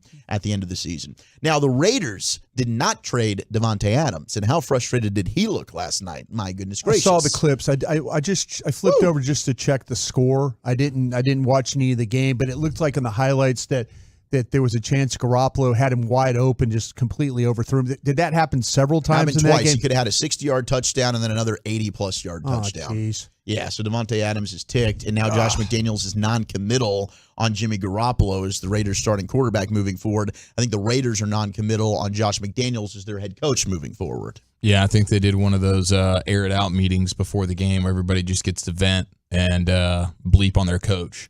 And it didn't end up propelling them to victory, but I'm sure it was pretty therapeutic for those guys. What's interesting, though, I mentioned the Cardinals trading Joshua Dobbs. It looks like they're probably going to rock with the rookie 5th-rounder from Houston, Clayton Tune. They did. They not probably. They are. They've committed to it? They committed to the So start. They're Kyler's monitoring, healthy. They're monitoring. They're trying to ramp up Kyler Murray, but Tune will get the start if Murray is not ready. Team tankers out there probably would rather see Clayton Tune over Kyler Murray. Maybe they're looking to get Kyler Murray's replacement. Clayton Tune threw a lot of passes there, Demir Smear, because we were watching him and Tank He was Dell. captain comeback, man. Yeah, it just seemed like they're out of the game. Next thing you know, you look up, they've scored 3 touchdowns, and they got a chance to win it in the 4th quarter. Another one of those college players, though, quarterbacks that's played, 30, 40 games. Yeah. So we'll see. Maybe the same path of what we saw with Brock Purdy last year. Absolutely. The Eagles, right? Jason Kelce was talking on he was actually on, I think, NFL Network. Of course, he does his podcast, The New Heights. So he joins NFL Network last week. They're talking to him about, some of these opportunities that he's had and the future. And last year, of course, he makes the doc called Kelce that is now on Amazon Prime, which is actually a good watch, even though, of course, he plays for the Eagles. I do like Jason Kelce, hell of a football player. 140-something consecutive starts, right? Iron Man. Yeah. And he thought last year would be his final season. Well, of course, the way it ended, they lose in the Super Bowl. He says, you know what, bleep it, I'm going to run it back. But he talks about his future with the fellas there on the NFL Network. We took on a lot last year, and it ended up working out really, really well for both Travis and I at the end of the season, although we did come up one game short. I think it is a lot, And I think the way we've justified it as a family is that, this is going to be over pretty soon here.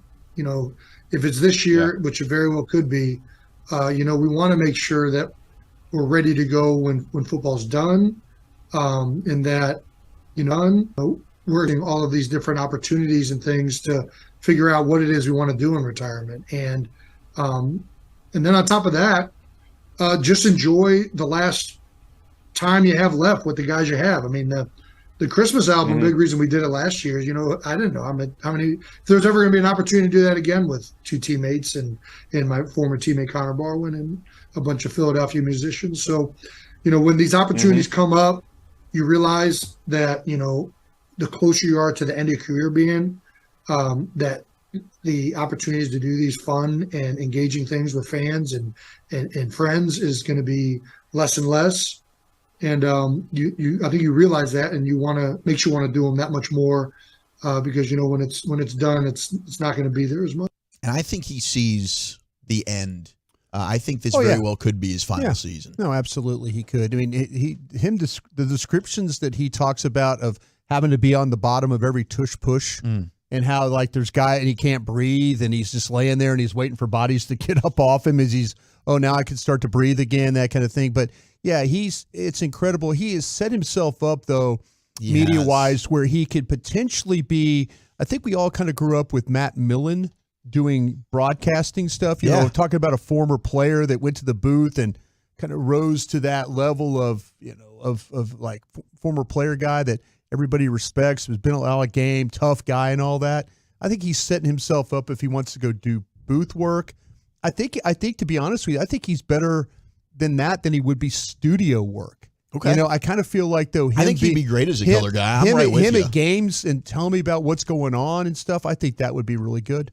Yeah, I think that he is a great talent, good personality as well. And I think Jason Kelsey's going to have a tremendous future outside and after football. But this could be the final year that you've got to deal with him twice a season. I think it would have been the final year if he would have won the Super Bowl. I'm with you there. I think he ran it back one more time knowing the team's good. Yeah. Now, Micah. That's huge. That once he moves on, and if Lane Johnson can't play or retires or gets hurt, you start to see that deteriorate. Everything will change. I mean, how much did the offensive line change for the Cowboys when Travis Frederick retired? Yeah, Boy, never been the same. I don't think the Cowboys have ever gotten over that one. It's never been the same, and that could likely be the same situation with the Eagles. Speaking of the Eagles, Micah Parsons on his show, The Edge, on Bleacher Report yesterday. 2 weeks ago, of course, he called the Eagles the best team in football. Now you're getting ready for the first-place NFC East battle right here with pregame coverage on 105.3 The Fan at 12:30 on Sunday with Eric and Brian. We'll have kickoff, and Brian will have postgame till 9:30. It's going to be big time. But here's Micah talking about Filthy. Next week, we got a huge matchup against the Eagles. Last week, I said they were the best team in the NFL. Do I still believe that it's true? And yeah, I do. I'm not a person that lives in denial. I don't think the Eagles play their best football at all yet. They know they're so good and they can beat a lot of teams off of talent. They have the most talented roster in the NFL, without a doubt. They got talent at wide receiver, running back, D-line. I mean, they just got crazy talent. So I still do believe they're the best team. But at the end of the day, you still got to go out there, compete, and execute. To me, Mike is right. I appreciate his honesty. He is. He's not crawfishing that thing back, and No. he's absolutely right. And I think the thing that you need to take from that, they haven't played their best football. They haven't, as a team, played their best football. They've looked very beatable. There have been some games they've been very fortunate. They've got a quarterback that is turning the ball over at an alarming rate right now. Yeah, and I hope he throws it right to Deron Bland for his fourth pick six this week. There you go. But they've also got a big-time receiver out there that averages about 125 yards a game every A.J. time Brown's you line him up. on a tear. So he certainly you got to is. be ready for that. But I don't think the Eagles have played their best game. I think that the Cowboys, Will McClay, I think they've built their team in a way to handle these division games. We'll see. We'll see if the offensive line didn't look very good initially for the Cowboys, kind of figured things out. Hell, Mike McCarthy even said it yesterday that he surprised himself that he still kept throwing the football even after the start that they had. He was like, if he wasn't calling the plays, I got some whispers that if he wasn't calling the plays, he might have told whoever it was, hey, listen, run the ball a little bit more here. Interesting. Yeah, but he stuck with throwing the football because he believed that's what he had to do. And Philadelphia's had some problems in the secondary. They have. So we will see. Hell, Sam Howell just lit him up on Sunday. Yeah. After Sam Howell couldn't throw the football the save of his life the week before against the Giants. I'm sure Dak Prescott's watching that film. So is CeeDee Lamb, thinking, okay, we can run it back just like we did on Christmas Eve against them. Protect the front. You're going to probably have some opportunities to make some throws. Taylor Lewan was on Up and Adams with Kay Adams, and he said, I talked to somebody the other day about Aaron Rodgers. They said he's coming back in December. That's what he heard. I think going back to injuries, people say Achilles injuries are 6 to 9 months. I would assume he's not going to play during the season, but he is getting from some good information from inside sources there with the Jets and Aaron Rodgers camp that he's on a December return, and we'll see. I think it'll all just depend on how close are the Jets to actually making the postseason. If they are still in the hunt, if they're in that playoff picture graphic, like we've talked about the Miami Dolphins always living in, I think Aaron Rodgers might give this a shot. If they're in the close in the This is some of the in the hunt. This is stupid. He was doing drop backs and kind of jogging a little bit. He looks unbelievable. Here's my stupid question for you guys. Tony Romo and Dak Prescott, say the Jets kind of continue to go on a run where they're winning games. No, Zach Wilson. There's no way in hell you keep running with Zach Wilson. Like Zach Wilson's not doing anything that's standing in the way of this is our future. I mean, they're winning, skating by every week trying to get wins. 10 games. They're winning in spite of them. It's their defense. So is there's no way in hell. And Breece Hall. It's like a record-setting amount of punts in that game the other day versus the Giants. It was patently disgusting. Zach Wilson didn't do anything to make it any prettier. Right, we saw that Tony Romo was available at the end, and they just completely said, no, we're not going to play. But they wouldn't do that to Aaron Rodgers, right? No, because Zach Wilson isn't balling out. Dak was playing phenomenal football. Still should have gone back to Romo or whatever, but we'll let bygones be bygones. All righty, it is the G-Bag Nation here on 105.3 The Fan. That's Dawson. What? No, I was just listening. We probably see eye to eye on I was that. listening to Dawson over there. Oh, that wasn't you. I'm sorry. Not me. I closed my eyes for a minute, and I thought it might have been you saying It's that. been a Thanksgiving dinner table fight at the Chiafalos ever since 2016 about how Romo should have been pulled back in. You know, at the time in 2016, I was let it ride with Dak, but hindsight 2020, I would have loved to see what Romo could have done. And that drive, he looked like a wizard. Oh, dude. That Terrence Williams touchdown. That Eagles drive. It's just as soon as you had Jason Witten and Des Bryant say this is Dak's team, it was over, man. That's very true. Woolchuck, very true.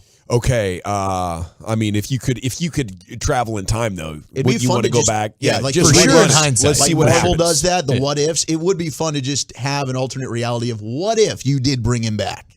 Yeah. Okay, G-Bag Nation. I think the what if would have been the interception in the fourth quarter would have lost it instead of how they did lose it. Yeah, it's just a matter of would it have been the wizard throw from Rodgers? It'd have been a Romo pick. Yeah, pretty probably. Okay, we're looking for the starting lineup for the Rangers, and still have they're not going to seen wait it, to right? post this one. The I think they're going to Diamondbacks hold this to the last minute, man. The Diamondbacks just posted theirs, and it looks like it's the same. Emmanuel Rivera, though, is in the lineup tonight. Okay. So we had a big double for him yesterday. Yeah, instead of our third baseman there. And they have gone with Mantiply. He's going to be their starter. They like that matchup with Corey Seager there in the first inning. And when are we going to get an update on Adolis Garcia? We'll get you updated on that story as well. Rangers Twitter is next right here on your home of the American League Champions, 105.3 The Fan. Gotta chat Window Nation. They are the star of window replacement and proud partner of the Dallas Cowboys. They want to fill your house this season with savings.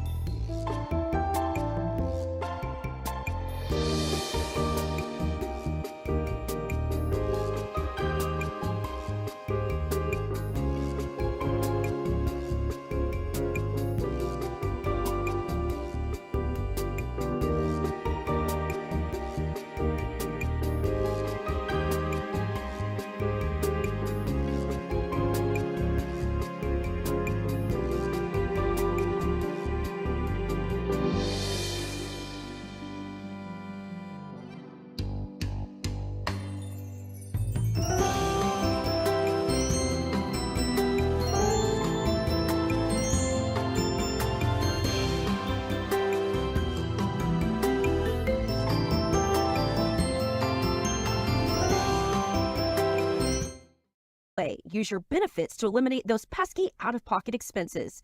And if you make an appointment now, receive a free Kissable kit that whitens your teeth and keeps them white all month long. Book now at KissableDental.com or 972-779-KISS. Your kissable journey starts today. This segment of The Fan is brought to you by Ciroc Vodka and Miller Lite. Football and Miller Lite, America's greatest pairing. Can cracks at kickoff, tailgates going way past postgame. You never forget the way some things taste. Tastes like Miller time. Celebrate responsibly. 2023 Miller Brewing Company, Milwaukee, Wisconsin. Welcome back, G-Bag Nation. Time now for some Rangers Twitter. Top tweets going viral about the American League champion Texas Rangers. Segment here is brought to you by the Frankels. Yeah, if you're hurt in an accident and it's not your fault, just call the Frankels. It's 214 or 817-333-3333. You can go online to truckwreck.com as we take a look at some of the top stories going on with this baseball team. The pregame is coming up at 6:30, so we're now 3 hours and 4 minutes away. Unbelievably tense game last night. At times glorious. It really zoomed along once John Gray got in there and started putting down batters in a hurry. Next thing you know, you're through 6 and going to the bullpen. A little bit of an adventure, which we've come to expect. My mom actually had to get off the sofa and go to bed because it was too tense. Yeah, dude. She was like, I can't take it. It's messing with my nerves. That's what Brian's doctor has been recommending all season for him, and he refuses to do it. No, I tell you what, though, I do appreciate Eric and Hicksy and Jarrett and what they do. You're still on the radio? I'm still on the radio. I just, that's what I'm doing. And that's a real total. He actually has a transistor radio that he holds up to his ear. I do. His little automatic I do. I have like a white one of those like little white earpieces, and sometimes I have to like move it around a little bit in order to get the best reception. But these guys, I just feel like they've carried me through this playoffs, so I have to do it, and I feel like it's a superstition. I'm sorry. That's what it really, really is. Don't apologize for that. It's a superstition. Hashtag do your part. I had a superstition situation with the rather intoxicated man to my right on Friday evening. Yeah. He was yelling at me to get up. And I was trying to explain to him every time I stand up, the inning ends, bro. Yeah. You want to know why we've got ducks on the pond, 3 innings so far? We're sitting here in the 8th down 2. I keep standing up when I get excited. Okay, I'm staying down. And about 10 minutes later, I'm sitting down as Corey Seager hits the home run. I just turned to him and shrugged my shoulders. He high-fived me. Hit him with the MJ. Come on, baby.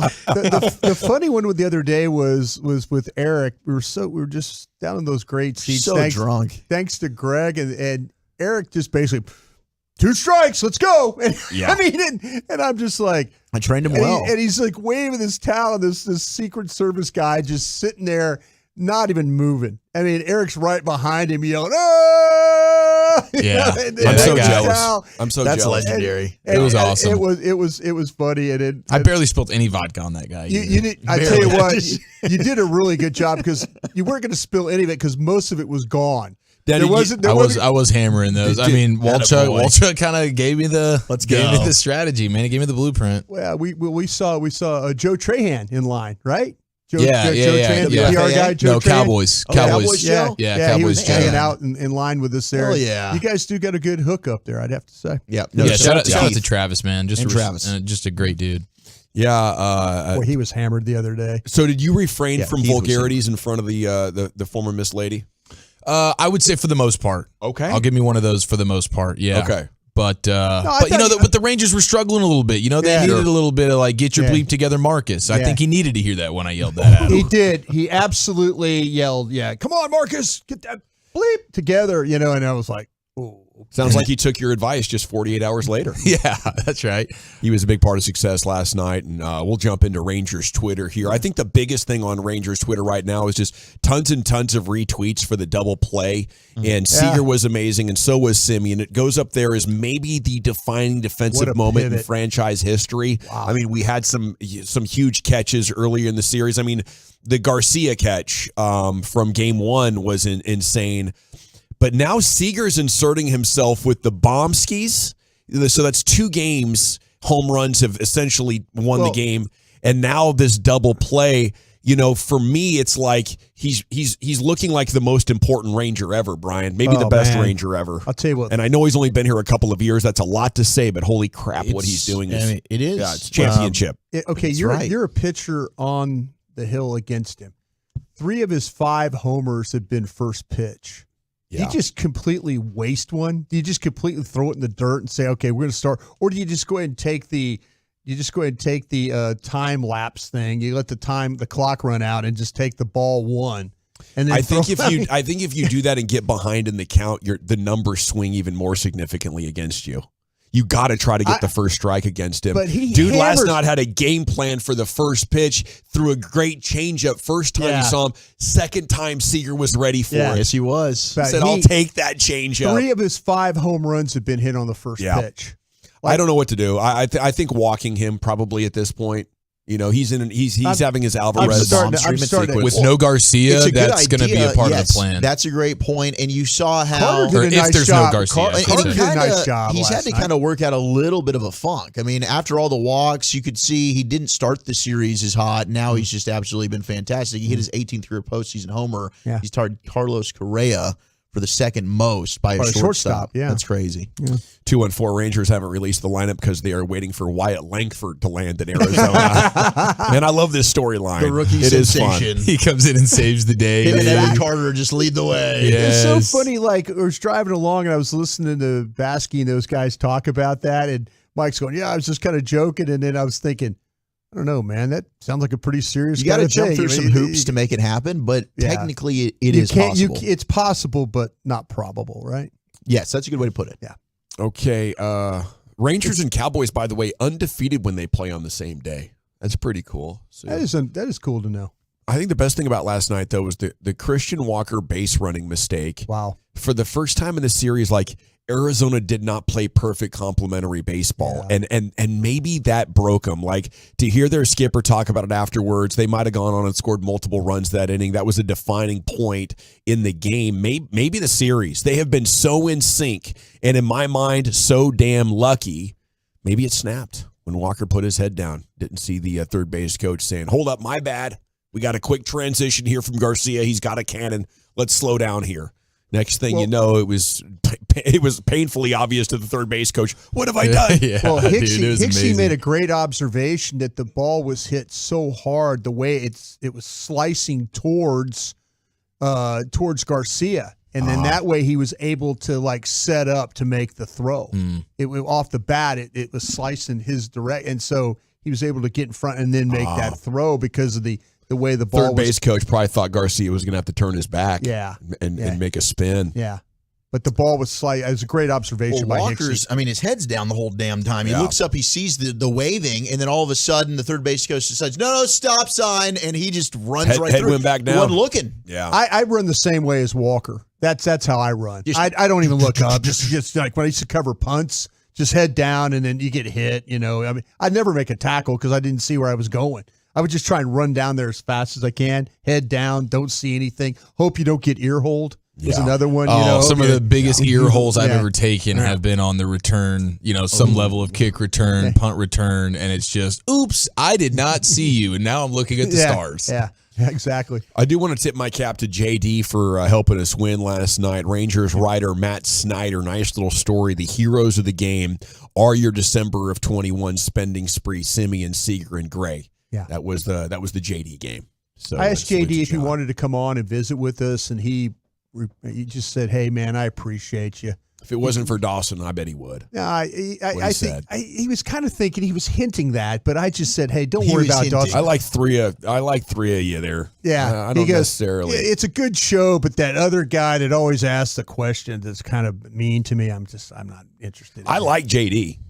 I do. I think he's cool. He's your guy. You listen to him, and you're like, but I'm consistent. I can like you very much and also be critical of the job that you do. Sure. I don't know why people think I hate you if I'm talking about how crappy of a job you did for 5 years. You just admit it. It might be that last week we had all those JD cuts we could have played, and Dawson was like, "Nah, we're good. This is CY's team, baby." Yeah, how about the pre-show meeting? Hey, we got all these. JD cuts are really nah.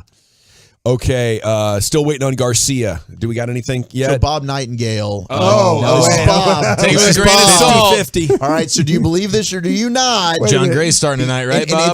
it's not anything. He's officially in the lineup. We've but all been Bob Nightingale. Be quiet over there. he just said good news for the Rangers is that Adolis, who left, of course, Game 3 with side tightness, is at Chase Field right now, and he's in a workout clothes. Come on. So, come on. No Get up there official taking some lineup BP. yet. But Chief Follow got a pump. I'm about to say, you're not going to keep Adolis out of the gym.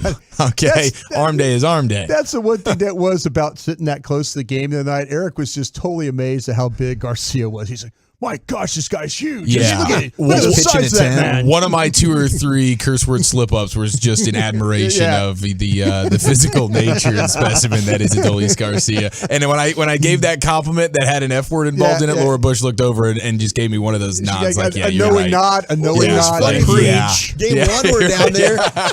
Game 1, we're down there. It's right before Dawson slides in, and then I was like, wait, who's this rando? And then I realized it was Gavin because he's in the Mike Maddox look. I didn't even recognize him for a second, but Eric's like, man, Simeon really is the best looking dude on the team, right? I'm like, yeah, he's like everybody else is fighting for second, for sure. Handsome guy. Yeah. He is. Man, my dad didn't even recognize me. When I went up, I told you yesterday, I went up there in the 7th inning. I was like, Dad. And he kind of looked over. He's like, oh, I thought I heard my name. That's you, no, son. it's me. I was like, oh, yeah. That's kind of concerning that your dad's looking around when people say dad. He probably recognized my voice. Never know. He thought he heard his son. What's going on there? So I took a selfie at some point, didn't realize it, but there was like a Budweiser banner behind me, and at the point right above our head it says the Buds. Yeah, I saw that picture. It was great. I was like, dang, that's cool. Classic, dude. Just a historic night that I'm so glad we all got to participate in. It's like roof open again tonight. Pretty epic. Jared Sandler, as expected, Joe Mantiply will start for the D-backs. It'll be a full bullpen game for Arizona. That's why I'm confident tonight. It's going 3-1. There's going to be so many walks. Do you have a minute for a quick question then? Yeah. Because one of my questions for you guys was, do the Rangers have an advantage in a bullpen game? I think so. An advantage. Isn't that weird to say? It's weird. It's a very bullpen weird to game, say. but the Rangers have an advantage in a bullpen game. Offensively, maybe. I'm not going to say they have an advantage. I can't say they have an advantage. But no, I can't say that they have an advantage either. It's not as much of an advantage as I thought it was going to be for the D-backs. I'll say that. Okay. But I still think that's probably advantage D-backs. Okay. The Diamondbacks bullpen is better. They are better. The Rangers batters are matching up with them well so far. I like that. Yes, offensively. But you're going bullpen to bullpen because you're also in a bullpen day. Yeah, that's what I'm saying. That's what I'm saying. Do you have an advantage in a bullpen game? I would say no. But maybe we can get some magic from Heaney and Dunning like they gave us in Baltimore.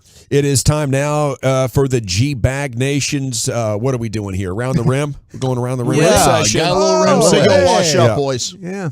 Yeah, please do, Wolchuk. Courtesy to all of us. The NBA actually had the biggest trade of the day. How about that? Take that, NFL. And through 3 games, this looks like a totally new Mavs team. Next right here in the nation.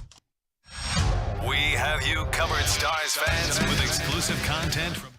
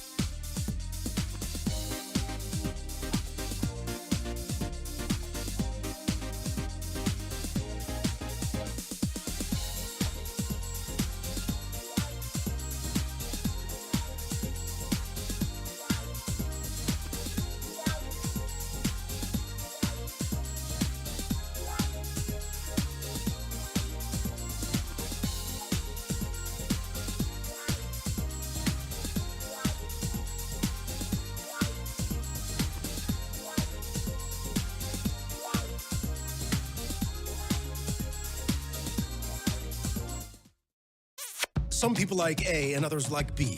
At BMW, we prefer X. Like the dynamic X3, meant for ultimate exploration. The X5, built to conquer even the most difficult paths.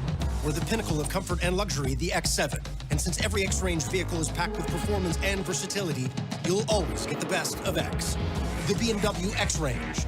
Your next X venture starts here. Lease the 2024 BMW X5 for $899 per month. Visit HoustonBMWDealers.com today.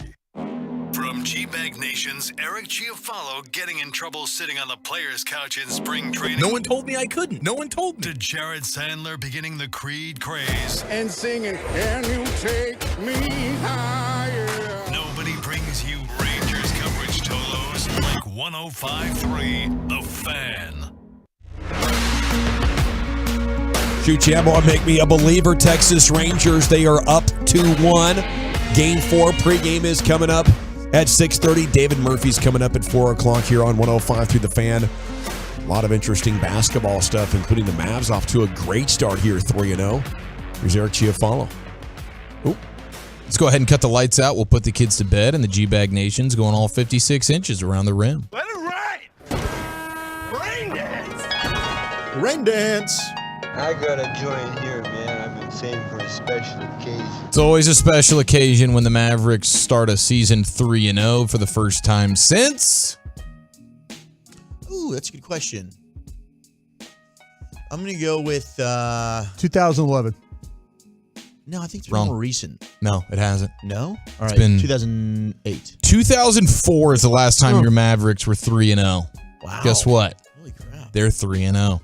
It's a pretty cool deal. Now, Broadus, you were consuming via your transistor radio last night the Rangers game. I was. World Series. Pretty important stuff. But with your eyeballs, you were doing some Mavericksing. Did you come away pretty impressed? You were a little bit scared for a while, huh? I was. They did a really nice. It was kind of a back and forth game. Dallas was up 3, up 5, up 7. Down 3 again, or back to 3. Trading baskets back and forth. The thing got to 17. Got to a 17-point lead, and then the Grizzlies went on a run, and it got a little, and it was getting close to that crunch time, clutch time, whatever you want to call those last few minutes. And even Mark Followell said, hey, we've seen this before, but fortunately they were able to get some stops.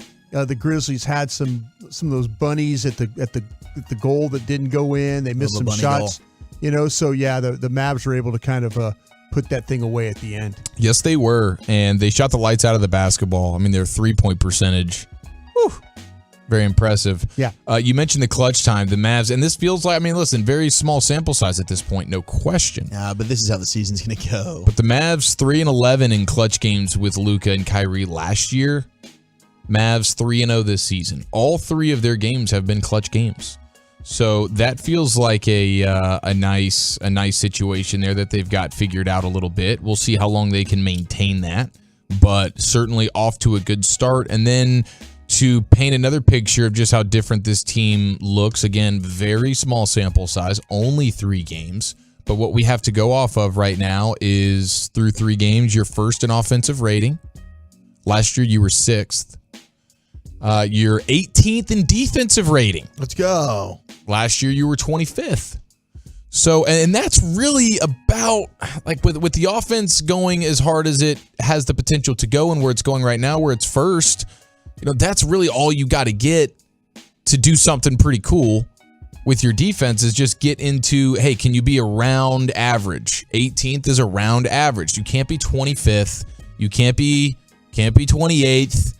You got to be in the teens somewhere, and if you are, then that should be good enough to win more games than I thought they were going to win this year. Yeah. So they're 7th in net rating. Last year they were 20th. And then how about this? They're 6th in pace of play right now. They were 28th last year. Oh no, you could tell. That was a big emphasis. You could absolutely, when you're watching these games, you could tell, and I think the in shape Luka is helping you. Yeah. I think the willingness to move and to play and not bog things down, and everybody's moving. Guys are getting set up. There's not a lot of standing around going on, and Luka is not. He is all for trying to move and make this thing work. Mm-hmm. He's even waving, get over. Yeah, he's get rolling. Yeah, he's moving guys around to try and get it going. So I think the early in shape Luka is helping your pace for sure. I mean, they were a weird combination of players, like young guys they were giving opportunities to that maybe weren't ready to be on a massive stage, and then like bums who were on their tanking team. That's what they were. And now they've sort of wholesale moved a lot of those players out and brought in like credible veterans who are good athletes and know how to be in position and know how to take coaching and have it translate to the court.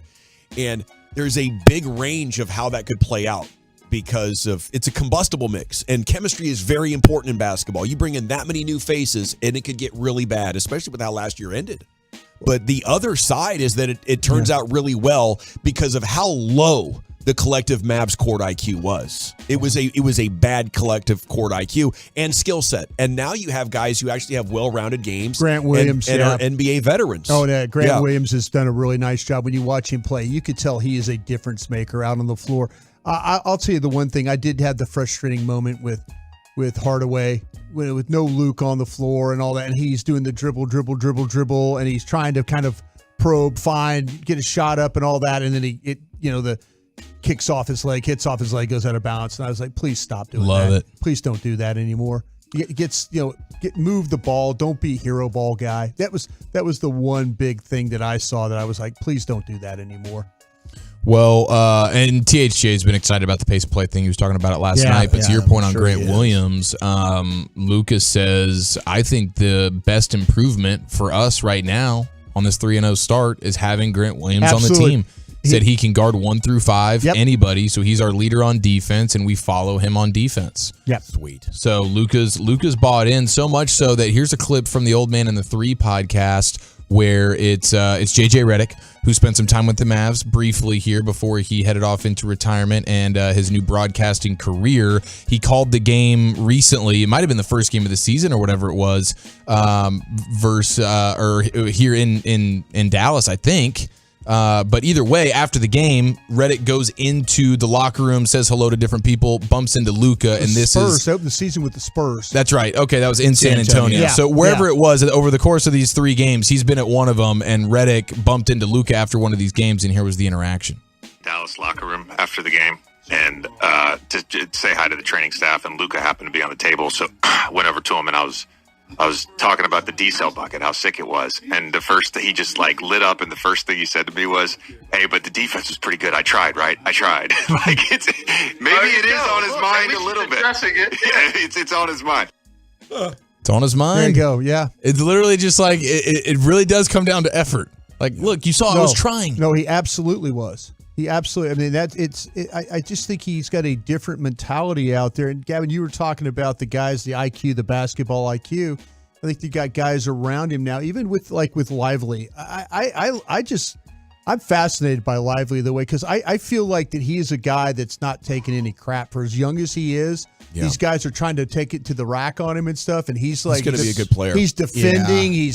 He's the pick and roll game. He looks like I haven't really talked to anybody over there about him, because remember last year we were kind of hearing the problems that they were having with Wood, and Wood looks great, but he looks great, but he also missed 5 pick and roll defenses. I'm Shout out to Tyson Chandler for getting Derek Lively ready to rock. Absolutely. Yeah, absolutely. True that. Yeah. The Philadelphia 76ers were able to rid themselves of James Harden. What time did that trade go down? Like 2:40 in the morning? Yeah. Yeah. The original tweet from Shams was at like 1:40 in the morning. So. Is that Eastern or our time? Probably Eastern. No, that's my time. I'm looking at it here. Central time. So, yeah, Central time. Wow.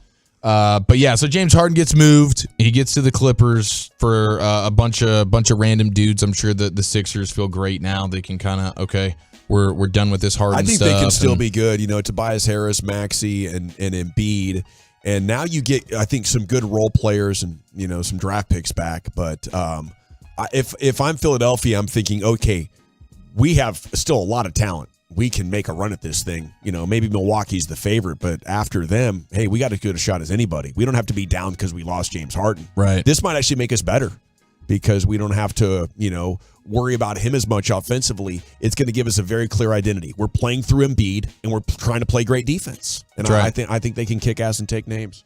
Nikola Jokic talking about Thunder rookie Chet Holmgren says he's really a talented guy, but this is his first year. He's still learning everything. I think he needs to be a little bit fatter, to be honest. But yes, he has a talent that is unique. He is a thin guy, though, right? He definitely is. But then finally here, what do you guys think about this Milwaukee Bucks little in-game promotion? You know, like, hey, you'll get the free tacos if you hit the certain number of points or whatever, you know, that these places do, or pizza, whatever it is. But the Milwaukee Bucks took it to a little bit of a different level. They tweet out and they let the people know, if the Bucks score 95 points before the end of the third quarter, fans in attendance can go to Quick Trip and use their Quick Trip rewards card to buy an 18, 24, or 30 pack of Michelob Ultra, and they'll receive 30 cents off each gallon of gas. So down for free gas. Free 18 pack? No. You have to buy the beer, and then you get the discount on the gas. and then you'll get the discount on the gas. And it's I'd probably be buying the beer anyway, so I'll take the discount. You're not getting the beer discount. It's one of the weirdest. It's one of the weirdest promotions ever. I'd rather just get the free tacos. You know, just tell me free, and I know. So if I get 10 gallons of gas, I save $3, but I got to buy an 18 pack of beer. Or 24 or 30. And then there's 0 Quick Trips in the city of Milwaukee. Oh, that's terrible. So it's is just a non-starter. I have no idea what it is they're doing in Milwaukee. What ideas were thrown out first before they landed on that brilliant one? Must not have got many offers. But I mean, there was one game. Quick Trip must have been willing to throw money just at the project, right? There was one game where the Rangers didn't have a sponsor on the rally towel. Remember that? Yes. Yeah. I mean, the economy's weird and everything. We don't talk about it that much, but advertising dollars are one of the first things that gets clipped. Yeah. Right? So if you're like, we got this deal with Quick Trip, we're not hooking up the customers at all, but dang it, we got a deal. What do you think? Let's greenlight it. If Jim. we do the unthinkable by almost scoring 100 points through 3 quarters, and you decide you want to go buy a bunch of beer, we'll give you a little discount on the gas. You're going to drive like 30 miles to get to the nearest one, though. Buy 10, get 1 free. Gallons, that is. That's right. Full price for the beer. It seems weird, though. Full price beer. It's a Michelob beer, right? Michelob Ultra. Yeah, Ultra. It's weird that they're promoting a St. Louis beer In Milwaukee? in Milwaukee. Again, it was just take whatever they could get. I think that's exactly what you're doing right Got to there. go get some of that St. Louis dough. Yeah. It's like golfers getting that Saudi money. InBev paying some money here. Former Ranger great David Murphy set to join you. We're talking Rangers baseball with the World Series participant David next in the nation. Welcoming new listeners to our clubhouse with open arms. I don't know what to say. Thanks.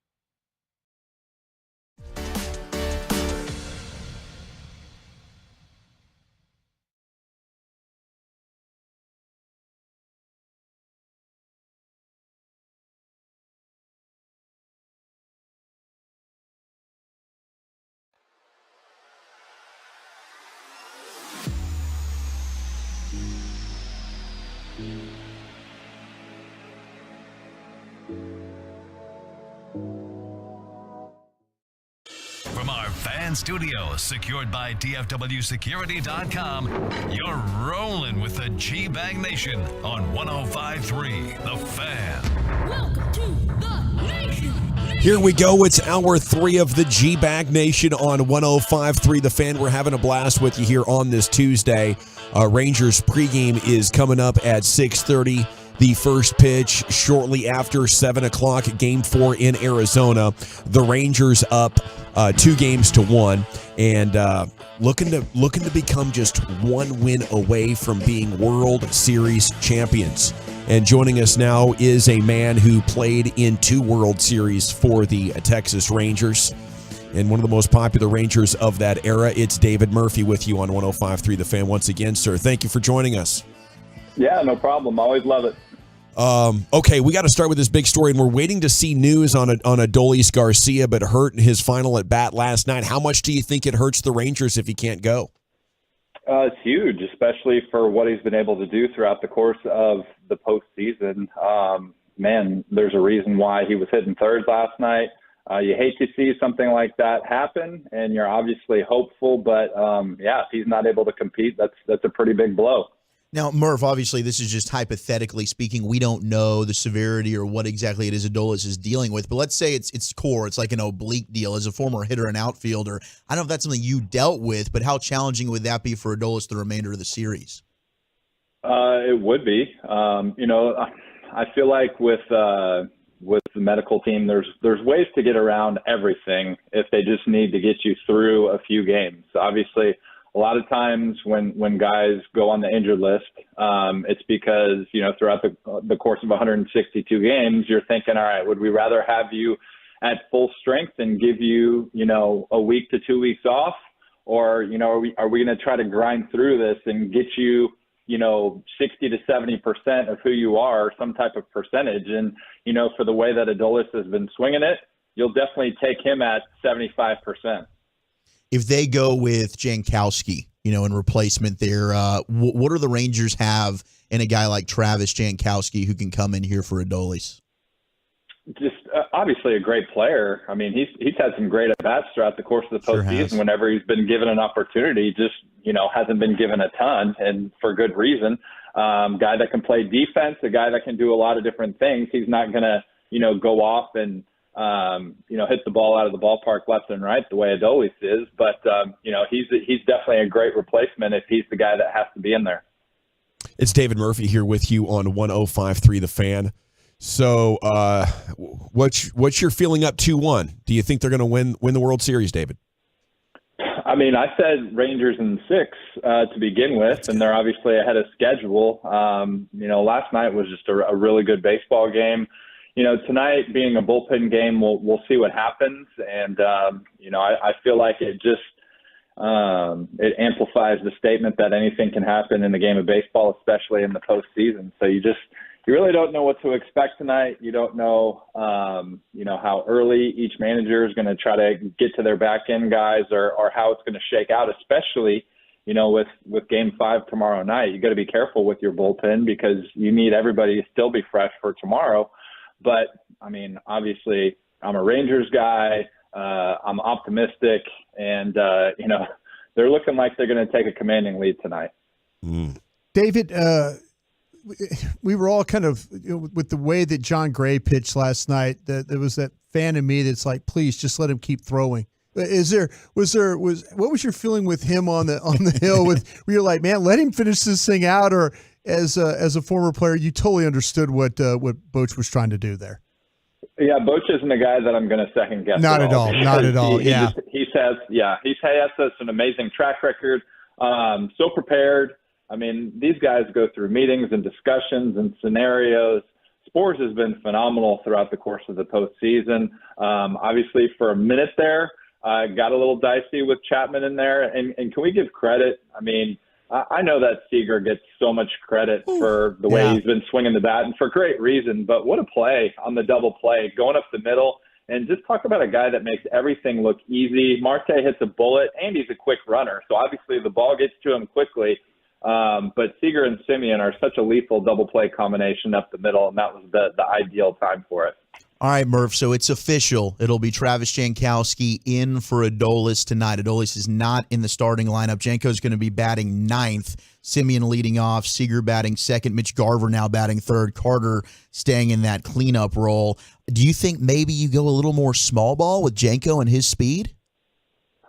You could. I mean, obviously, you need to let each situation play out. The Rangers are not that they'll throw out a 2 or a 3-run homer at any point. I know that's easy to say, and that's not as likely to happen during the postseason, especially if you got a guy like him in the 9-hole. But we're going to take it by inning by inning, or inning by inning, since it's a bullpen game. Especially, Sure. You figure if Mantiplies the guy for the Diamondbacks, say he has a 1-2-3 first, then he'll probably go back out there at least to pitch to Carter, and then they'll bring in a righty, and we'll just see what happens. So. There's times, especially when I put myself in their shoes, I got frustrated at times, even if it was a spring training game when we knew we were going to see a new pitcher every inning, because you get so excited, the second and third time around when you see a guy, because you're like, all right, next time I face him, I'm going to get him. And if you don't get him the second time, you're going to get him the third time. And there's been times where you don't even get to face him a third time. So that's why a bullpen game can be frustrating, because you're constantly having to check scouting reports and just figure out the next guy you're facing. It's David Murphy here with us on The Fan. And, you mentioned Corey Seager back there, the work that he did at shortstop. Compare and contrast. I mean, you've seen these Rangers for a long time. Who is the best player in if you had to win like a World Series game, all Rangers are available, which player would you take from Rangers history, or is it the guy playing shortstop tonight? Man, I don't think I'm going to be on the air long enough to really talk through that one. You got the floor, Murph. That's a really long conversation. But, for the time being, especially just with what recent history has told us, it'd be one thing if Corey Seager hadn't had a great year, or, going back to 2020, if he couldn't throw, that series at us and that track record, and even before that, the ALCS in 2020. So, we're talking about just a dangerous hitter, a guy that I think, what he did over the course of this season, he was always capable of doing. He just was not able to stay healthy or whatever it was. And so I think, man, he's got the opportunity to do this for a few years to come in his prime. And obviously everybody fades a little bit as they get older, but man, this guy is truly a guy that he is dangerous on any pitch, on any part of the strike zone. A lot of guys may struggle with velocity. He doesn't. You could throw a guy out there throwing 102 and you could say the same exact things about it. So I don't know if I've ever seen a hitter that's this locked in and that's this scary to pitch to. Have we seen the lineup, Wolchuk? Do we have the line? Okay, so we have the lineup, and he's still batting second behind Simeon? Yes. And who's third? Garver, and then Carter will be batting fourth. Is that sufficient protection, you think, Garver, to get Seager good pitches tonight? With the way that he's been swinging the bat, yes. Obviously, like I just said, they're going to go lefty, and in the first inning at least, and then we'll see. I'm sure they'll try to play matchups with them as much as they can, but it doesn't matter what type of protection is behind him. If there's always going to be one hitter in a lineup that you do not let beat you. And, the only way that Corey Seager is really going to see some good pitches throughout the rest of this series is if, there's bases loaded. If there's a base open every single time, you can bet that they're going to try to go outside the strike zone and get him to chase. Murph. And he still might hit it out of the park. Exactly. Murph, this team's 9-0 on the road. Why? Why is this team 9-0 on the road? That's a really, really good question that I do not have an answer for. I've never seen something like that as well. You can point out certain series. The way that no home team won a game in 2010 in the division series when we played Tampa. You can point to the 2019 World Series, Astros versus Nationals, where no home team won a game. So it's one of those weird things where they've caught fire playing on the road, and it's a great test of your character too, because it's hard to go into an opposing ballpark especially in the World Series, and fans are all over you. But I think it speaks to they also have done such a good job of getting early leads in all of these games and taking the crowd out of it, because it can get a little bit intimidating regardless of who you are. When the other team is rallying, the crowd's in the game, they're making a lot of noise. But I think that the Rangers have done such a good job early on in all these ball games. Well, Murph, I'm curious your reaction to this, because Evan Grant had the story out that hot dogs are the secret. They're not eating them at home, but they are pounding hot dogs when they go on the road. Reliever Josh Sports, what can I say? We're a strange group. It's hot dogs and it's Creed. What a mix. Yeah, I was about to throw Creed in there as well. So I'm sure we could probably dig up some more things if we're wanting to dig and wanting to, figure out what the common denominator is. But regardless of the why, I'll take the result.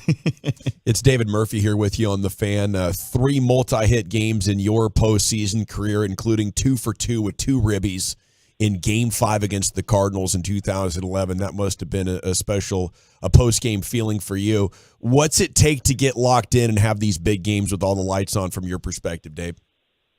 The ability to treat the postseason like any other game, to not let the stage get too big, to not let the crowd get in it. Whether you're obviously you want to feed off of your home crowd, but at the same time, the problem I always had was managing my effort level. And I've talked about this a few times, either with y'all or on different interviews throughout the course of the postseason.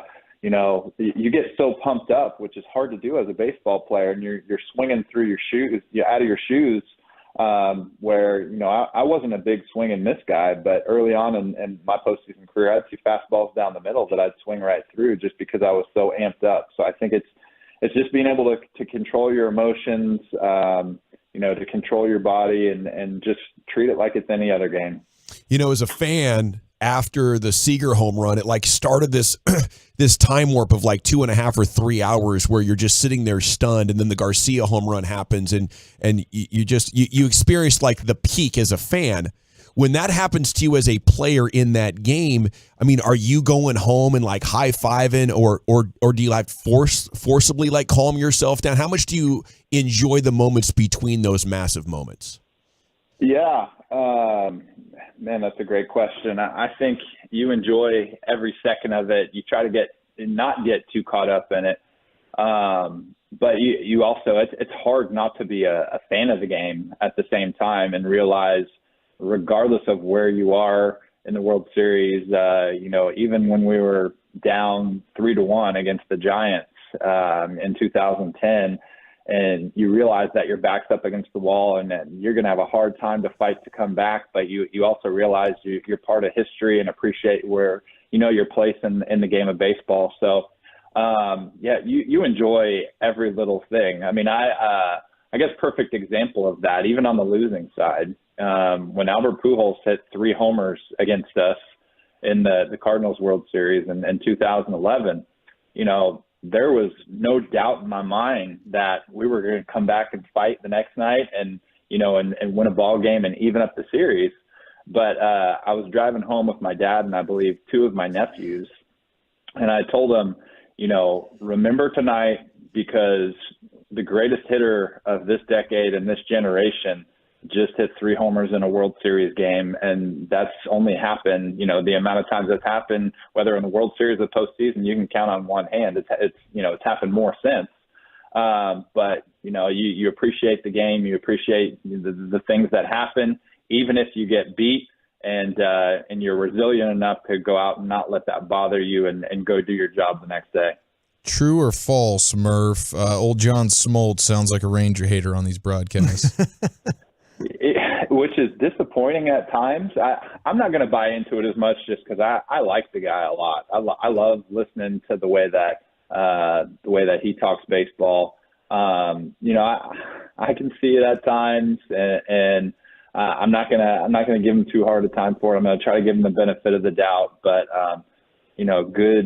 good career, and I enjoy listening to him and what he does. And then Aroldis Chapman. Were you clinched like we all were watching that 8th? I don't know how the hell they got out of that thing. Thank goodness for that double play. He makes it fun, right? You know, you would love for fun, stressful, nerve-wracking, dramatic. You can use a bunch of different words that you want to use, but you know, it gets a little crazy when he's out there on the mound. But you're confident in the fact that he throws 100 miles an hour, and if he gets it in the zone, he's going to throw it by people. Will you be dealing out candy tonight, or are you going to be just glued to the television? That's a good question. I think we're going to watch the majority of the game. We'll see if we get out and trick or treat at all. Our plans are still up in the air a little bit. Do you dress up at all for Halloween? Do you get in costume?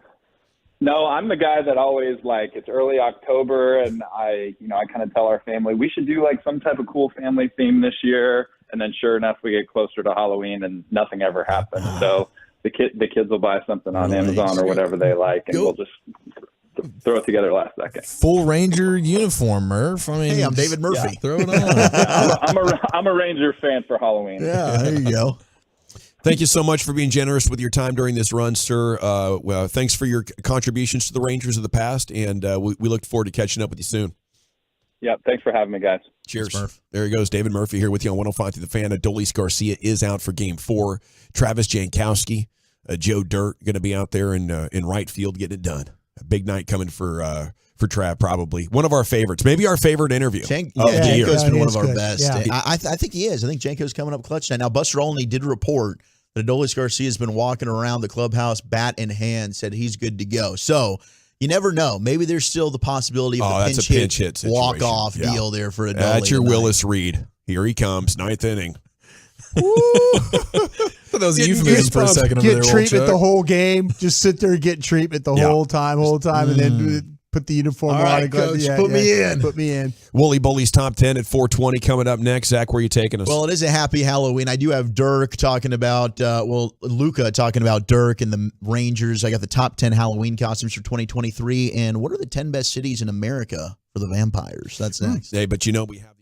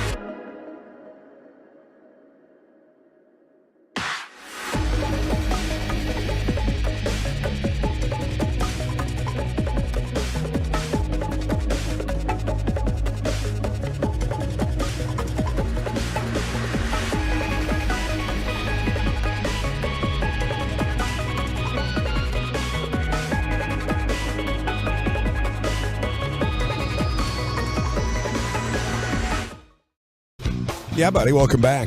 It is the G-Bag Nation here on 105 through the Fan. We are now 2 hours and 4 minutes from Game 4 pregame show here on your home of the Rangers. And, yeah, we're excited about that. First pitch, 7 o'clock. Thanks to David Murphy for joining us. If you're just tuning in, David Murphy, the former Ranger outfielder, he joined us at the top of the hour. You can go back and listen to that if you have the Odyssey app. Segments brought to you by the Frankels. Life's unpredictable. Accidents happen. Frankel and Frankel, the go-to attorneys for car and truck wrecks in DFW. If you or a loved one's been in an accident, contact Frankel and Frankel for a free consultation. It's 214 or 817-333-3333. Go to truckwreck.com. Now here he is, the Woolly Bully, Zach with an H. Thank you very much. We'll get to the top 10 Halloween costumes of 2023 and the best cities for vampires here on All Hallows Eve. Is happy Halloween to everybody. Let us know your plans. How are you balancing Halloween with the kiddos or whatever you might be doing, and also Game 4 of the World Series? You know, I have traditionally been the walker, okay, but we have a situation tonight with the game, so I'm trying to negotiate into a candy hand-out situation. I'll be the door guy. I'm not as good of a door guy as the fiancé wife, though. Doorman? She is amazing at the, oh my goodness, look at your costumes. You look so and, hey, your cuties, and hey, mom and dad. You know, so I'm going to have to try to turn that up a little bit, but I don't feel like I can miss the game. Plus, my hips really barking. You know, if I would go out and do that 2 mile or stroll or so, I might be in really bad shape.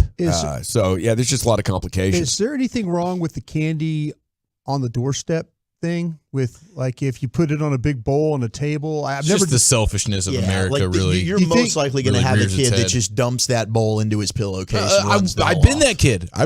And honestly, I've considered it too. And maybe I have done it in my fat self young days. Oh, you guys have dumped the candy in the bowl? You know, and then you put a sign up when it's gone. Yeah, you do the take one thing, but nobody just takes one. And then you're 5 minutes into Halloween and you are, you're empty there in your candy box. But then do you put a sign out that says, hey, selfish kids took all the candy, sorry, that kind of thing? You could just do that. And maybe with the Ring cameras, you can yell at the kids if they do that now, and that'll scare them. Oh, I like that. That is pretty funny. Like yell at the kids. Yeah, that would be fun. Eye in the sky don't lie, man. That's so crusty. Yeah, yell at the kids. That'll be fun. I don't think you should leave the bowl out. I think that's against the spirit of Halloween, which is to be social with your neighbors a little bit. Attaboy. Well, but get some tamales. Okay, like being social would be, well, if being really not social would be turn off your light. There you go. Yeah. Yeah. So would you rather, turn off the light or have the big bowl? Yeah. I'd rather just pretend I'm not there than have them, think that as you're like screaming when the Seager, like the kids. Woo, Janko! That's what I'm talking about. We knew it. I feel like everybody's going to be watching on their phones or their tablets as they're walking around the neighborhoods or listening. You I can listen. I might just put a TV out on the front porch for all the dads that are cruising by. That is appropriate. I'll tell you what. To me, I like the idea of using the Brad Sham training camp chairs, sitting outside, fire pit. There you go. Fire pit on the front porch. Fire pit. Have the cooler outside. Have food, snacks, whatever on a little card table on the other side.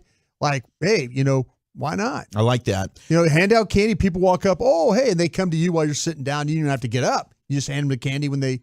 You have the candy bowl next to you. Just put it in their bag.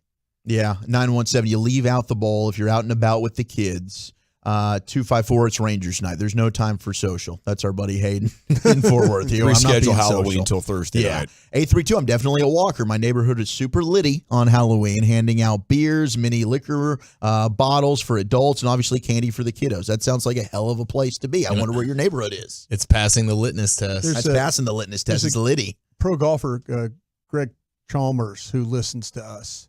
And he's going to hand out Pro V1 golf balls to the dads that stop by for like the kids. Legit. Kids get candy, but he's like a pro, so he's got the Pro Bs. He's going to drop into the dads' bags that are walking around with the kids. This family down the street owns a taco shop or two in town. Last year they had the tamale stand and the street taco stand. Oh, they were dominating. Phenomenal. That's phenomenal. All the kids were going to get the candy. All the parents were getting the Tex-Mex. It was incredible. That sounds like an awesome deal. So shout out to Luka. Of course, he has become the first player in NBA history to lead a team outright in points, rebounds, and assists in each of his first 3 games of the season. The Mavs are 3-0. So he goes post-game, and of course, he's been repping the Rangers. He's been wearing the Rangers shirts, and then he was with Dirk at the Rangers game that they lost against the Astros. And here was Luka post-game reflecting on the Rangers. See, Rangers 2-1. Yeah, 2-1. So when I don't go to the game, they win. But actually, that's Dirk's fault. So blame it on Dirk, not me. Okay, we both. Thank you. All right. Thank you. Luka wants everyone to know I'm not the jinx. Dirk's the jinx. Genius. Even though I don't think anybody in DFW would buy that. I feel like Dirk can do no wrong. You are not a jinx, Dirk. We would love you at all of our sporting events. I become much more confident in that night's victory when I see Dirk get thrown up on the Jumbotron. Yeah. It's clear Travis Kelce's the jinx. Good comedy there from Luka. Yeah, it is clear Travis Kelce is the jinx. No, he was there the night that the he was the did walk-off the thing. night. That's right. Oh, He was the walk-off one, night. Yeah. So, no, maybe we need to get Travis here all the time after that. That was incredible. All right, let's get to the top 10 most popular Halloween costumes of 2023. If you guys are doing any dressing up tonight, let us know. Number 10. Is this for ladies or just for everybody in general? This is just in general. Okay. Number 10 is the Yellowstone costumes. Those are still very popular. It can either be Beth or Rip Wheeler. Number 9, you've got Elvis, which really kind of, I think, people have always loved dressing up with Elvis, but then you had 2 years ago the movie come out with Austin Butler, and I think that has also helped the Elvis crave. Number 8 is, and I never watched this show, Bridgerton. People wanting to dress up like Daphne from Bridgerton. She looks like a princess. Part of the royal family, I would assume. But I never watched that show. Did your wife or anybody? My mom, I think, dabbled in Bridgerton. She likes that stuff. Is that a show? Did you watch Bridgerton, Lucius? No, I've never seen Bridgerton. Yeah. I know what it is, but I've never clicked into it. It's on my queue. I think there's some sexy time in Bridgerton. Yeah, I think it's really fly, actually. Okay, I'm down for that then. I can be open-minded to Bridgerton. Do we know what the era is there? What is it? I think it medieval? follows different periods. It's definitely colonial at one point in time. Okay. Gotcha. I'm just glad nobody's going as a serial killer this year. That was a disturbing trend. Well, remember we had the clowns that would just like show up and stand in people's yards for a while a couple years ago? Yeah, dude, that was really That's a good bit. Haunting. Yeah, that's a good Wait, bit were you one of them? No, I wasn't. But I would join in. Just admired from afar. That'd be terrifying to It's see terrifying. that. All of a sudden, you like open your window. Holy crap! There's a clown staring. They're all just like hanging out there. Gosh, that'd be terrifying. Did any of them do it in Texas? I can't imagine. I think we might That'd have to be had a blue state activity. Yeah, Right? that's a I good think call. we might have had That's a some good call. sightings. Firearms in at a the minimum. Great State. Yeah, that's a good point. Number 7 is Maverick from All the Top clowns Gun. are on the West Coast. Number 6 is Mario, Luigi, Peach, and Daisy. Of course, the Mario movie came out, and so that's been a big thing. Yeah, Abby's going as Mario, I think. I like that. Number 5 is Wednesday Addams from Wednesday. the show that came out on Netflix, which was really, really good if you watched it. Is that from the Addams Family? The From the Addams Pigtails, Family. right? Yeah, she's a little daughter. Yep, absolutely. Yeah. Number 4 is Carmi from the Hulu show The Bear, which is outstanding if you haven't watched it. Season 1, I kind of thought better than Season 2. Did you watched The Bear, didn't you? Yeah. Season 1 is fire. Season 1 was great. Season 2 got deep at times. Very intense. I mean, the show is intense in general, but Season 2 definitely, there were times it was a little difficult to watch. Number 3, we've got Taylor Swift from the Eras Tour, and I'm sure some guys are going as Travis Kelce if their boo thing wants to go as Taylor Swift. Number 2 is Ariel from The Little Mermaid, but number 1, most popular costume of 2023 is, of course, Barbie or Ken from the Barbie movie. And we've seen some people actually dressing up as that on MLB Network or Around the Horn or some of these Israel sports shows that are going Gutierrez on. was Ken just a few minutes It's ago incredible. on TV. Now, Eric, you sent me this. I think this is an outstanding article and great research here from our friends at Row Bible. But the 10 best cities in America for vampires, according to a seriously unserious new study. I bet Milwaukee's one of them. Milwaukee, It's Portland, this place dark, Anchorage, right? Dark, cold. Dark. I mean, New York City. Think maybe. Yep. New York High City population. number 1. New York City number 1 Okay. ranks number 1 for community, but also has the most blood banks. Okay.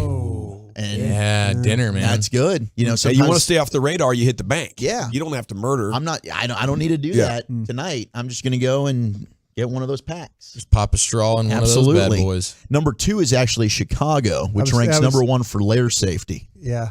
I don't know if that's true, but I think that's good. I don't even know what that means. I don't even know what it means, but it's provocative. Lair safety. Lair is like the home, right? Yeah, I think that's where they live. That's Yeah. the vampire's lair. Wait, is this like a parody list? Is this being extremely facetious when they say no, this? I mean the whole thing is it's a seriously unserious list. Yeah, I like. Okay, this is cool. Okay, this is cool. Number 3 is Columbus, Ohio, which ranks number 4 for food and drink in the entire country. Number 4 is Philadelphia, which I think you should bump to number 1. I wouldn't mind. Maybe we go ahead and make Philadelphia a little bit better. And the vampires take care of that. 5 is L.A. 6 is Houston. Don't they turn into vampires after they get bit? They would all turn into vampires and kick you're your ass, right. bro. Yeah, you're right. Okay. We No, need we to want them to come we here. Need to get, we need to get Philly I off want to this be the vampire. So Immortality. Houston makes flying. top 10. Dallas doesn't make the top 10. Why would don't vampires like they hate light, right? They do. They only will feed at night. Okay, then what? Okay, the LA scene, right? A lot of sunlight, stuff like that. A lot of brightness out there. Why LA? Because that's a lot of superstar blood. Superstar blood? There's Okay. something about Superstar Am I blood. overthinking this thing Also, again? also overly populated. Need a lot of yeah, people. I'm that's why. overthinking this, right? Yes. Okay. They A lead lot the of league homeless in people. blood. You can just off them. Like New Orleans is not gonna be very much of an low because investigation. people go to New Orleans and they're wanting to see the spooky stuff. So people are Oh, on man, the the voodoo lookout there is for pretty vampires. crazy, yeah. You know, so they're staying New Orleans was 69 on the list. Nice, but it's pretty low. 7 is Portland. Yeah. Did you notice a lot of vampire activity? Yeah. There's a lot of wannabe vampires up there. A lot of paleness. Yes. Definitely suspicious. Vampish. Number 8 is Madison, Wisconsin. That's a fun place. No one. For vampires. For vampires. No. Number, a lot of really pasty people. number 9, Seattle, Washington. See, you got to get way up there near the border. Yeah. There's 15, 16 hours of darkness some days. That's what I'm saying. For months. Yeah. Number 10 is Omaha, Nebraska. Huh.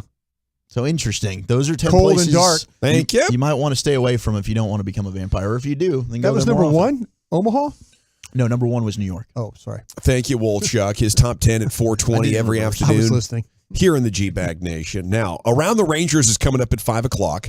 Pregame at 6:30. Little college football hangover. I heard there's some really good audio, huh? Yes, yeah, we got some really good stuff. I'm coming across a local sports media beef that we might need to address here at some point. But we got Dabo, Prime, and OU still sucks, man. That's next year in the nation. But what doesn't?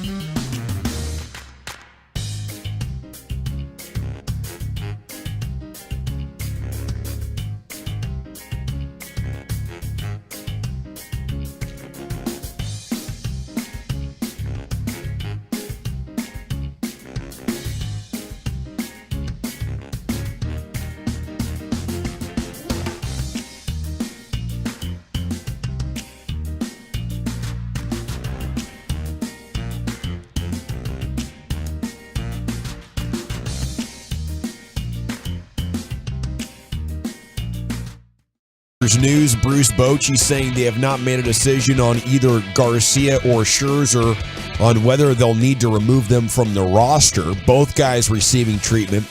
It's not great news, said Boch on Adolis. Moderate strain of his oblique.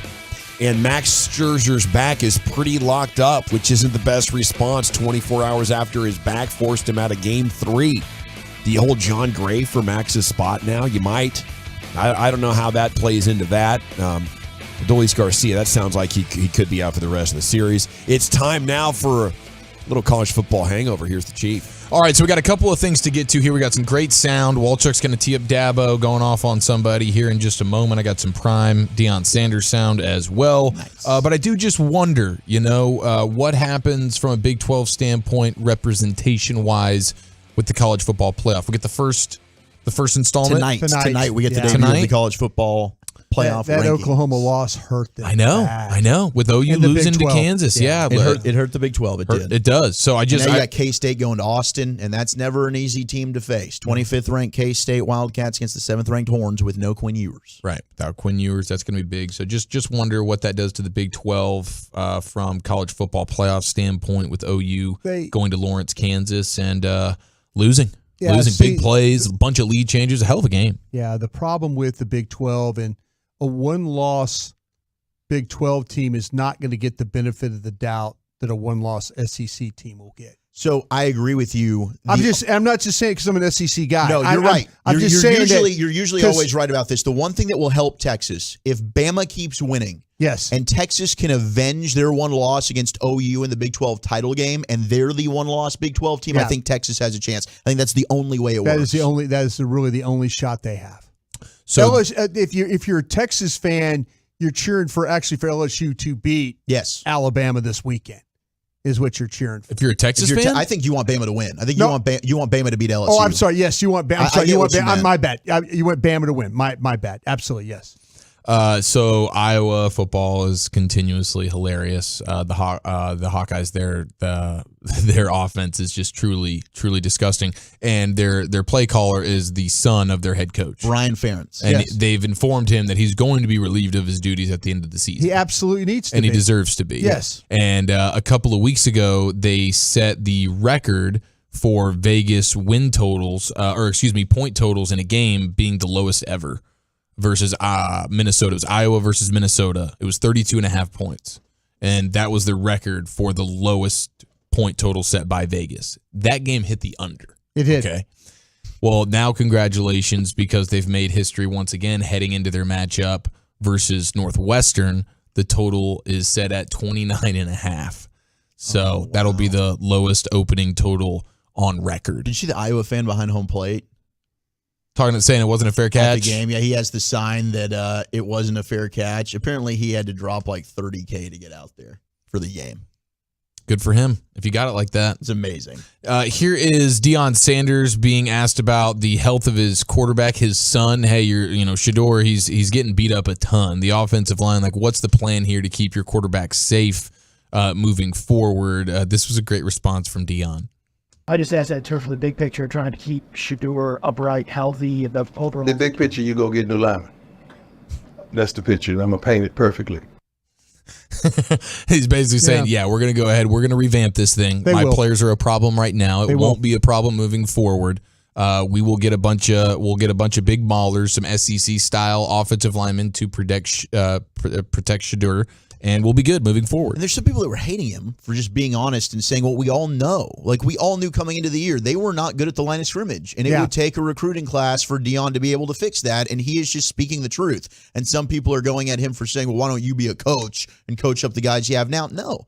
Deion says it like it is. It's all about I the appreciate talent. it. Yeah. I would say it's going to be more difficult than how he's talking about it. If it was that easy, they would have done it already. Right. But they certainly do not have good players now at the line of scrimmage, and they will get better. They made the determination that they were going to get as much skill as they could. They knew going into the season that the offensive line, the more that they played, they were hoping that there would be some development there, but they clearly, and it's just and they throw the ball so much. Yeah. That's the problem that they run into, is when you're that poor as a unit, and you're throwing the ball a lot, you're going to give up a lot of hits, and that's what's happened. Do you think he can fix it in one off season? I absolutely do think he can fix it, because what he will do is he will find a way that there will be these kids all around the country now know the Colorado and where Colorado is on the map. Yeah. And Deion will do, and he does a great job with recruiting. And they'll go out and they'll find them 5 or 6 guys. They're going to get some depth. They find maybe 5 to 8 guys that they can live with right now. They will turn that thing around quickly when it comes to their offensive line. I just remember that Colorado State game, and that was like week 3 or week. It was stunning. Yeah. That Kamara there, the end there for Colorado State, just dominated that football game. He's going to be a good player. He's a good player. Yeah, he's a draftable guy, no doubt. So Dabo Sweeney there at Clemson, he does a coach's show called Tiger Calls every week, and he will take calls from listeners. It takes place in Spartanburg, South Carolina, and a guy named Tyler called in, and he questioned why Dabo is making $11.5 million just to go 4-4 this year. And Coach Sweeney listened for a couple of minutes, then he unleashed a 5-minute rant, and here's a portion of what Coach Sweeney had to say to Tyler. What's this guy's name? Tyler. Hey, Tyler. I've listened to enough of you, Tyler. Listen, you can have all your opinions that you want. All right. I don't know how old you are. Don't really care. All right. But let me tell you something. We won 11 games last year, and you're part of the problem. to be honest with you, because that is part of the problem.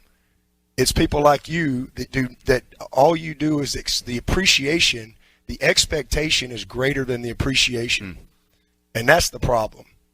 And so, we've won 12 10-plus win seasons in a row. That's happened 3 times in 150 years. So if you want to know why, Clemson ain't sniffed a national championship for 35 years. We've won 2 in 7 years. And there's only 2 other teams that can say that, Georgia and Alabama. Okay? Is this a bad year? Yeah. And it's my responsibility. Take 100% responsibility for it. But all this bull crap you're thinking, all these narratives you read, listen, man, you can have your opinion all you want. And you can apply for the job. And good luck to you. All right? But to answer your question, all right, we're second in draft picks. We've graduated 98% of our guys. We're second in wins. All right? If you want to know why, again, I'm telling you, we're not perfect. There's a lot of teams that, Frank Howard never had a bad year. Coach Ford never had a bad year. Coach K has never had a bad year in basketball. People have a bad year. But the part of the problem is the appreciation. I used to tell people all the time, they'd say, what's the difference in Clemson? I'm going to tell you. At some places there's an expectation, but at Clemson there's an appreciation. And what's happened at Clemson is we've won so much that even when it used to be the fun's in the winning, now even when you win, people like you complain and criticize the coaches and question everything. People like you. You crazy sports fans. It's that way everywhere, Debo. Shut up. That is what you sign up for in pro sports. He's out here throwing a fit about this crap. I mean, I don't care how old you are. After asking how old he is, you clearly cared how old he was. And expectation is greater than appreciation. That is right. That is what you get with a championship program in any sport, in any part of the world. And to be yelling at the sky for being blue is what that sounds like to me. The problem is really, Brian, and you know this from being an LSU fan. Yeah. When you're at the top and suddenly you're 500, it's probably a sign that you lost it and you ain't coming back till you get a new coach. Yeah. And all the fans know that. Once you're on top and you lose it, go ask Pete Carroll at USC, go ask Bear Bryant, go ask everybody. Coach you O. ain't coming back. Coach O. Coach O. Yeah. Coach O was on the top of the world. And that's probably terrifying Debo right now. Yeah. Or Dabo. Yeah. There's, there's expectations are what they are. And, the fan base they're always, they're going to have their opinion. And that's really part of it. You learn. It is. You learn that if you put yourself in that arena, that there's going to be criticisms. And, he just. You're blaming the fans for being mad about losing. Yeah. You just got to, that to me is. Hey, I agree. Unfortunate. We should aspire to more appreciation than expectation. That was genius. That's a bumper sticker. Dabo is definitely not the sharpest tool in the shed, not the sharpest knife in the drawer. That was money. If you're a spiritual leader, aspire to that on Sundays. Yeah. I'm talking to the masses. Let's work on our appreciation instead of expectation. That will make you a happier person in life. But guess what? We're wicked and sinful, and every fan base in the entire world, once you win, it becomes expectation. And that expectation is the beginning of suffering. And he's the one that has set those expectations now. Yeah. And the team's struggling for the first time. You have to take it in stride as part of what you sign up for. You do. You absolutely. When you have the losing season, you learn from what happened. You try and go out and recruit and change things and get back on winning ways. But lashing out at the fan base is not the best way to go if you're a coach. Love a good college football hangover. Thank you, gentlemen. We're going to go around the Rangers and get everything that has been reported. Bruce Bochy is talking, and we're getting news on Scherzer and Garcia to set you up with. That's coming up next right here on your home of the American League champion Texas Rangers, 105 The Fan.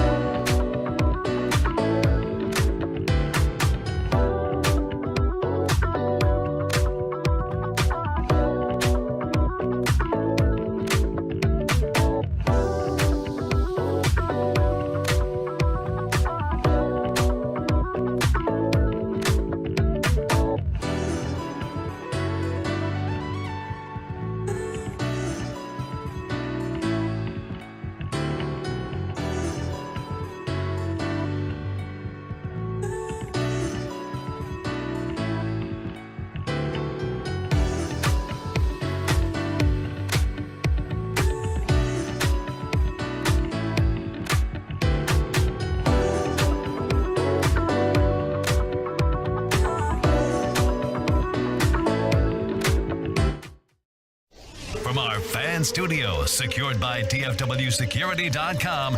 You're rolling with the G-Bang Nation on 105.3 The Fan. Here we go. It's hour 4 G-Bag Nation on 105.3 The Fan, and it's time for an edition of Ranger stuff here at G-Bag Nation. We did get the news.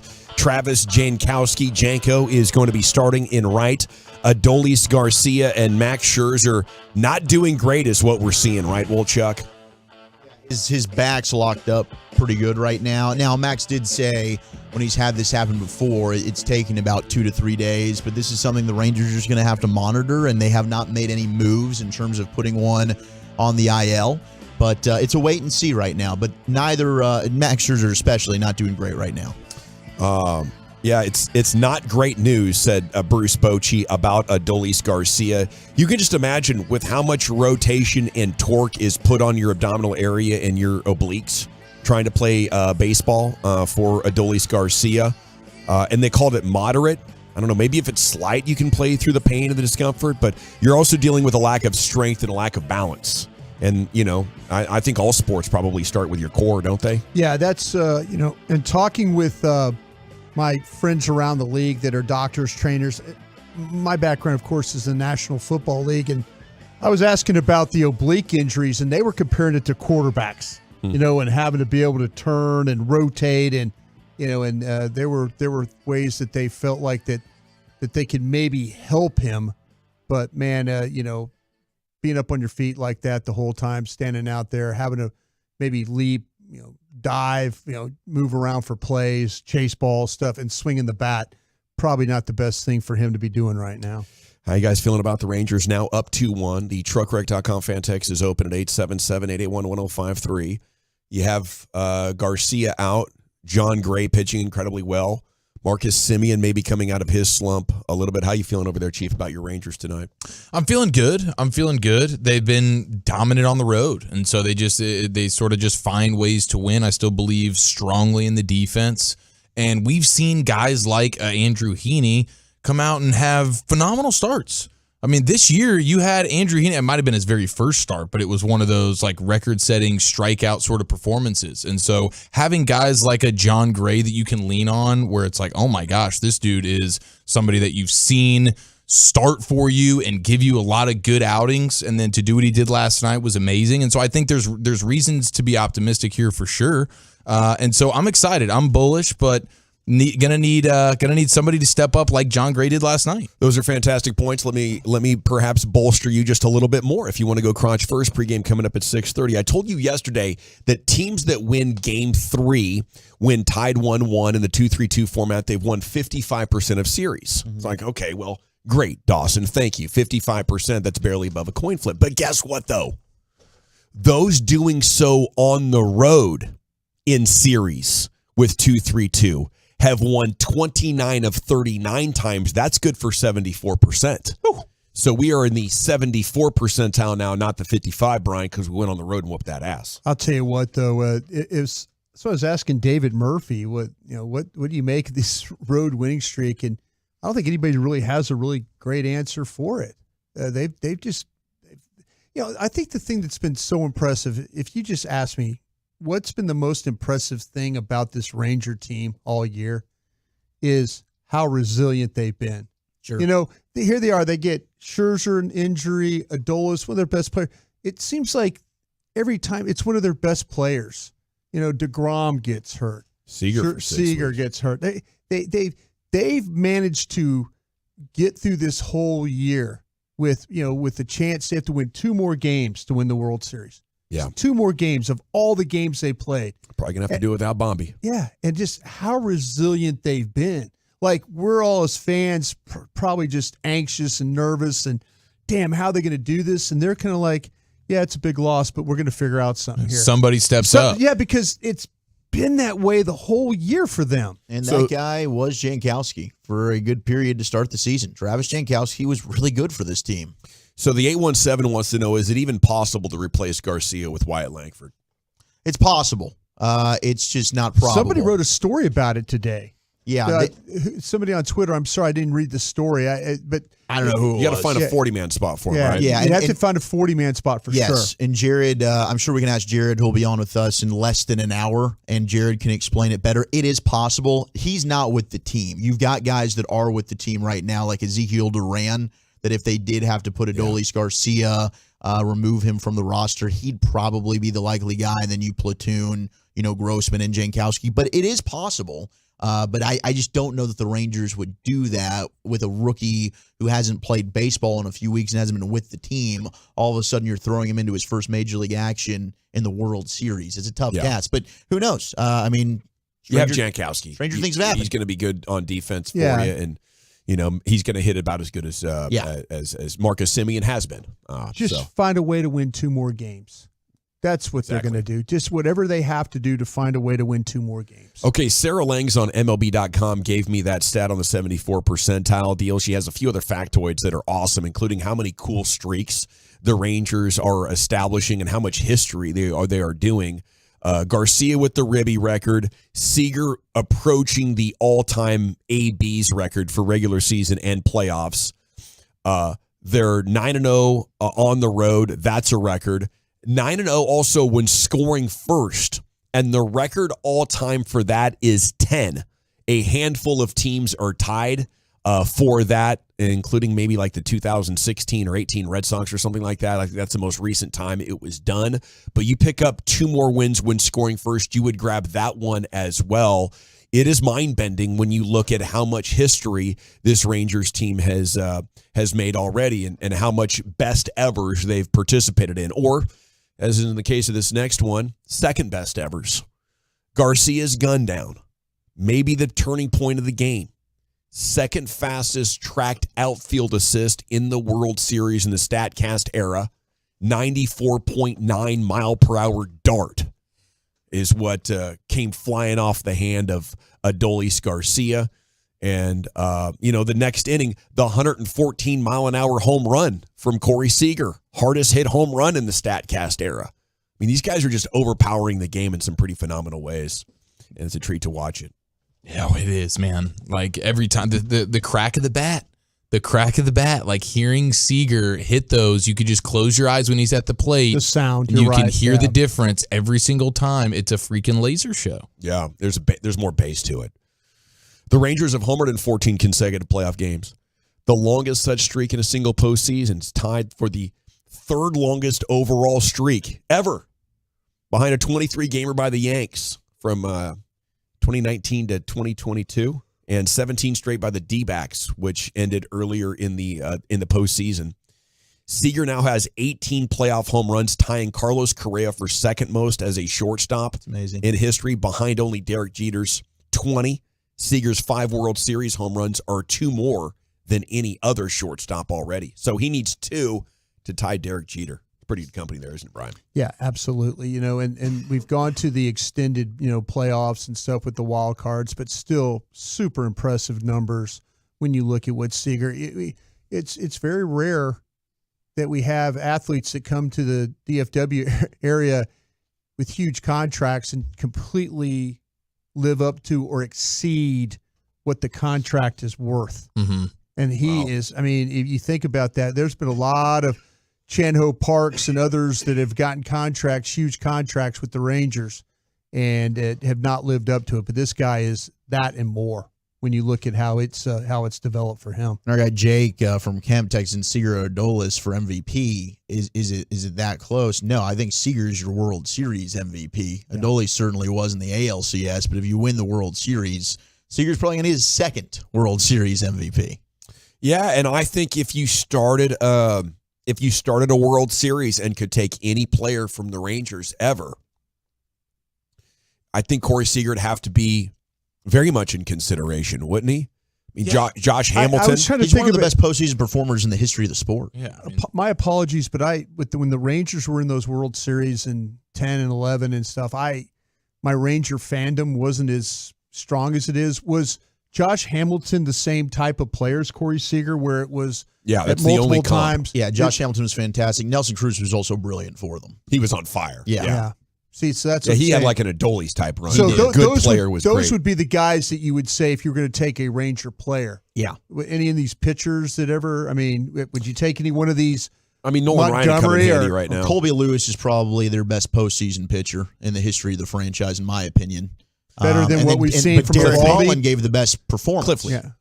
Cliff Lee, yeah. I mean, Only I got think one Colby season Lewis, of it. though, got more wins over the course of the 2 years. Cliff Lee just had that one run. But yes, Cliff Lee was fantastic. Quality over quantity, maybe. But some good options.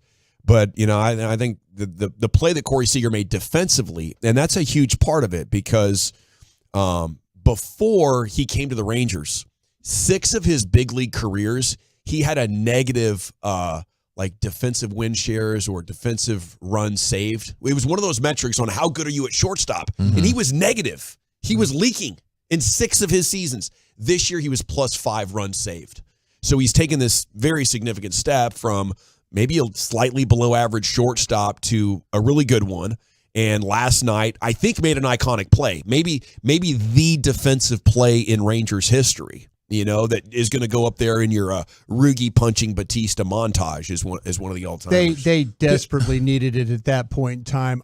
The play, though, that might have set the tone for the game was the Garcia put out on Walker. That was the one. Oh, it did, because it looked like all of a sudden this game's completely going to reverse. Josh Young had a great You've got play. runners on, and then, yes, absolutely, that was huge. And, I mean, it was a mistake that the Rangers took advantage of by the Diamondbacks. Right. Walker doesn't look up. He doesn't see the stop sign, and he runs through it. That double play was incredible. That was the play of the game. The pivot that Simeon was making. And it wasn't like that Seager gave him a hard toss. It was a flip that took some time to get there, and the transfer for him to get it out of his glove and to get it to low. All 3 levels of that, though, were brilliant. I mean, Seager certainly to be able to get it and then flip it over to Marcus Simeon then turning it, and then Nathaniel Lowe with the stretch and extension to be able to get it. Literally bang, bang play. It just seemed like that ball took forever, to get to I was to Simeon. Yeah. I was like, Oh, holy my crap, God. did that just happen? Yeah. Did they just get out of that inning? It was really, really epic, and the defense for the Rangers has been epic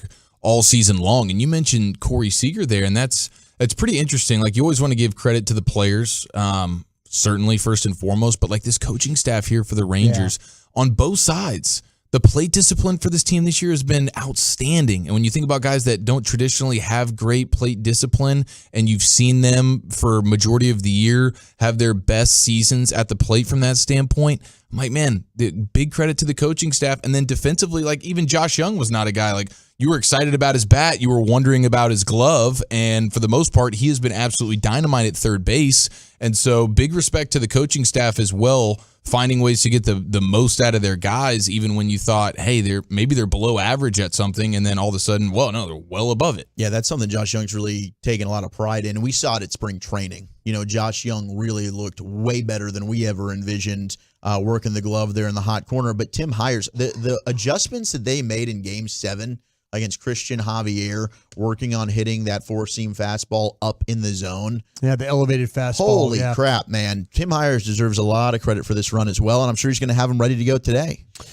Tex wants to know, can we talk about how bad John Smoltz hates the Rangers? There is something weird in there. He's pulling for Arizona. I'd love to find out why. Do you think Must have a friend over there or something. Let me ask you this, though. There's a deal with him and Maddox, right? There's something with maybe him and Mike Maddox.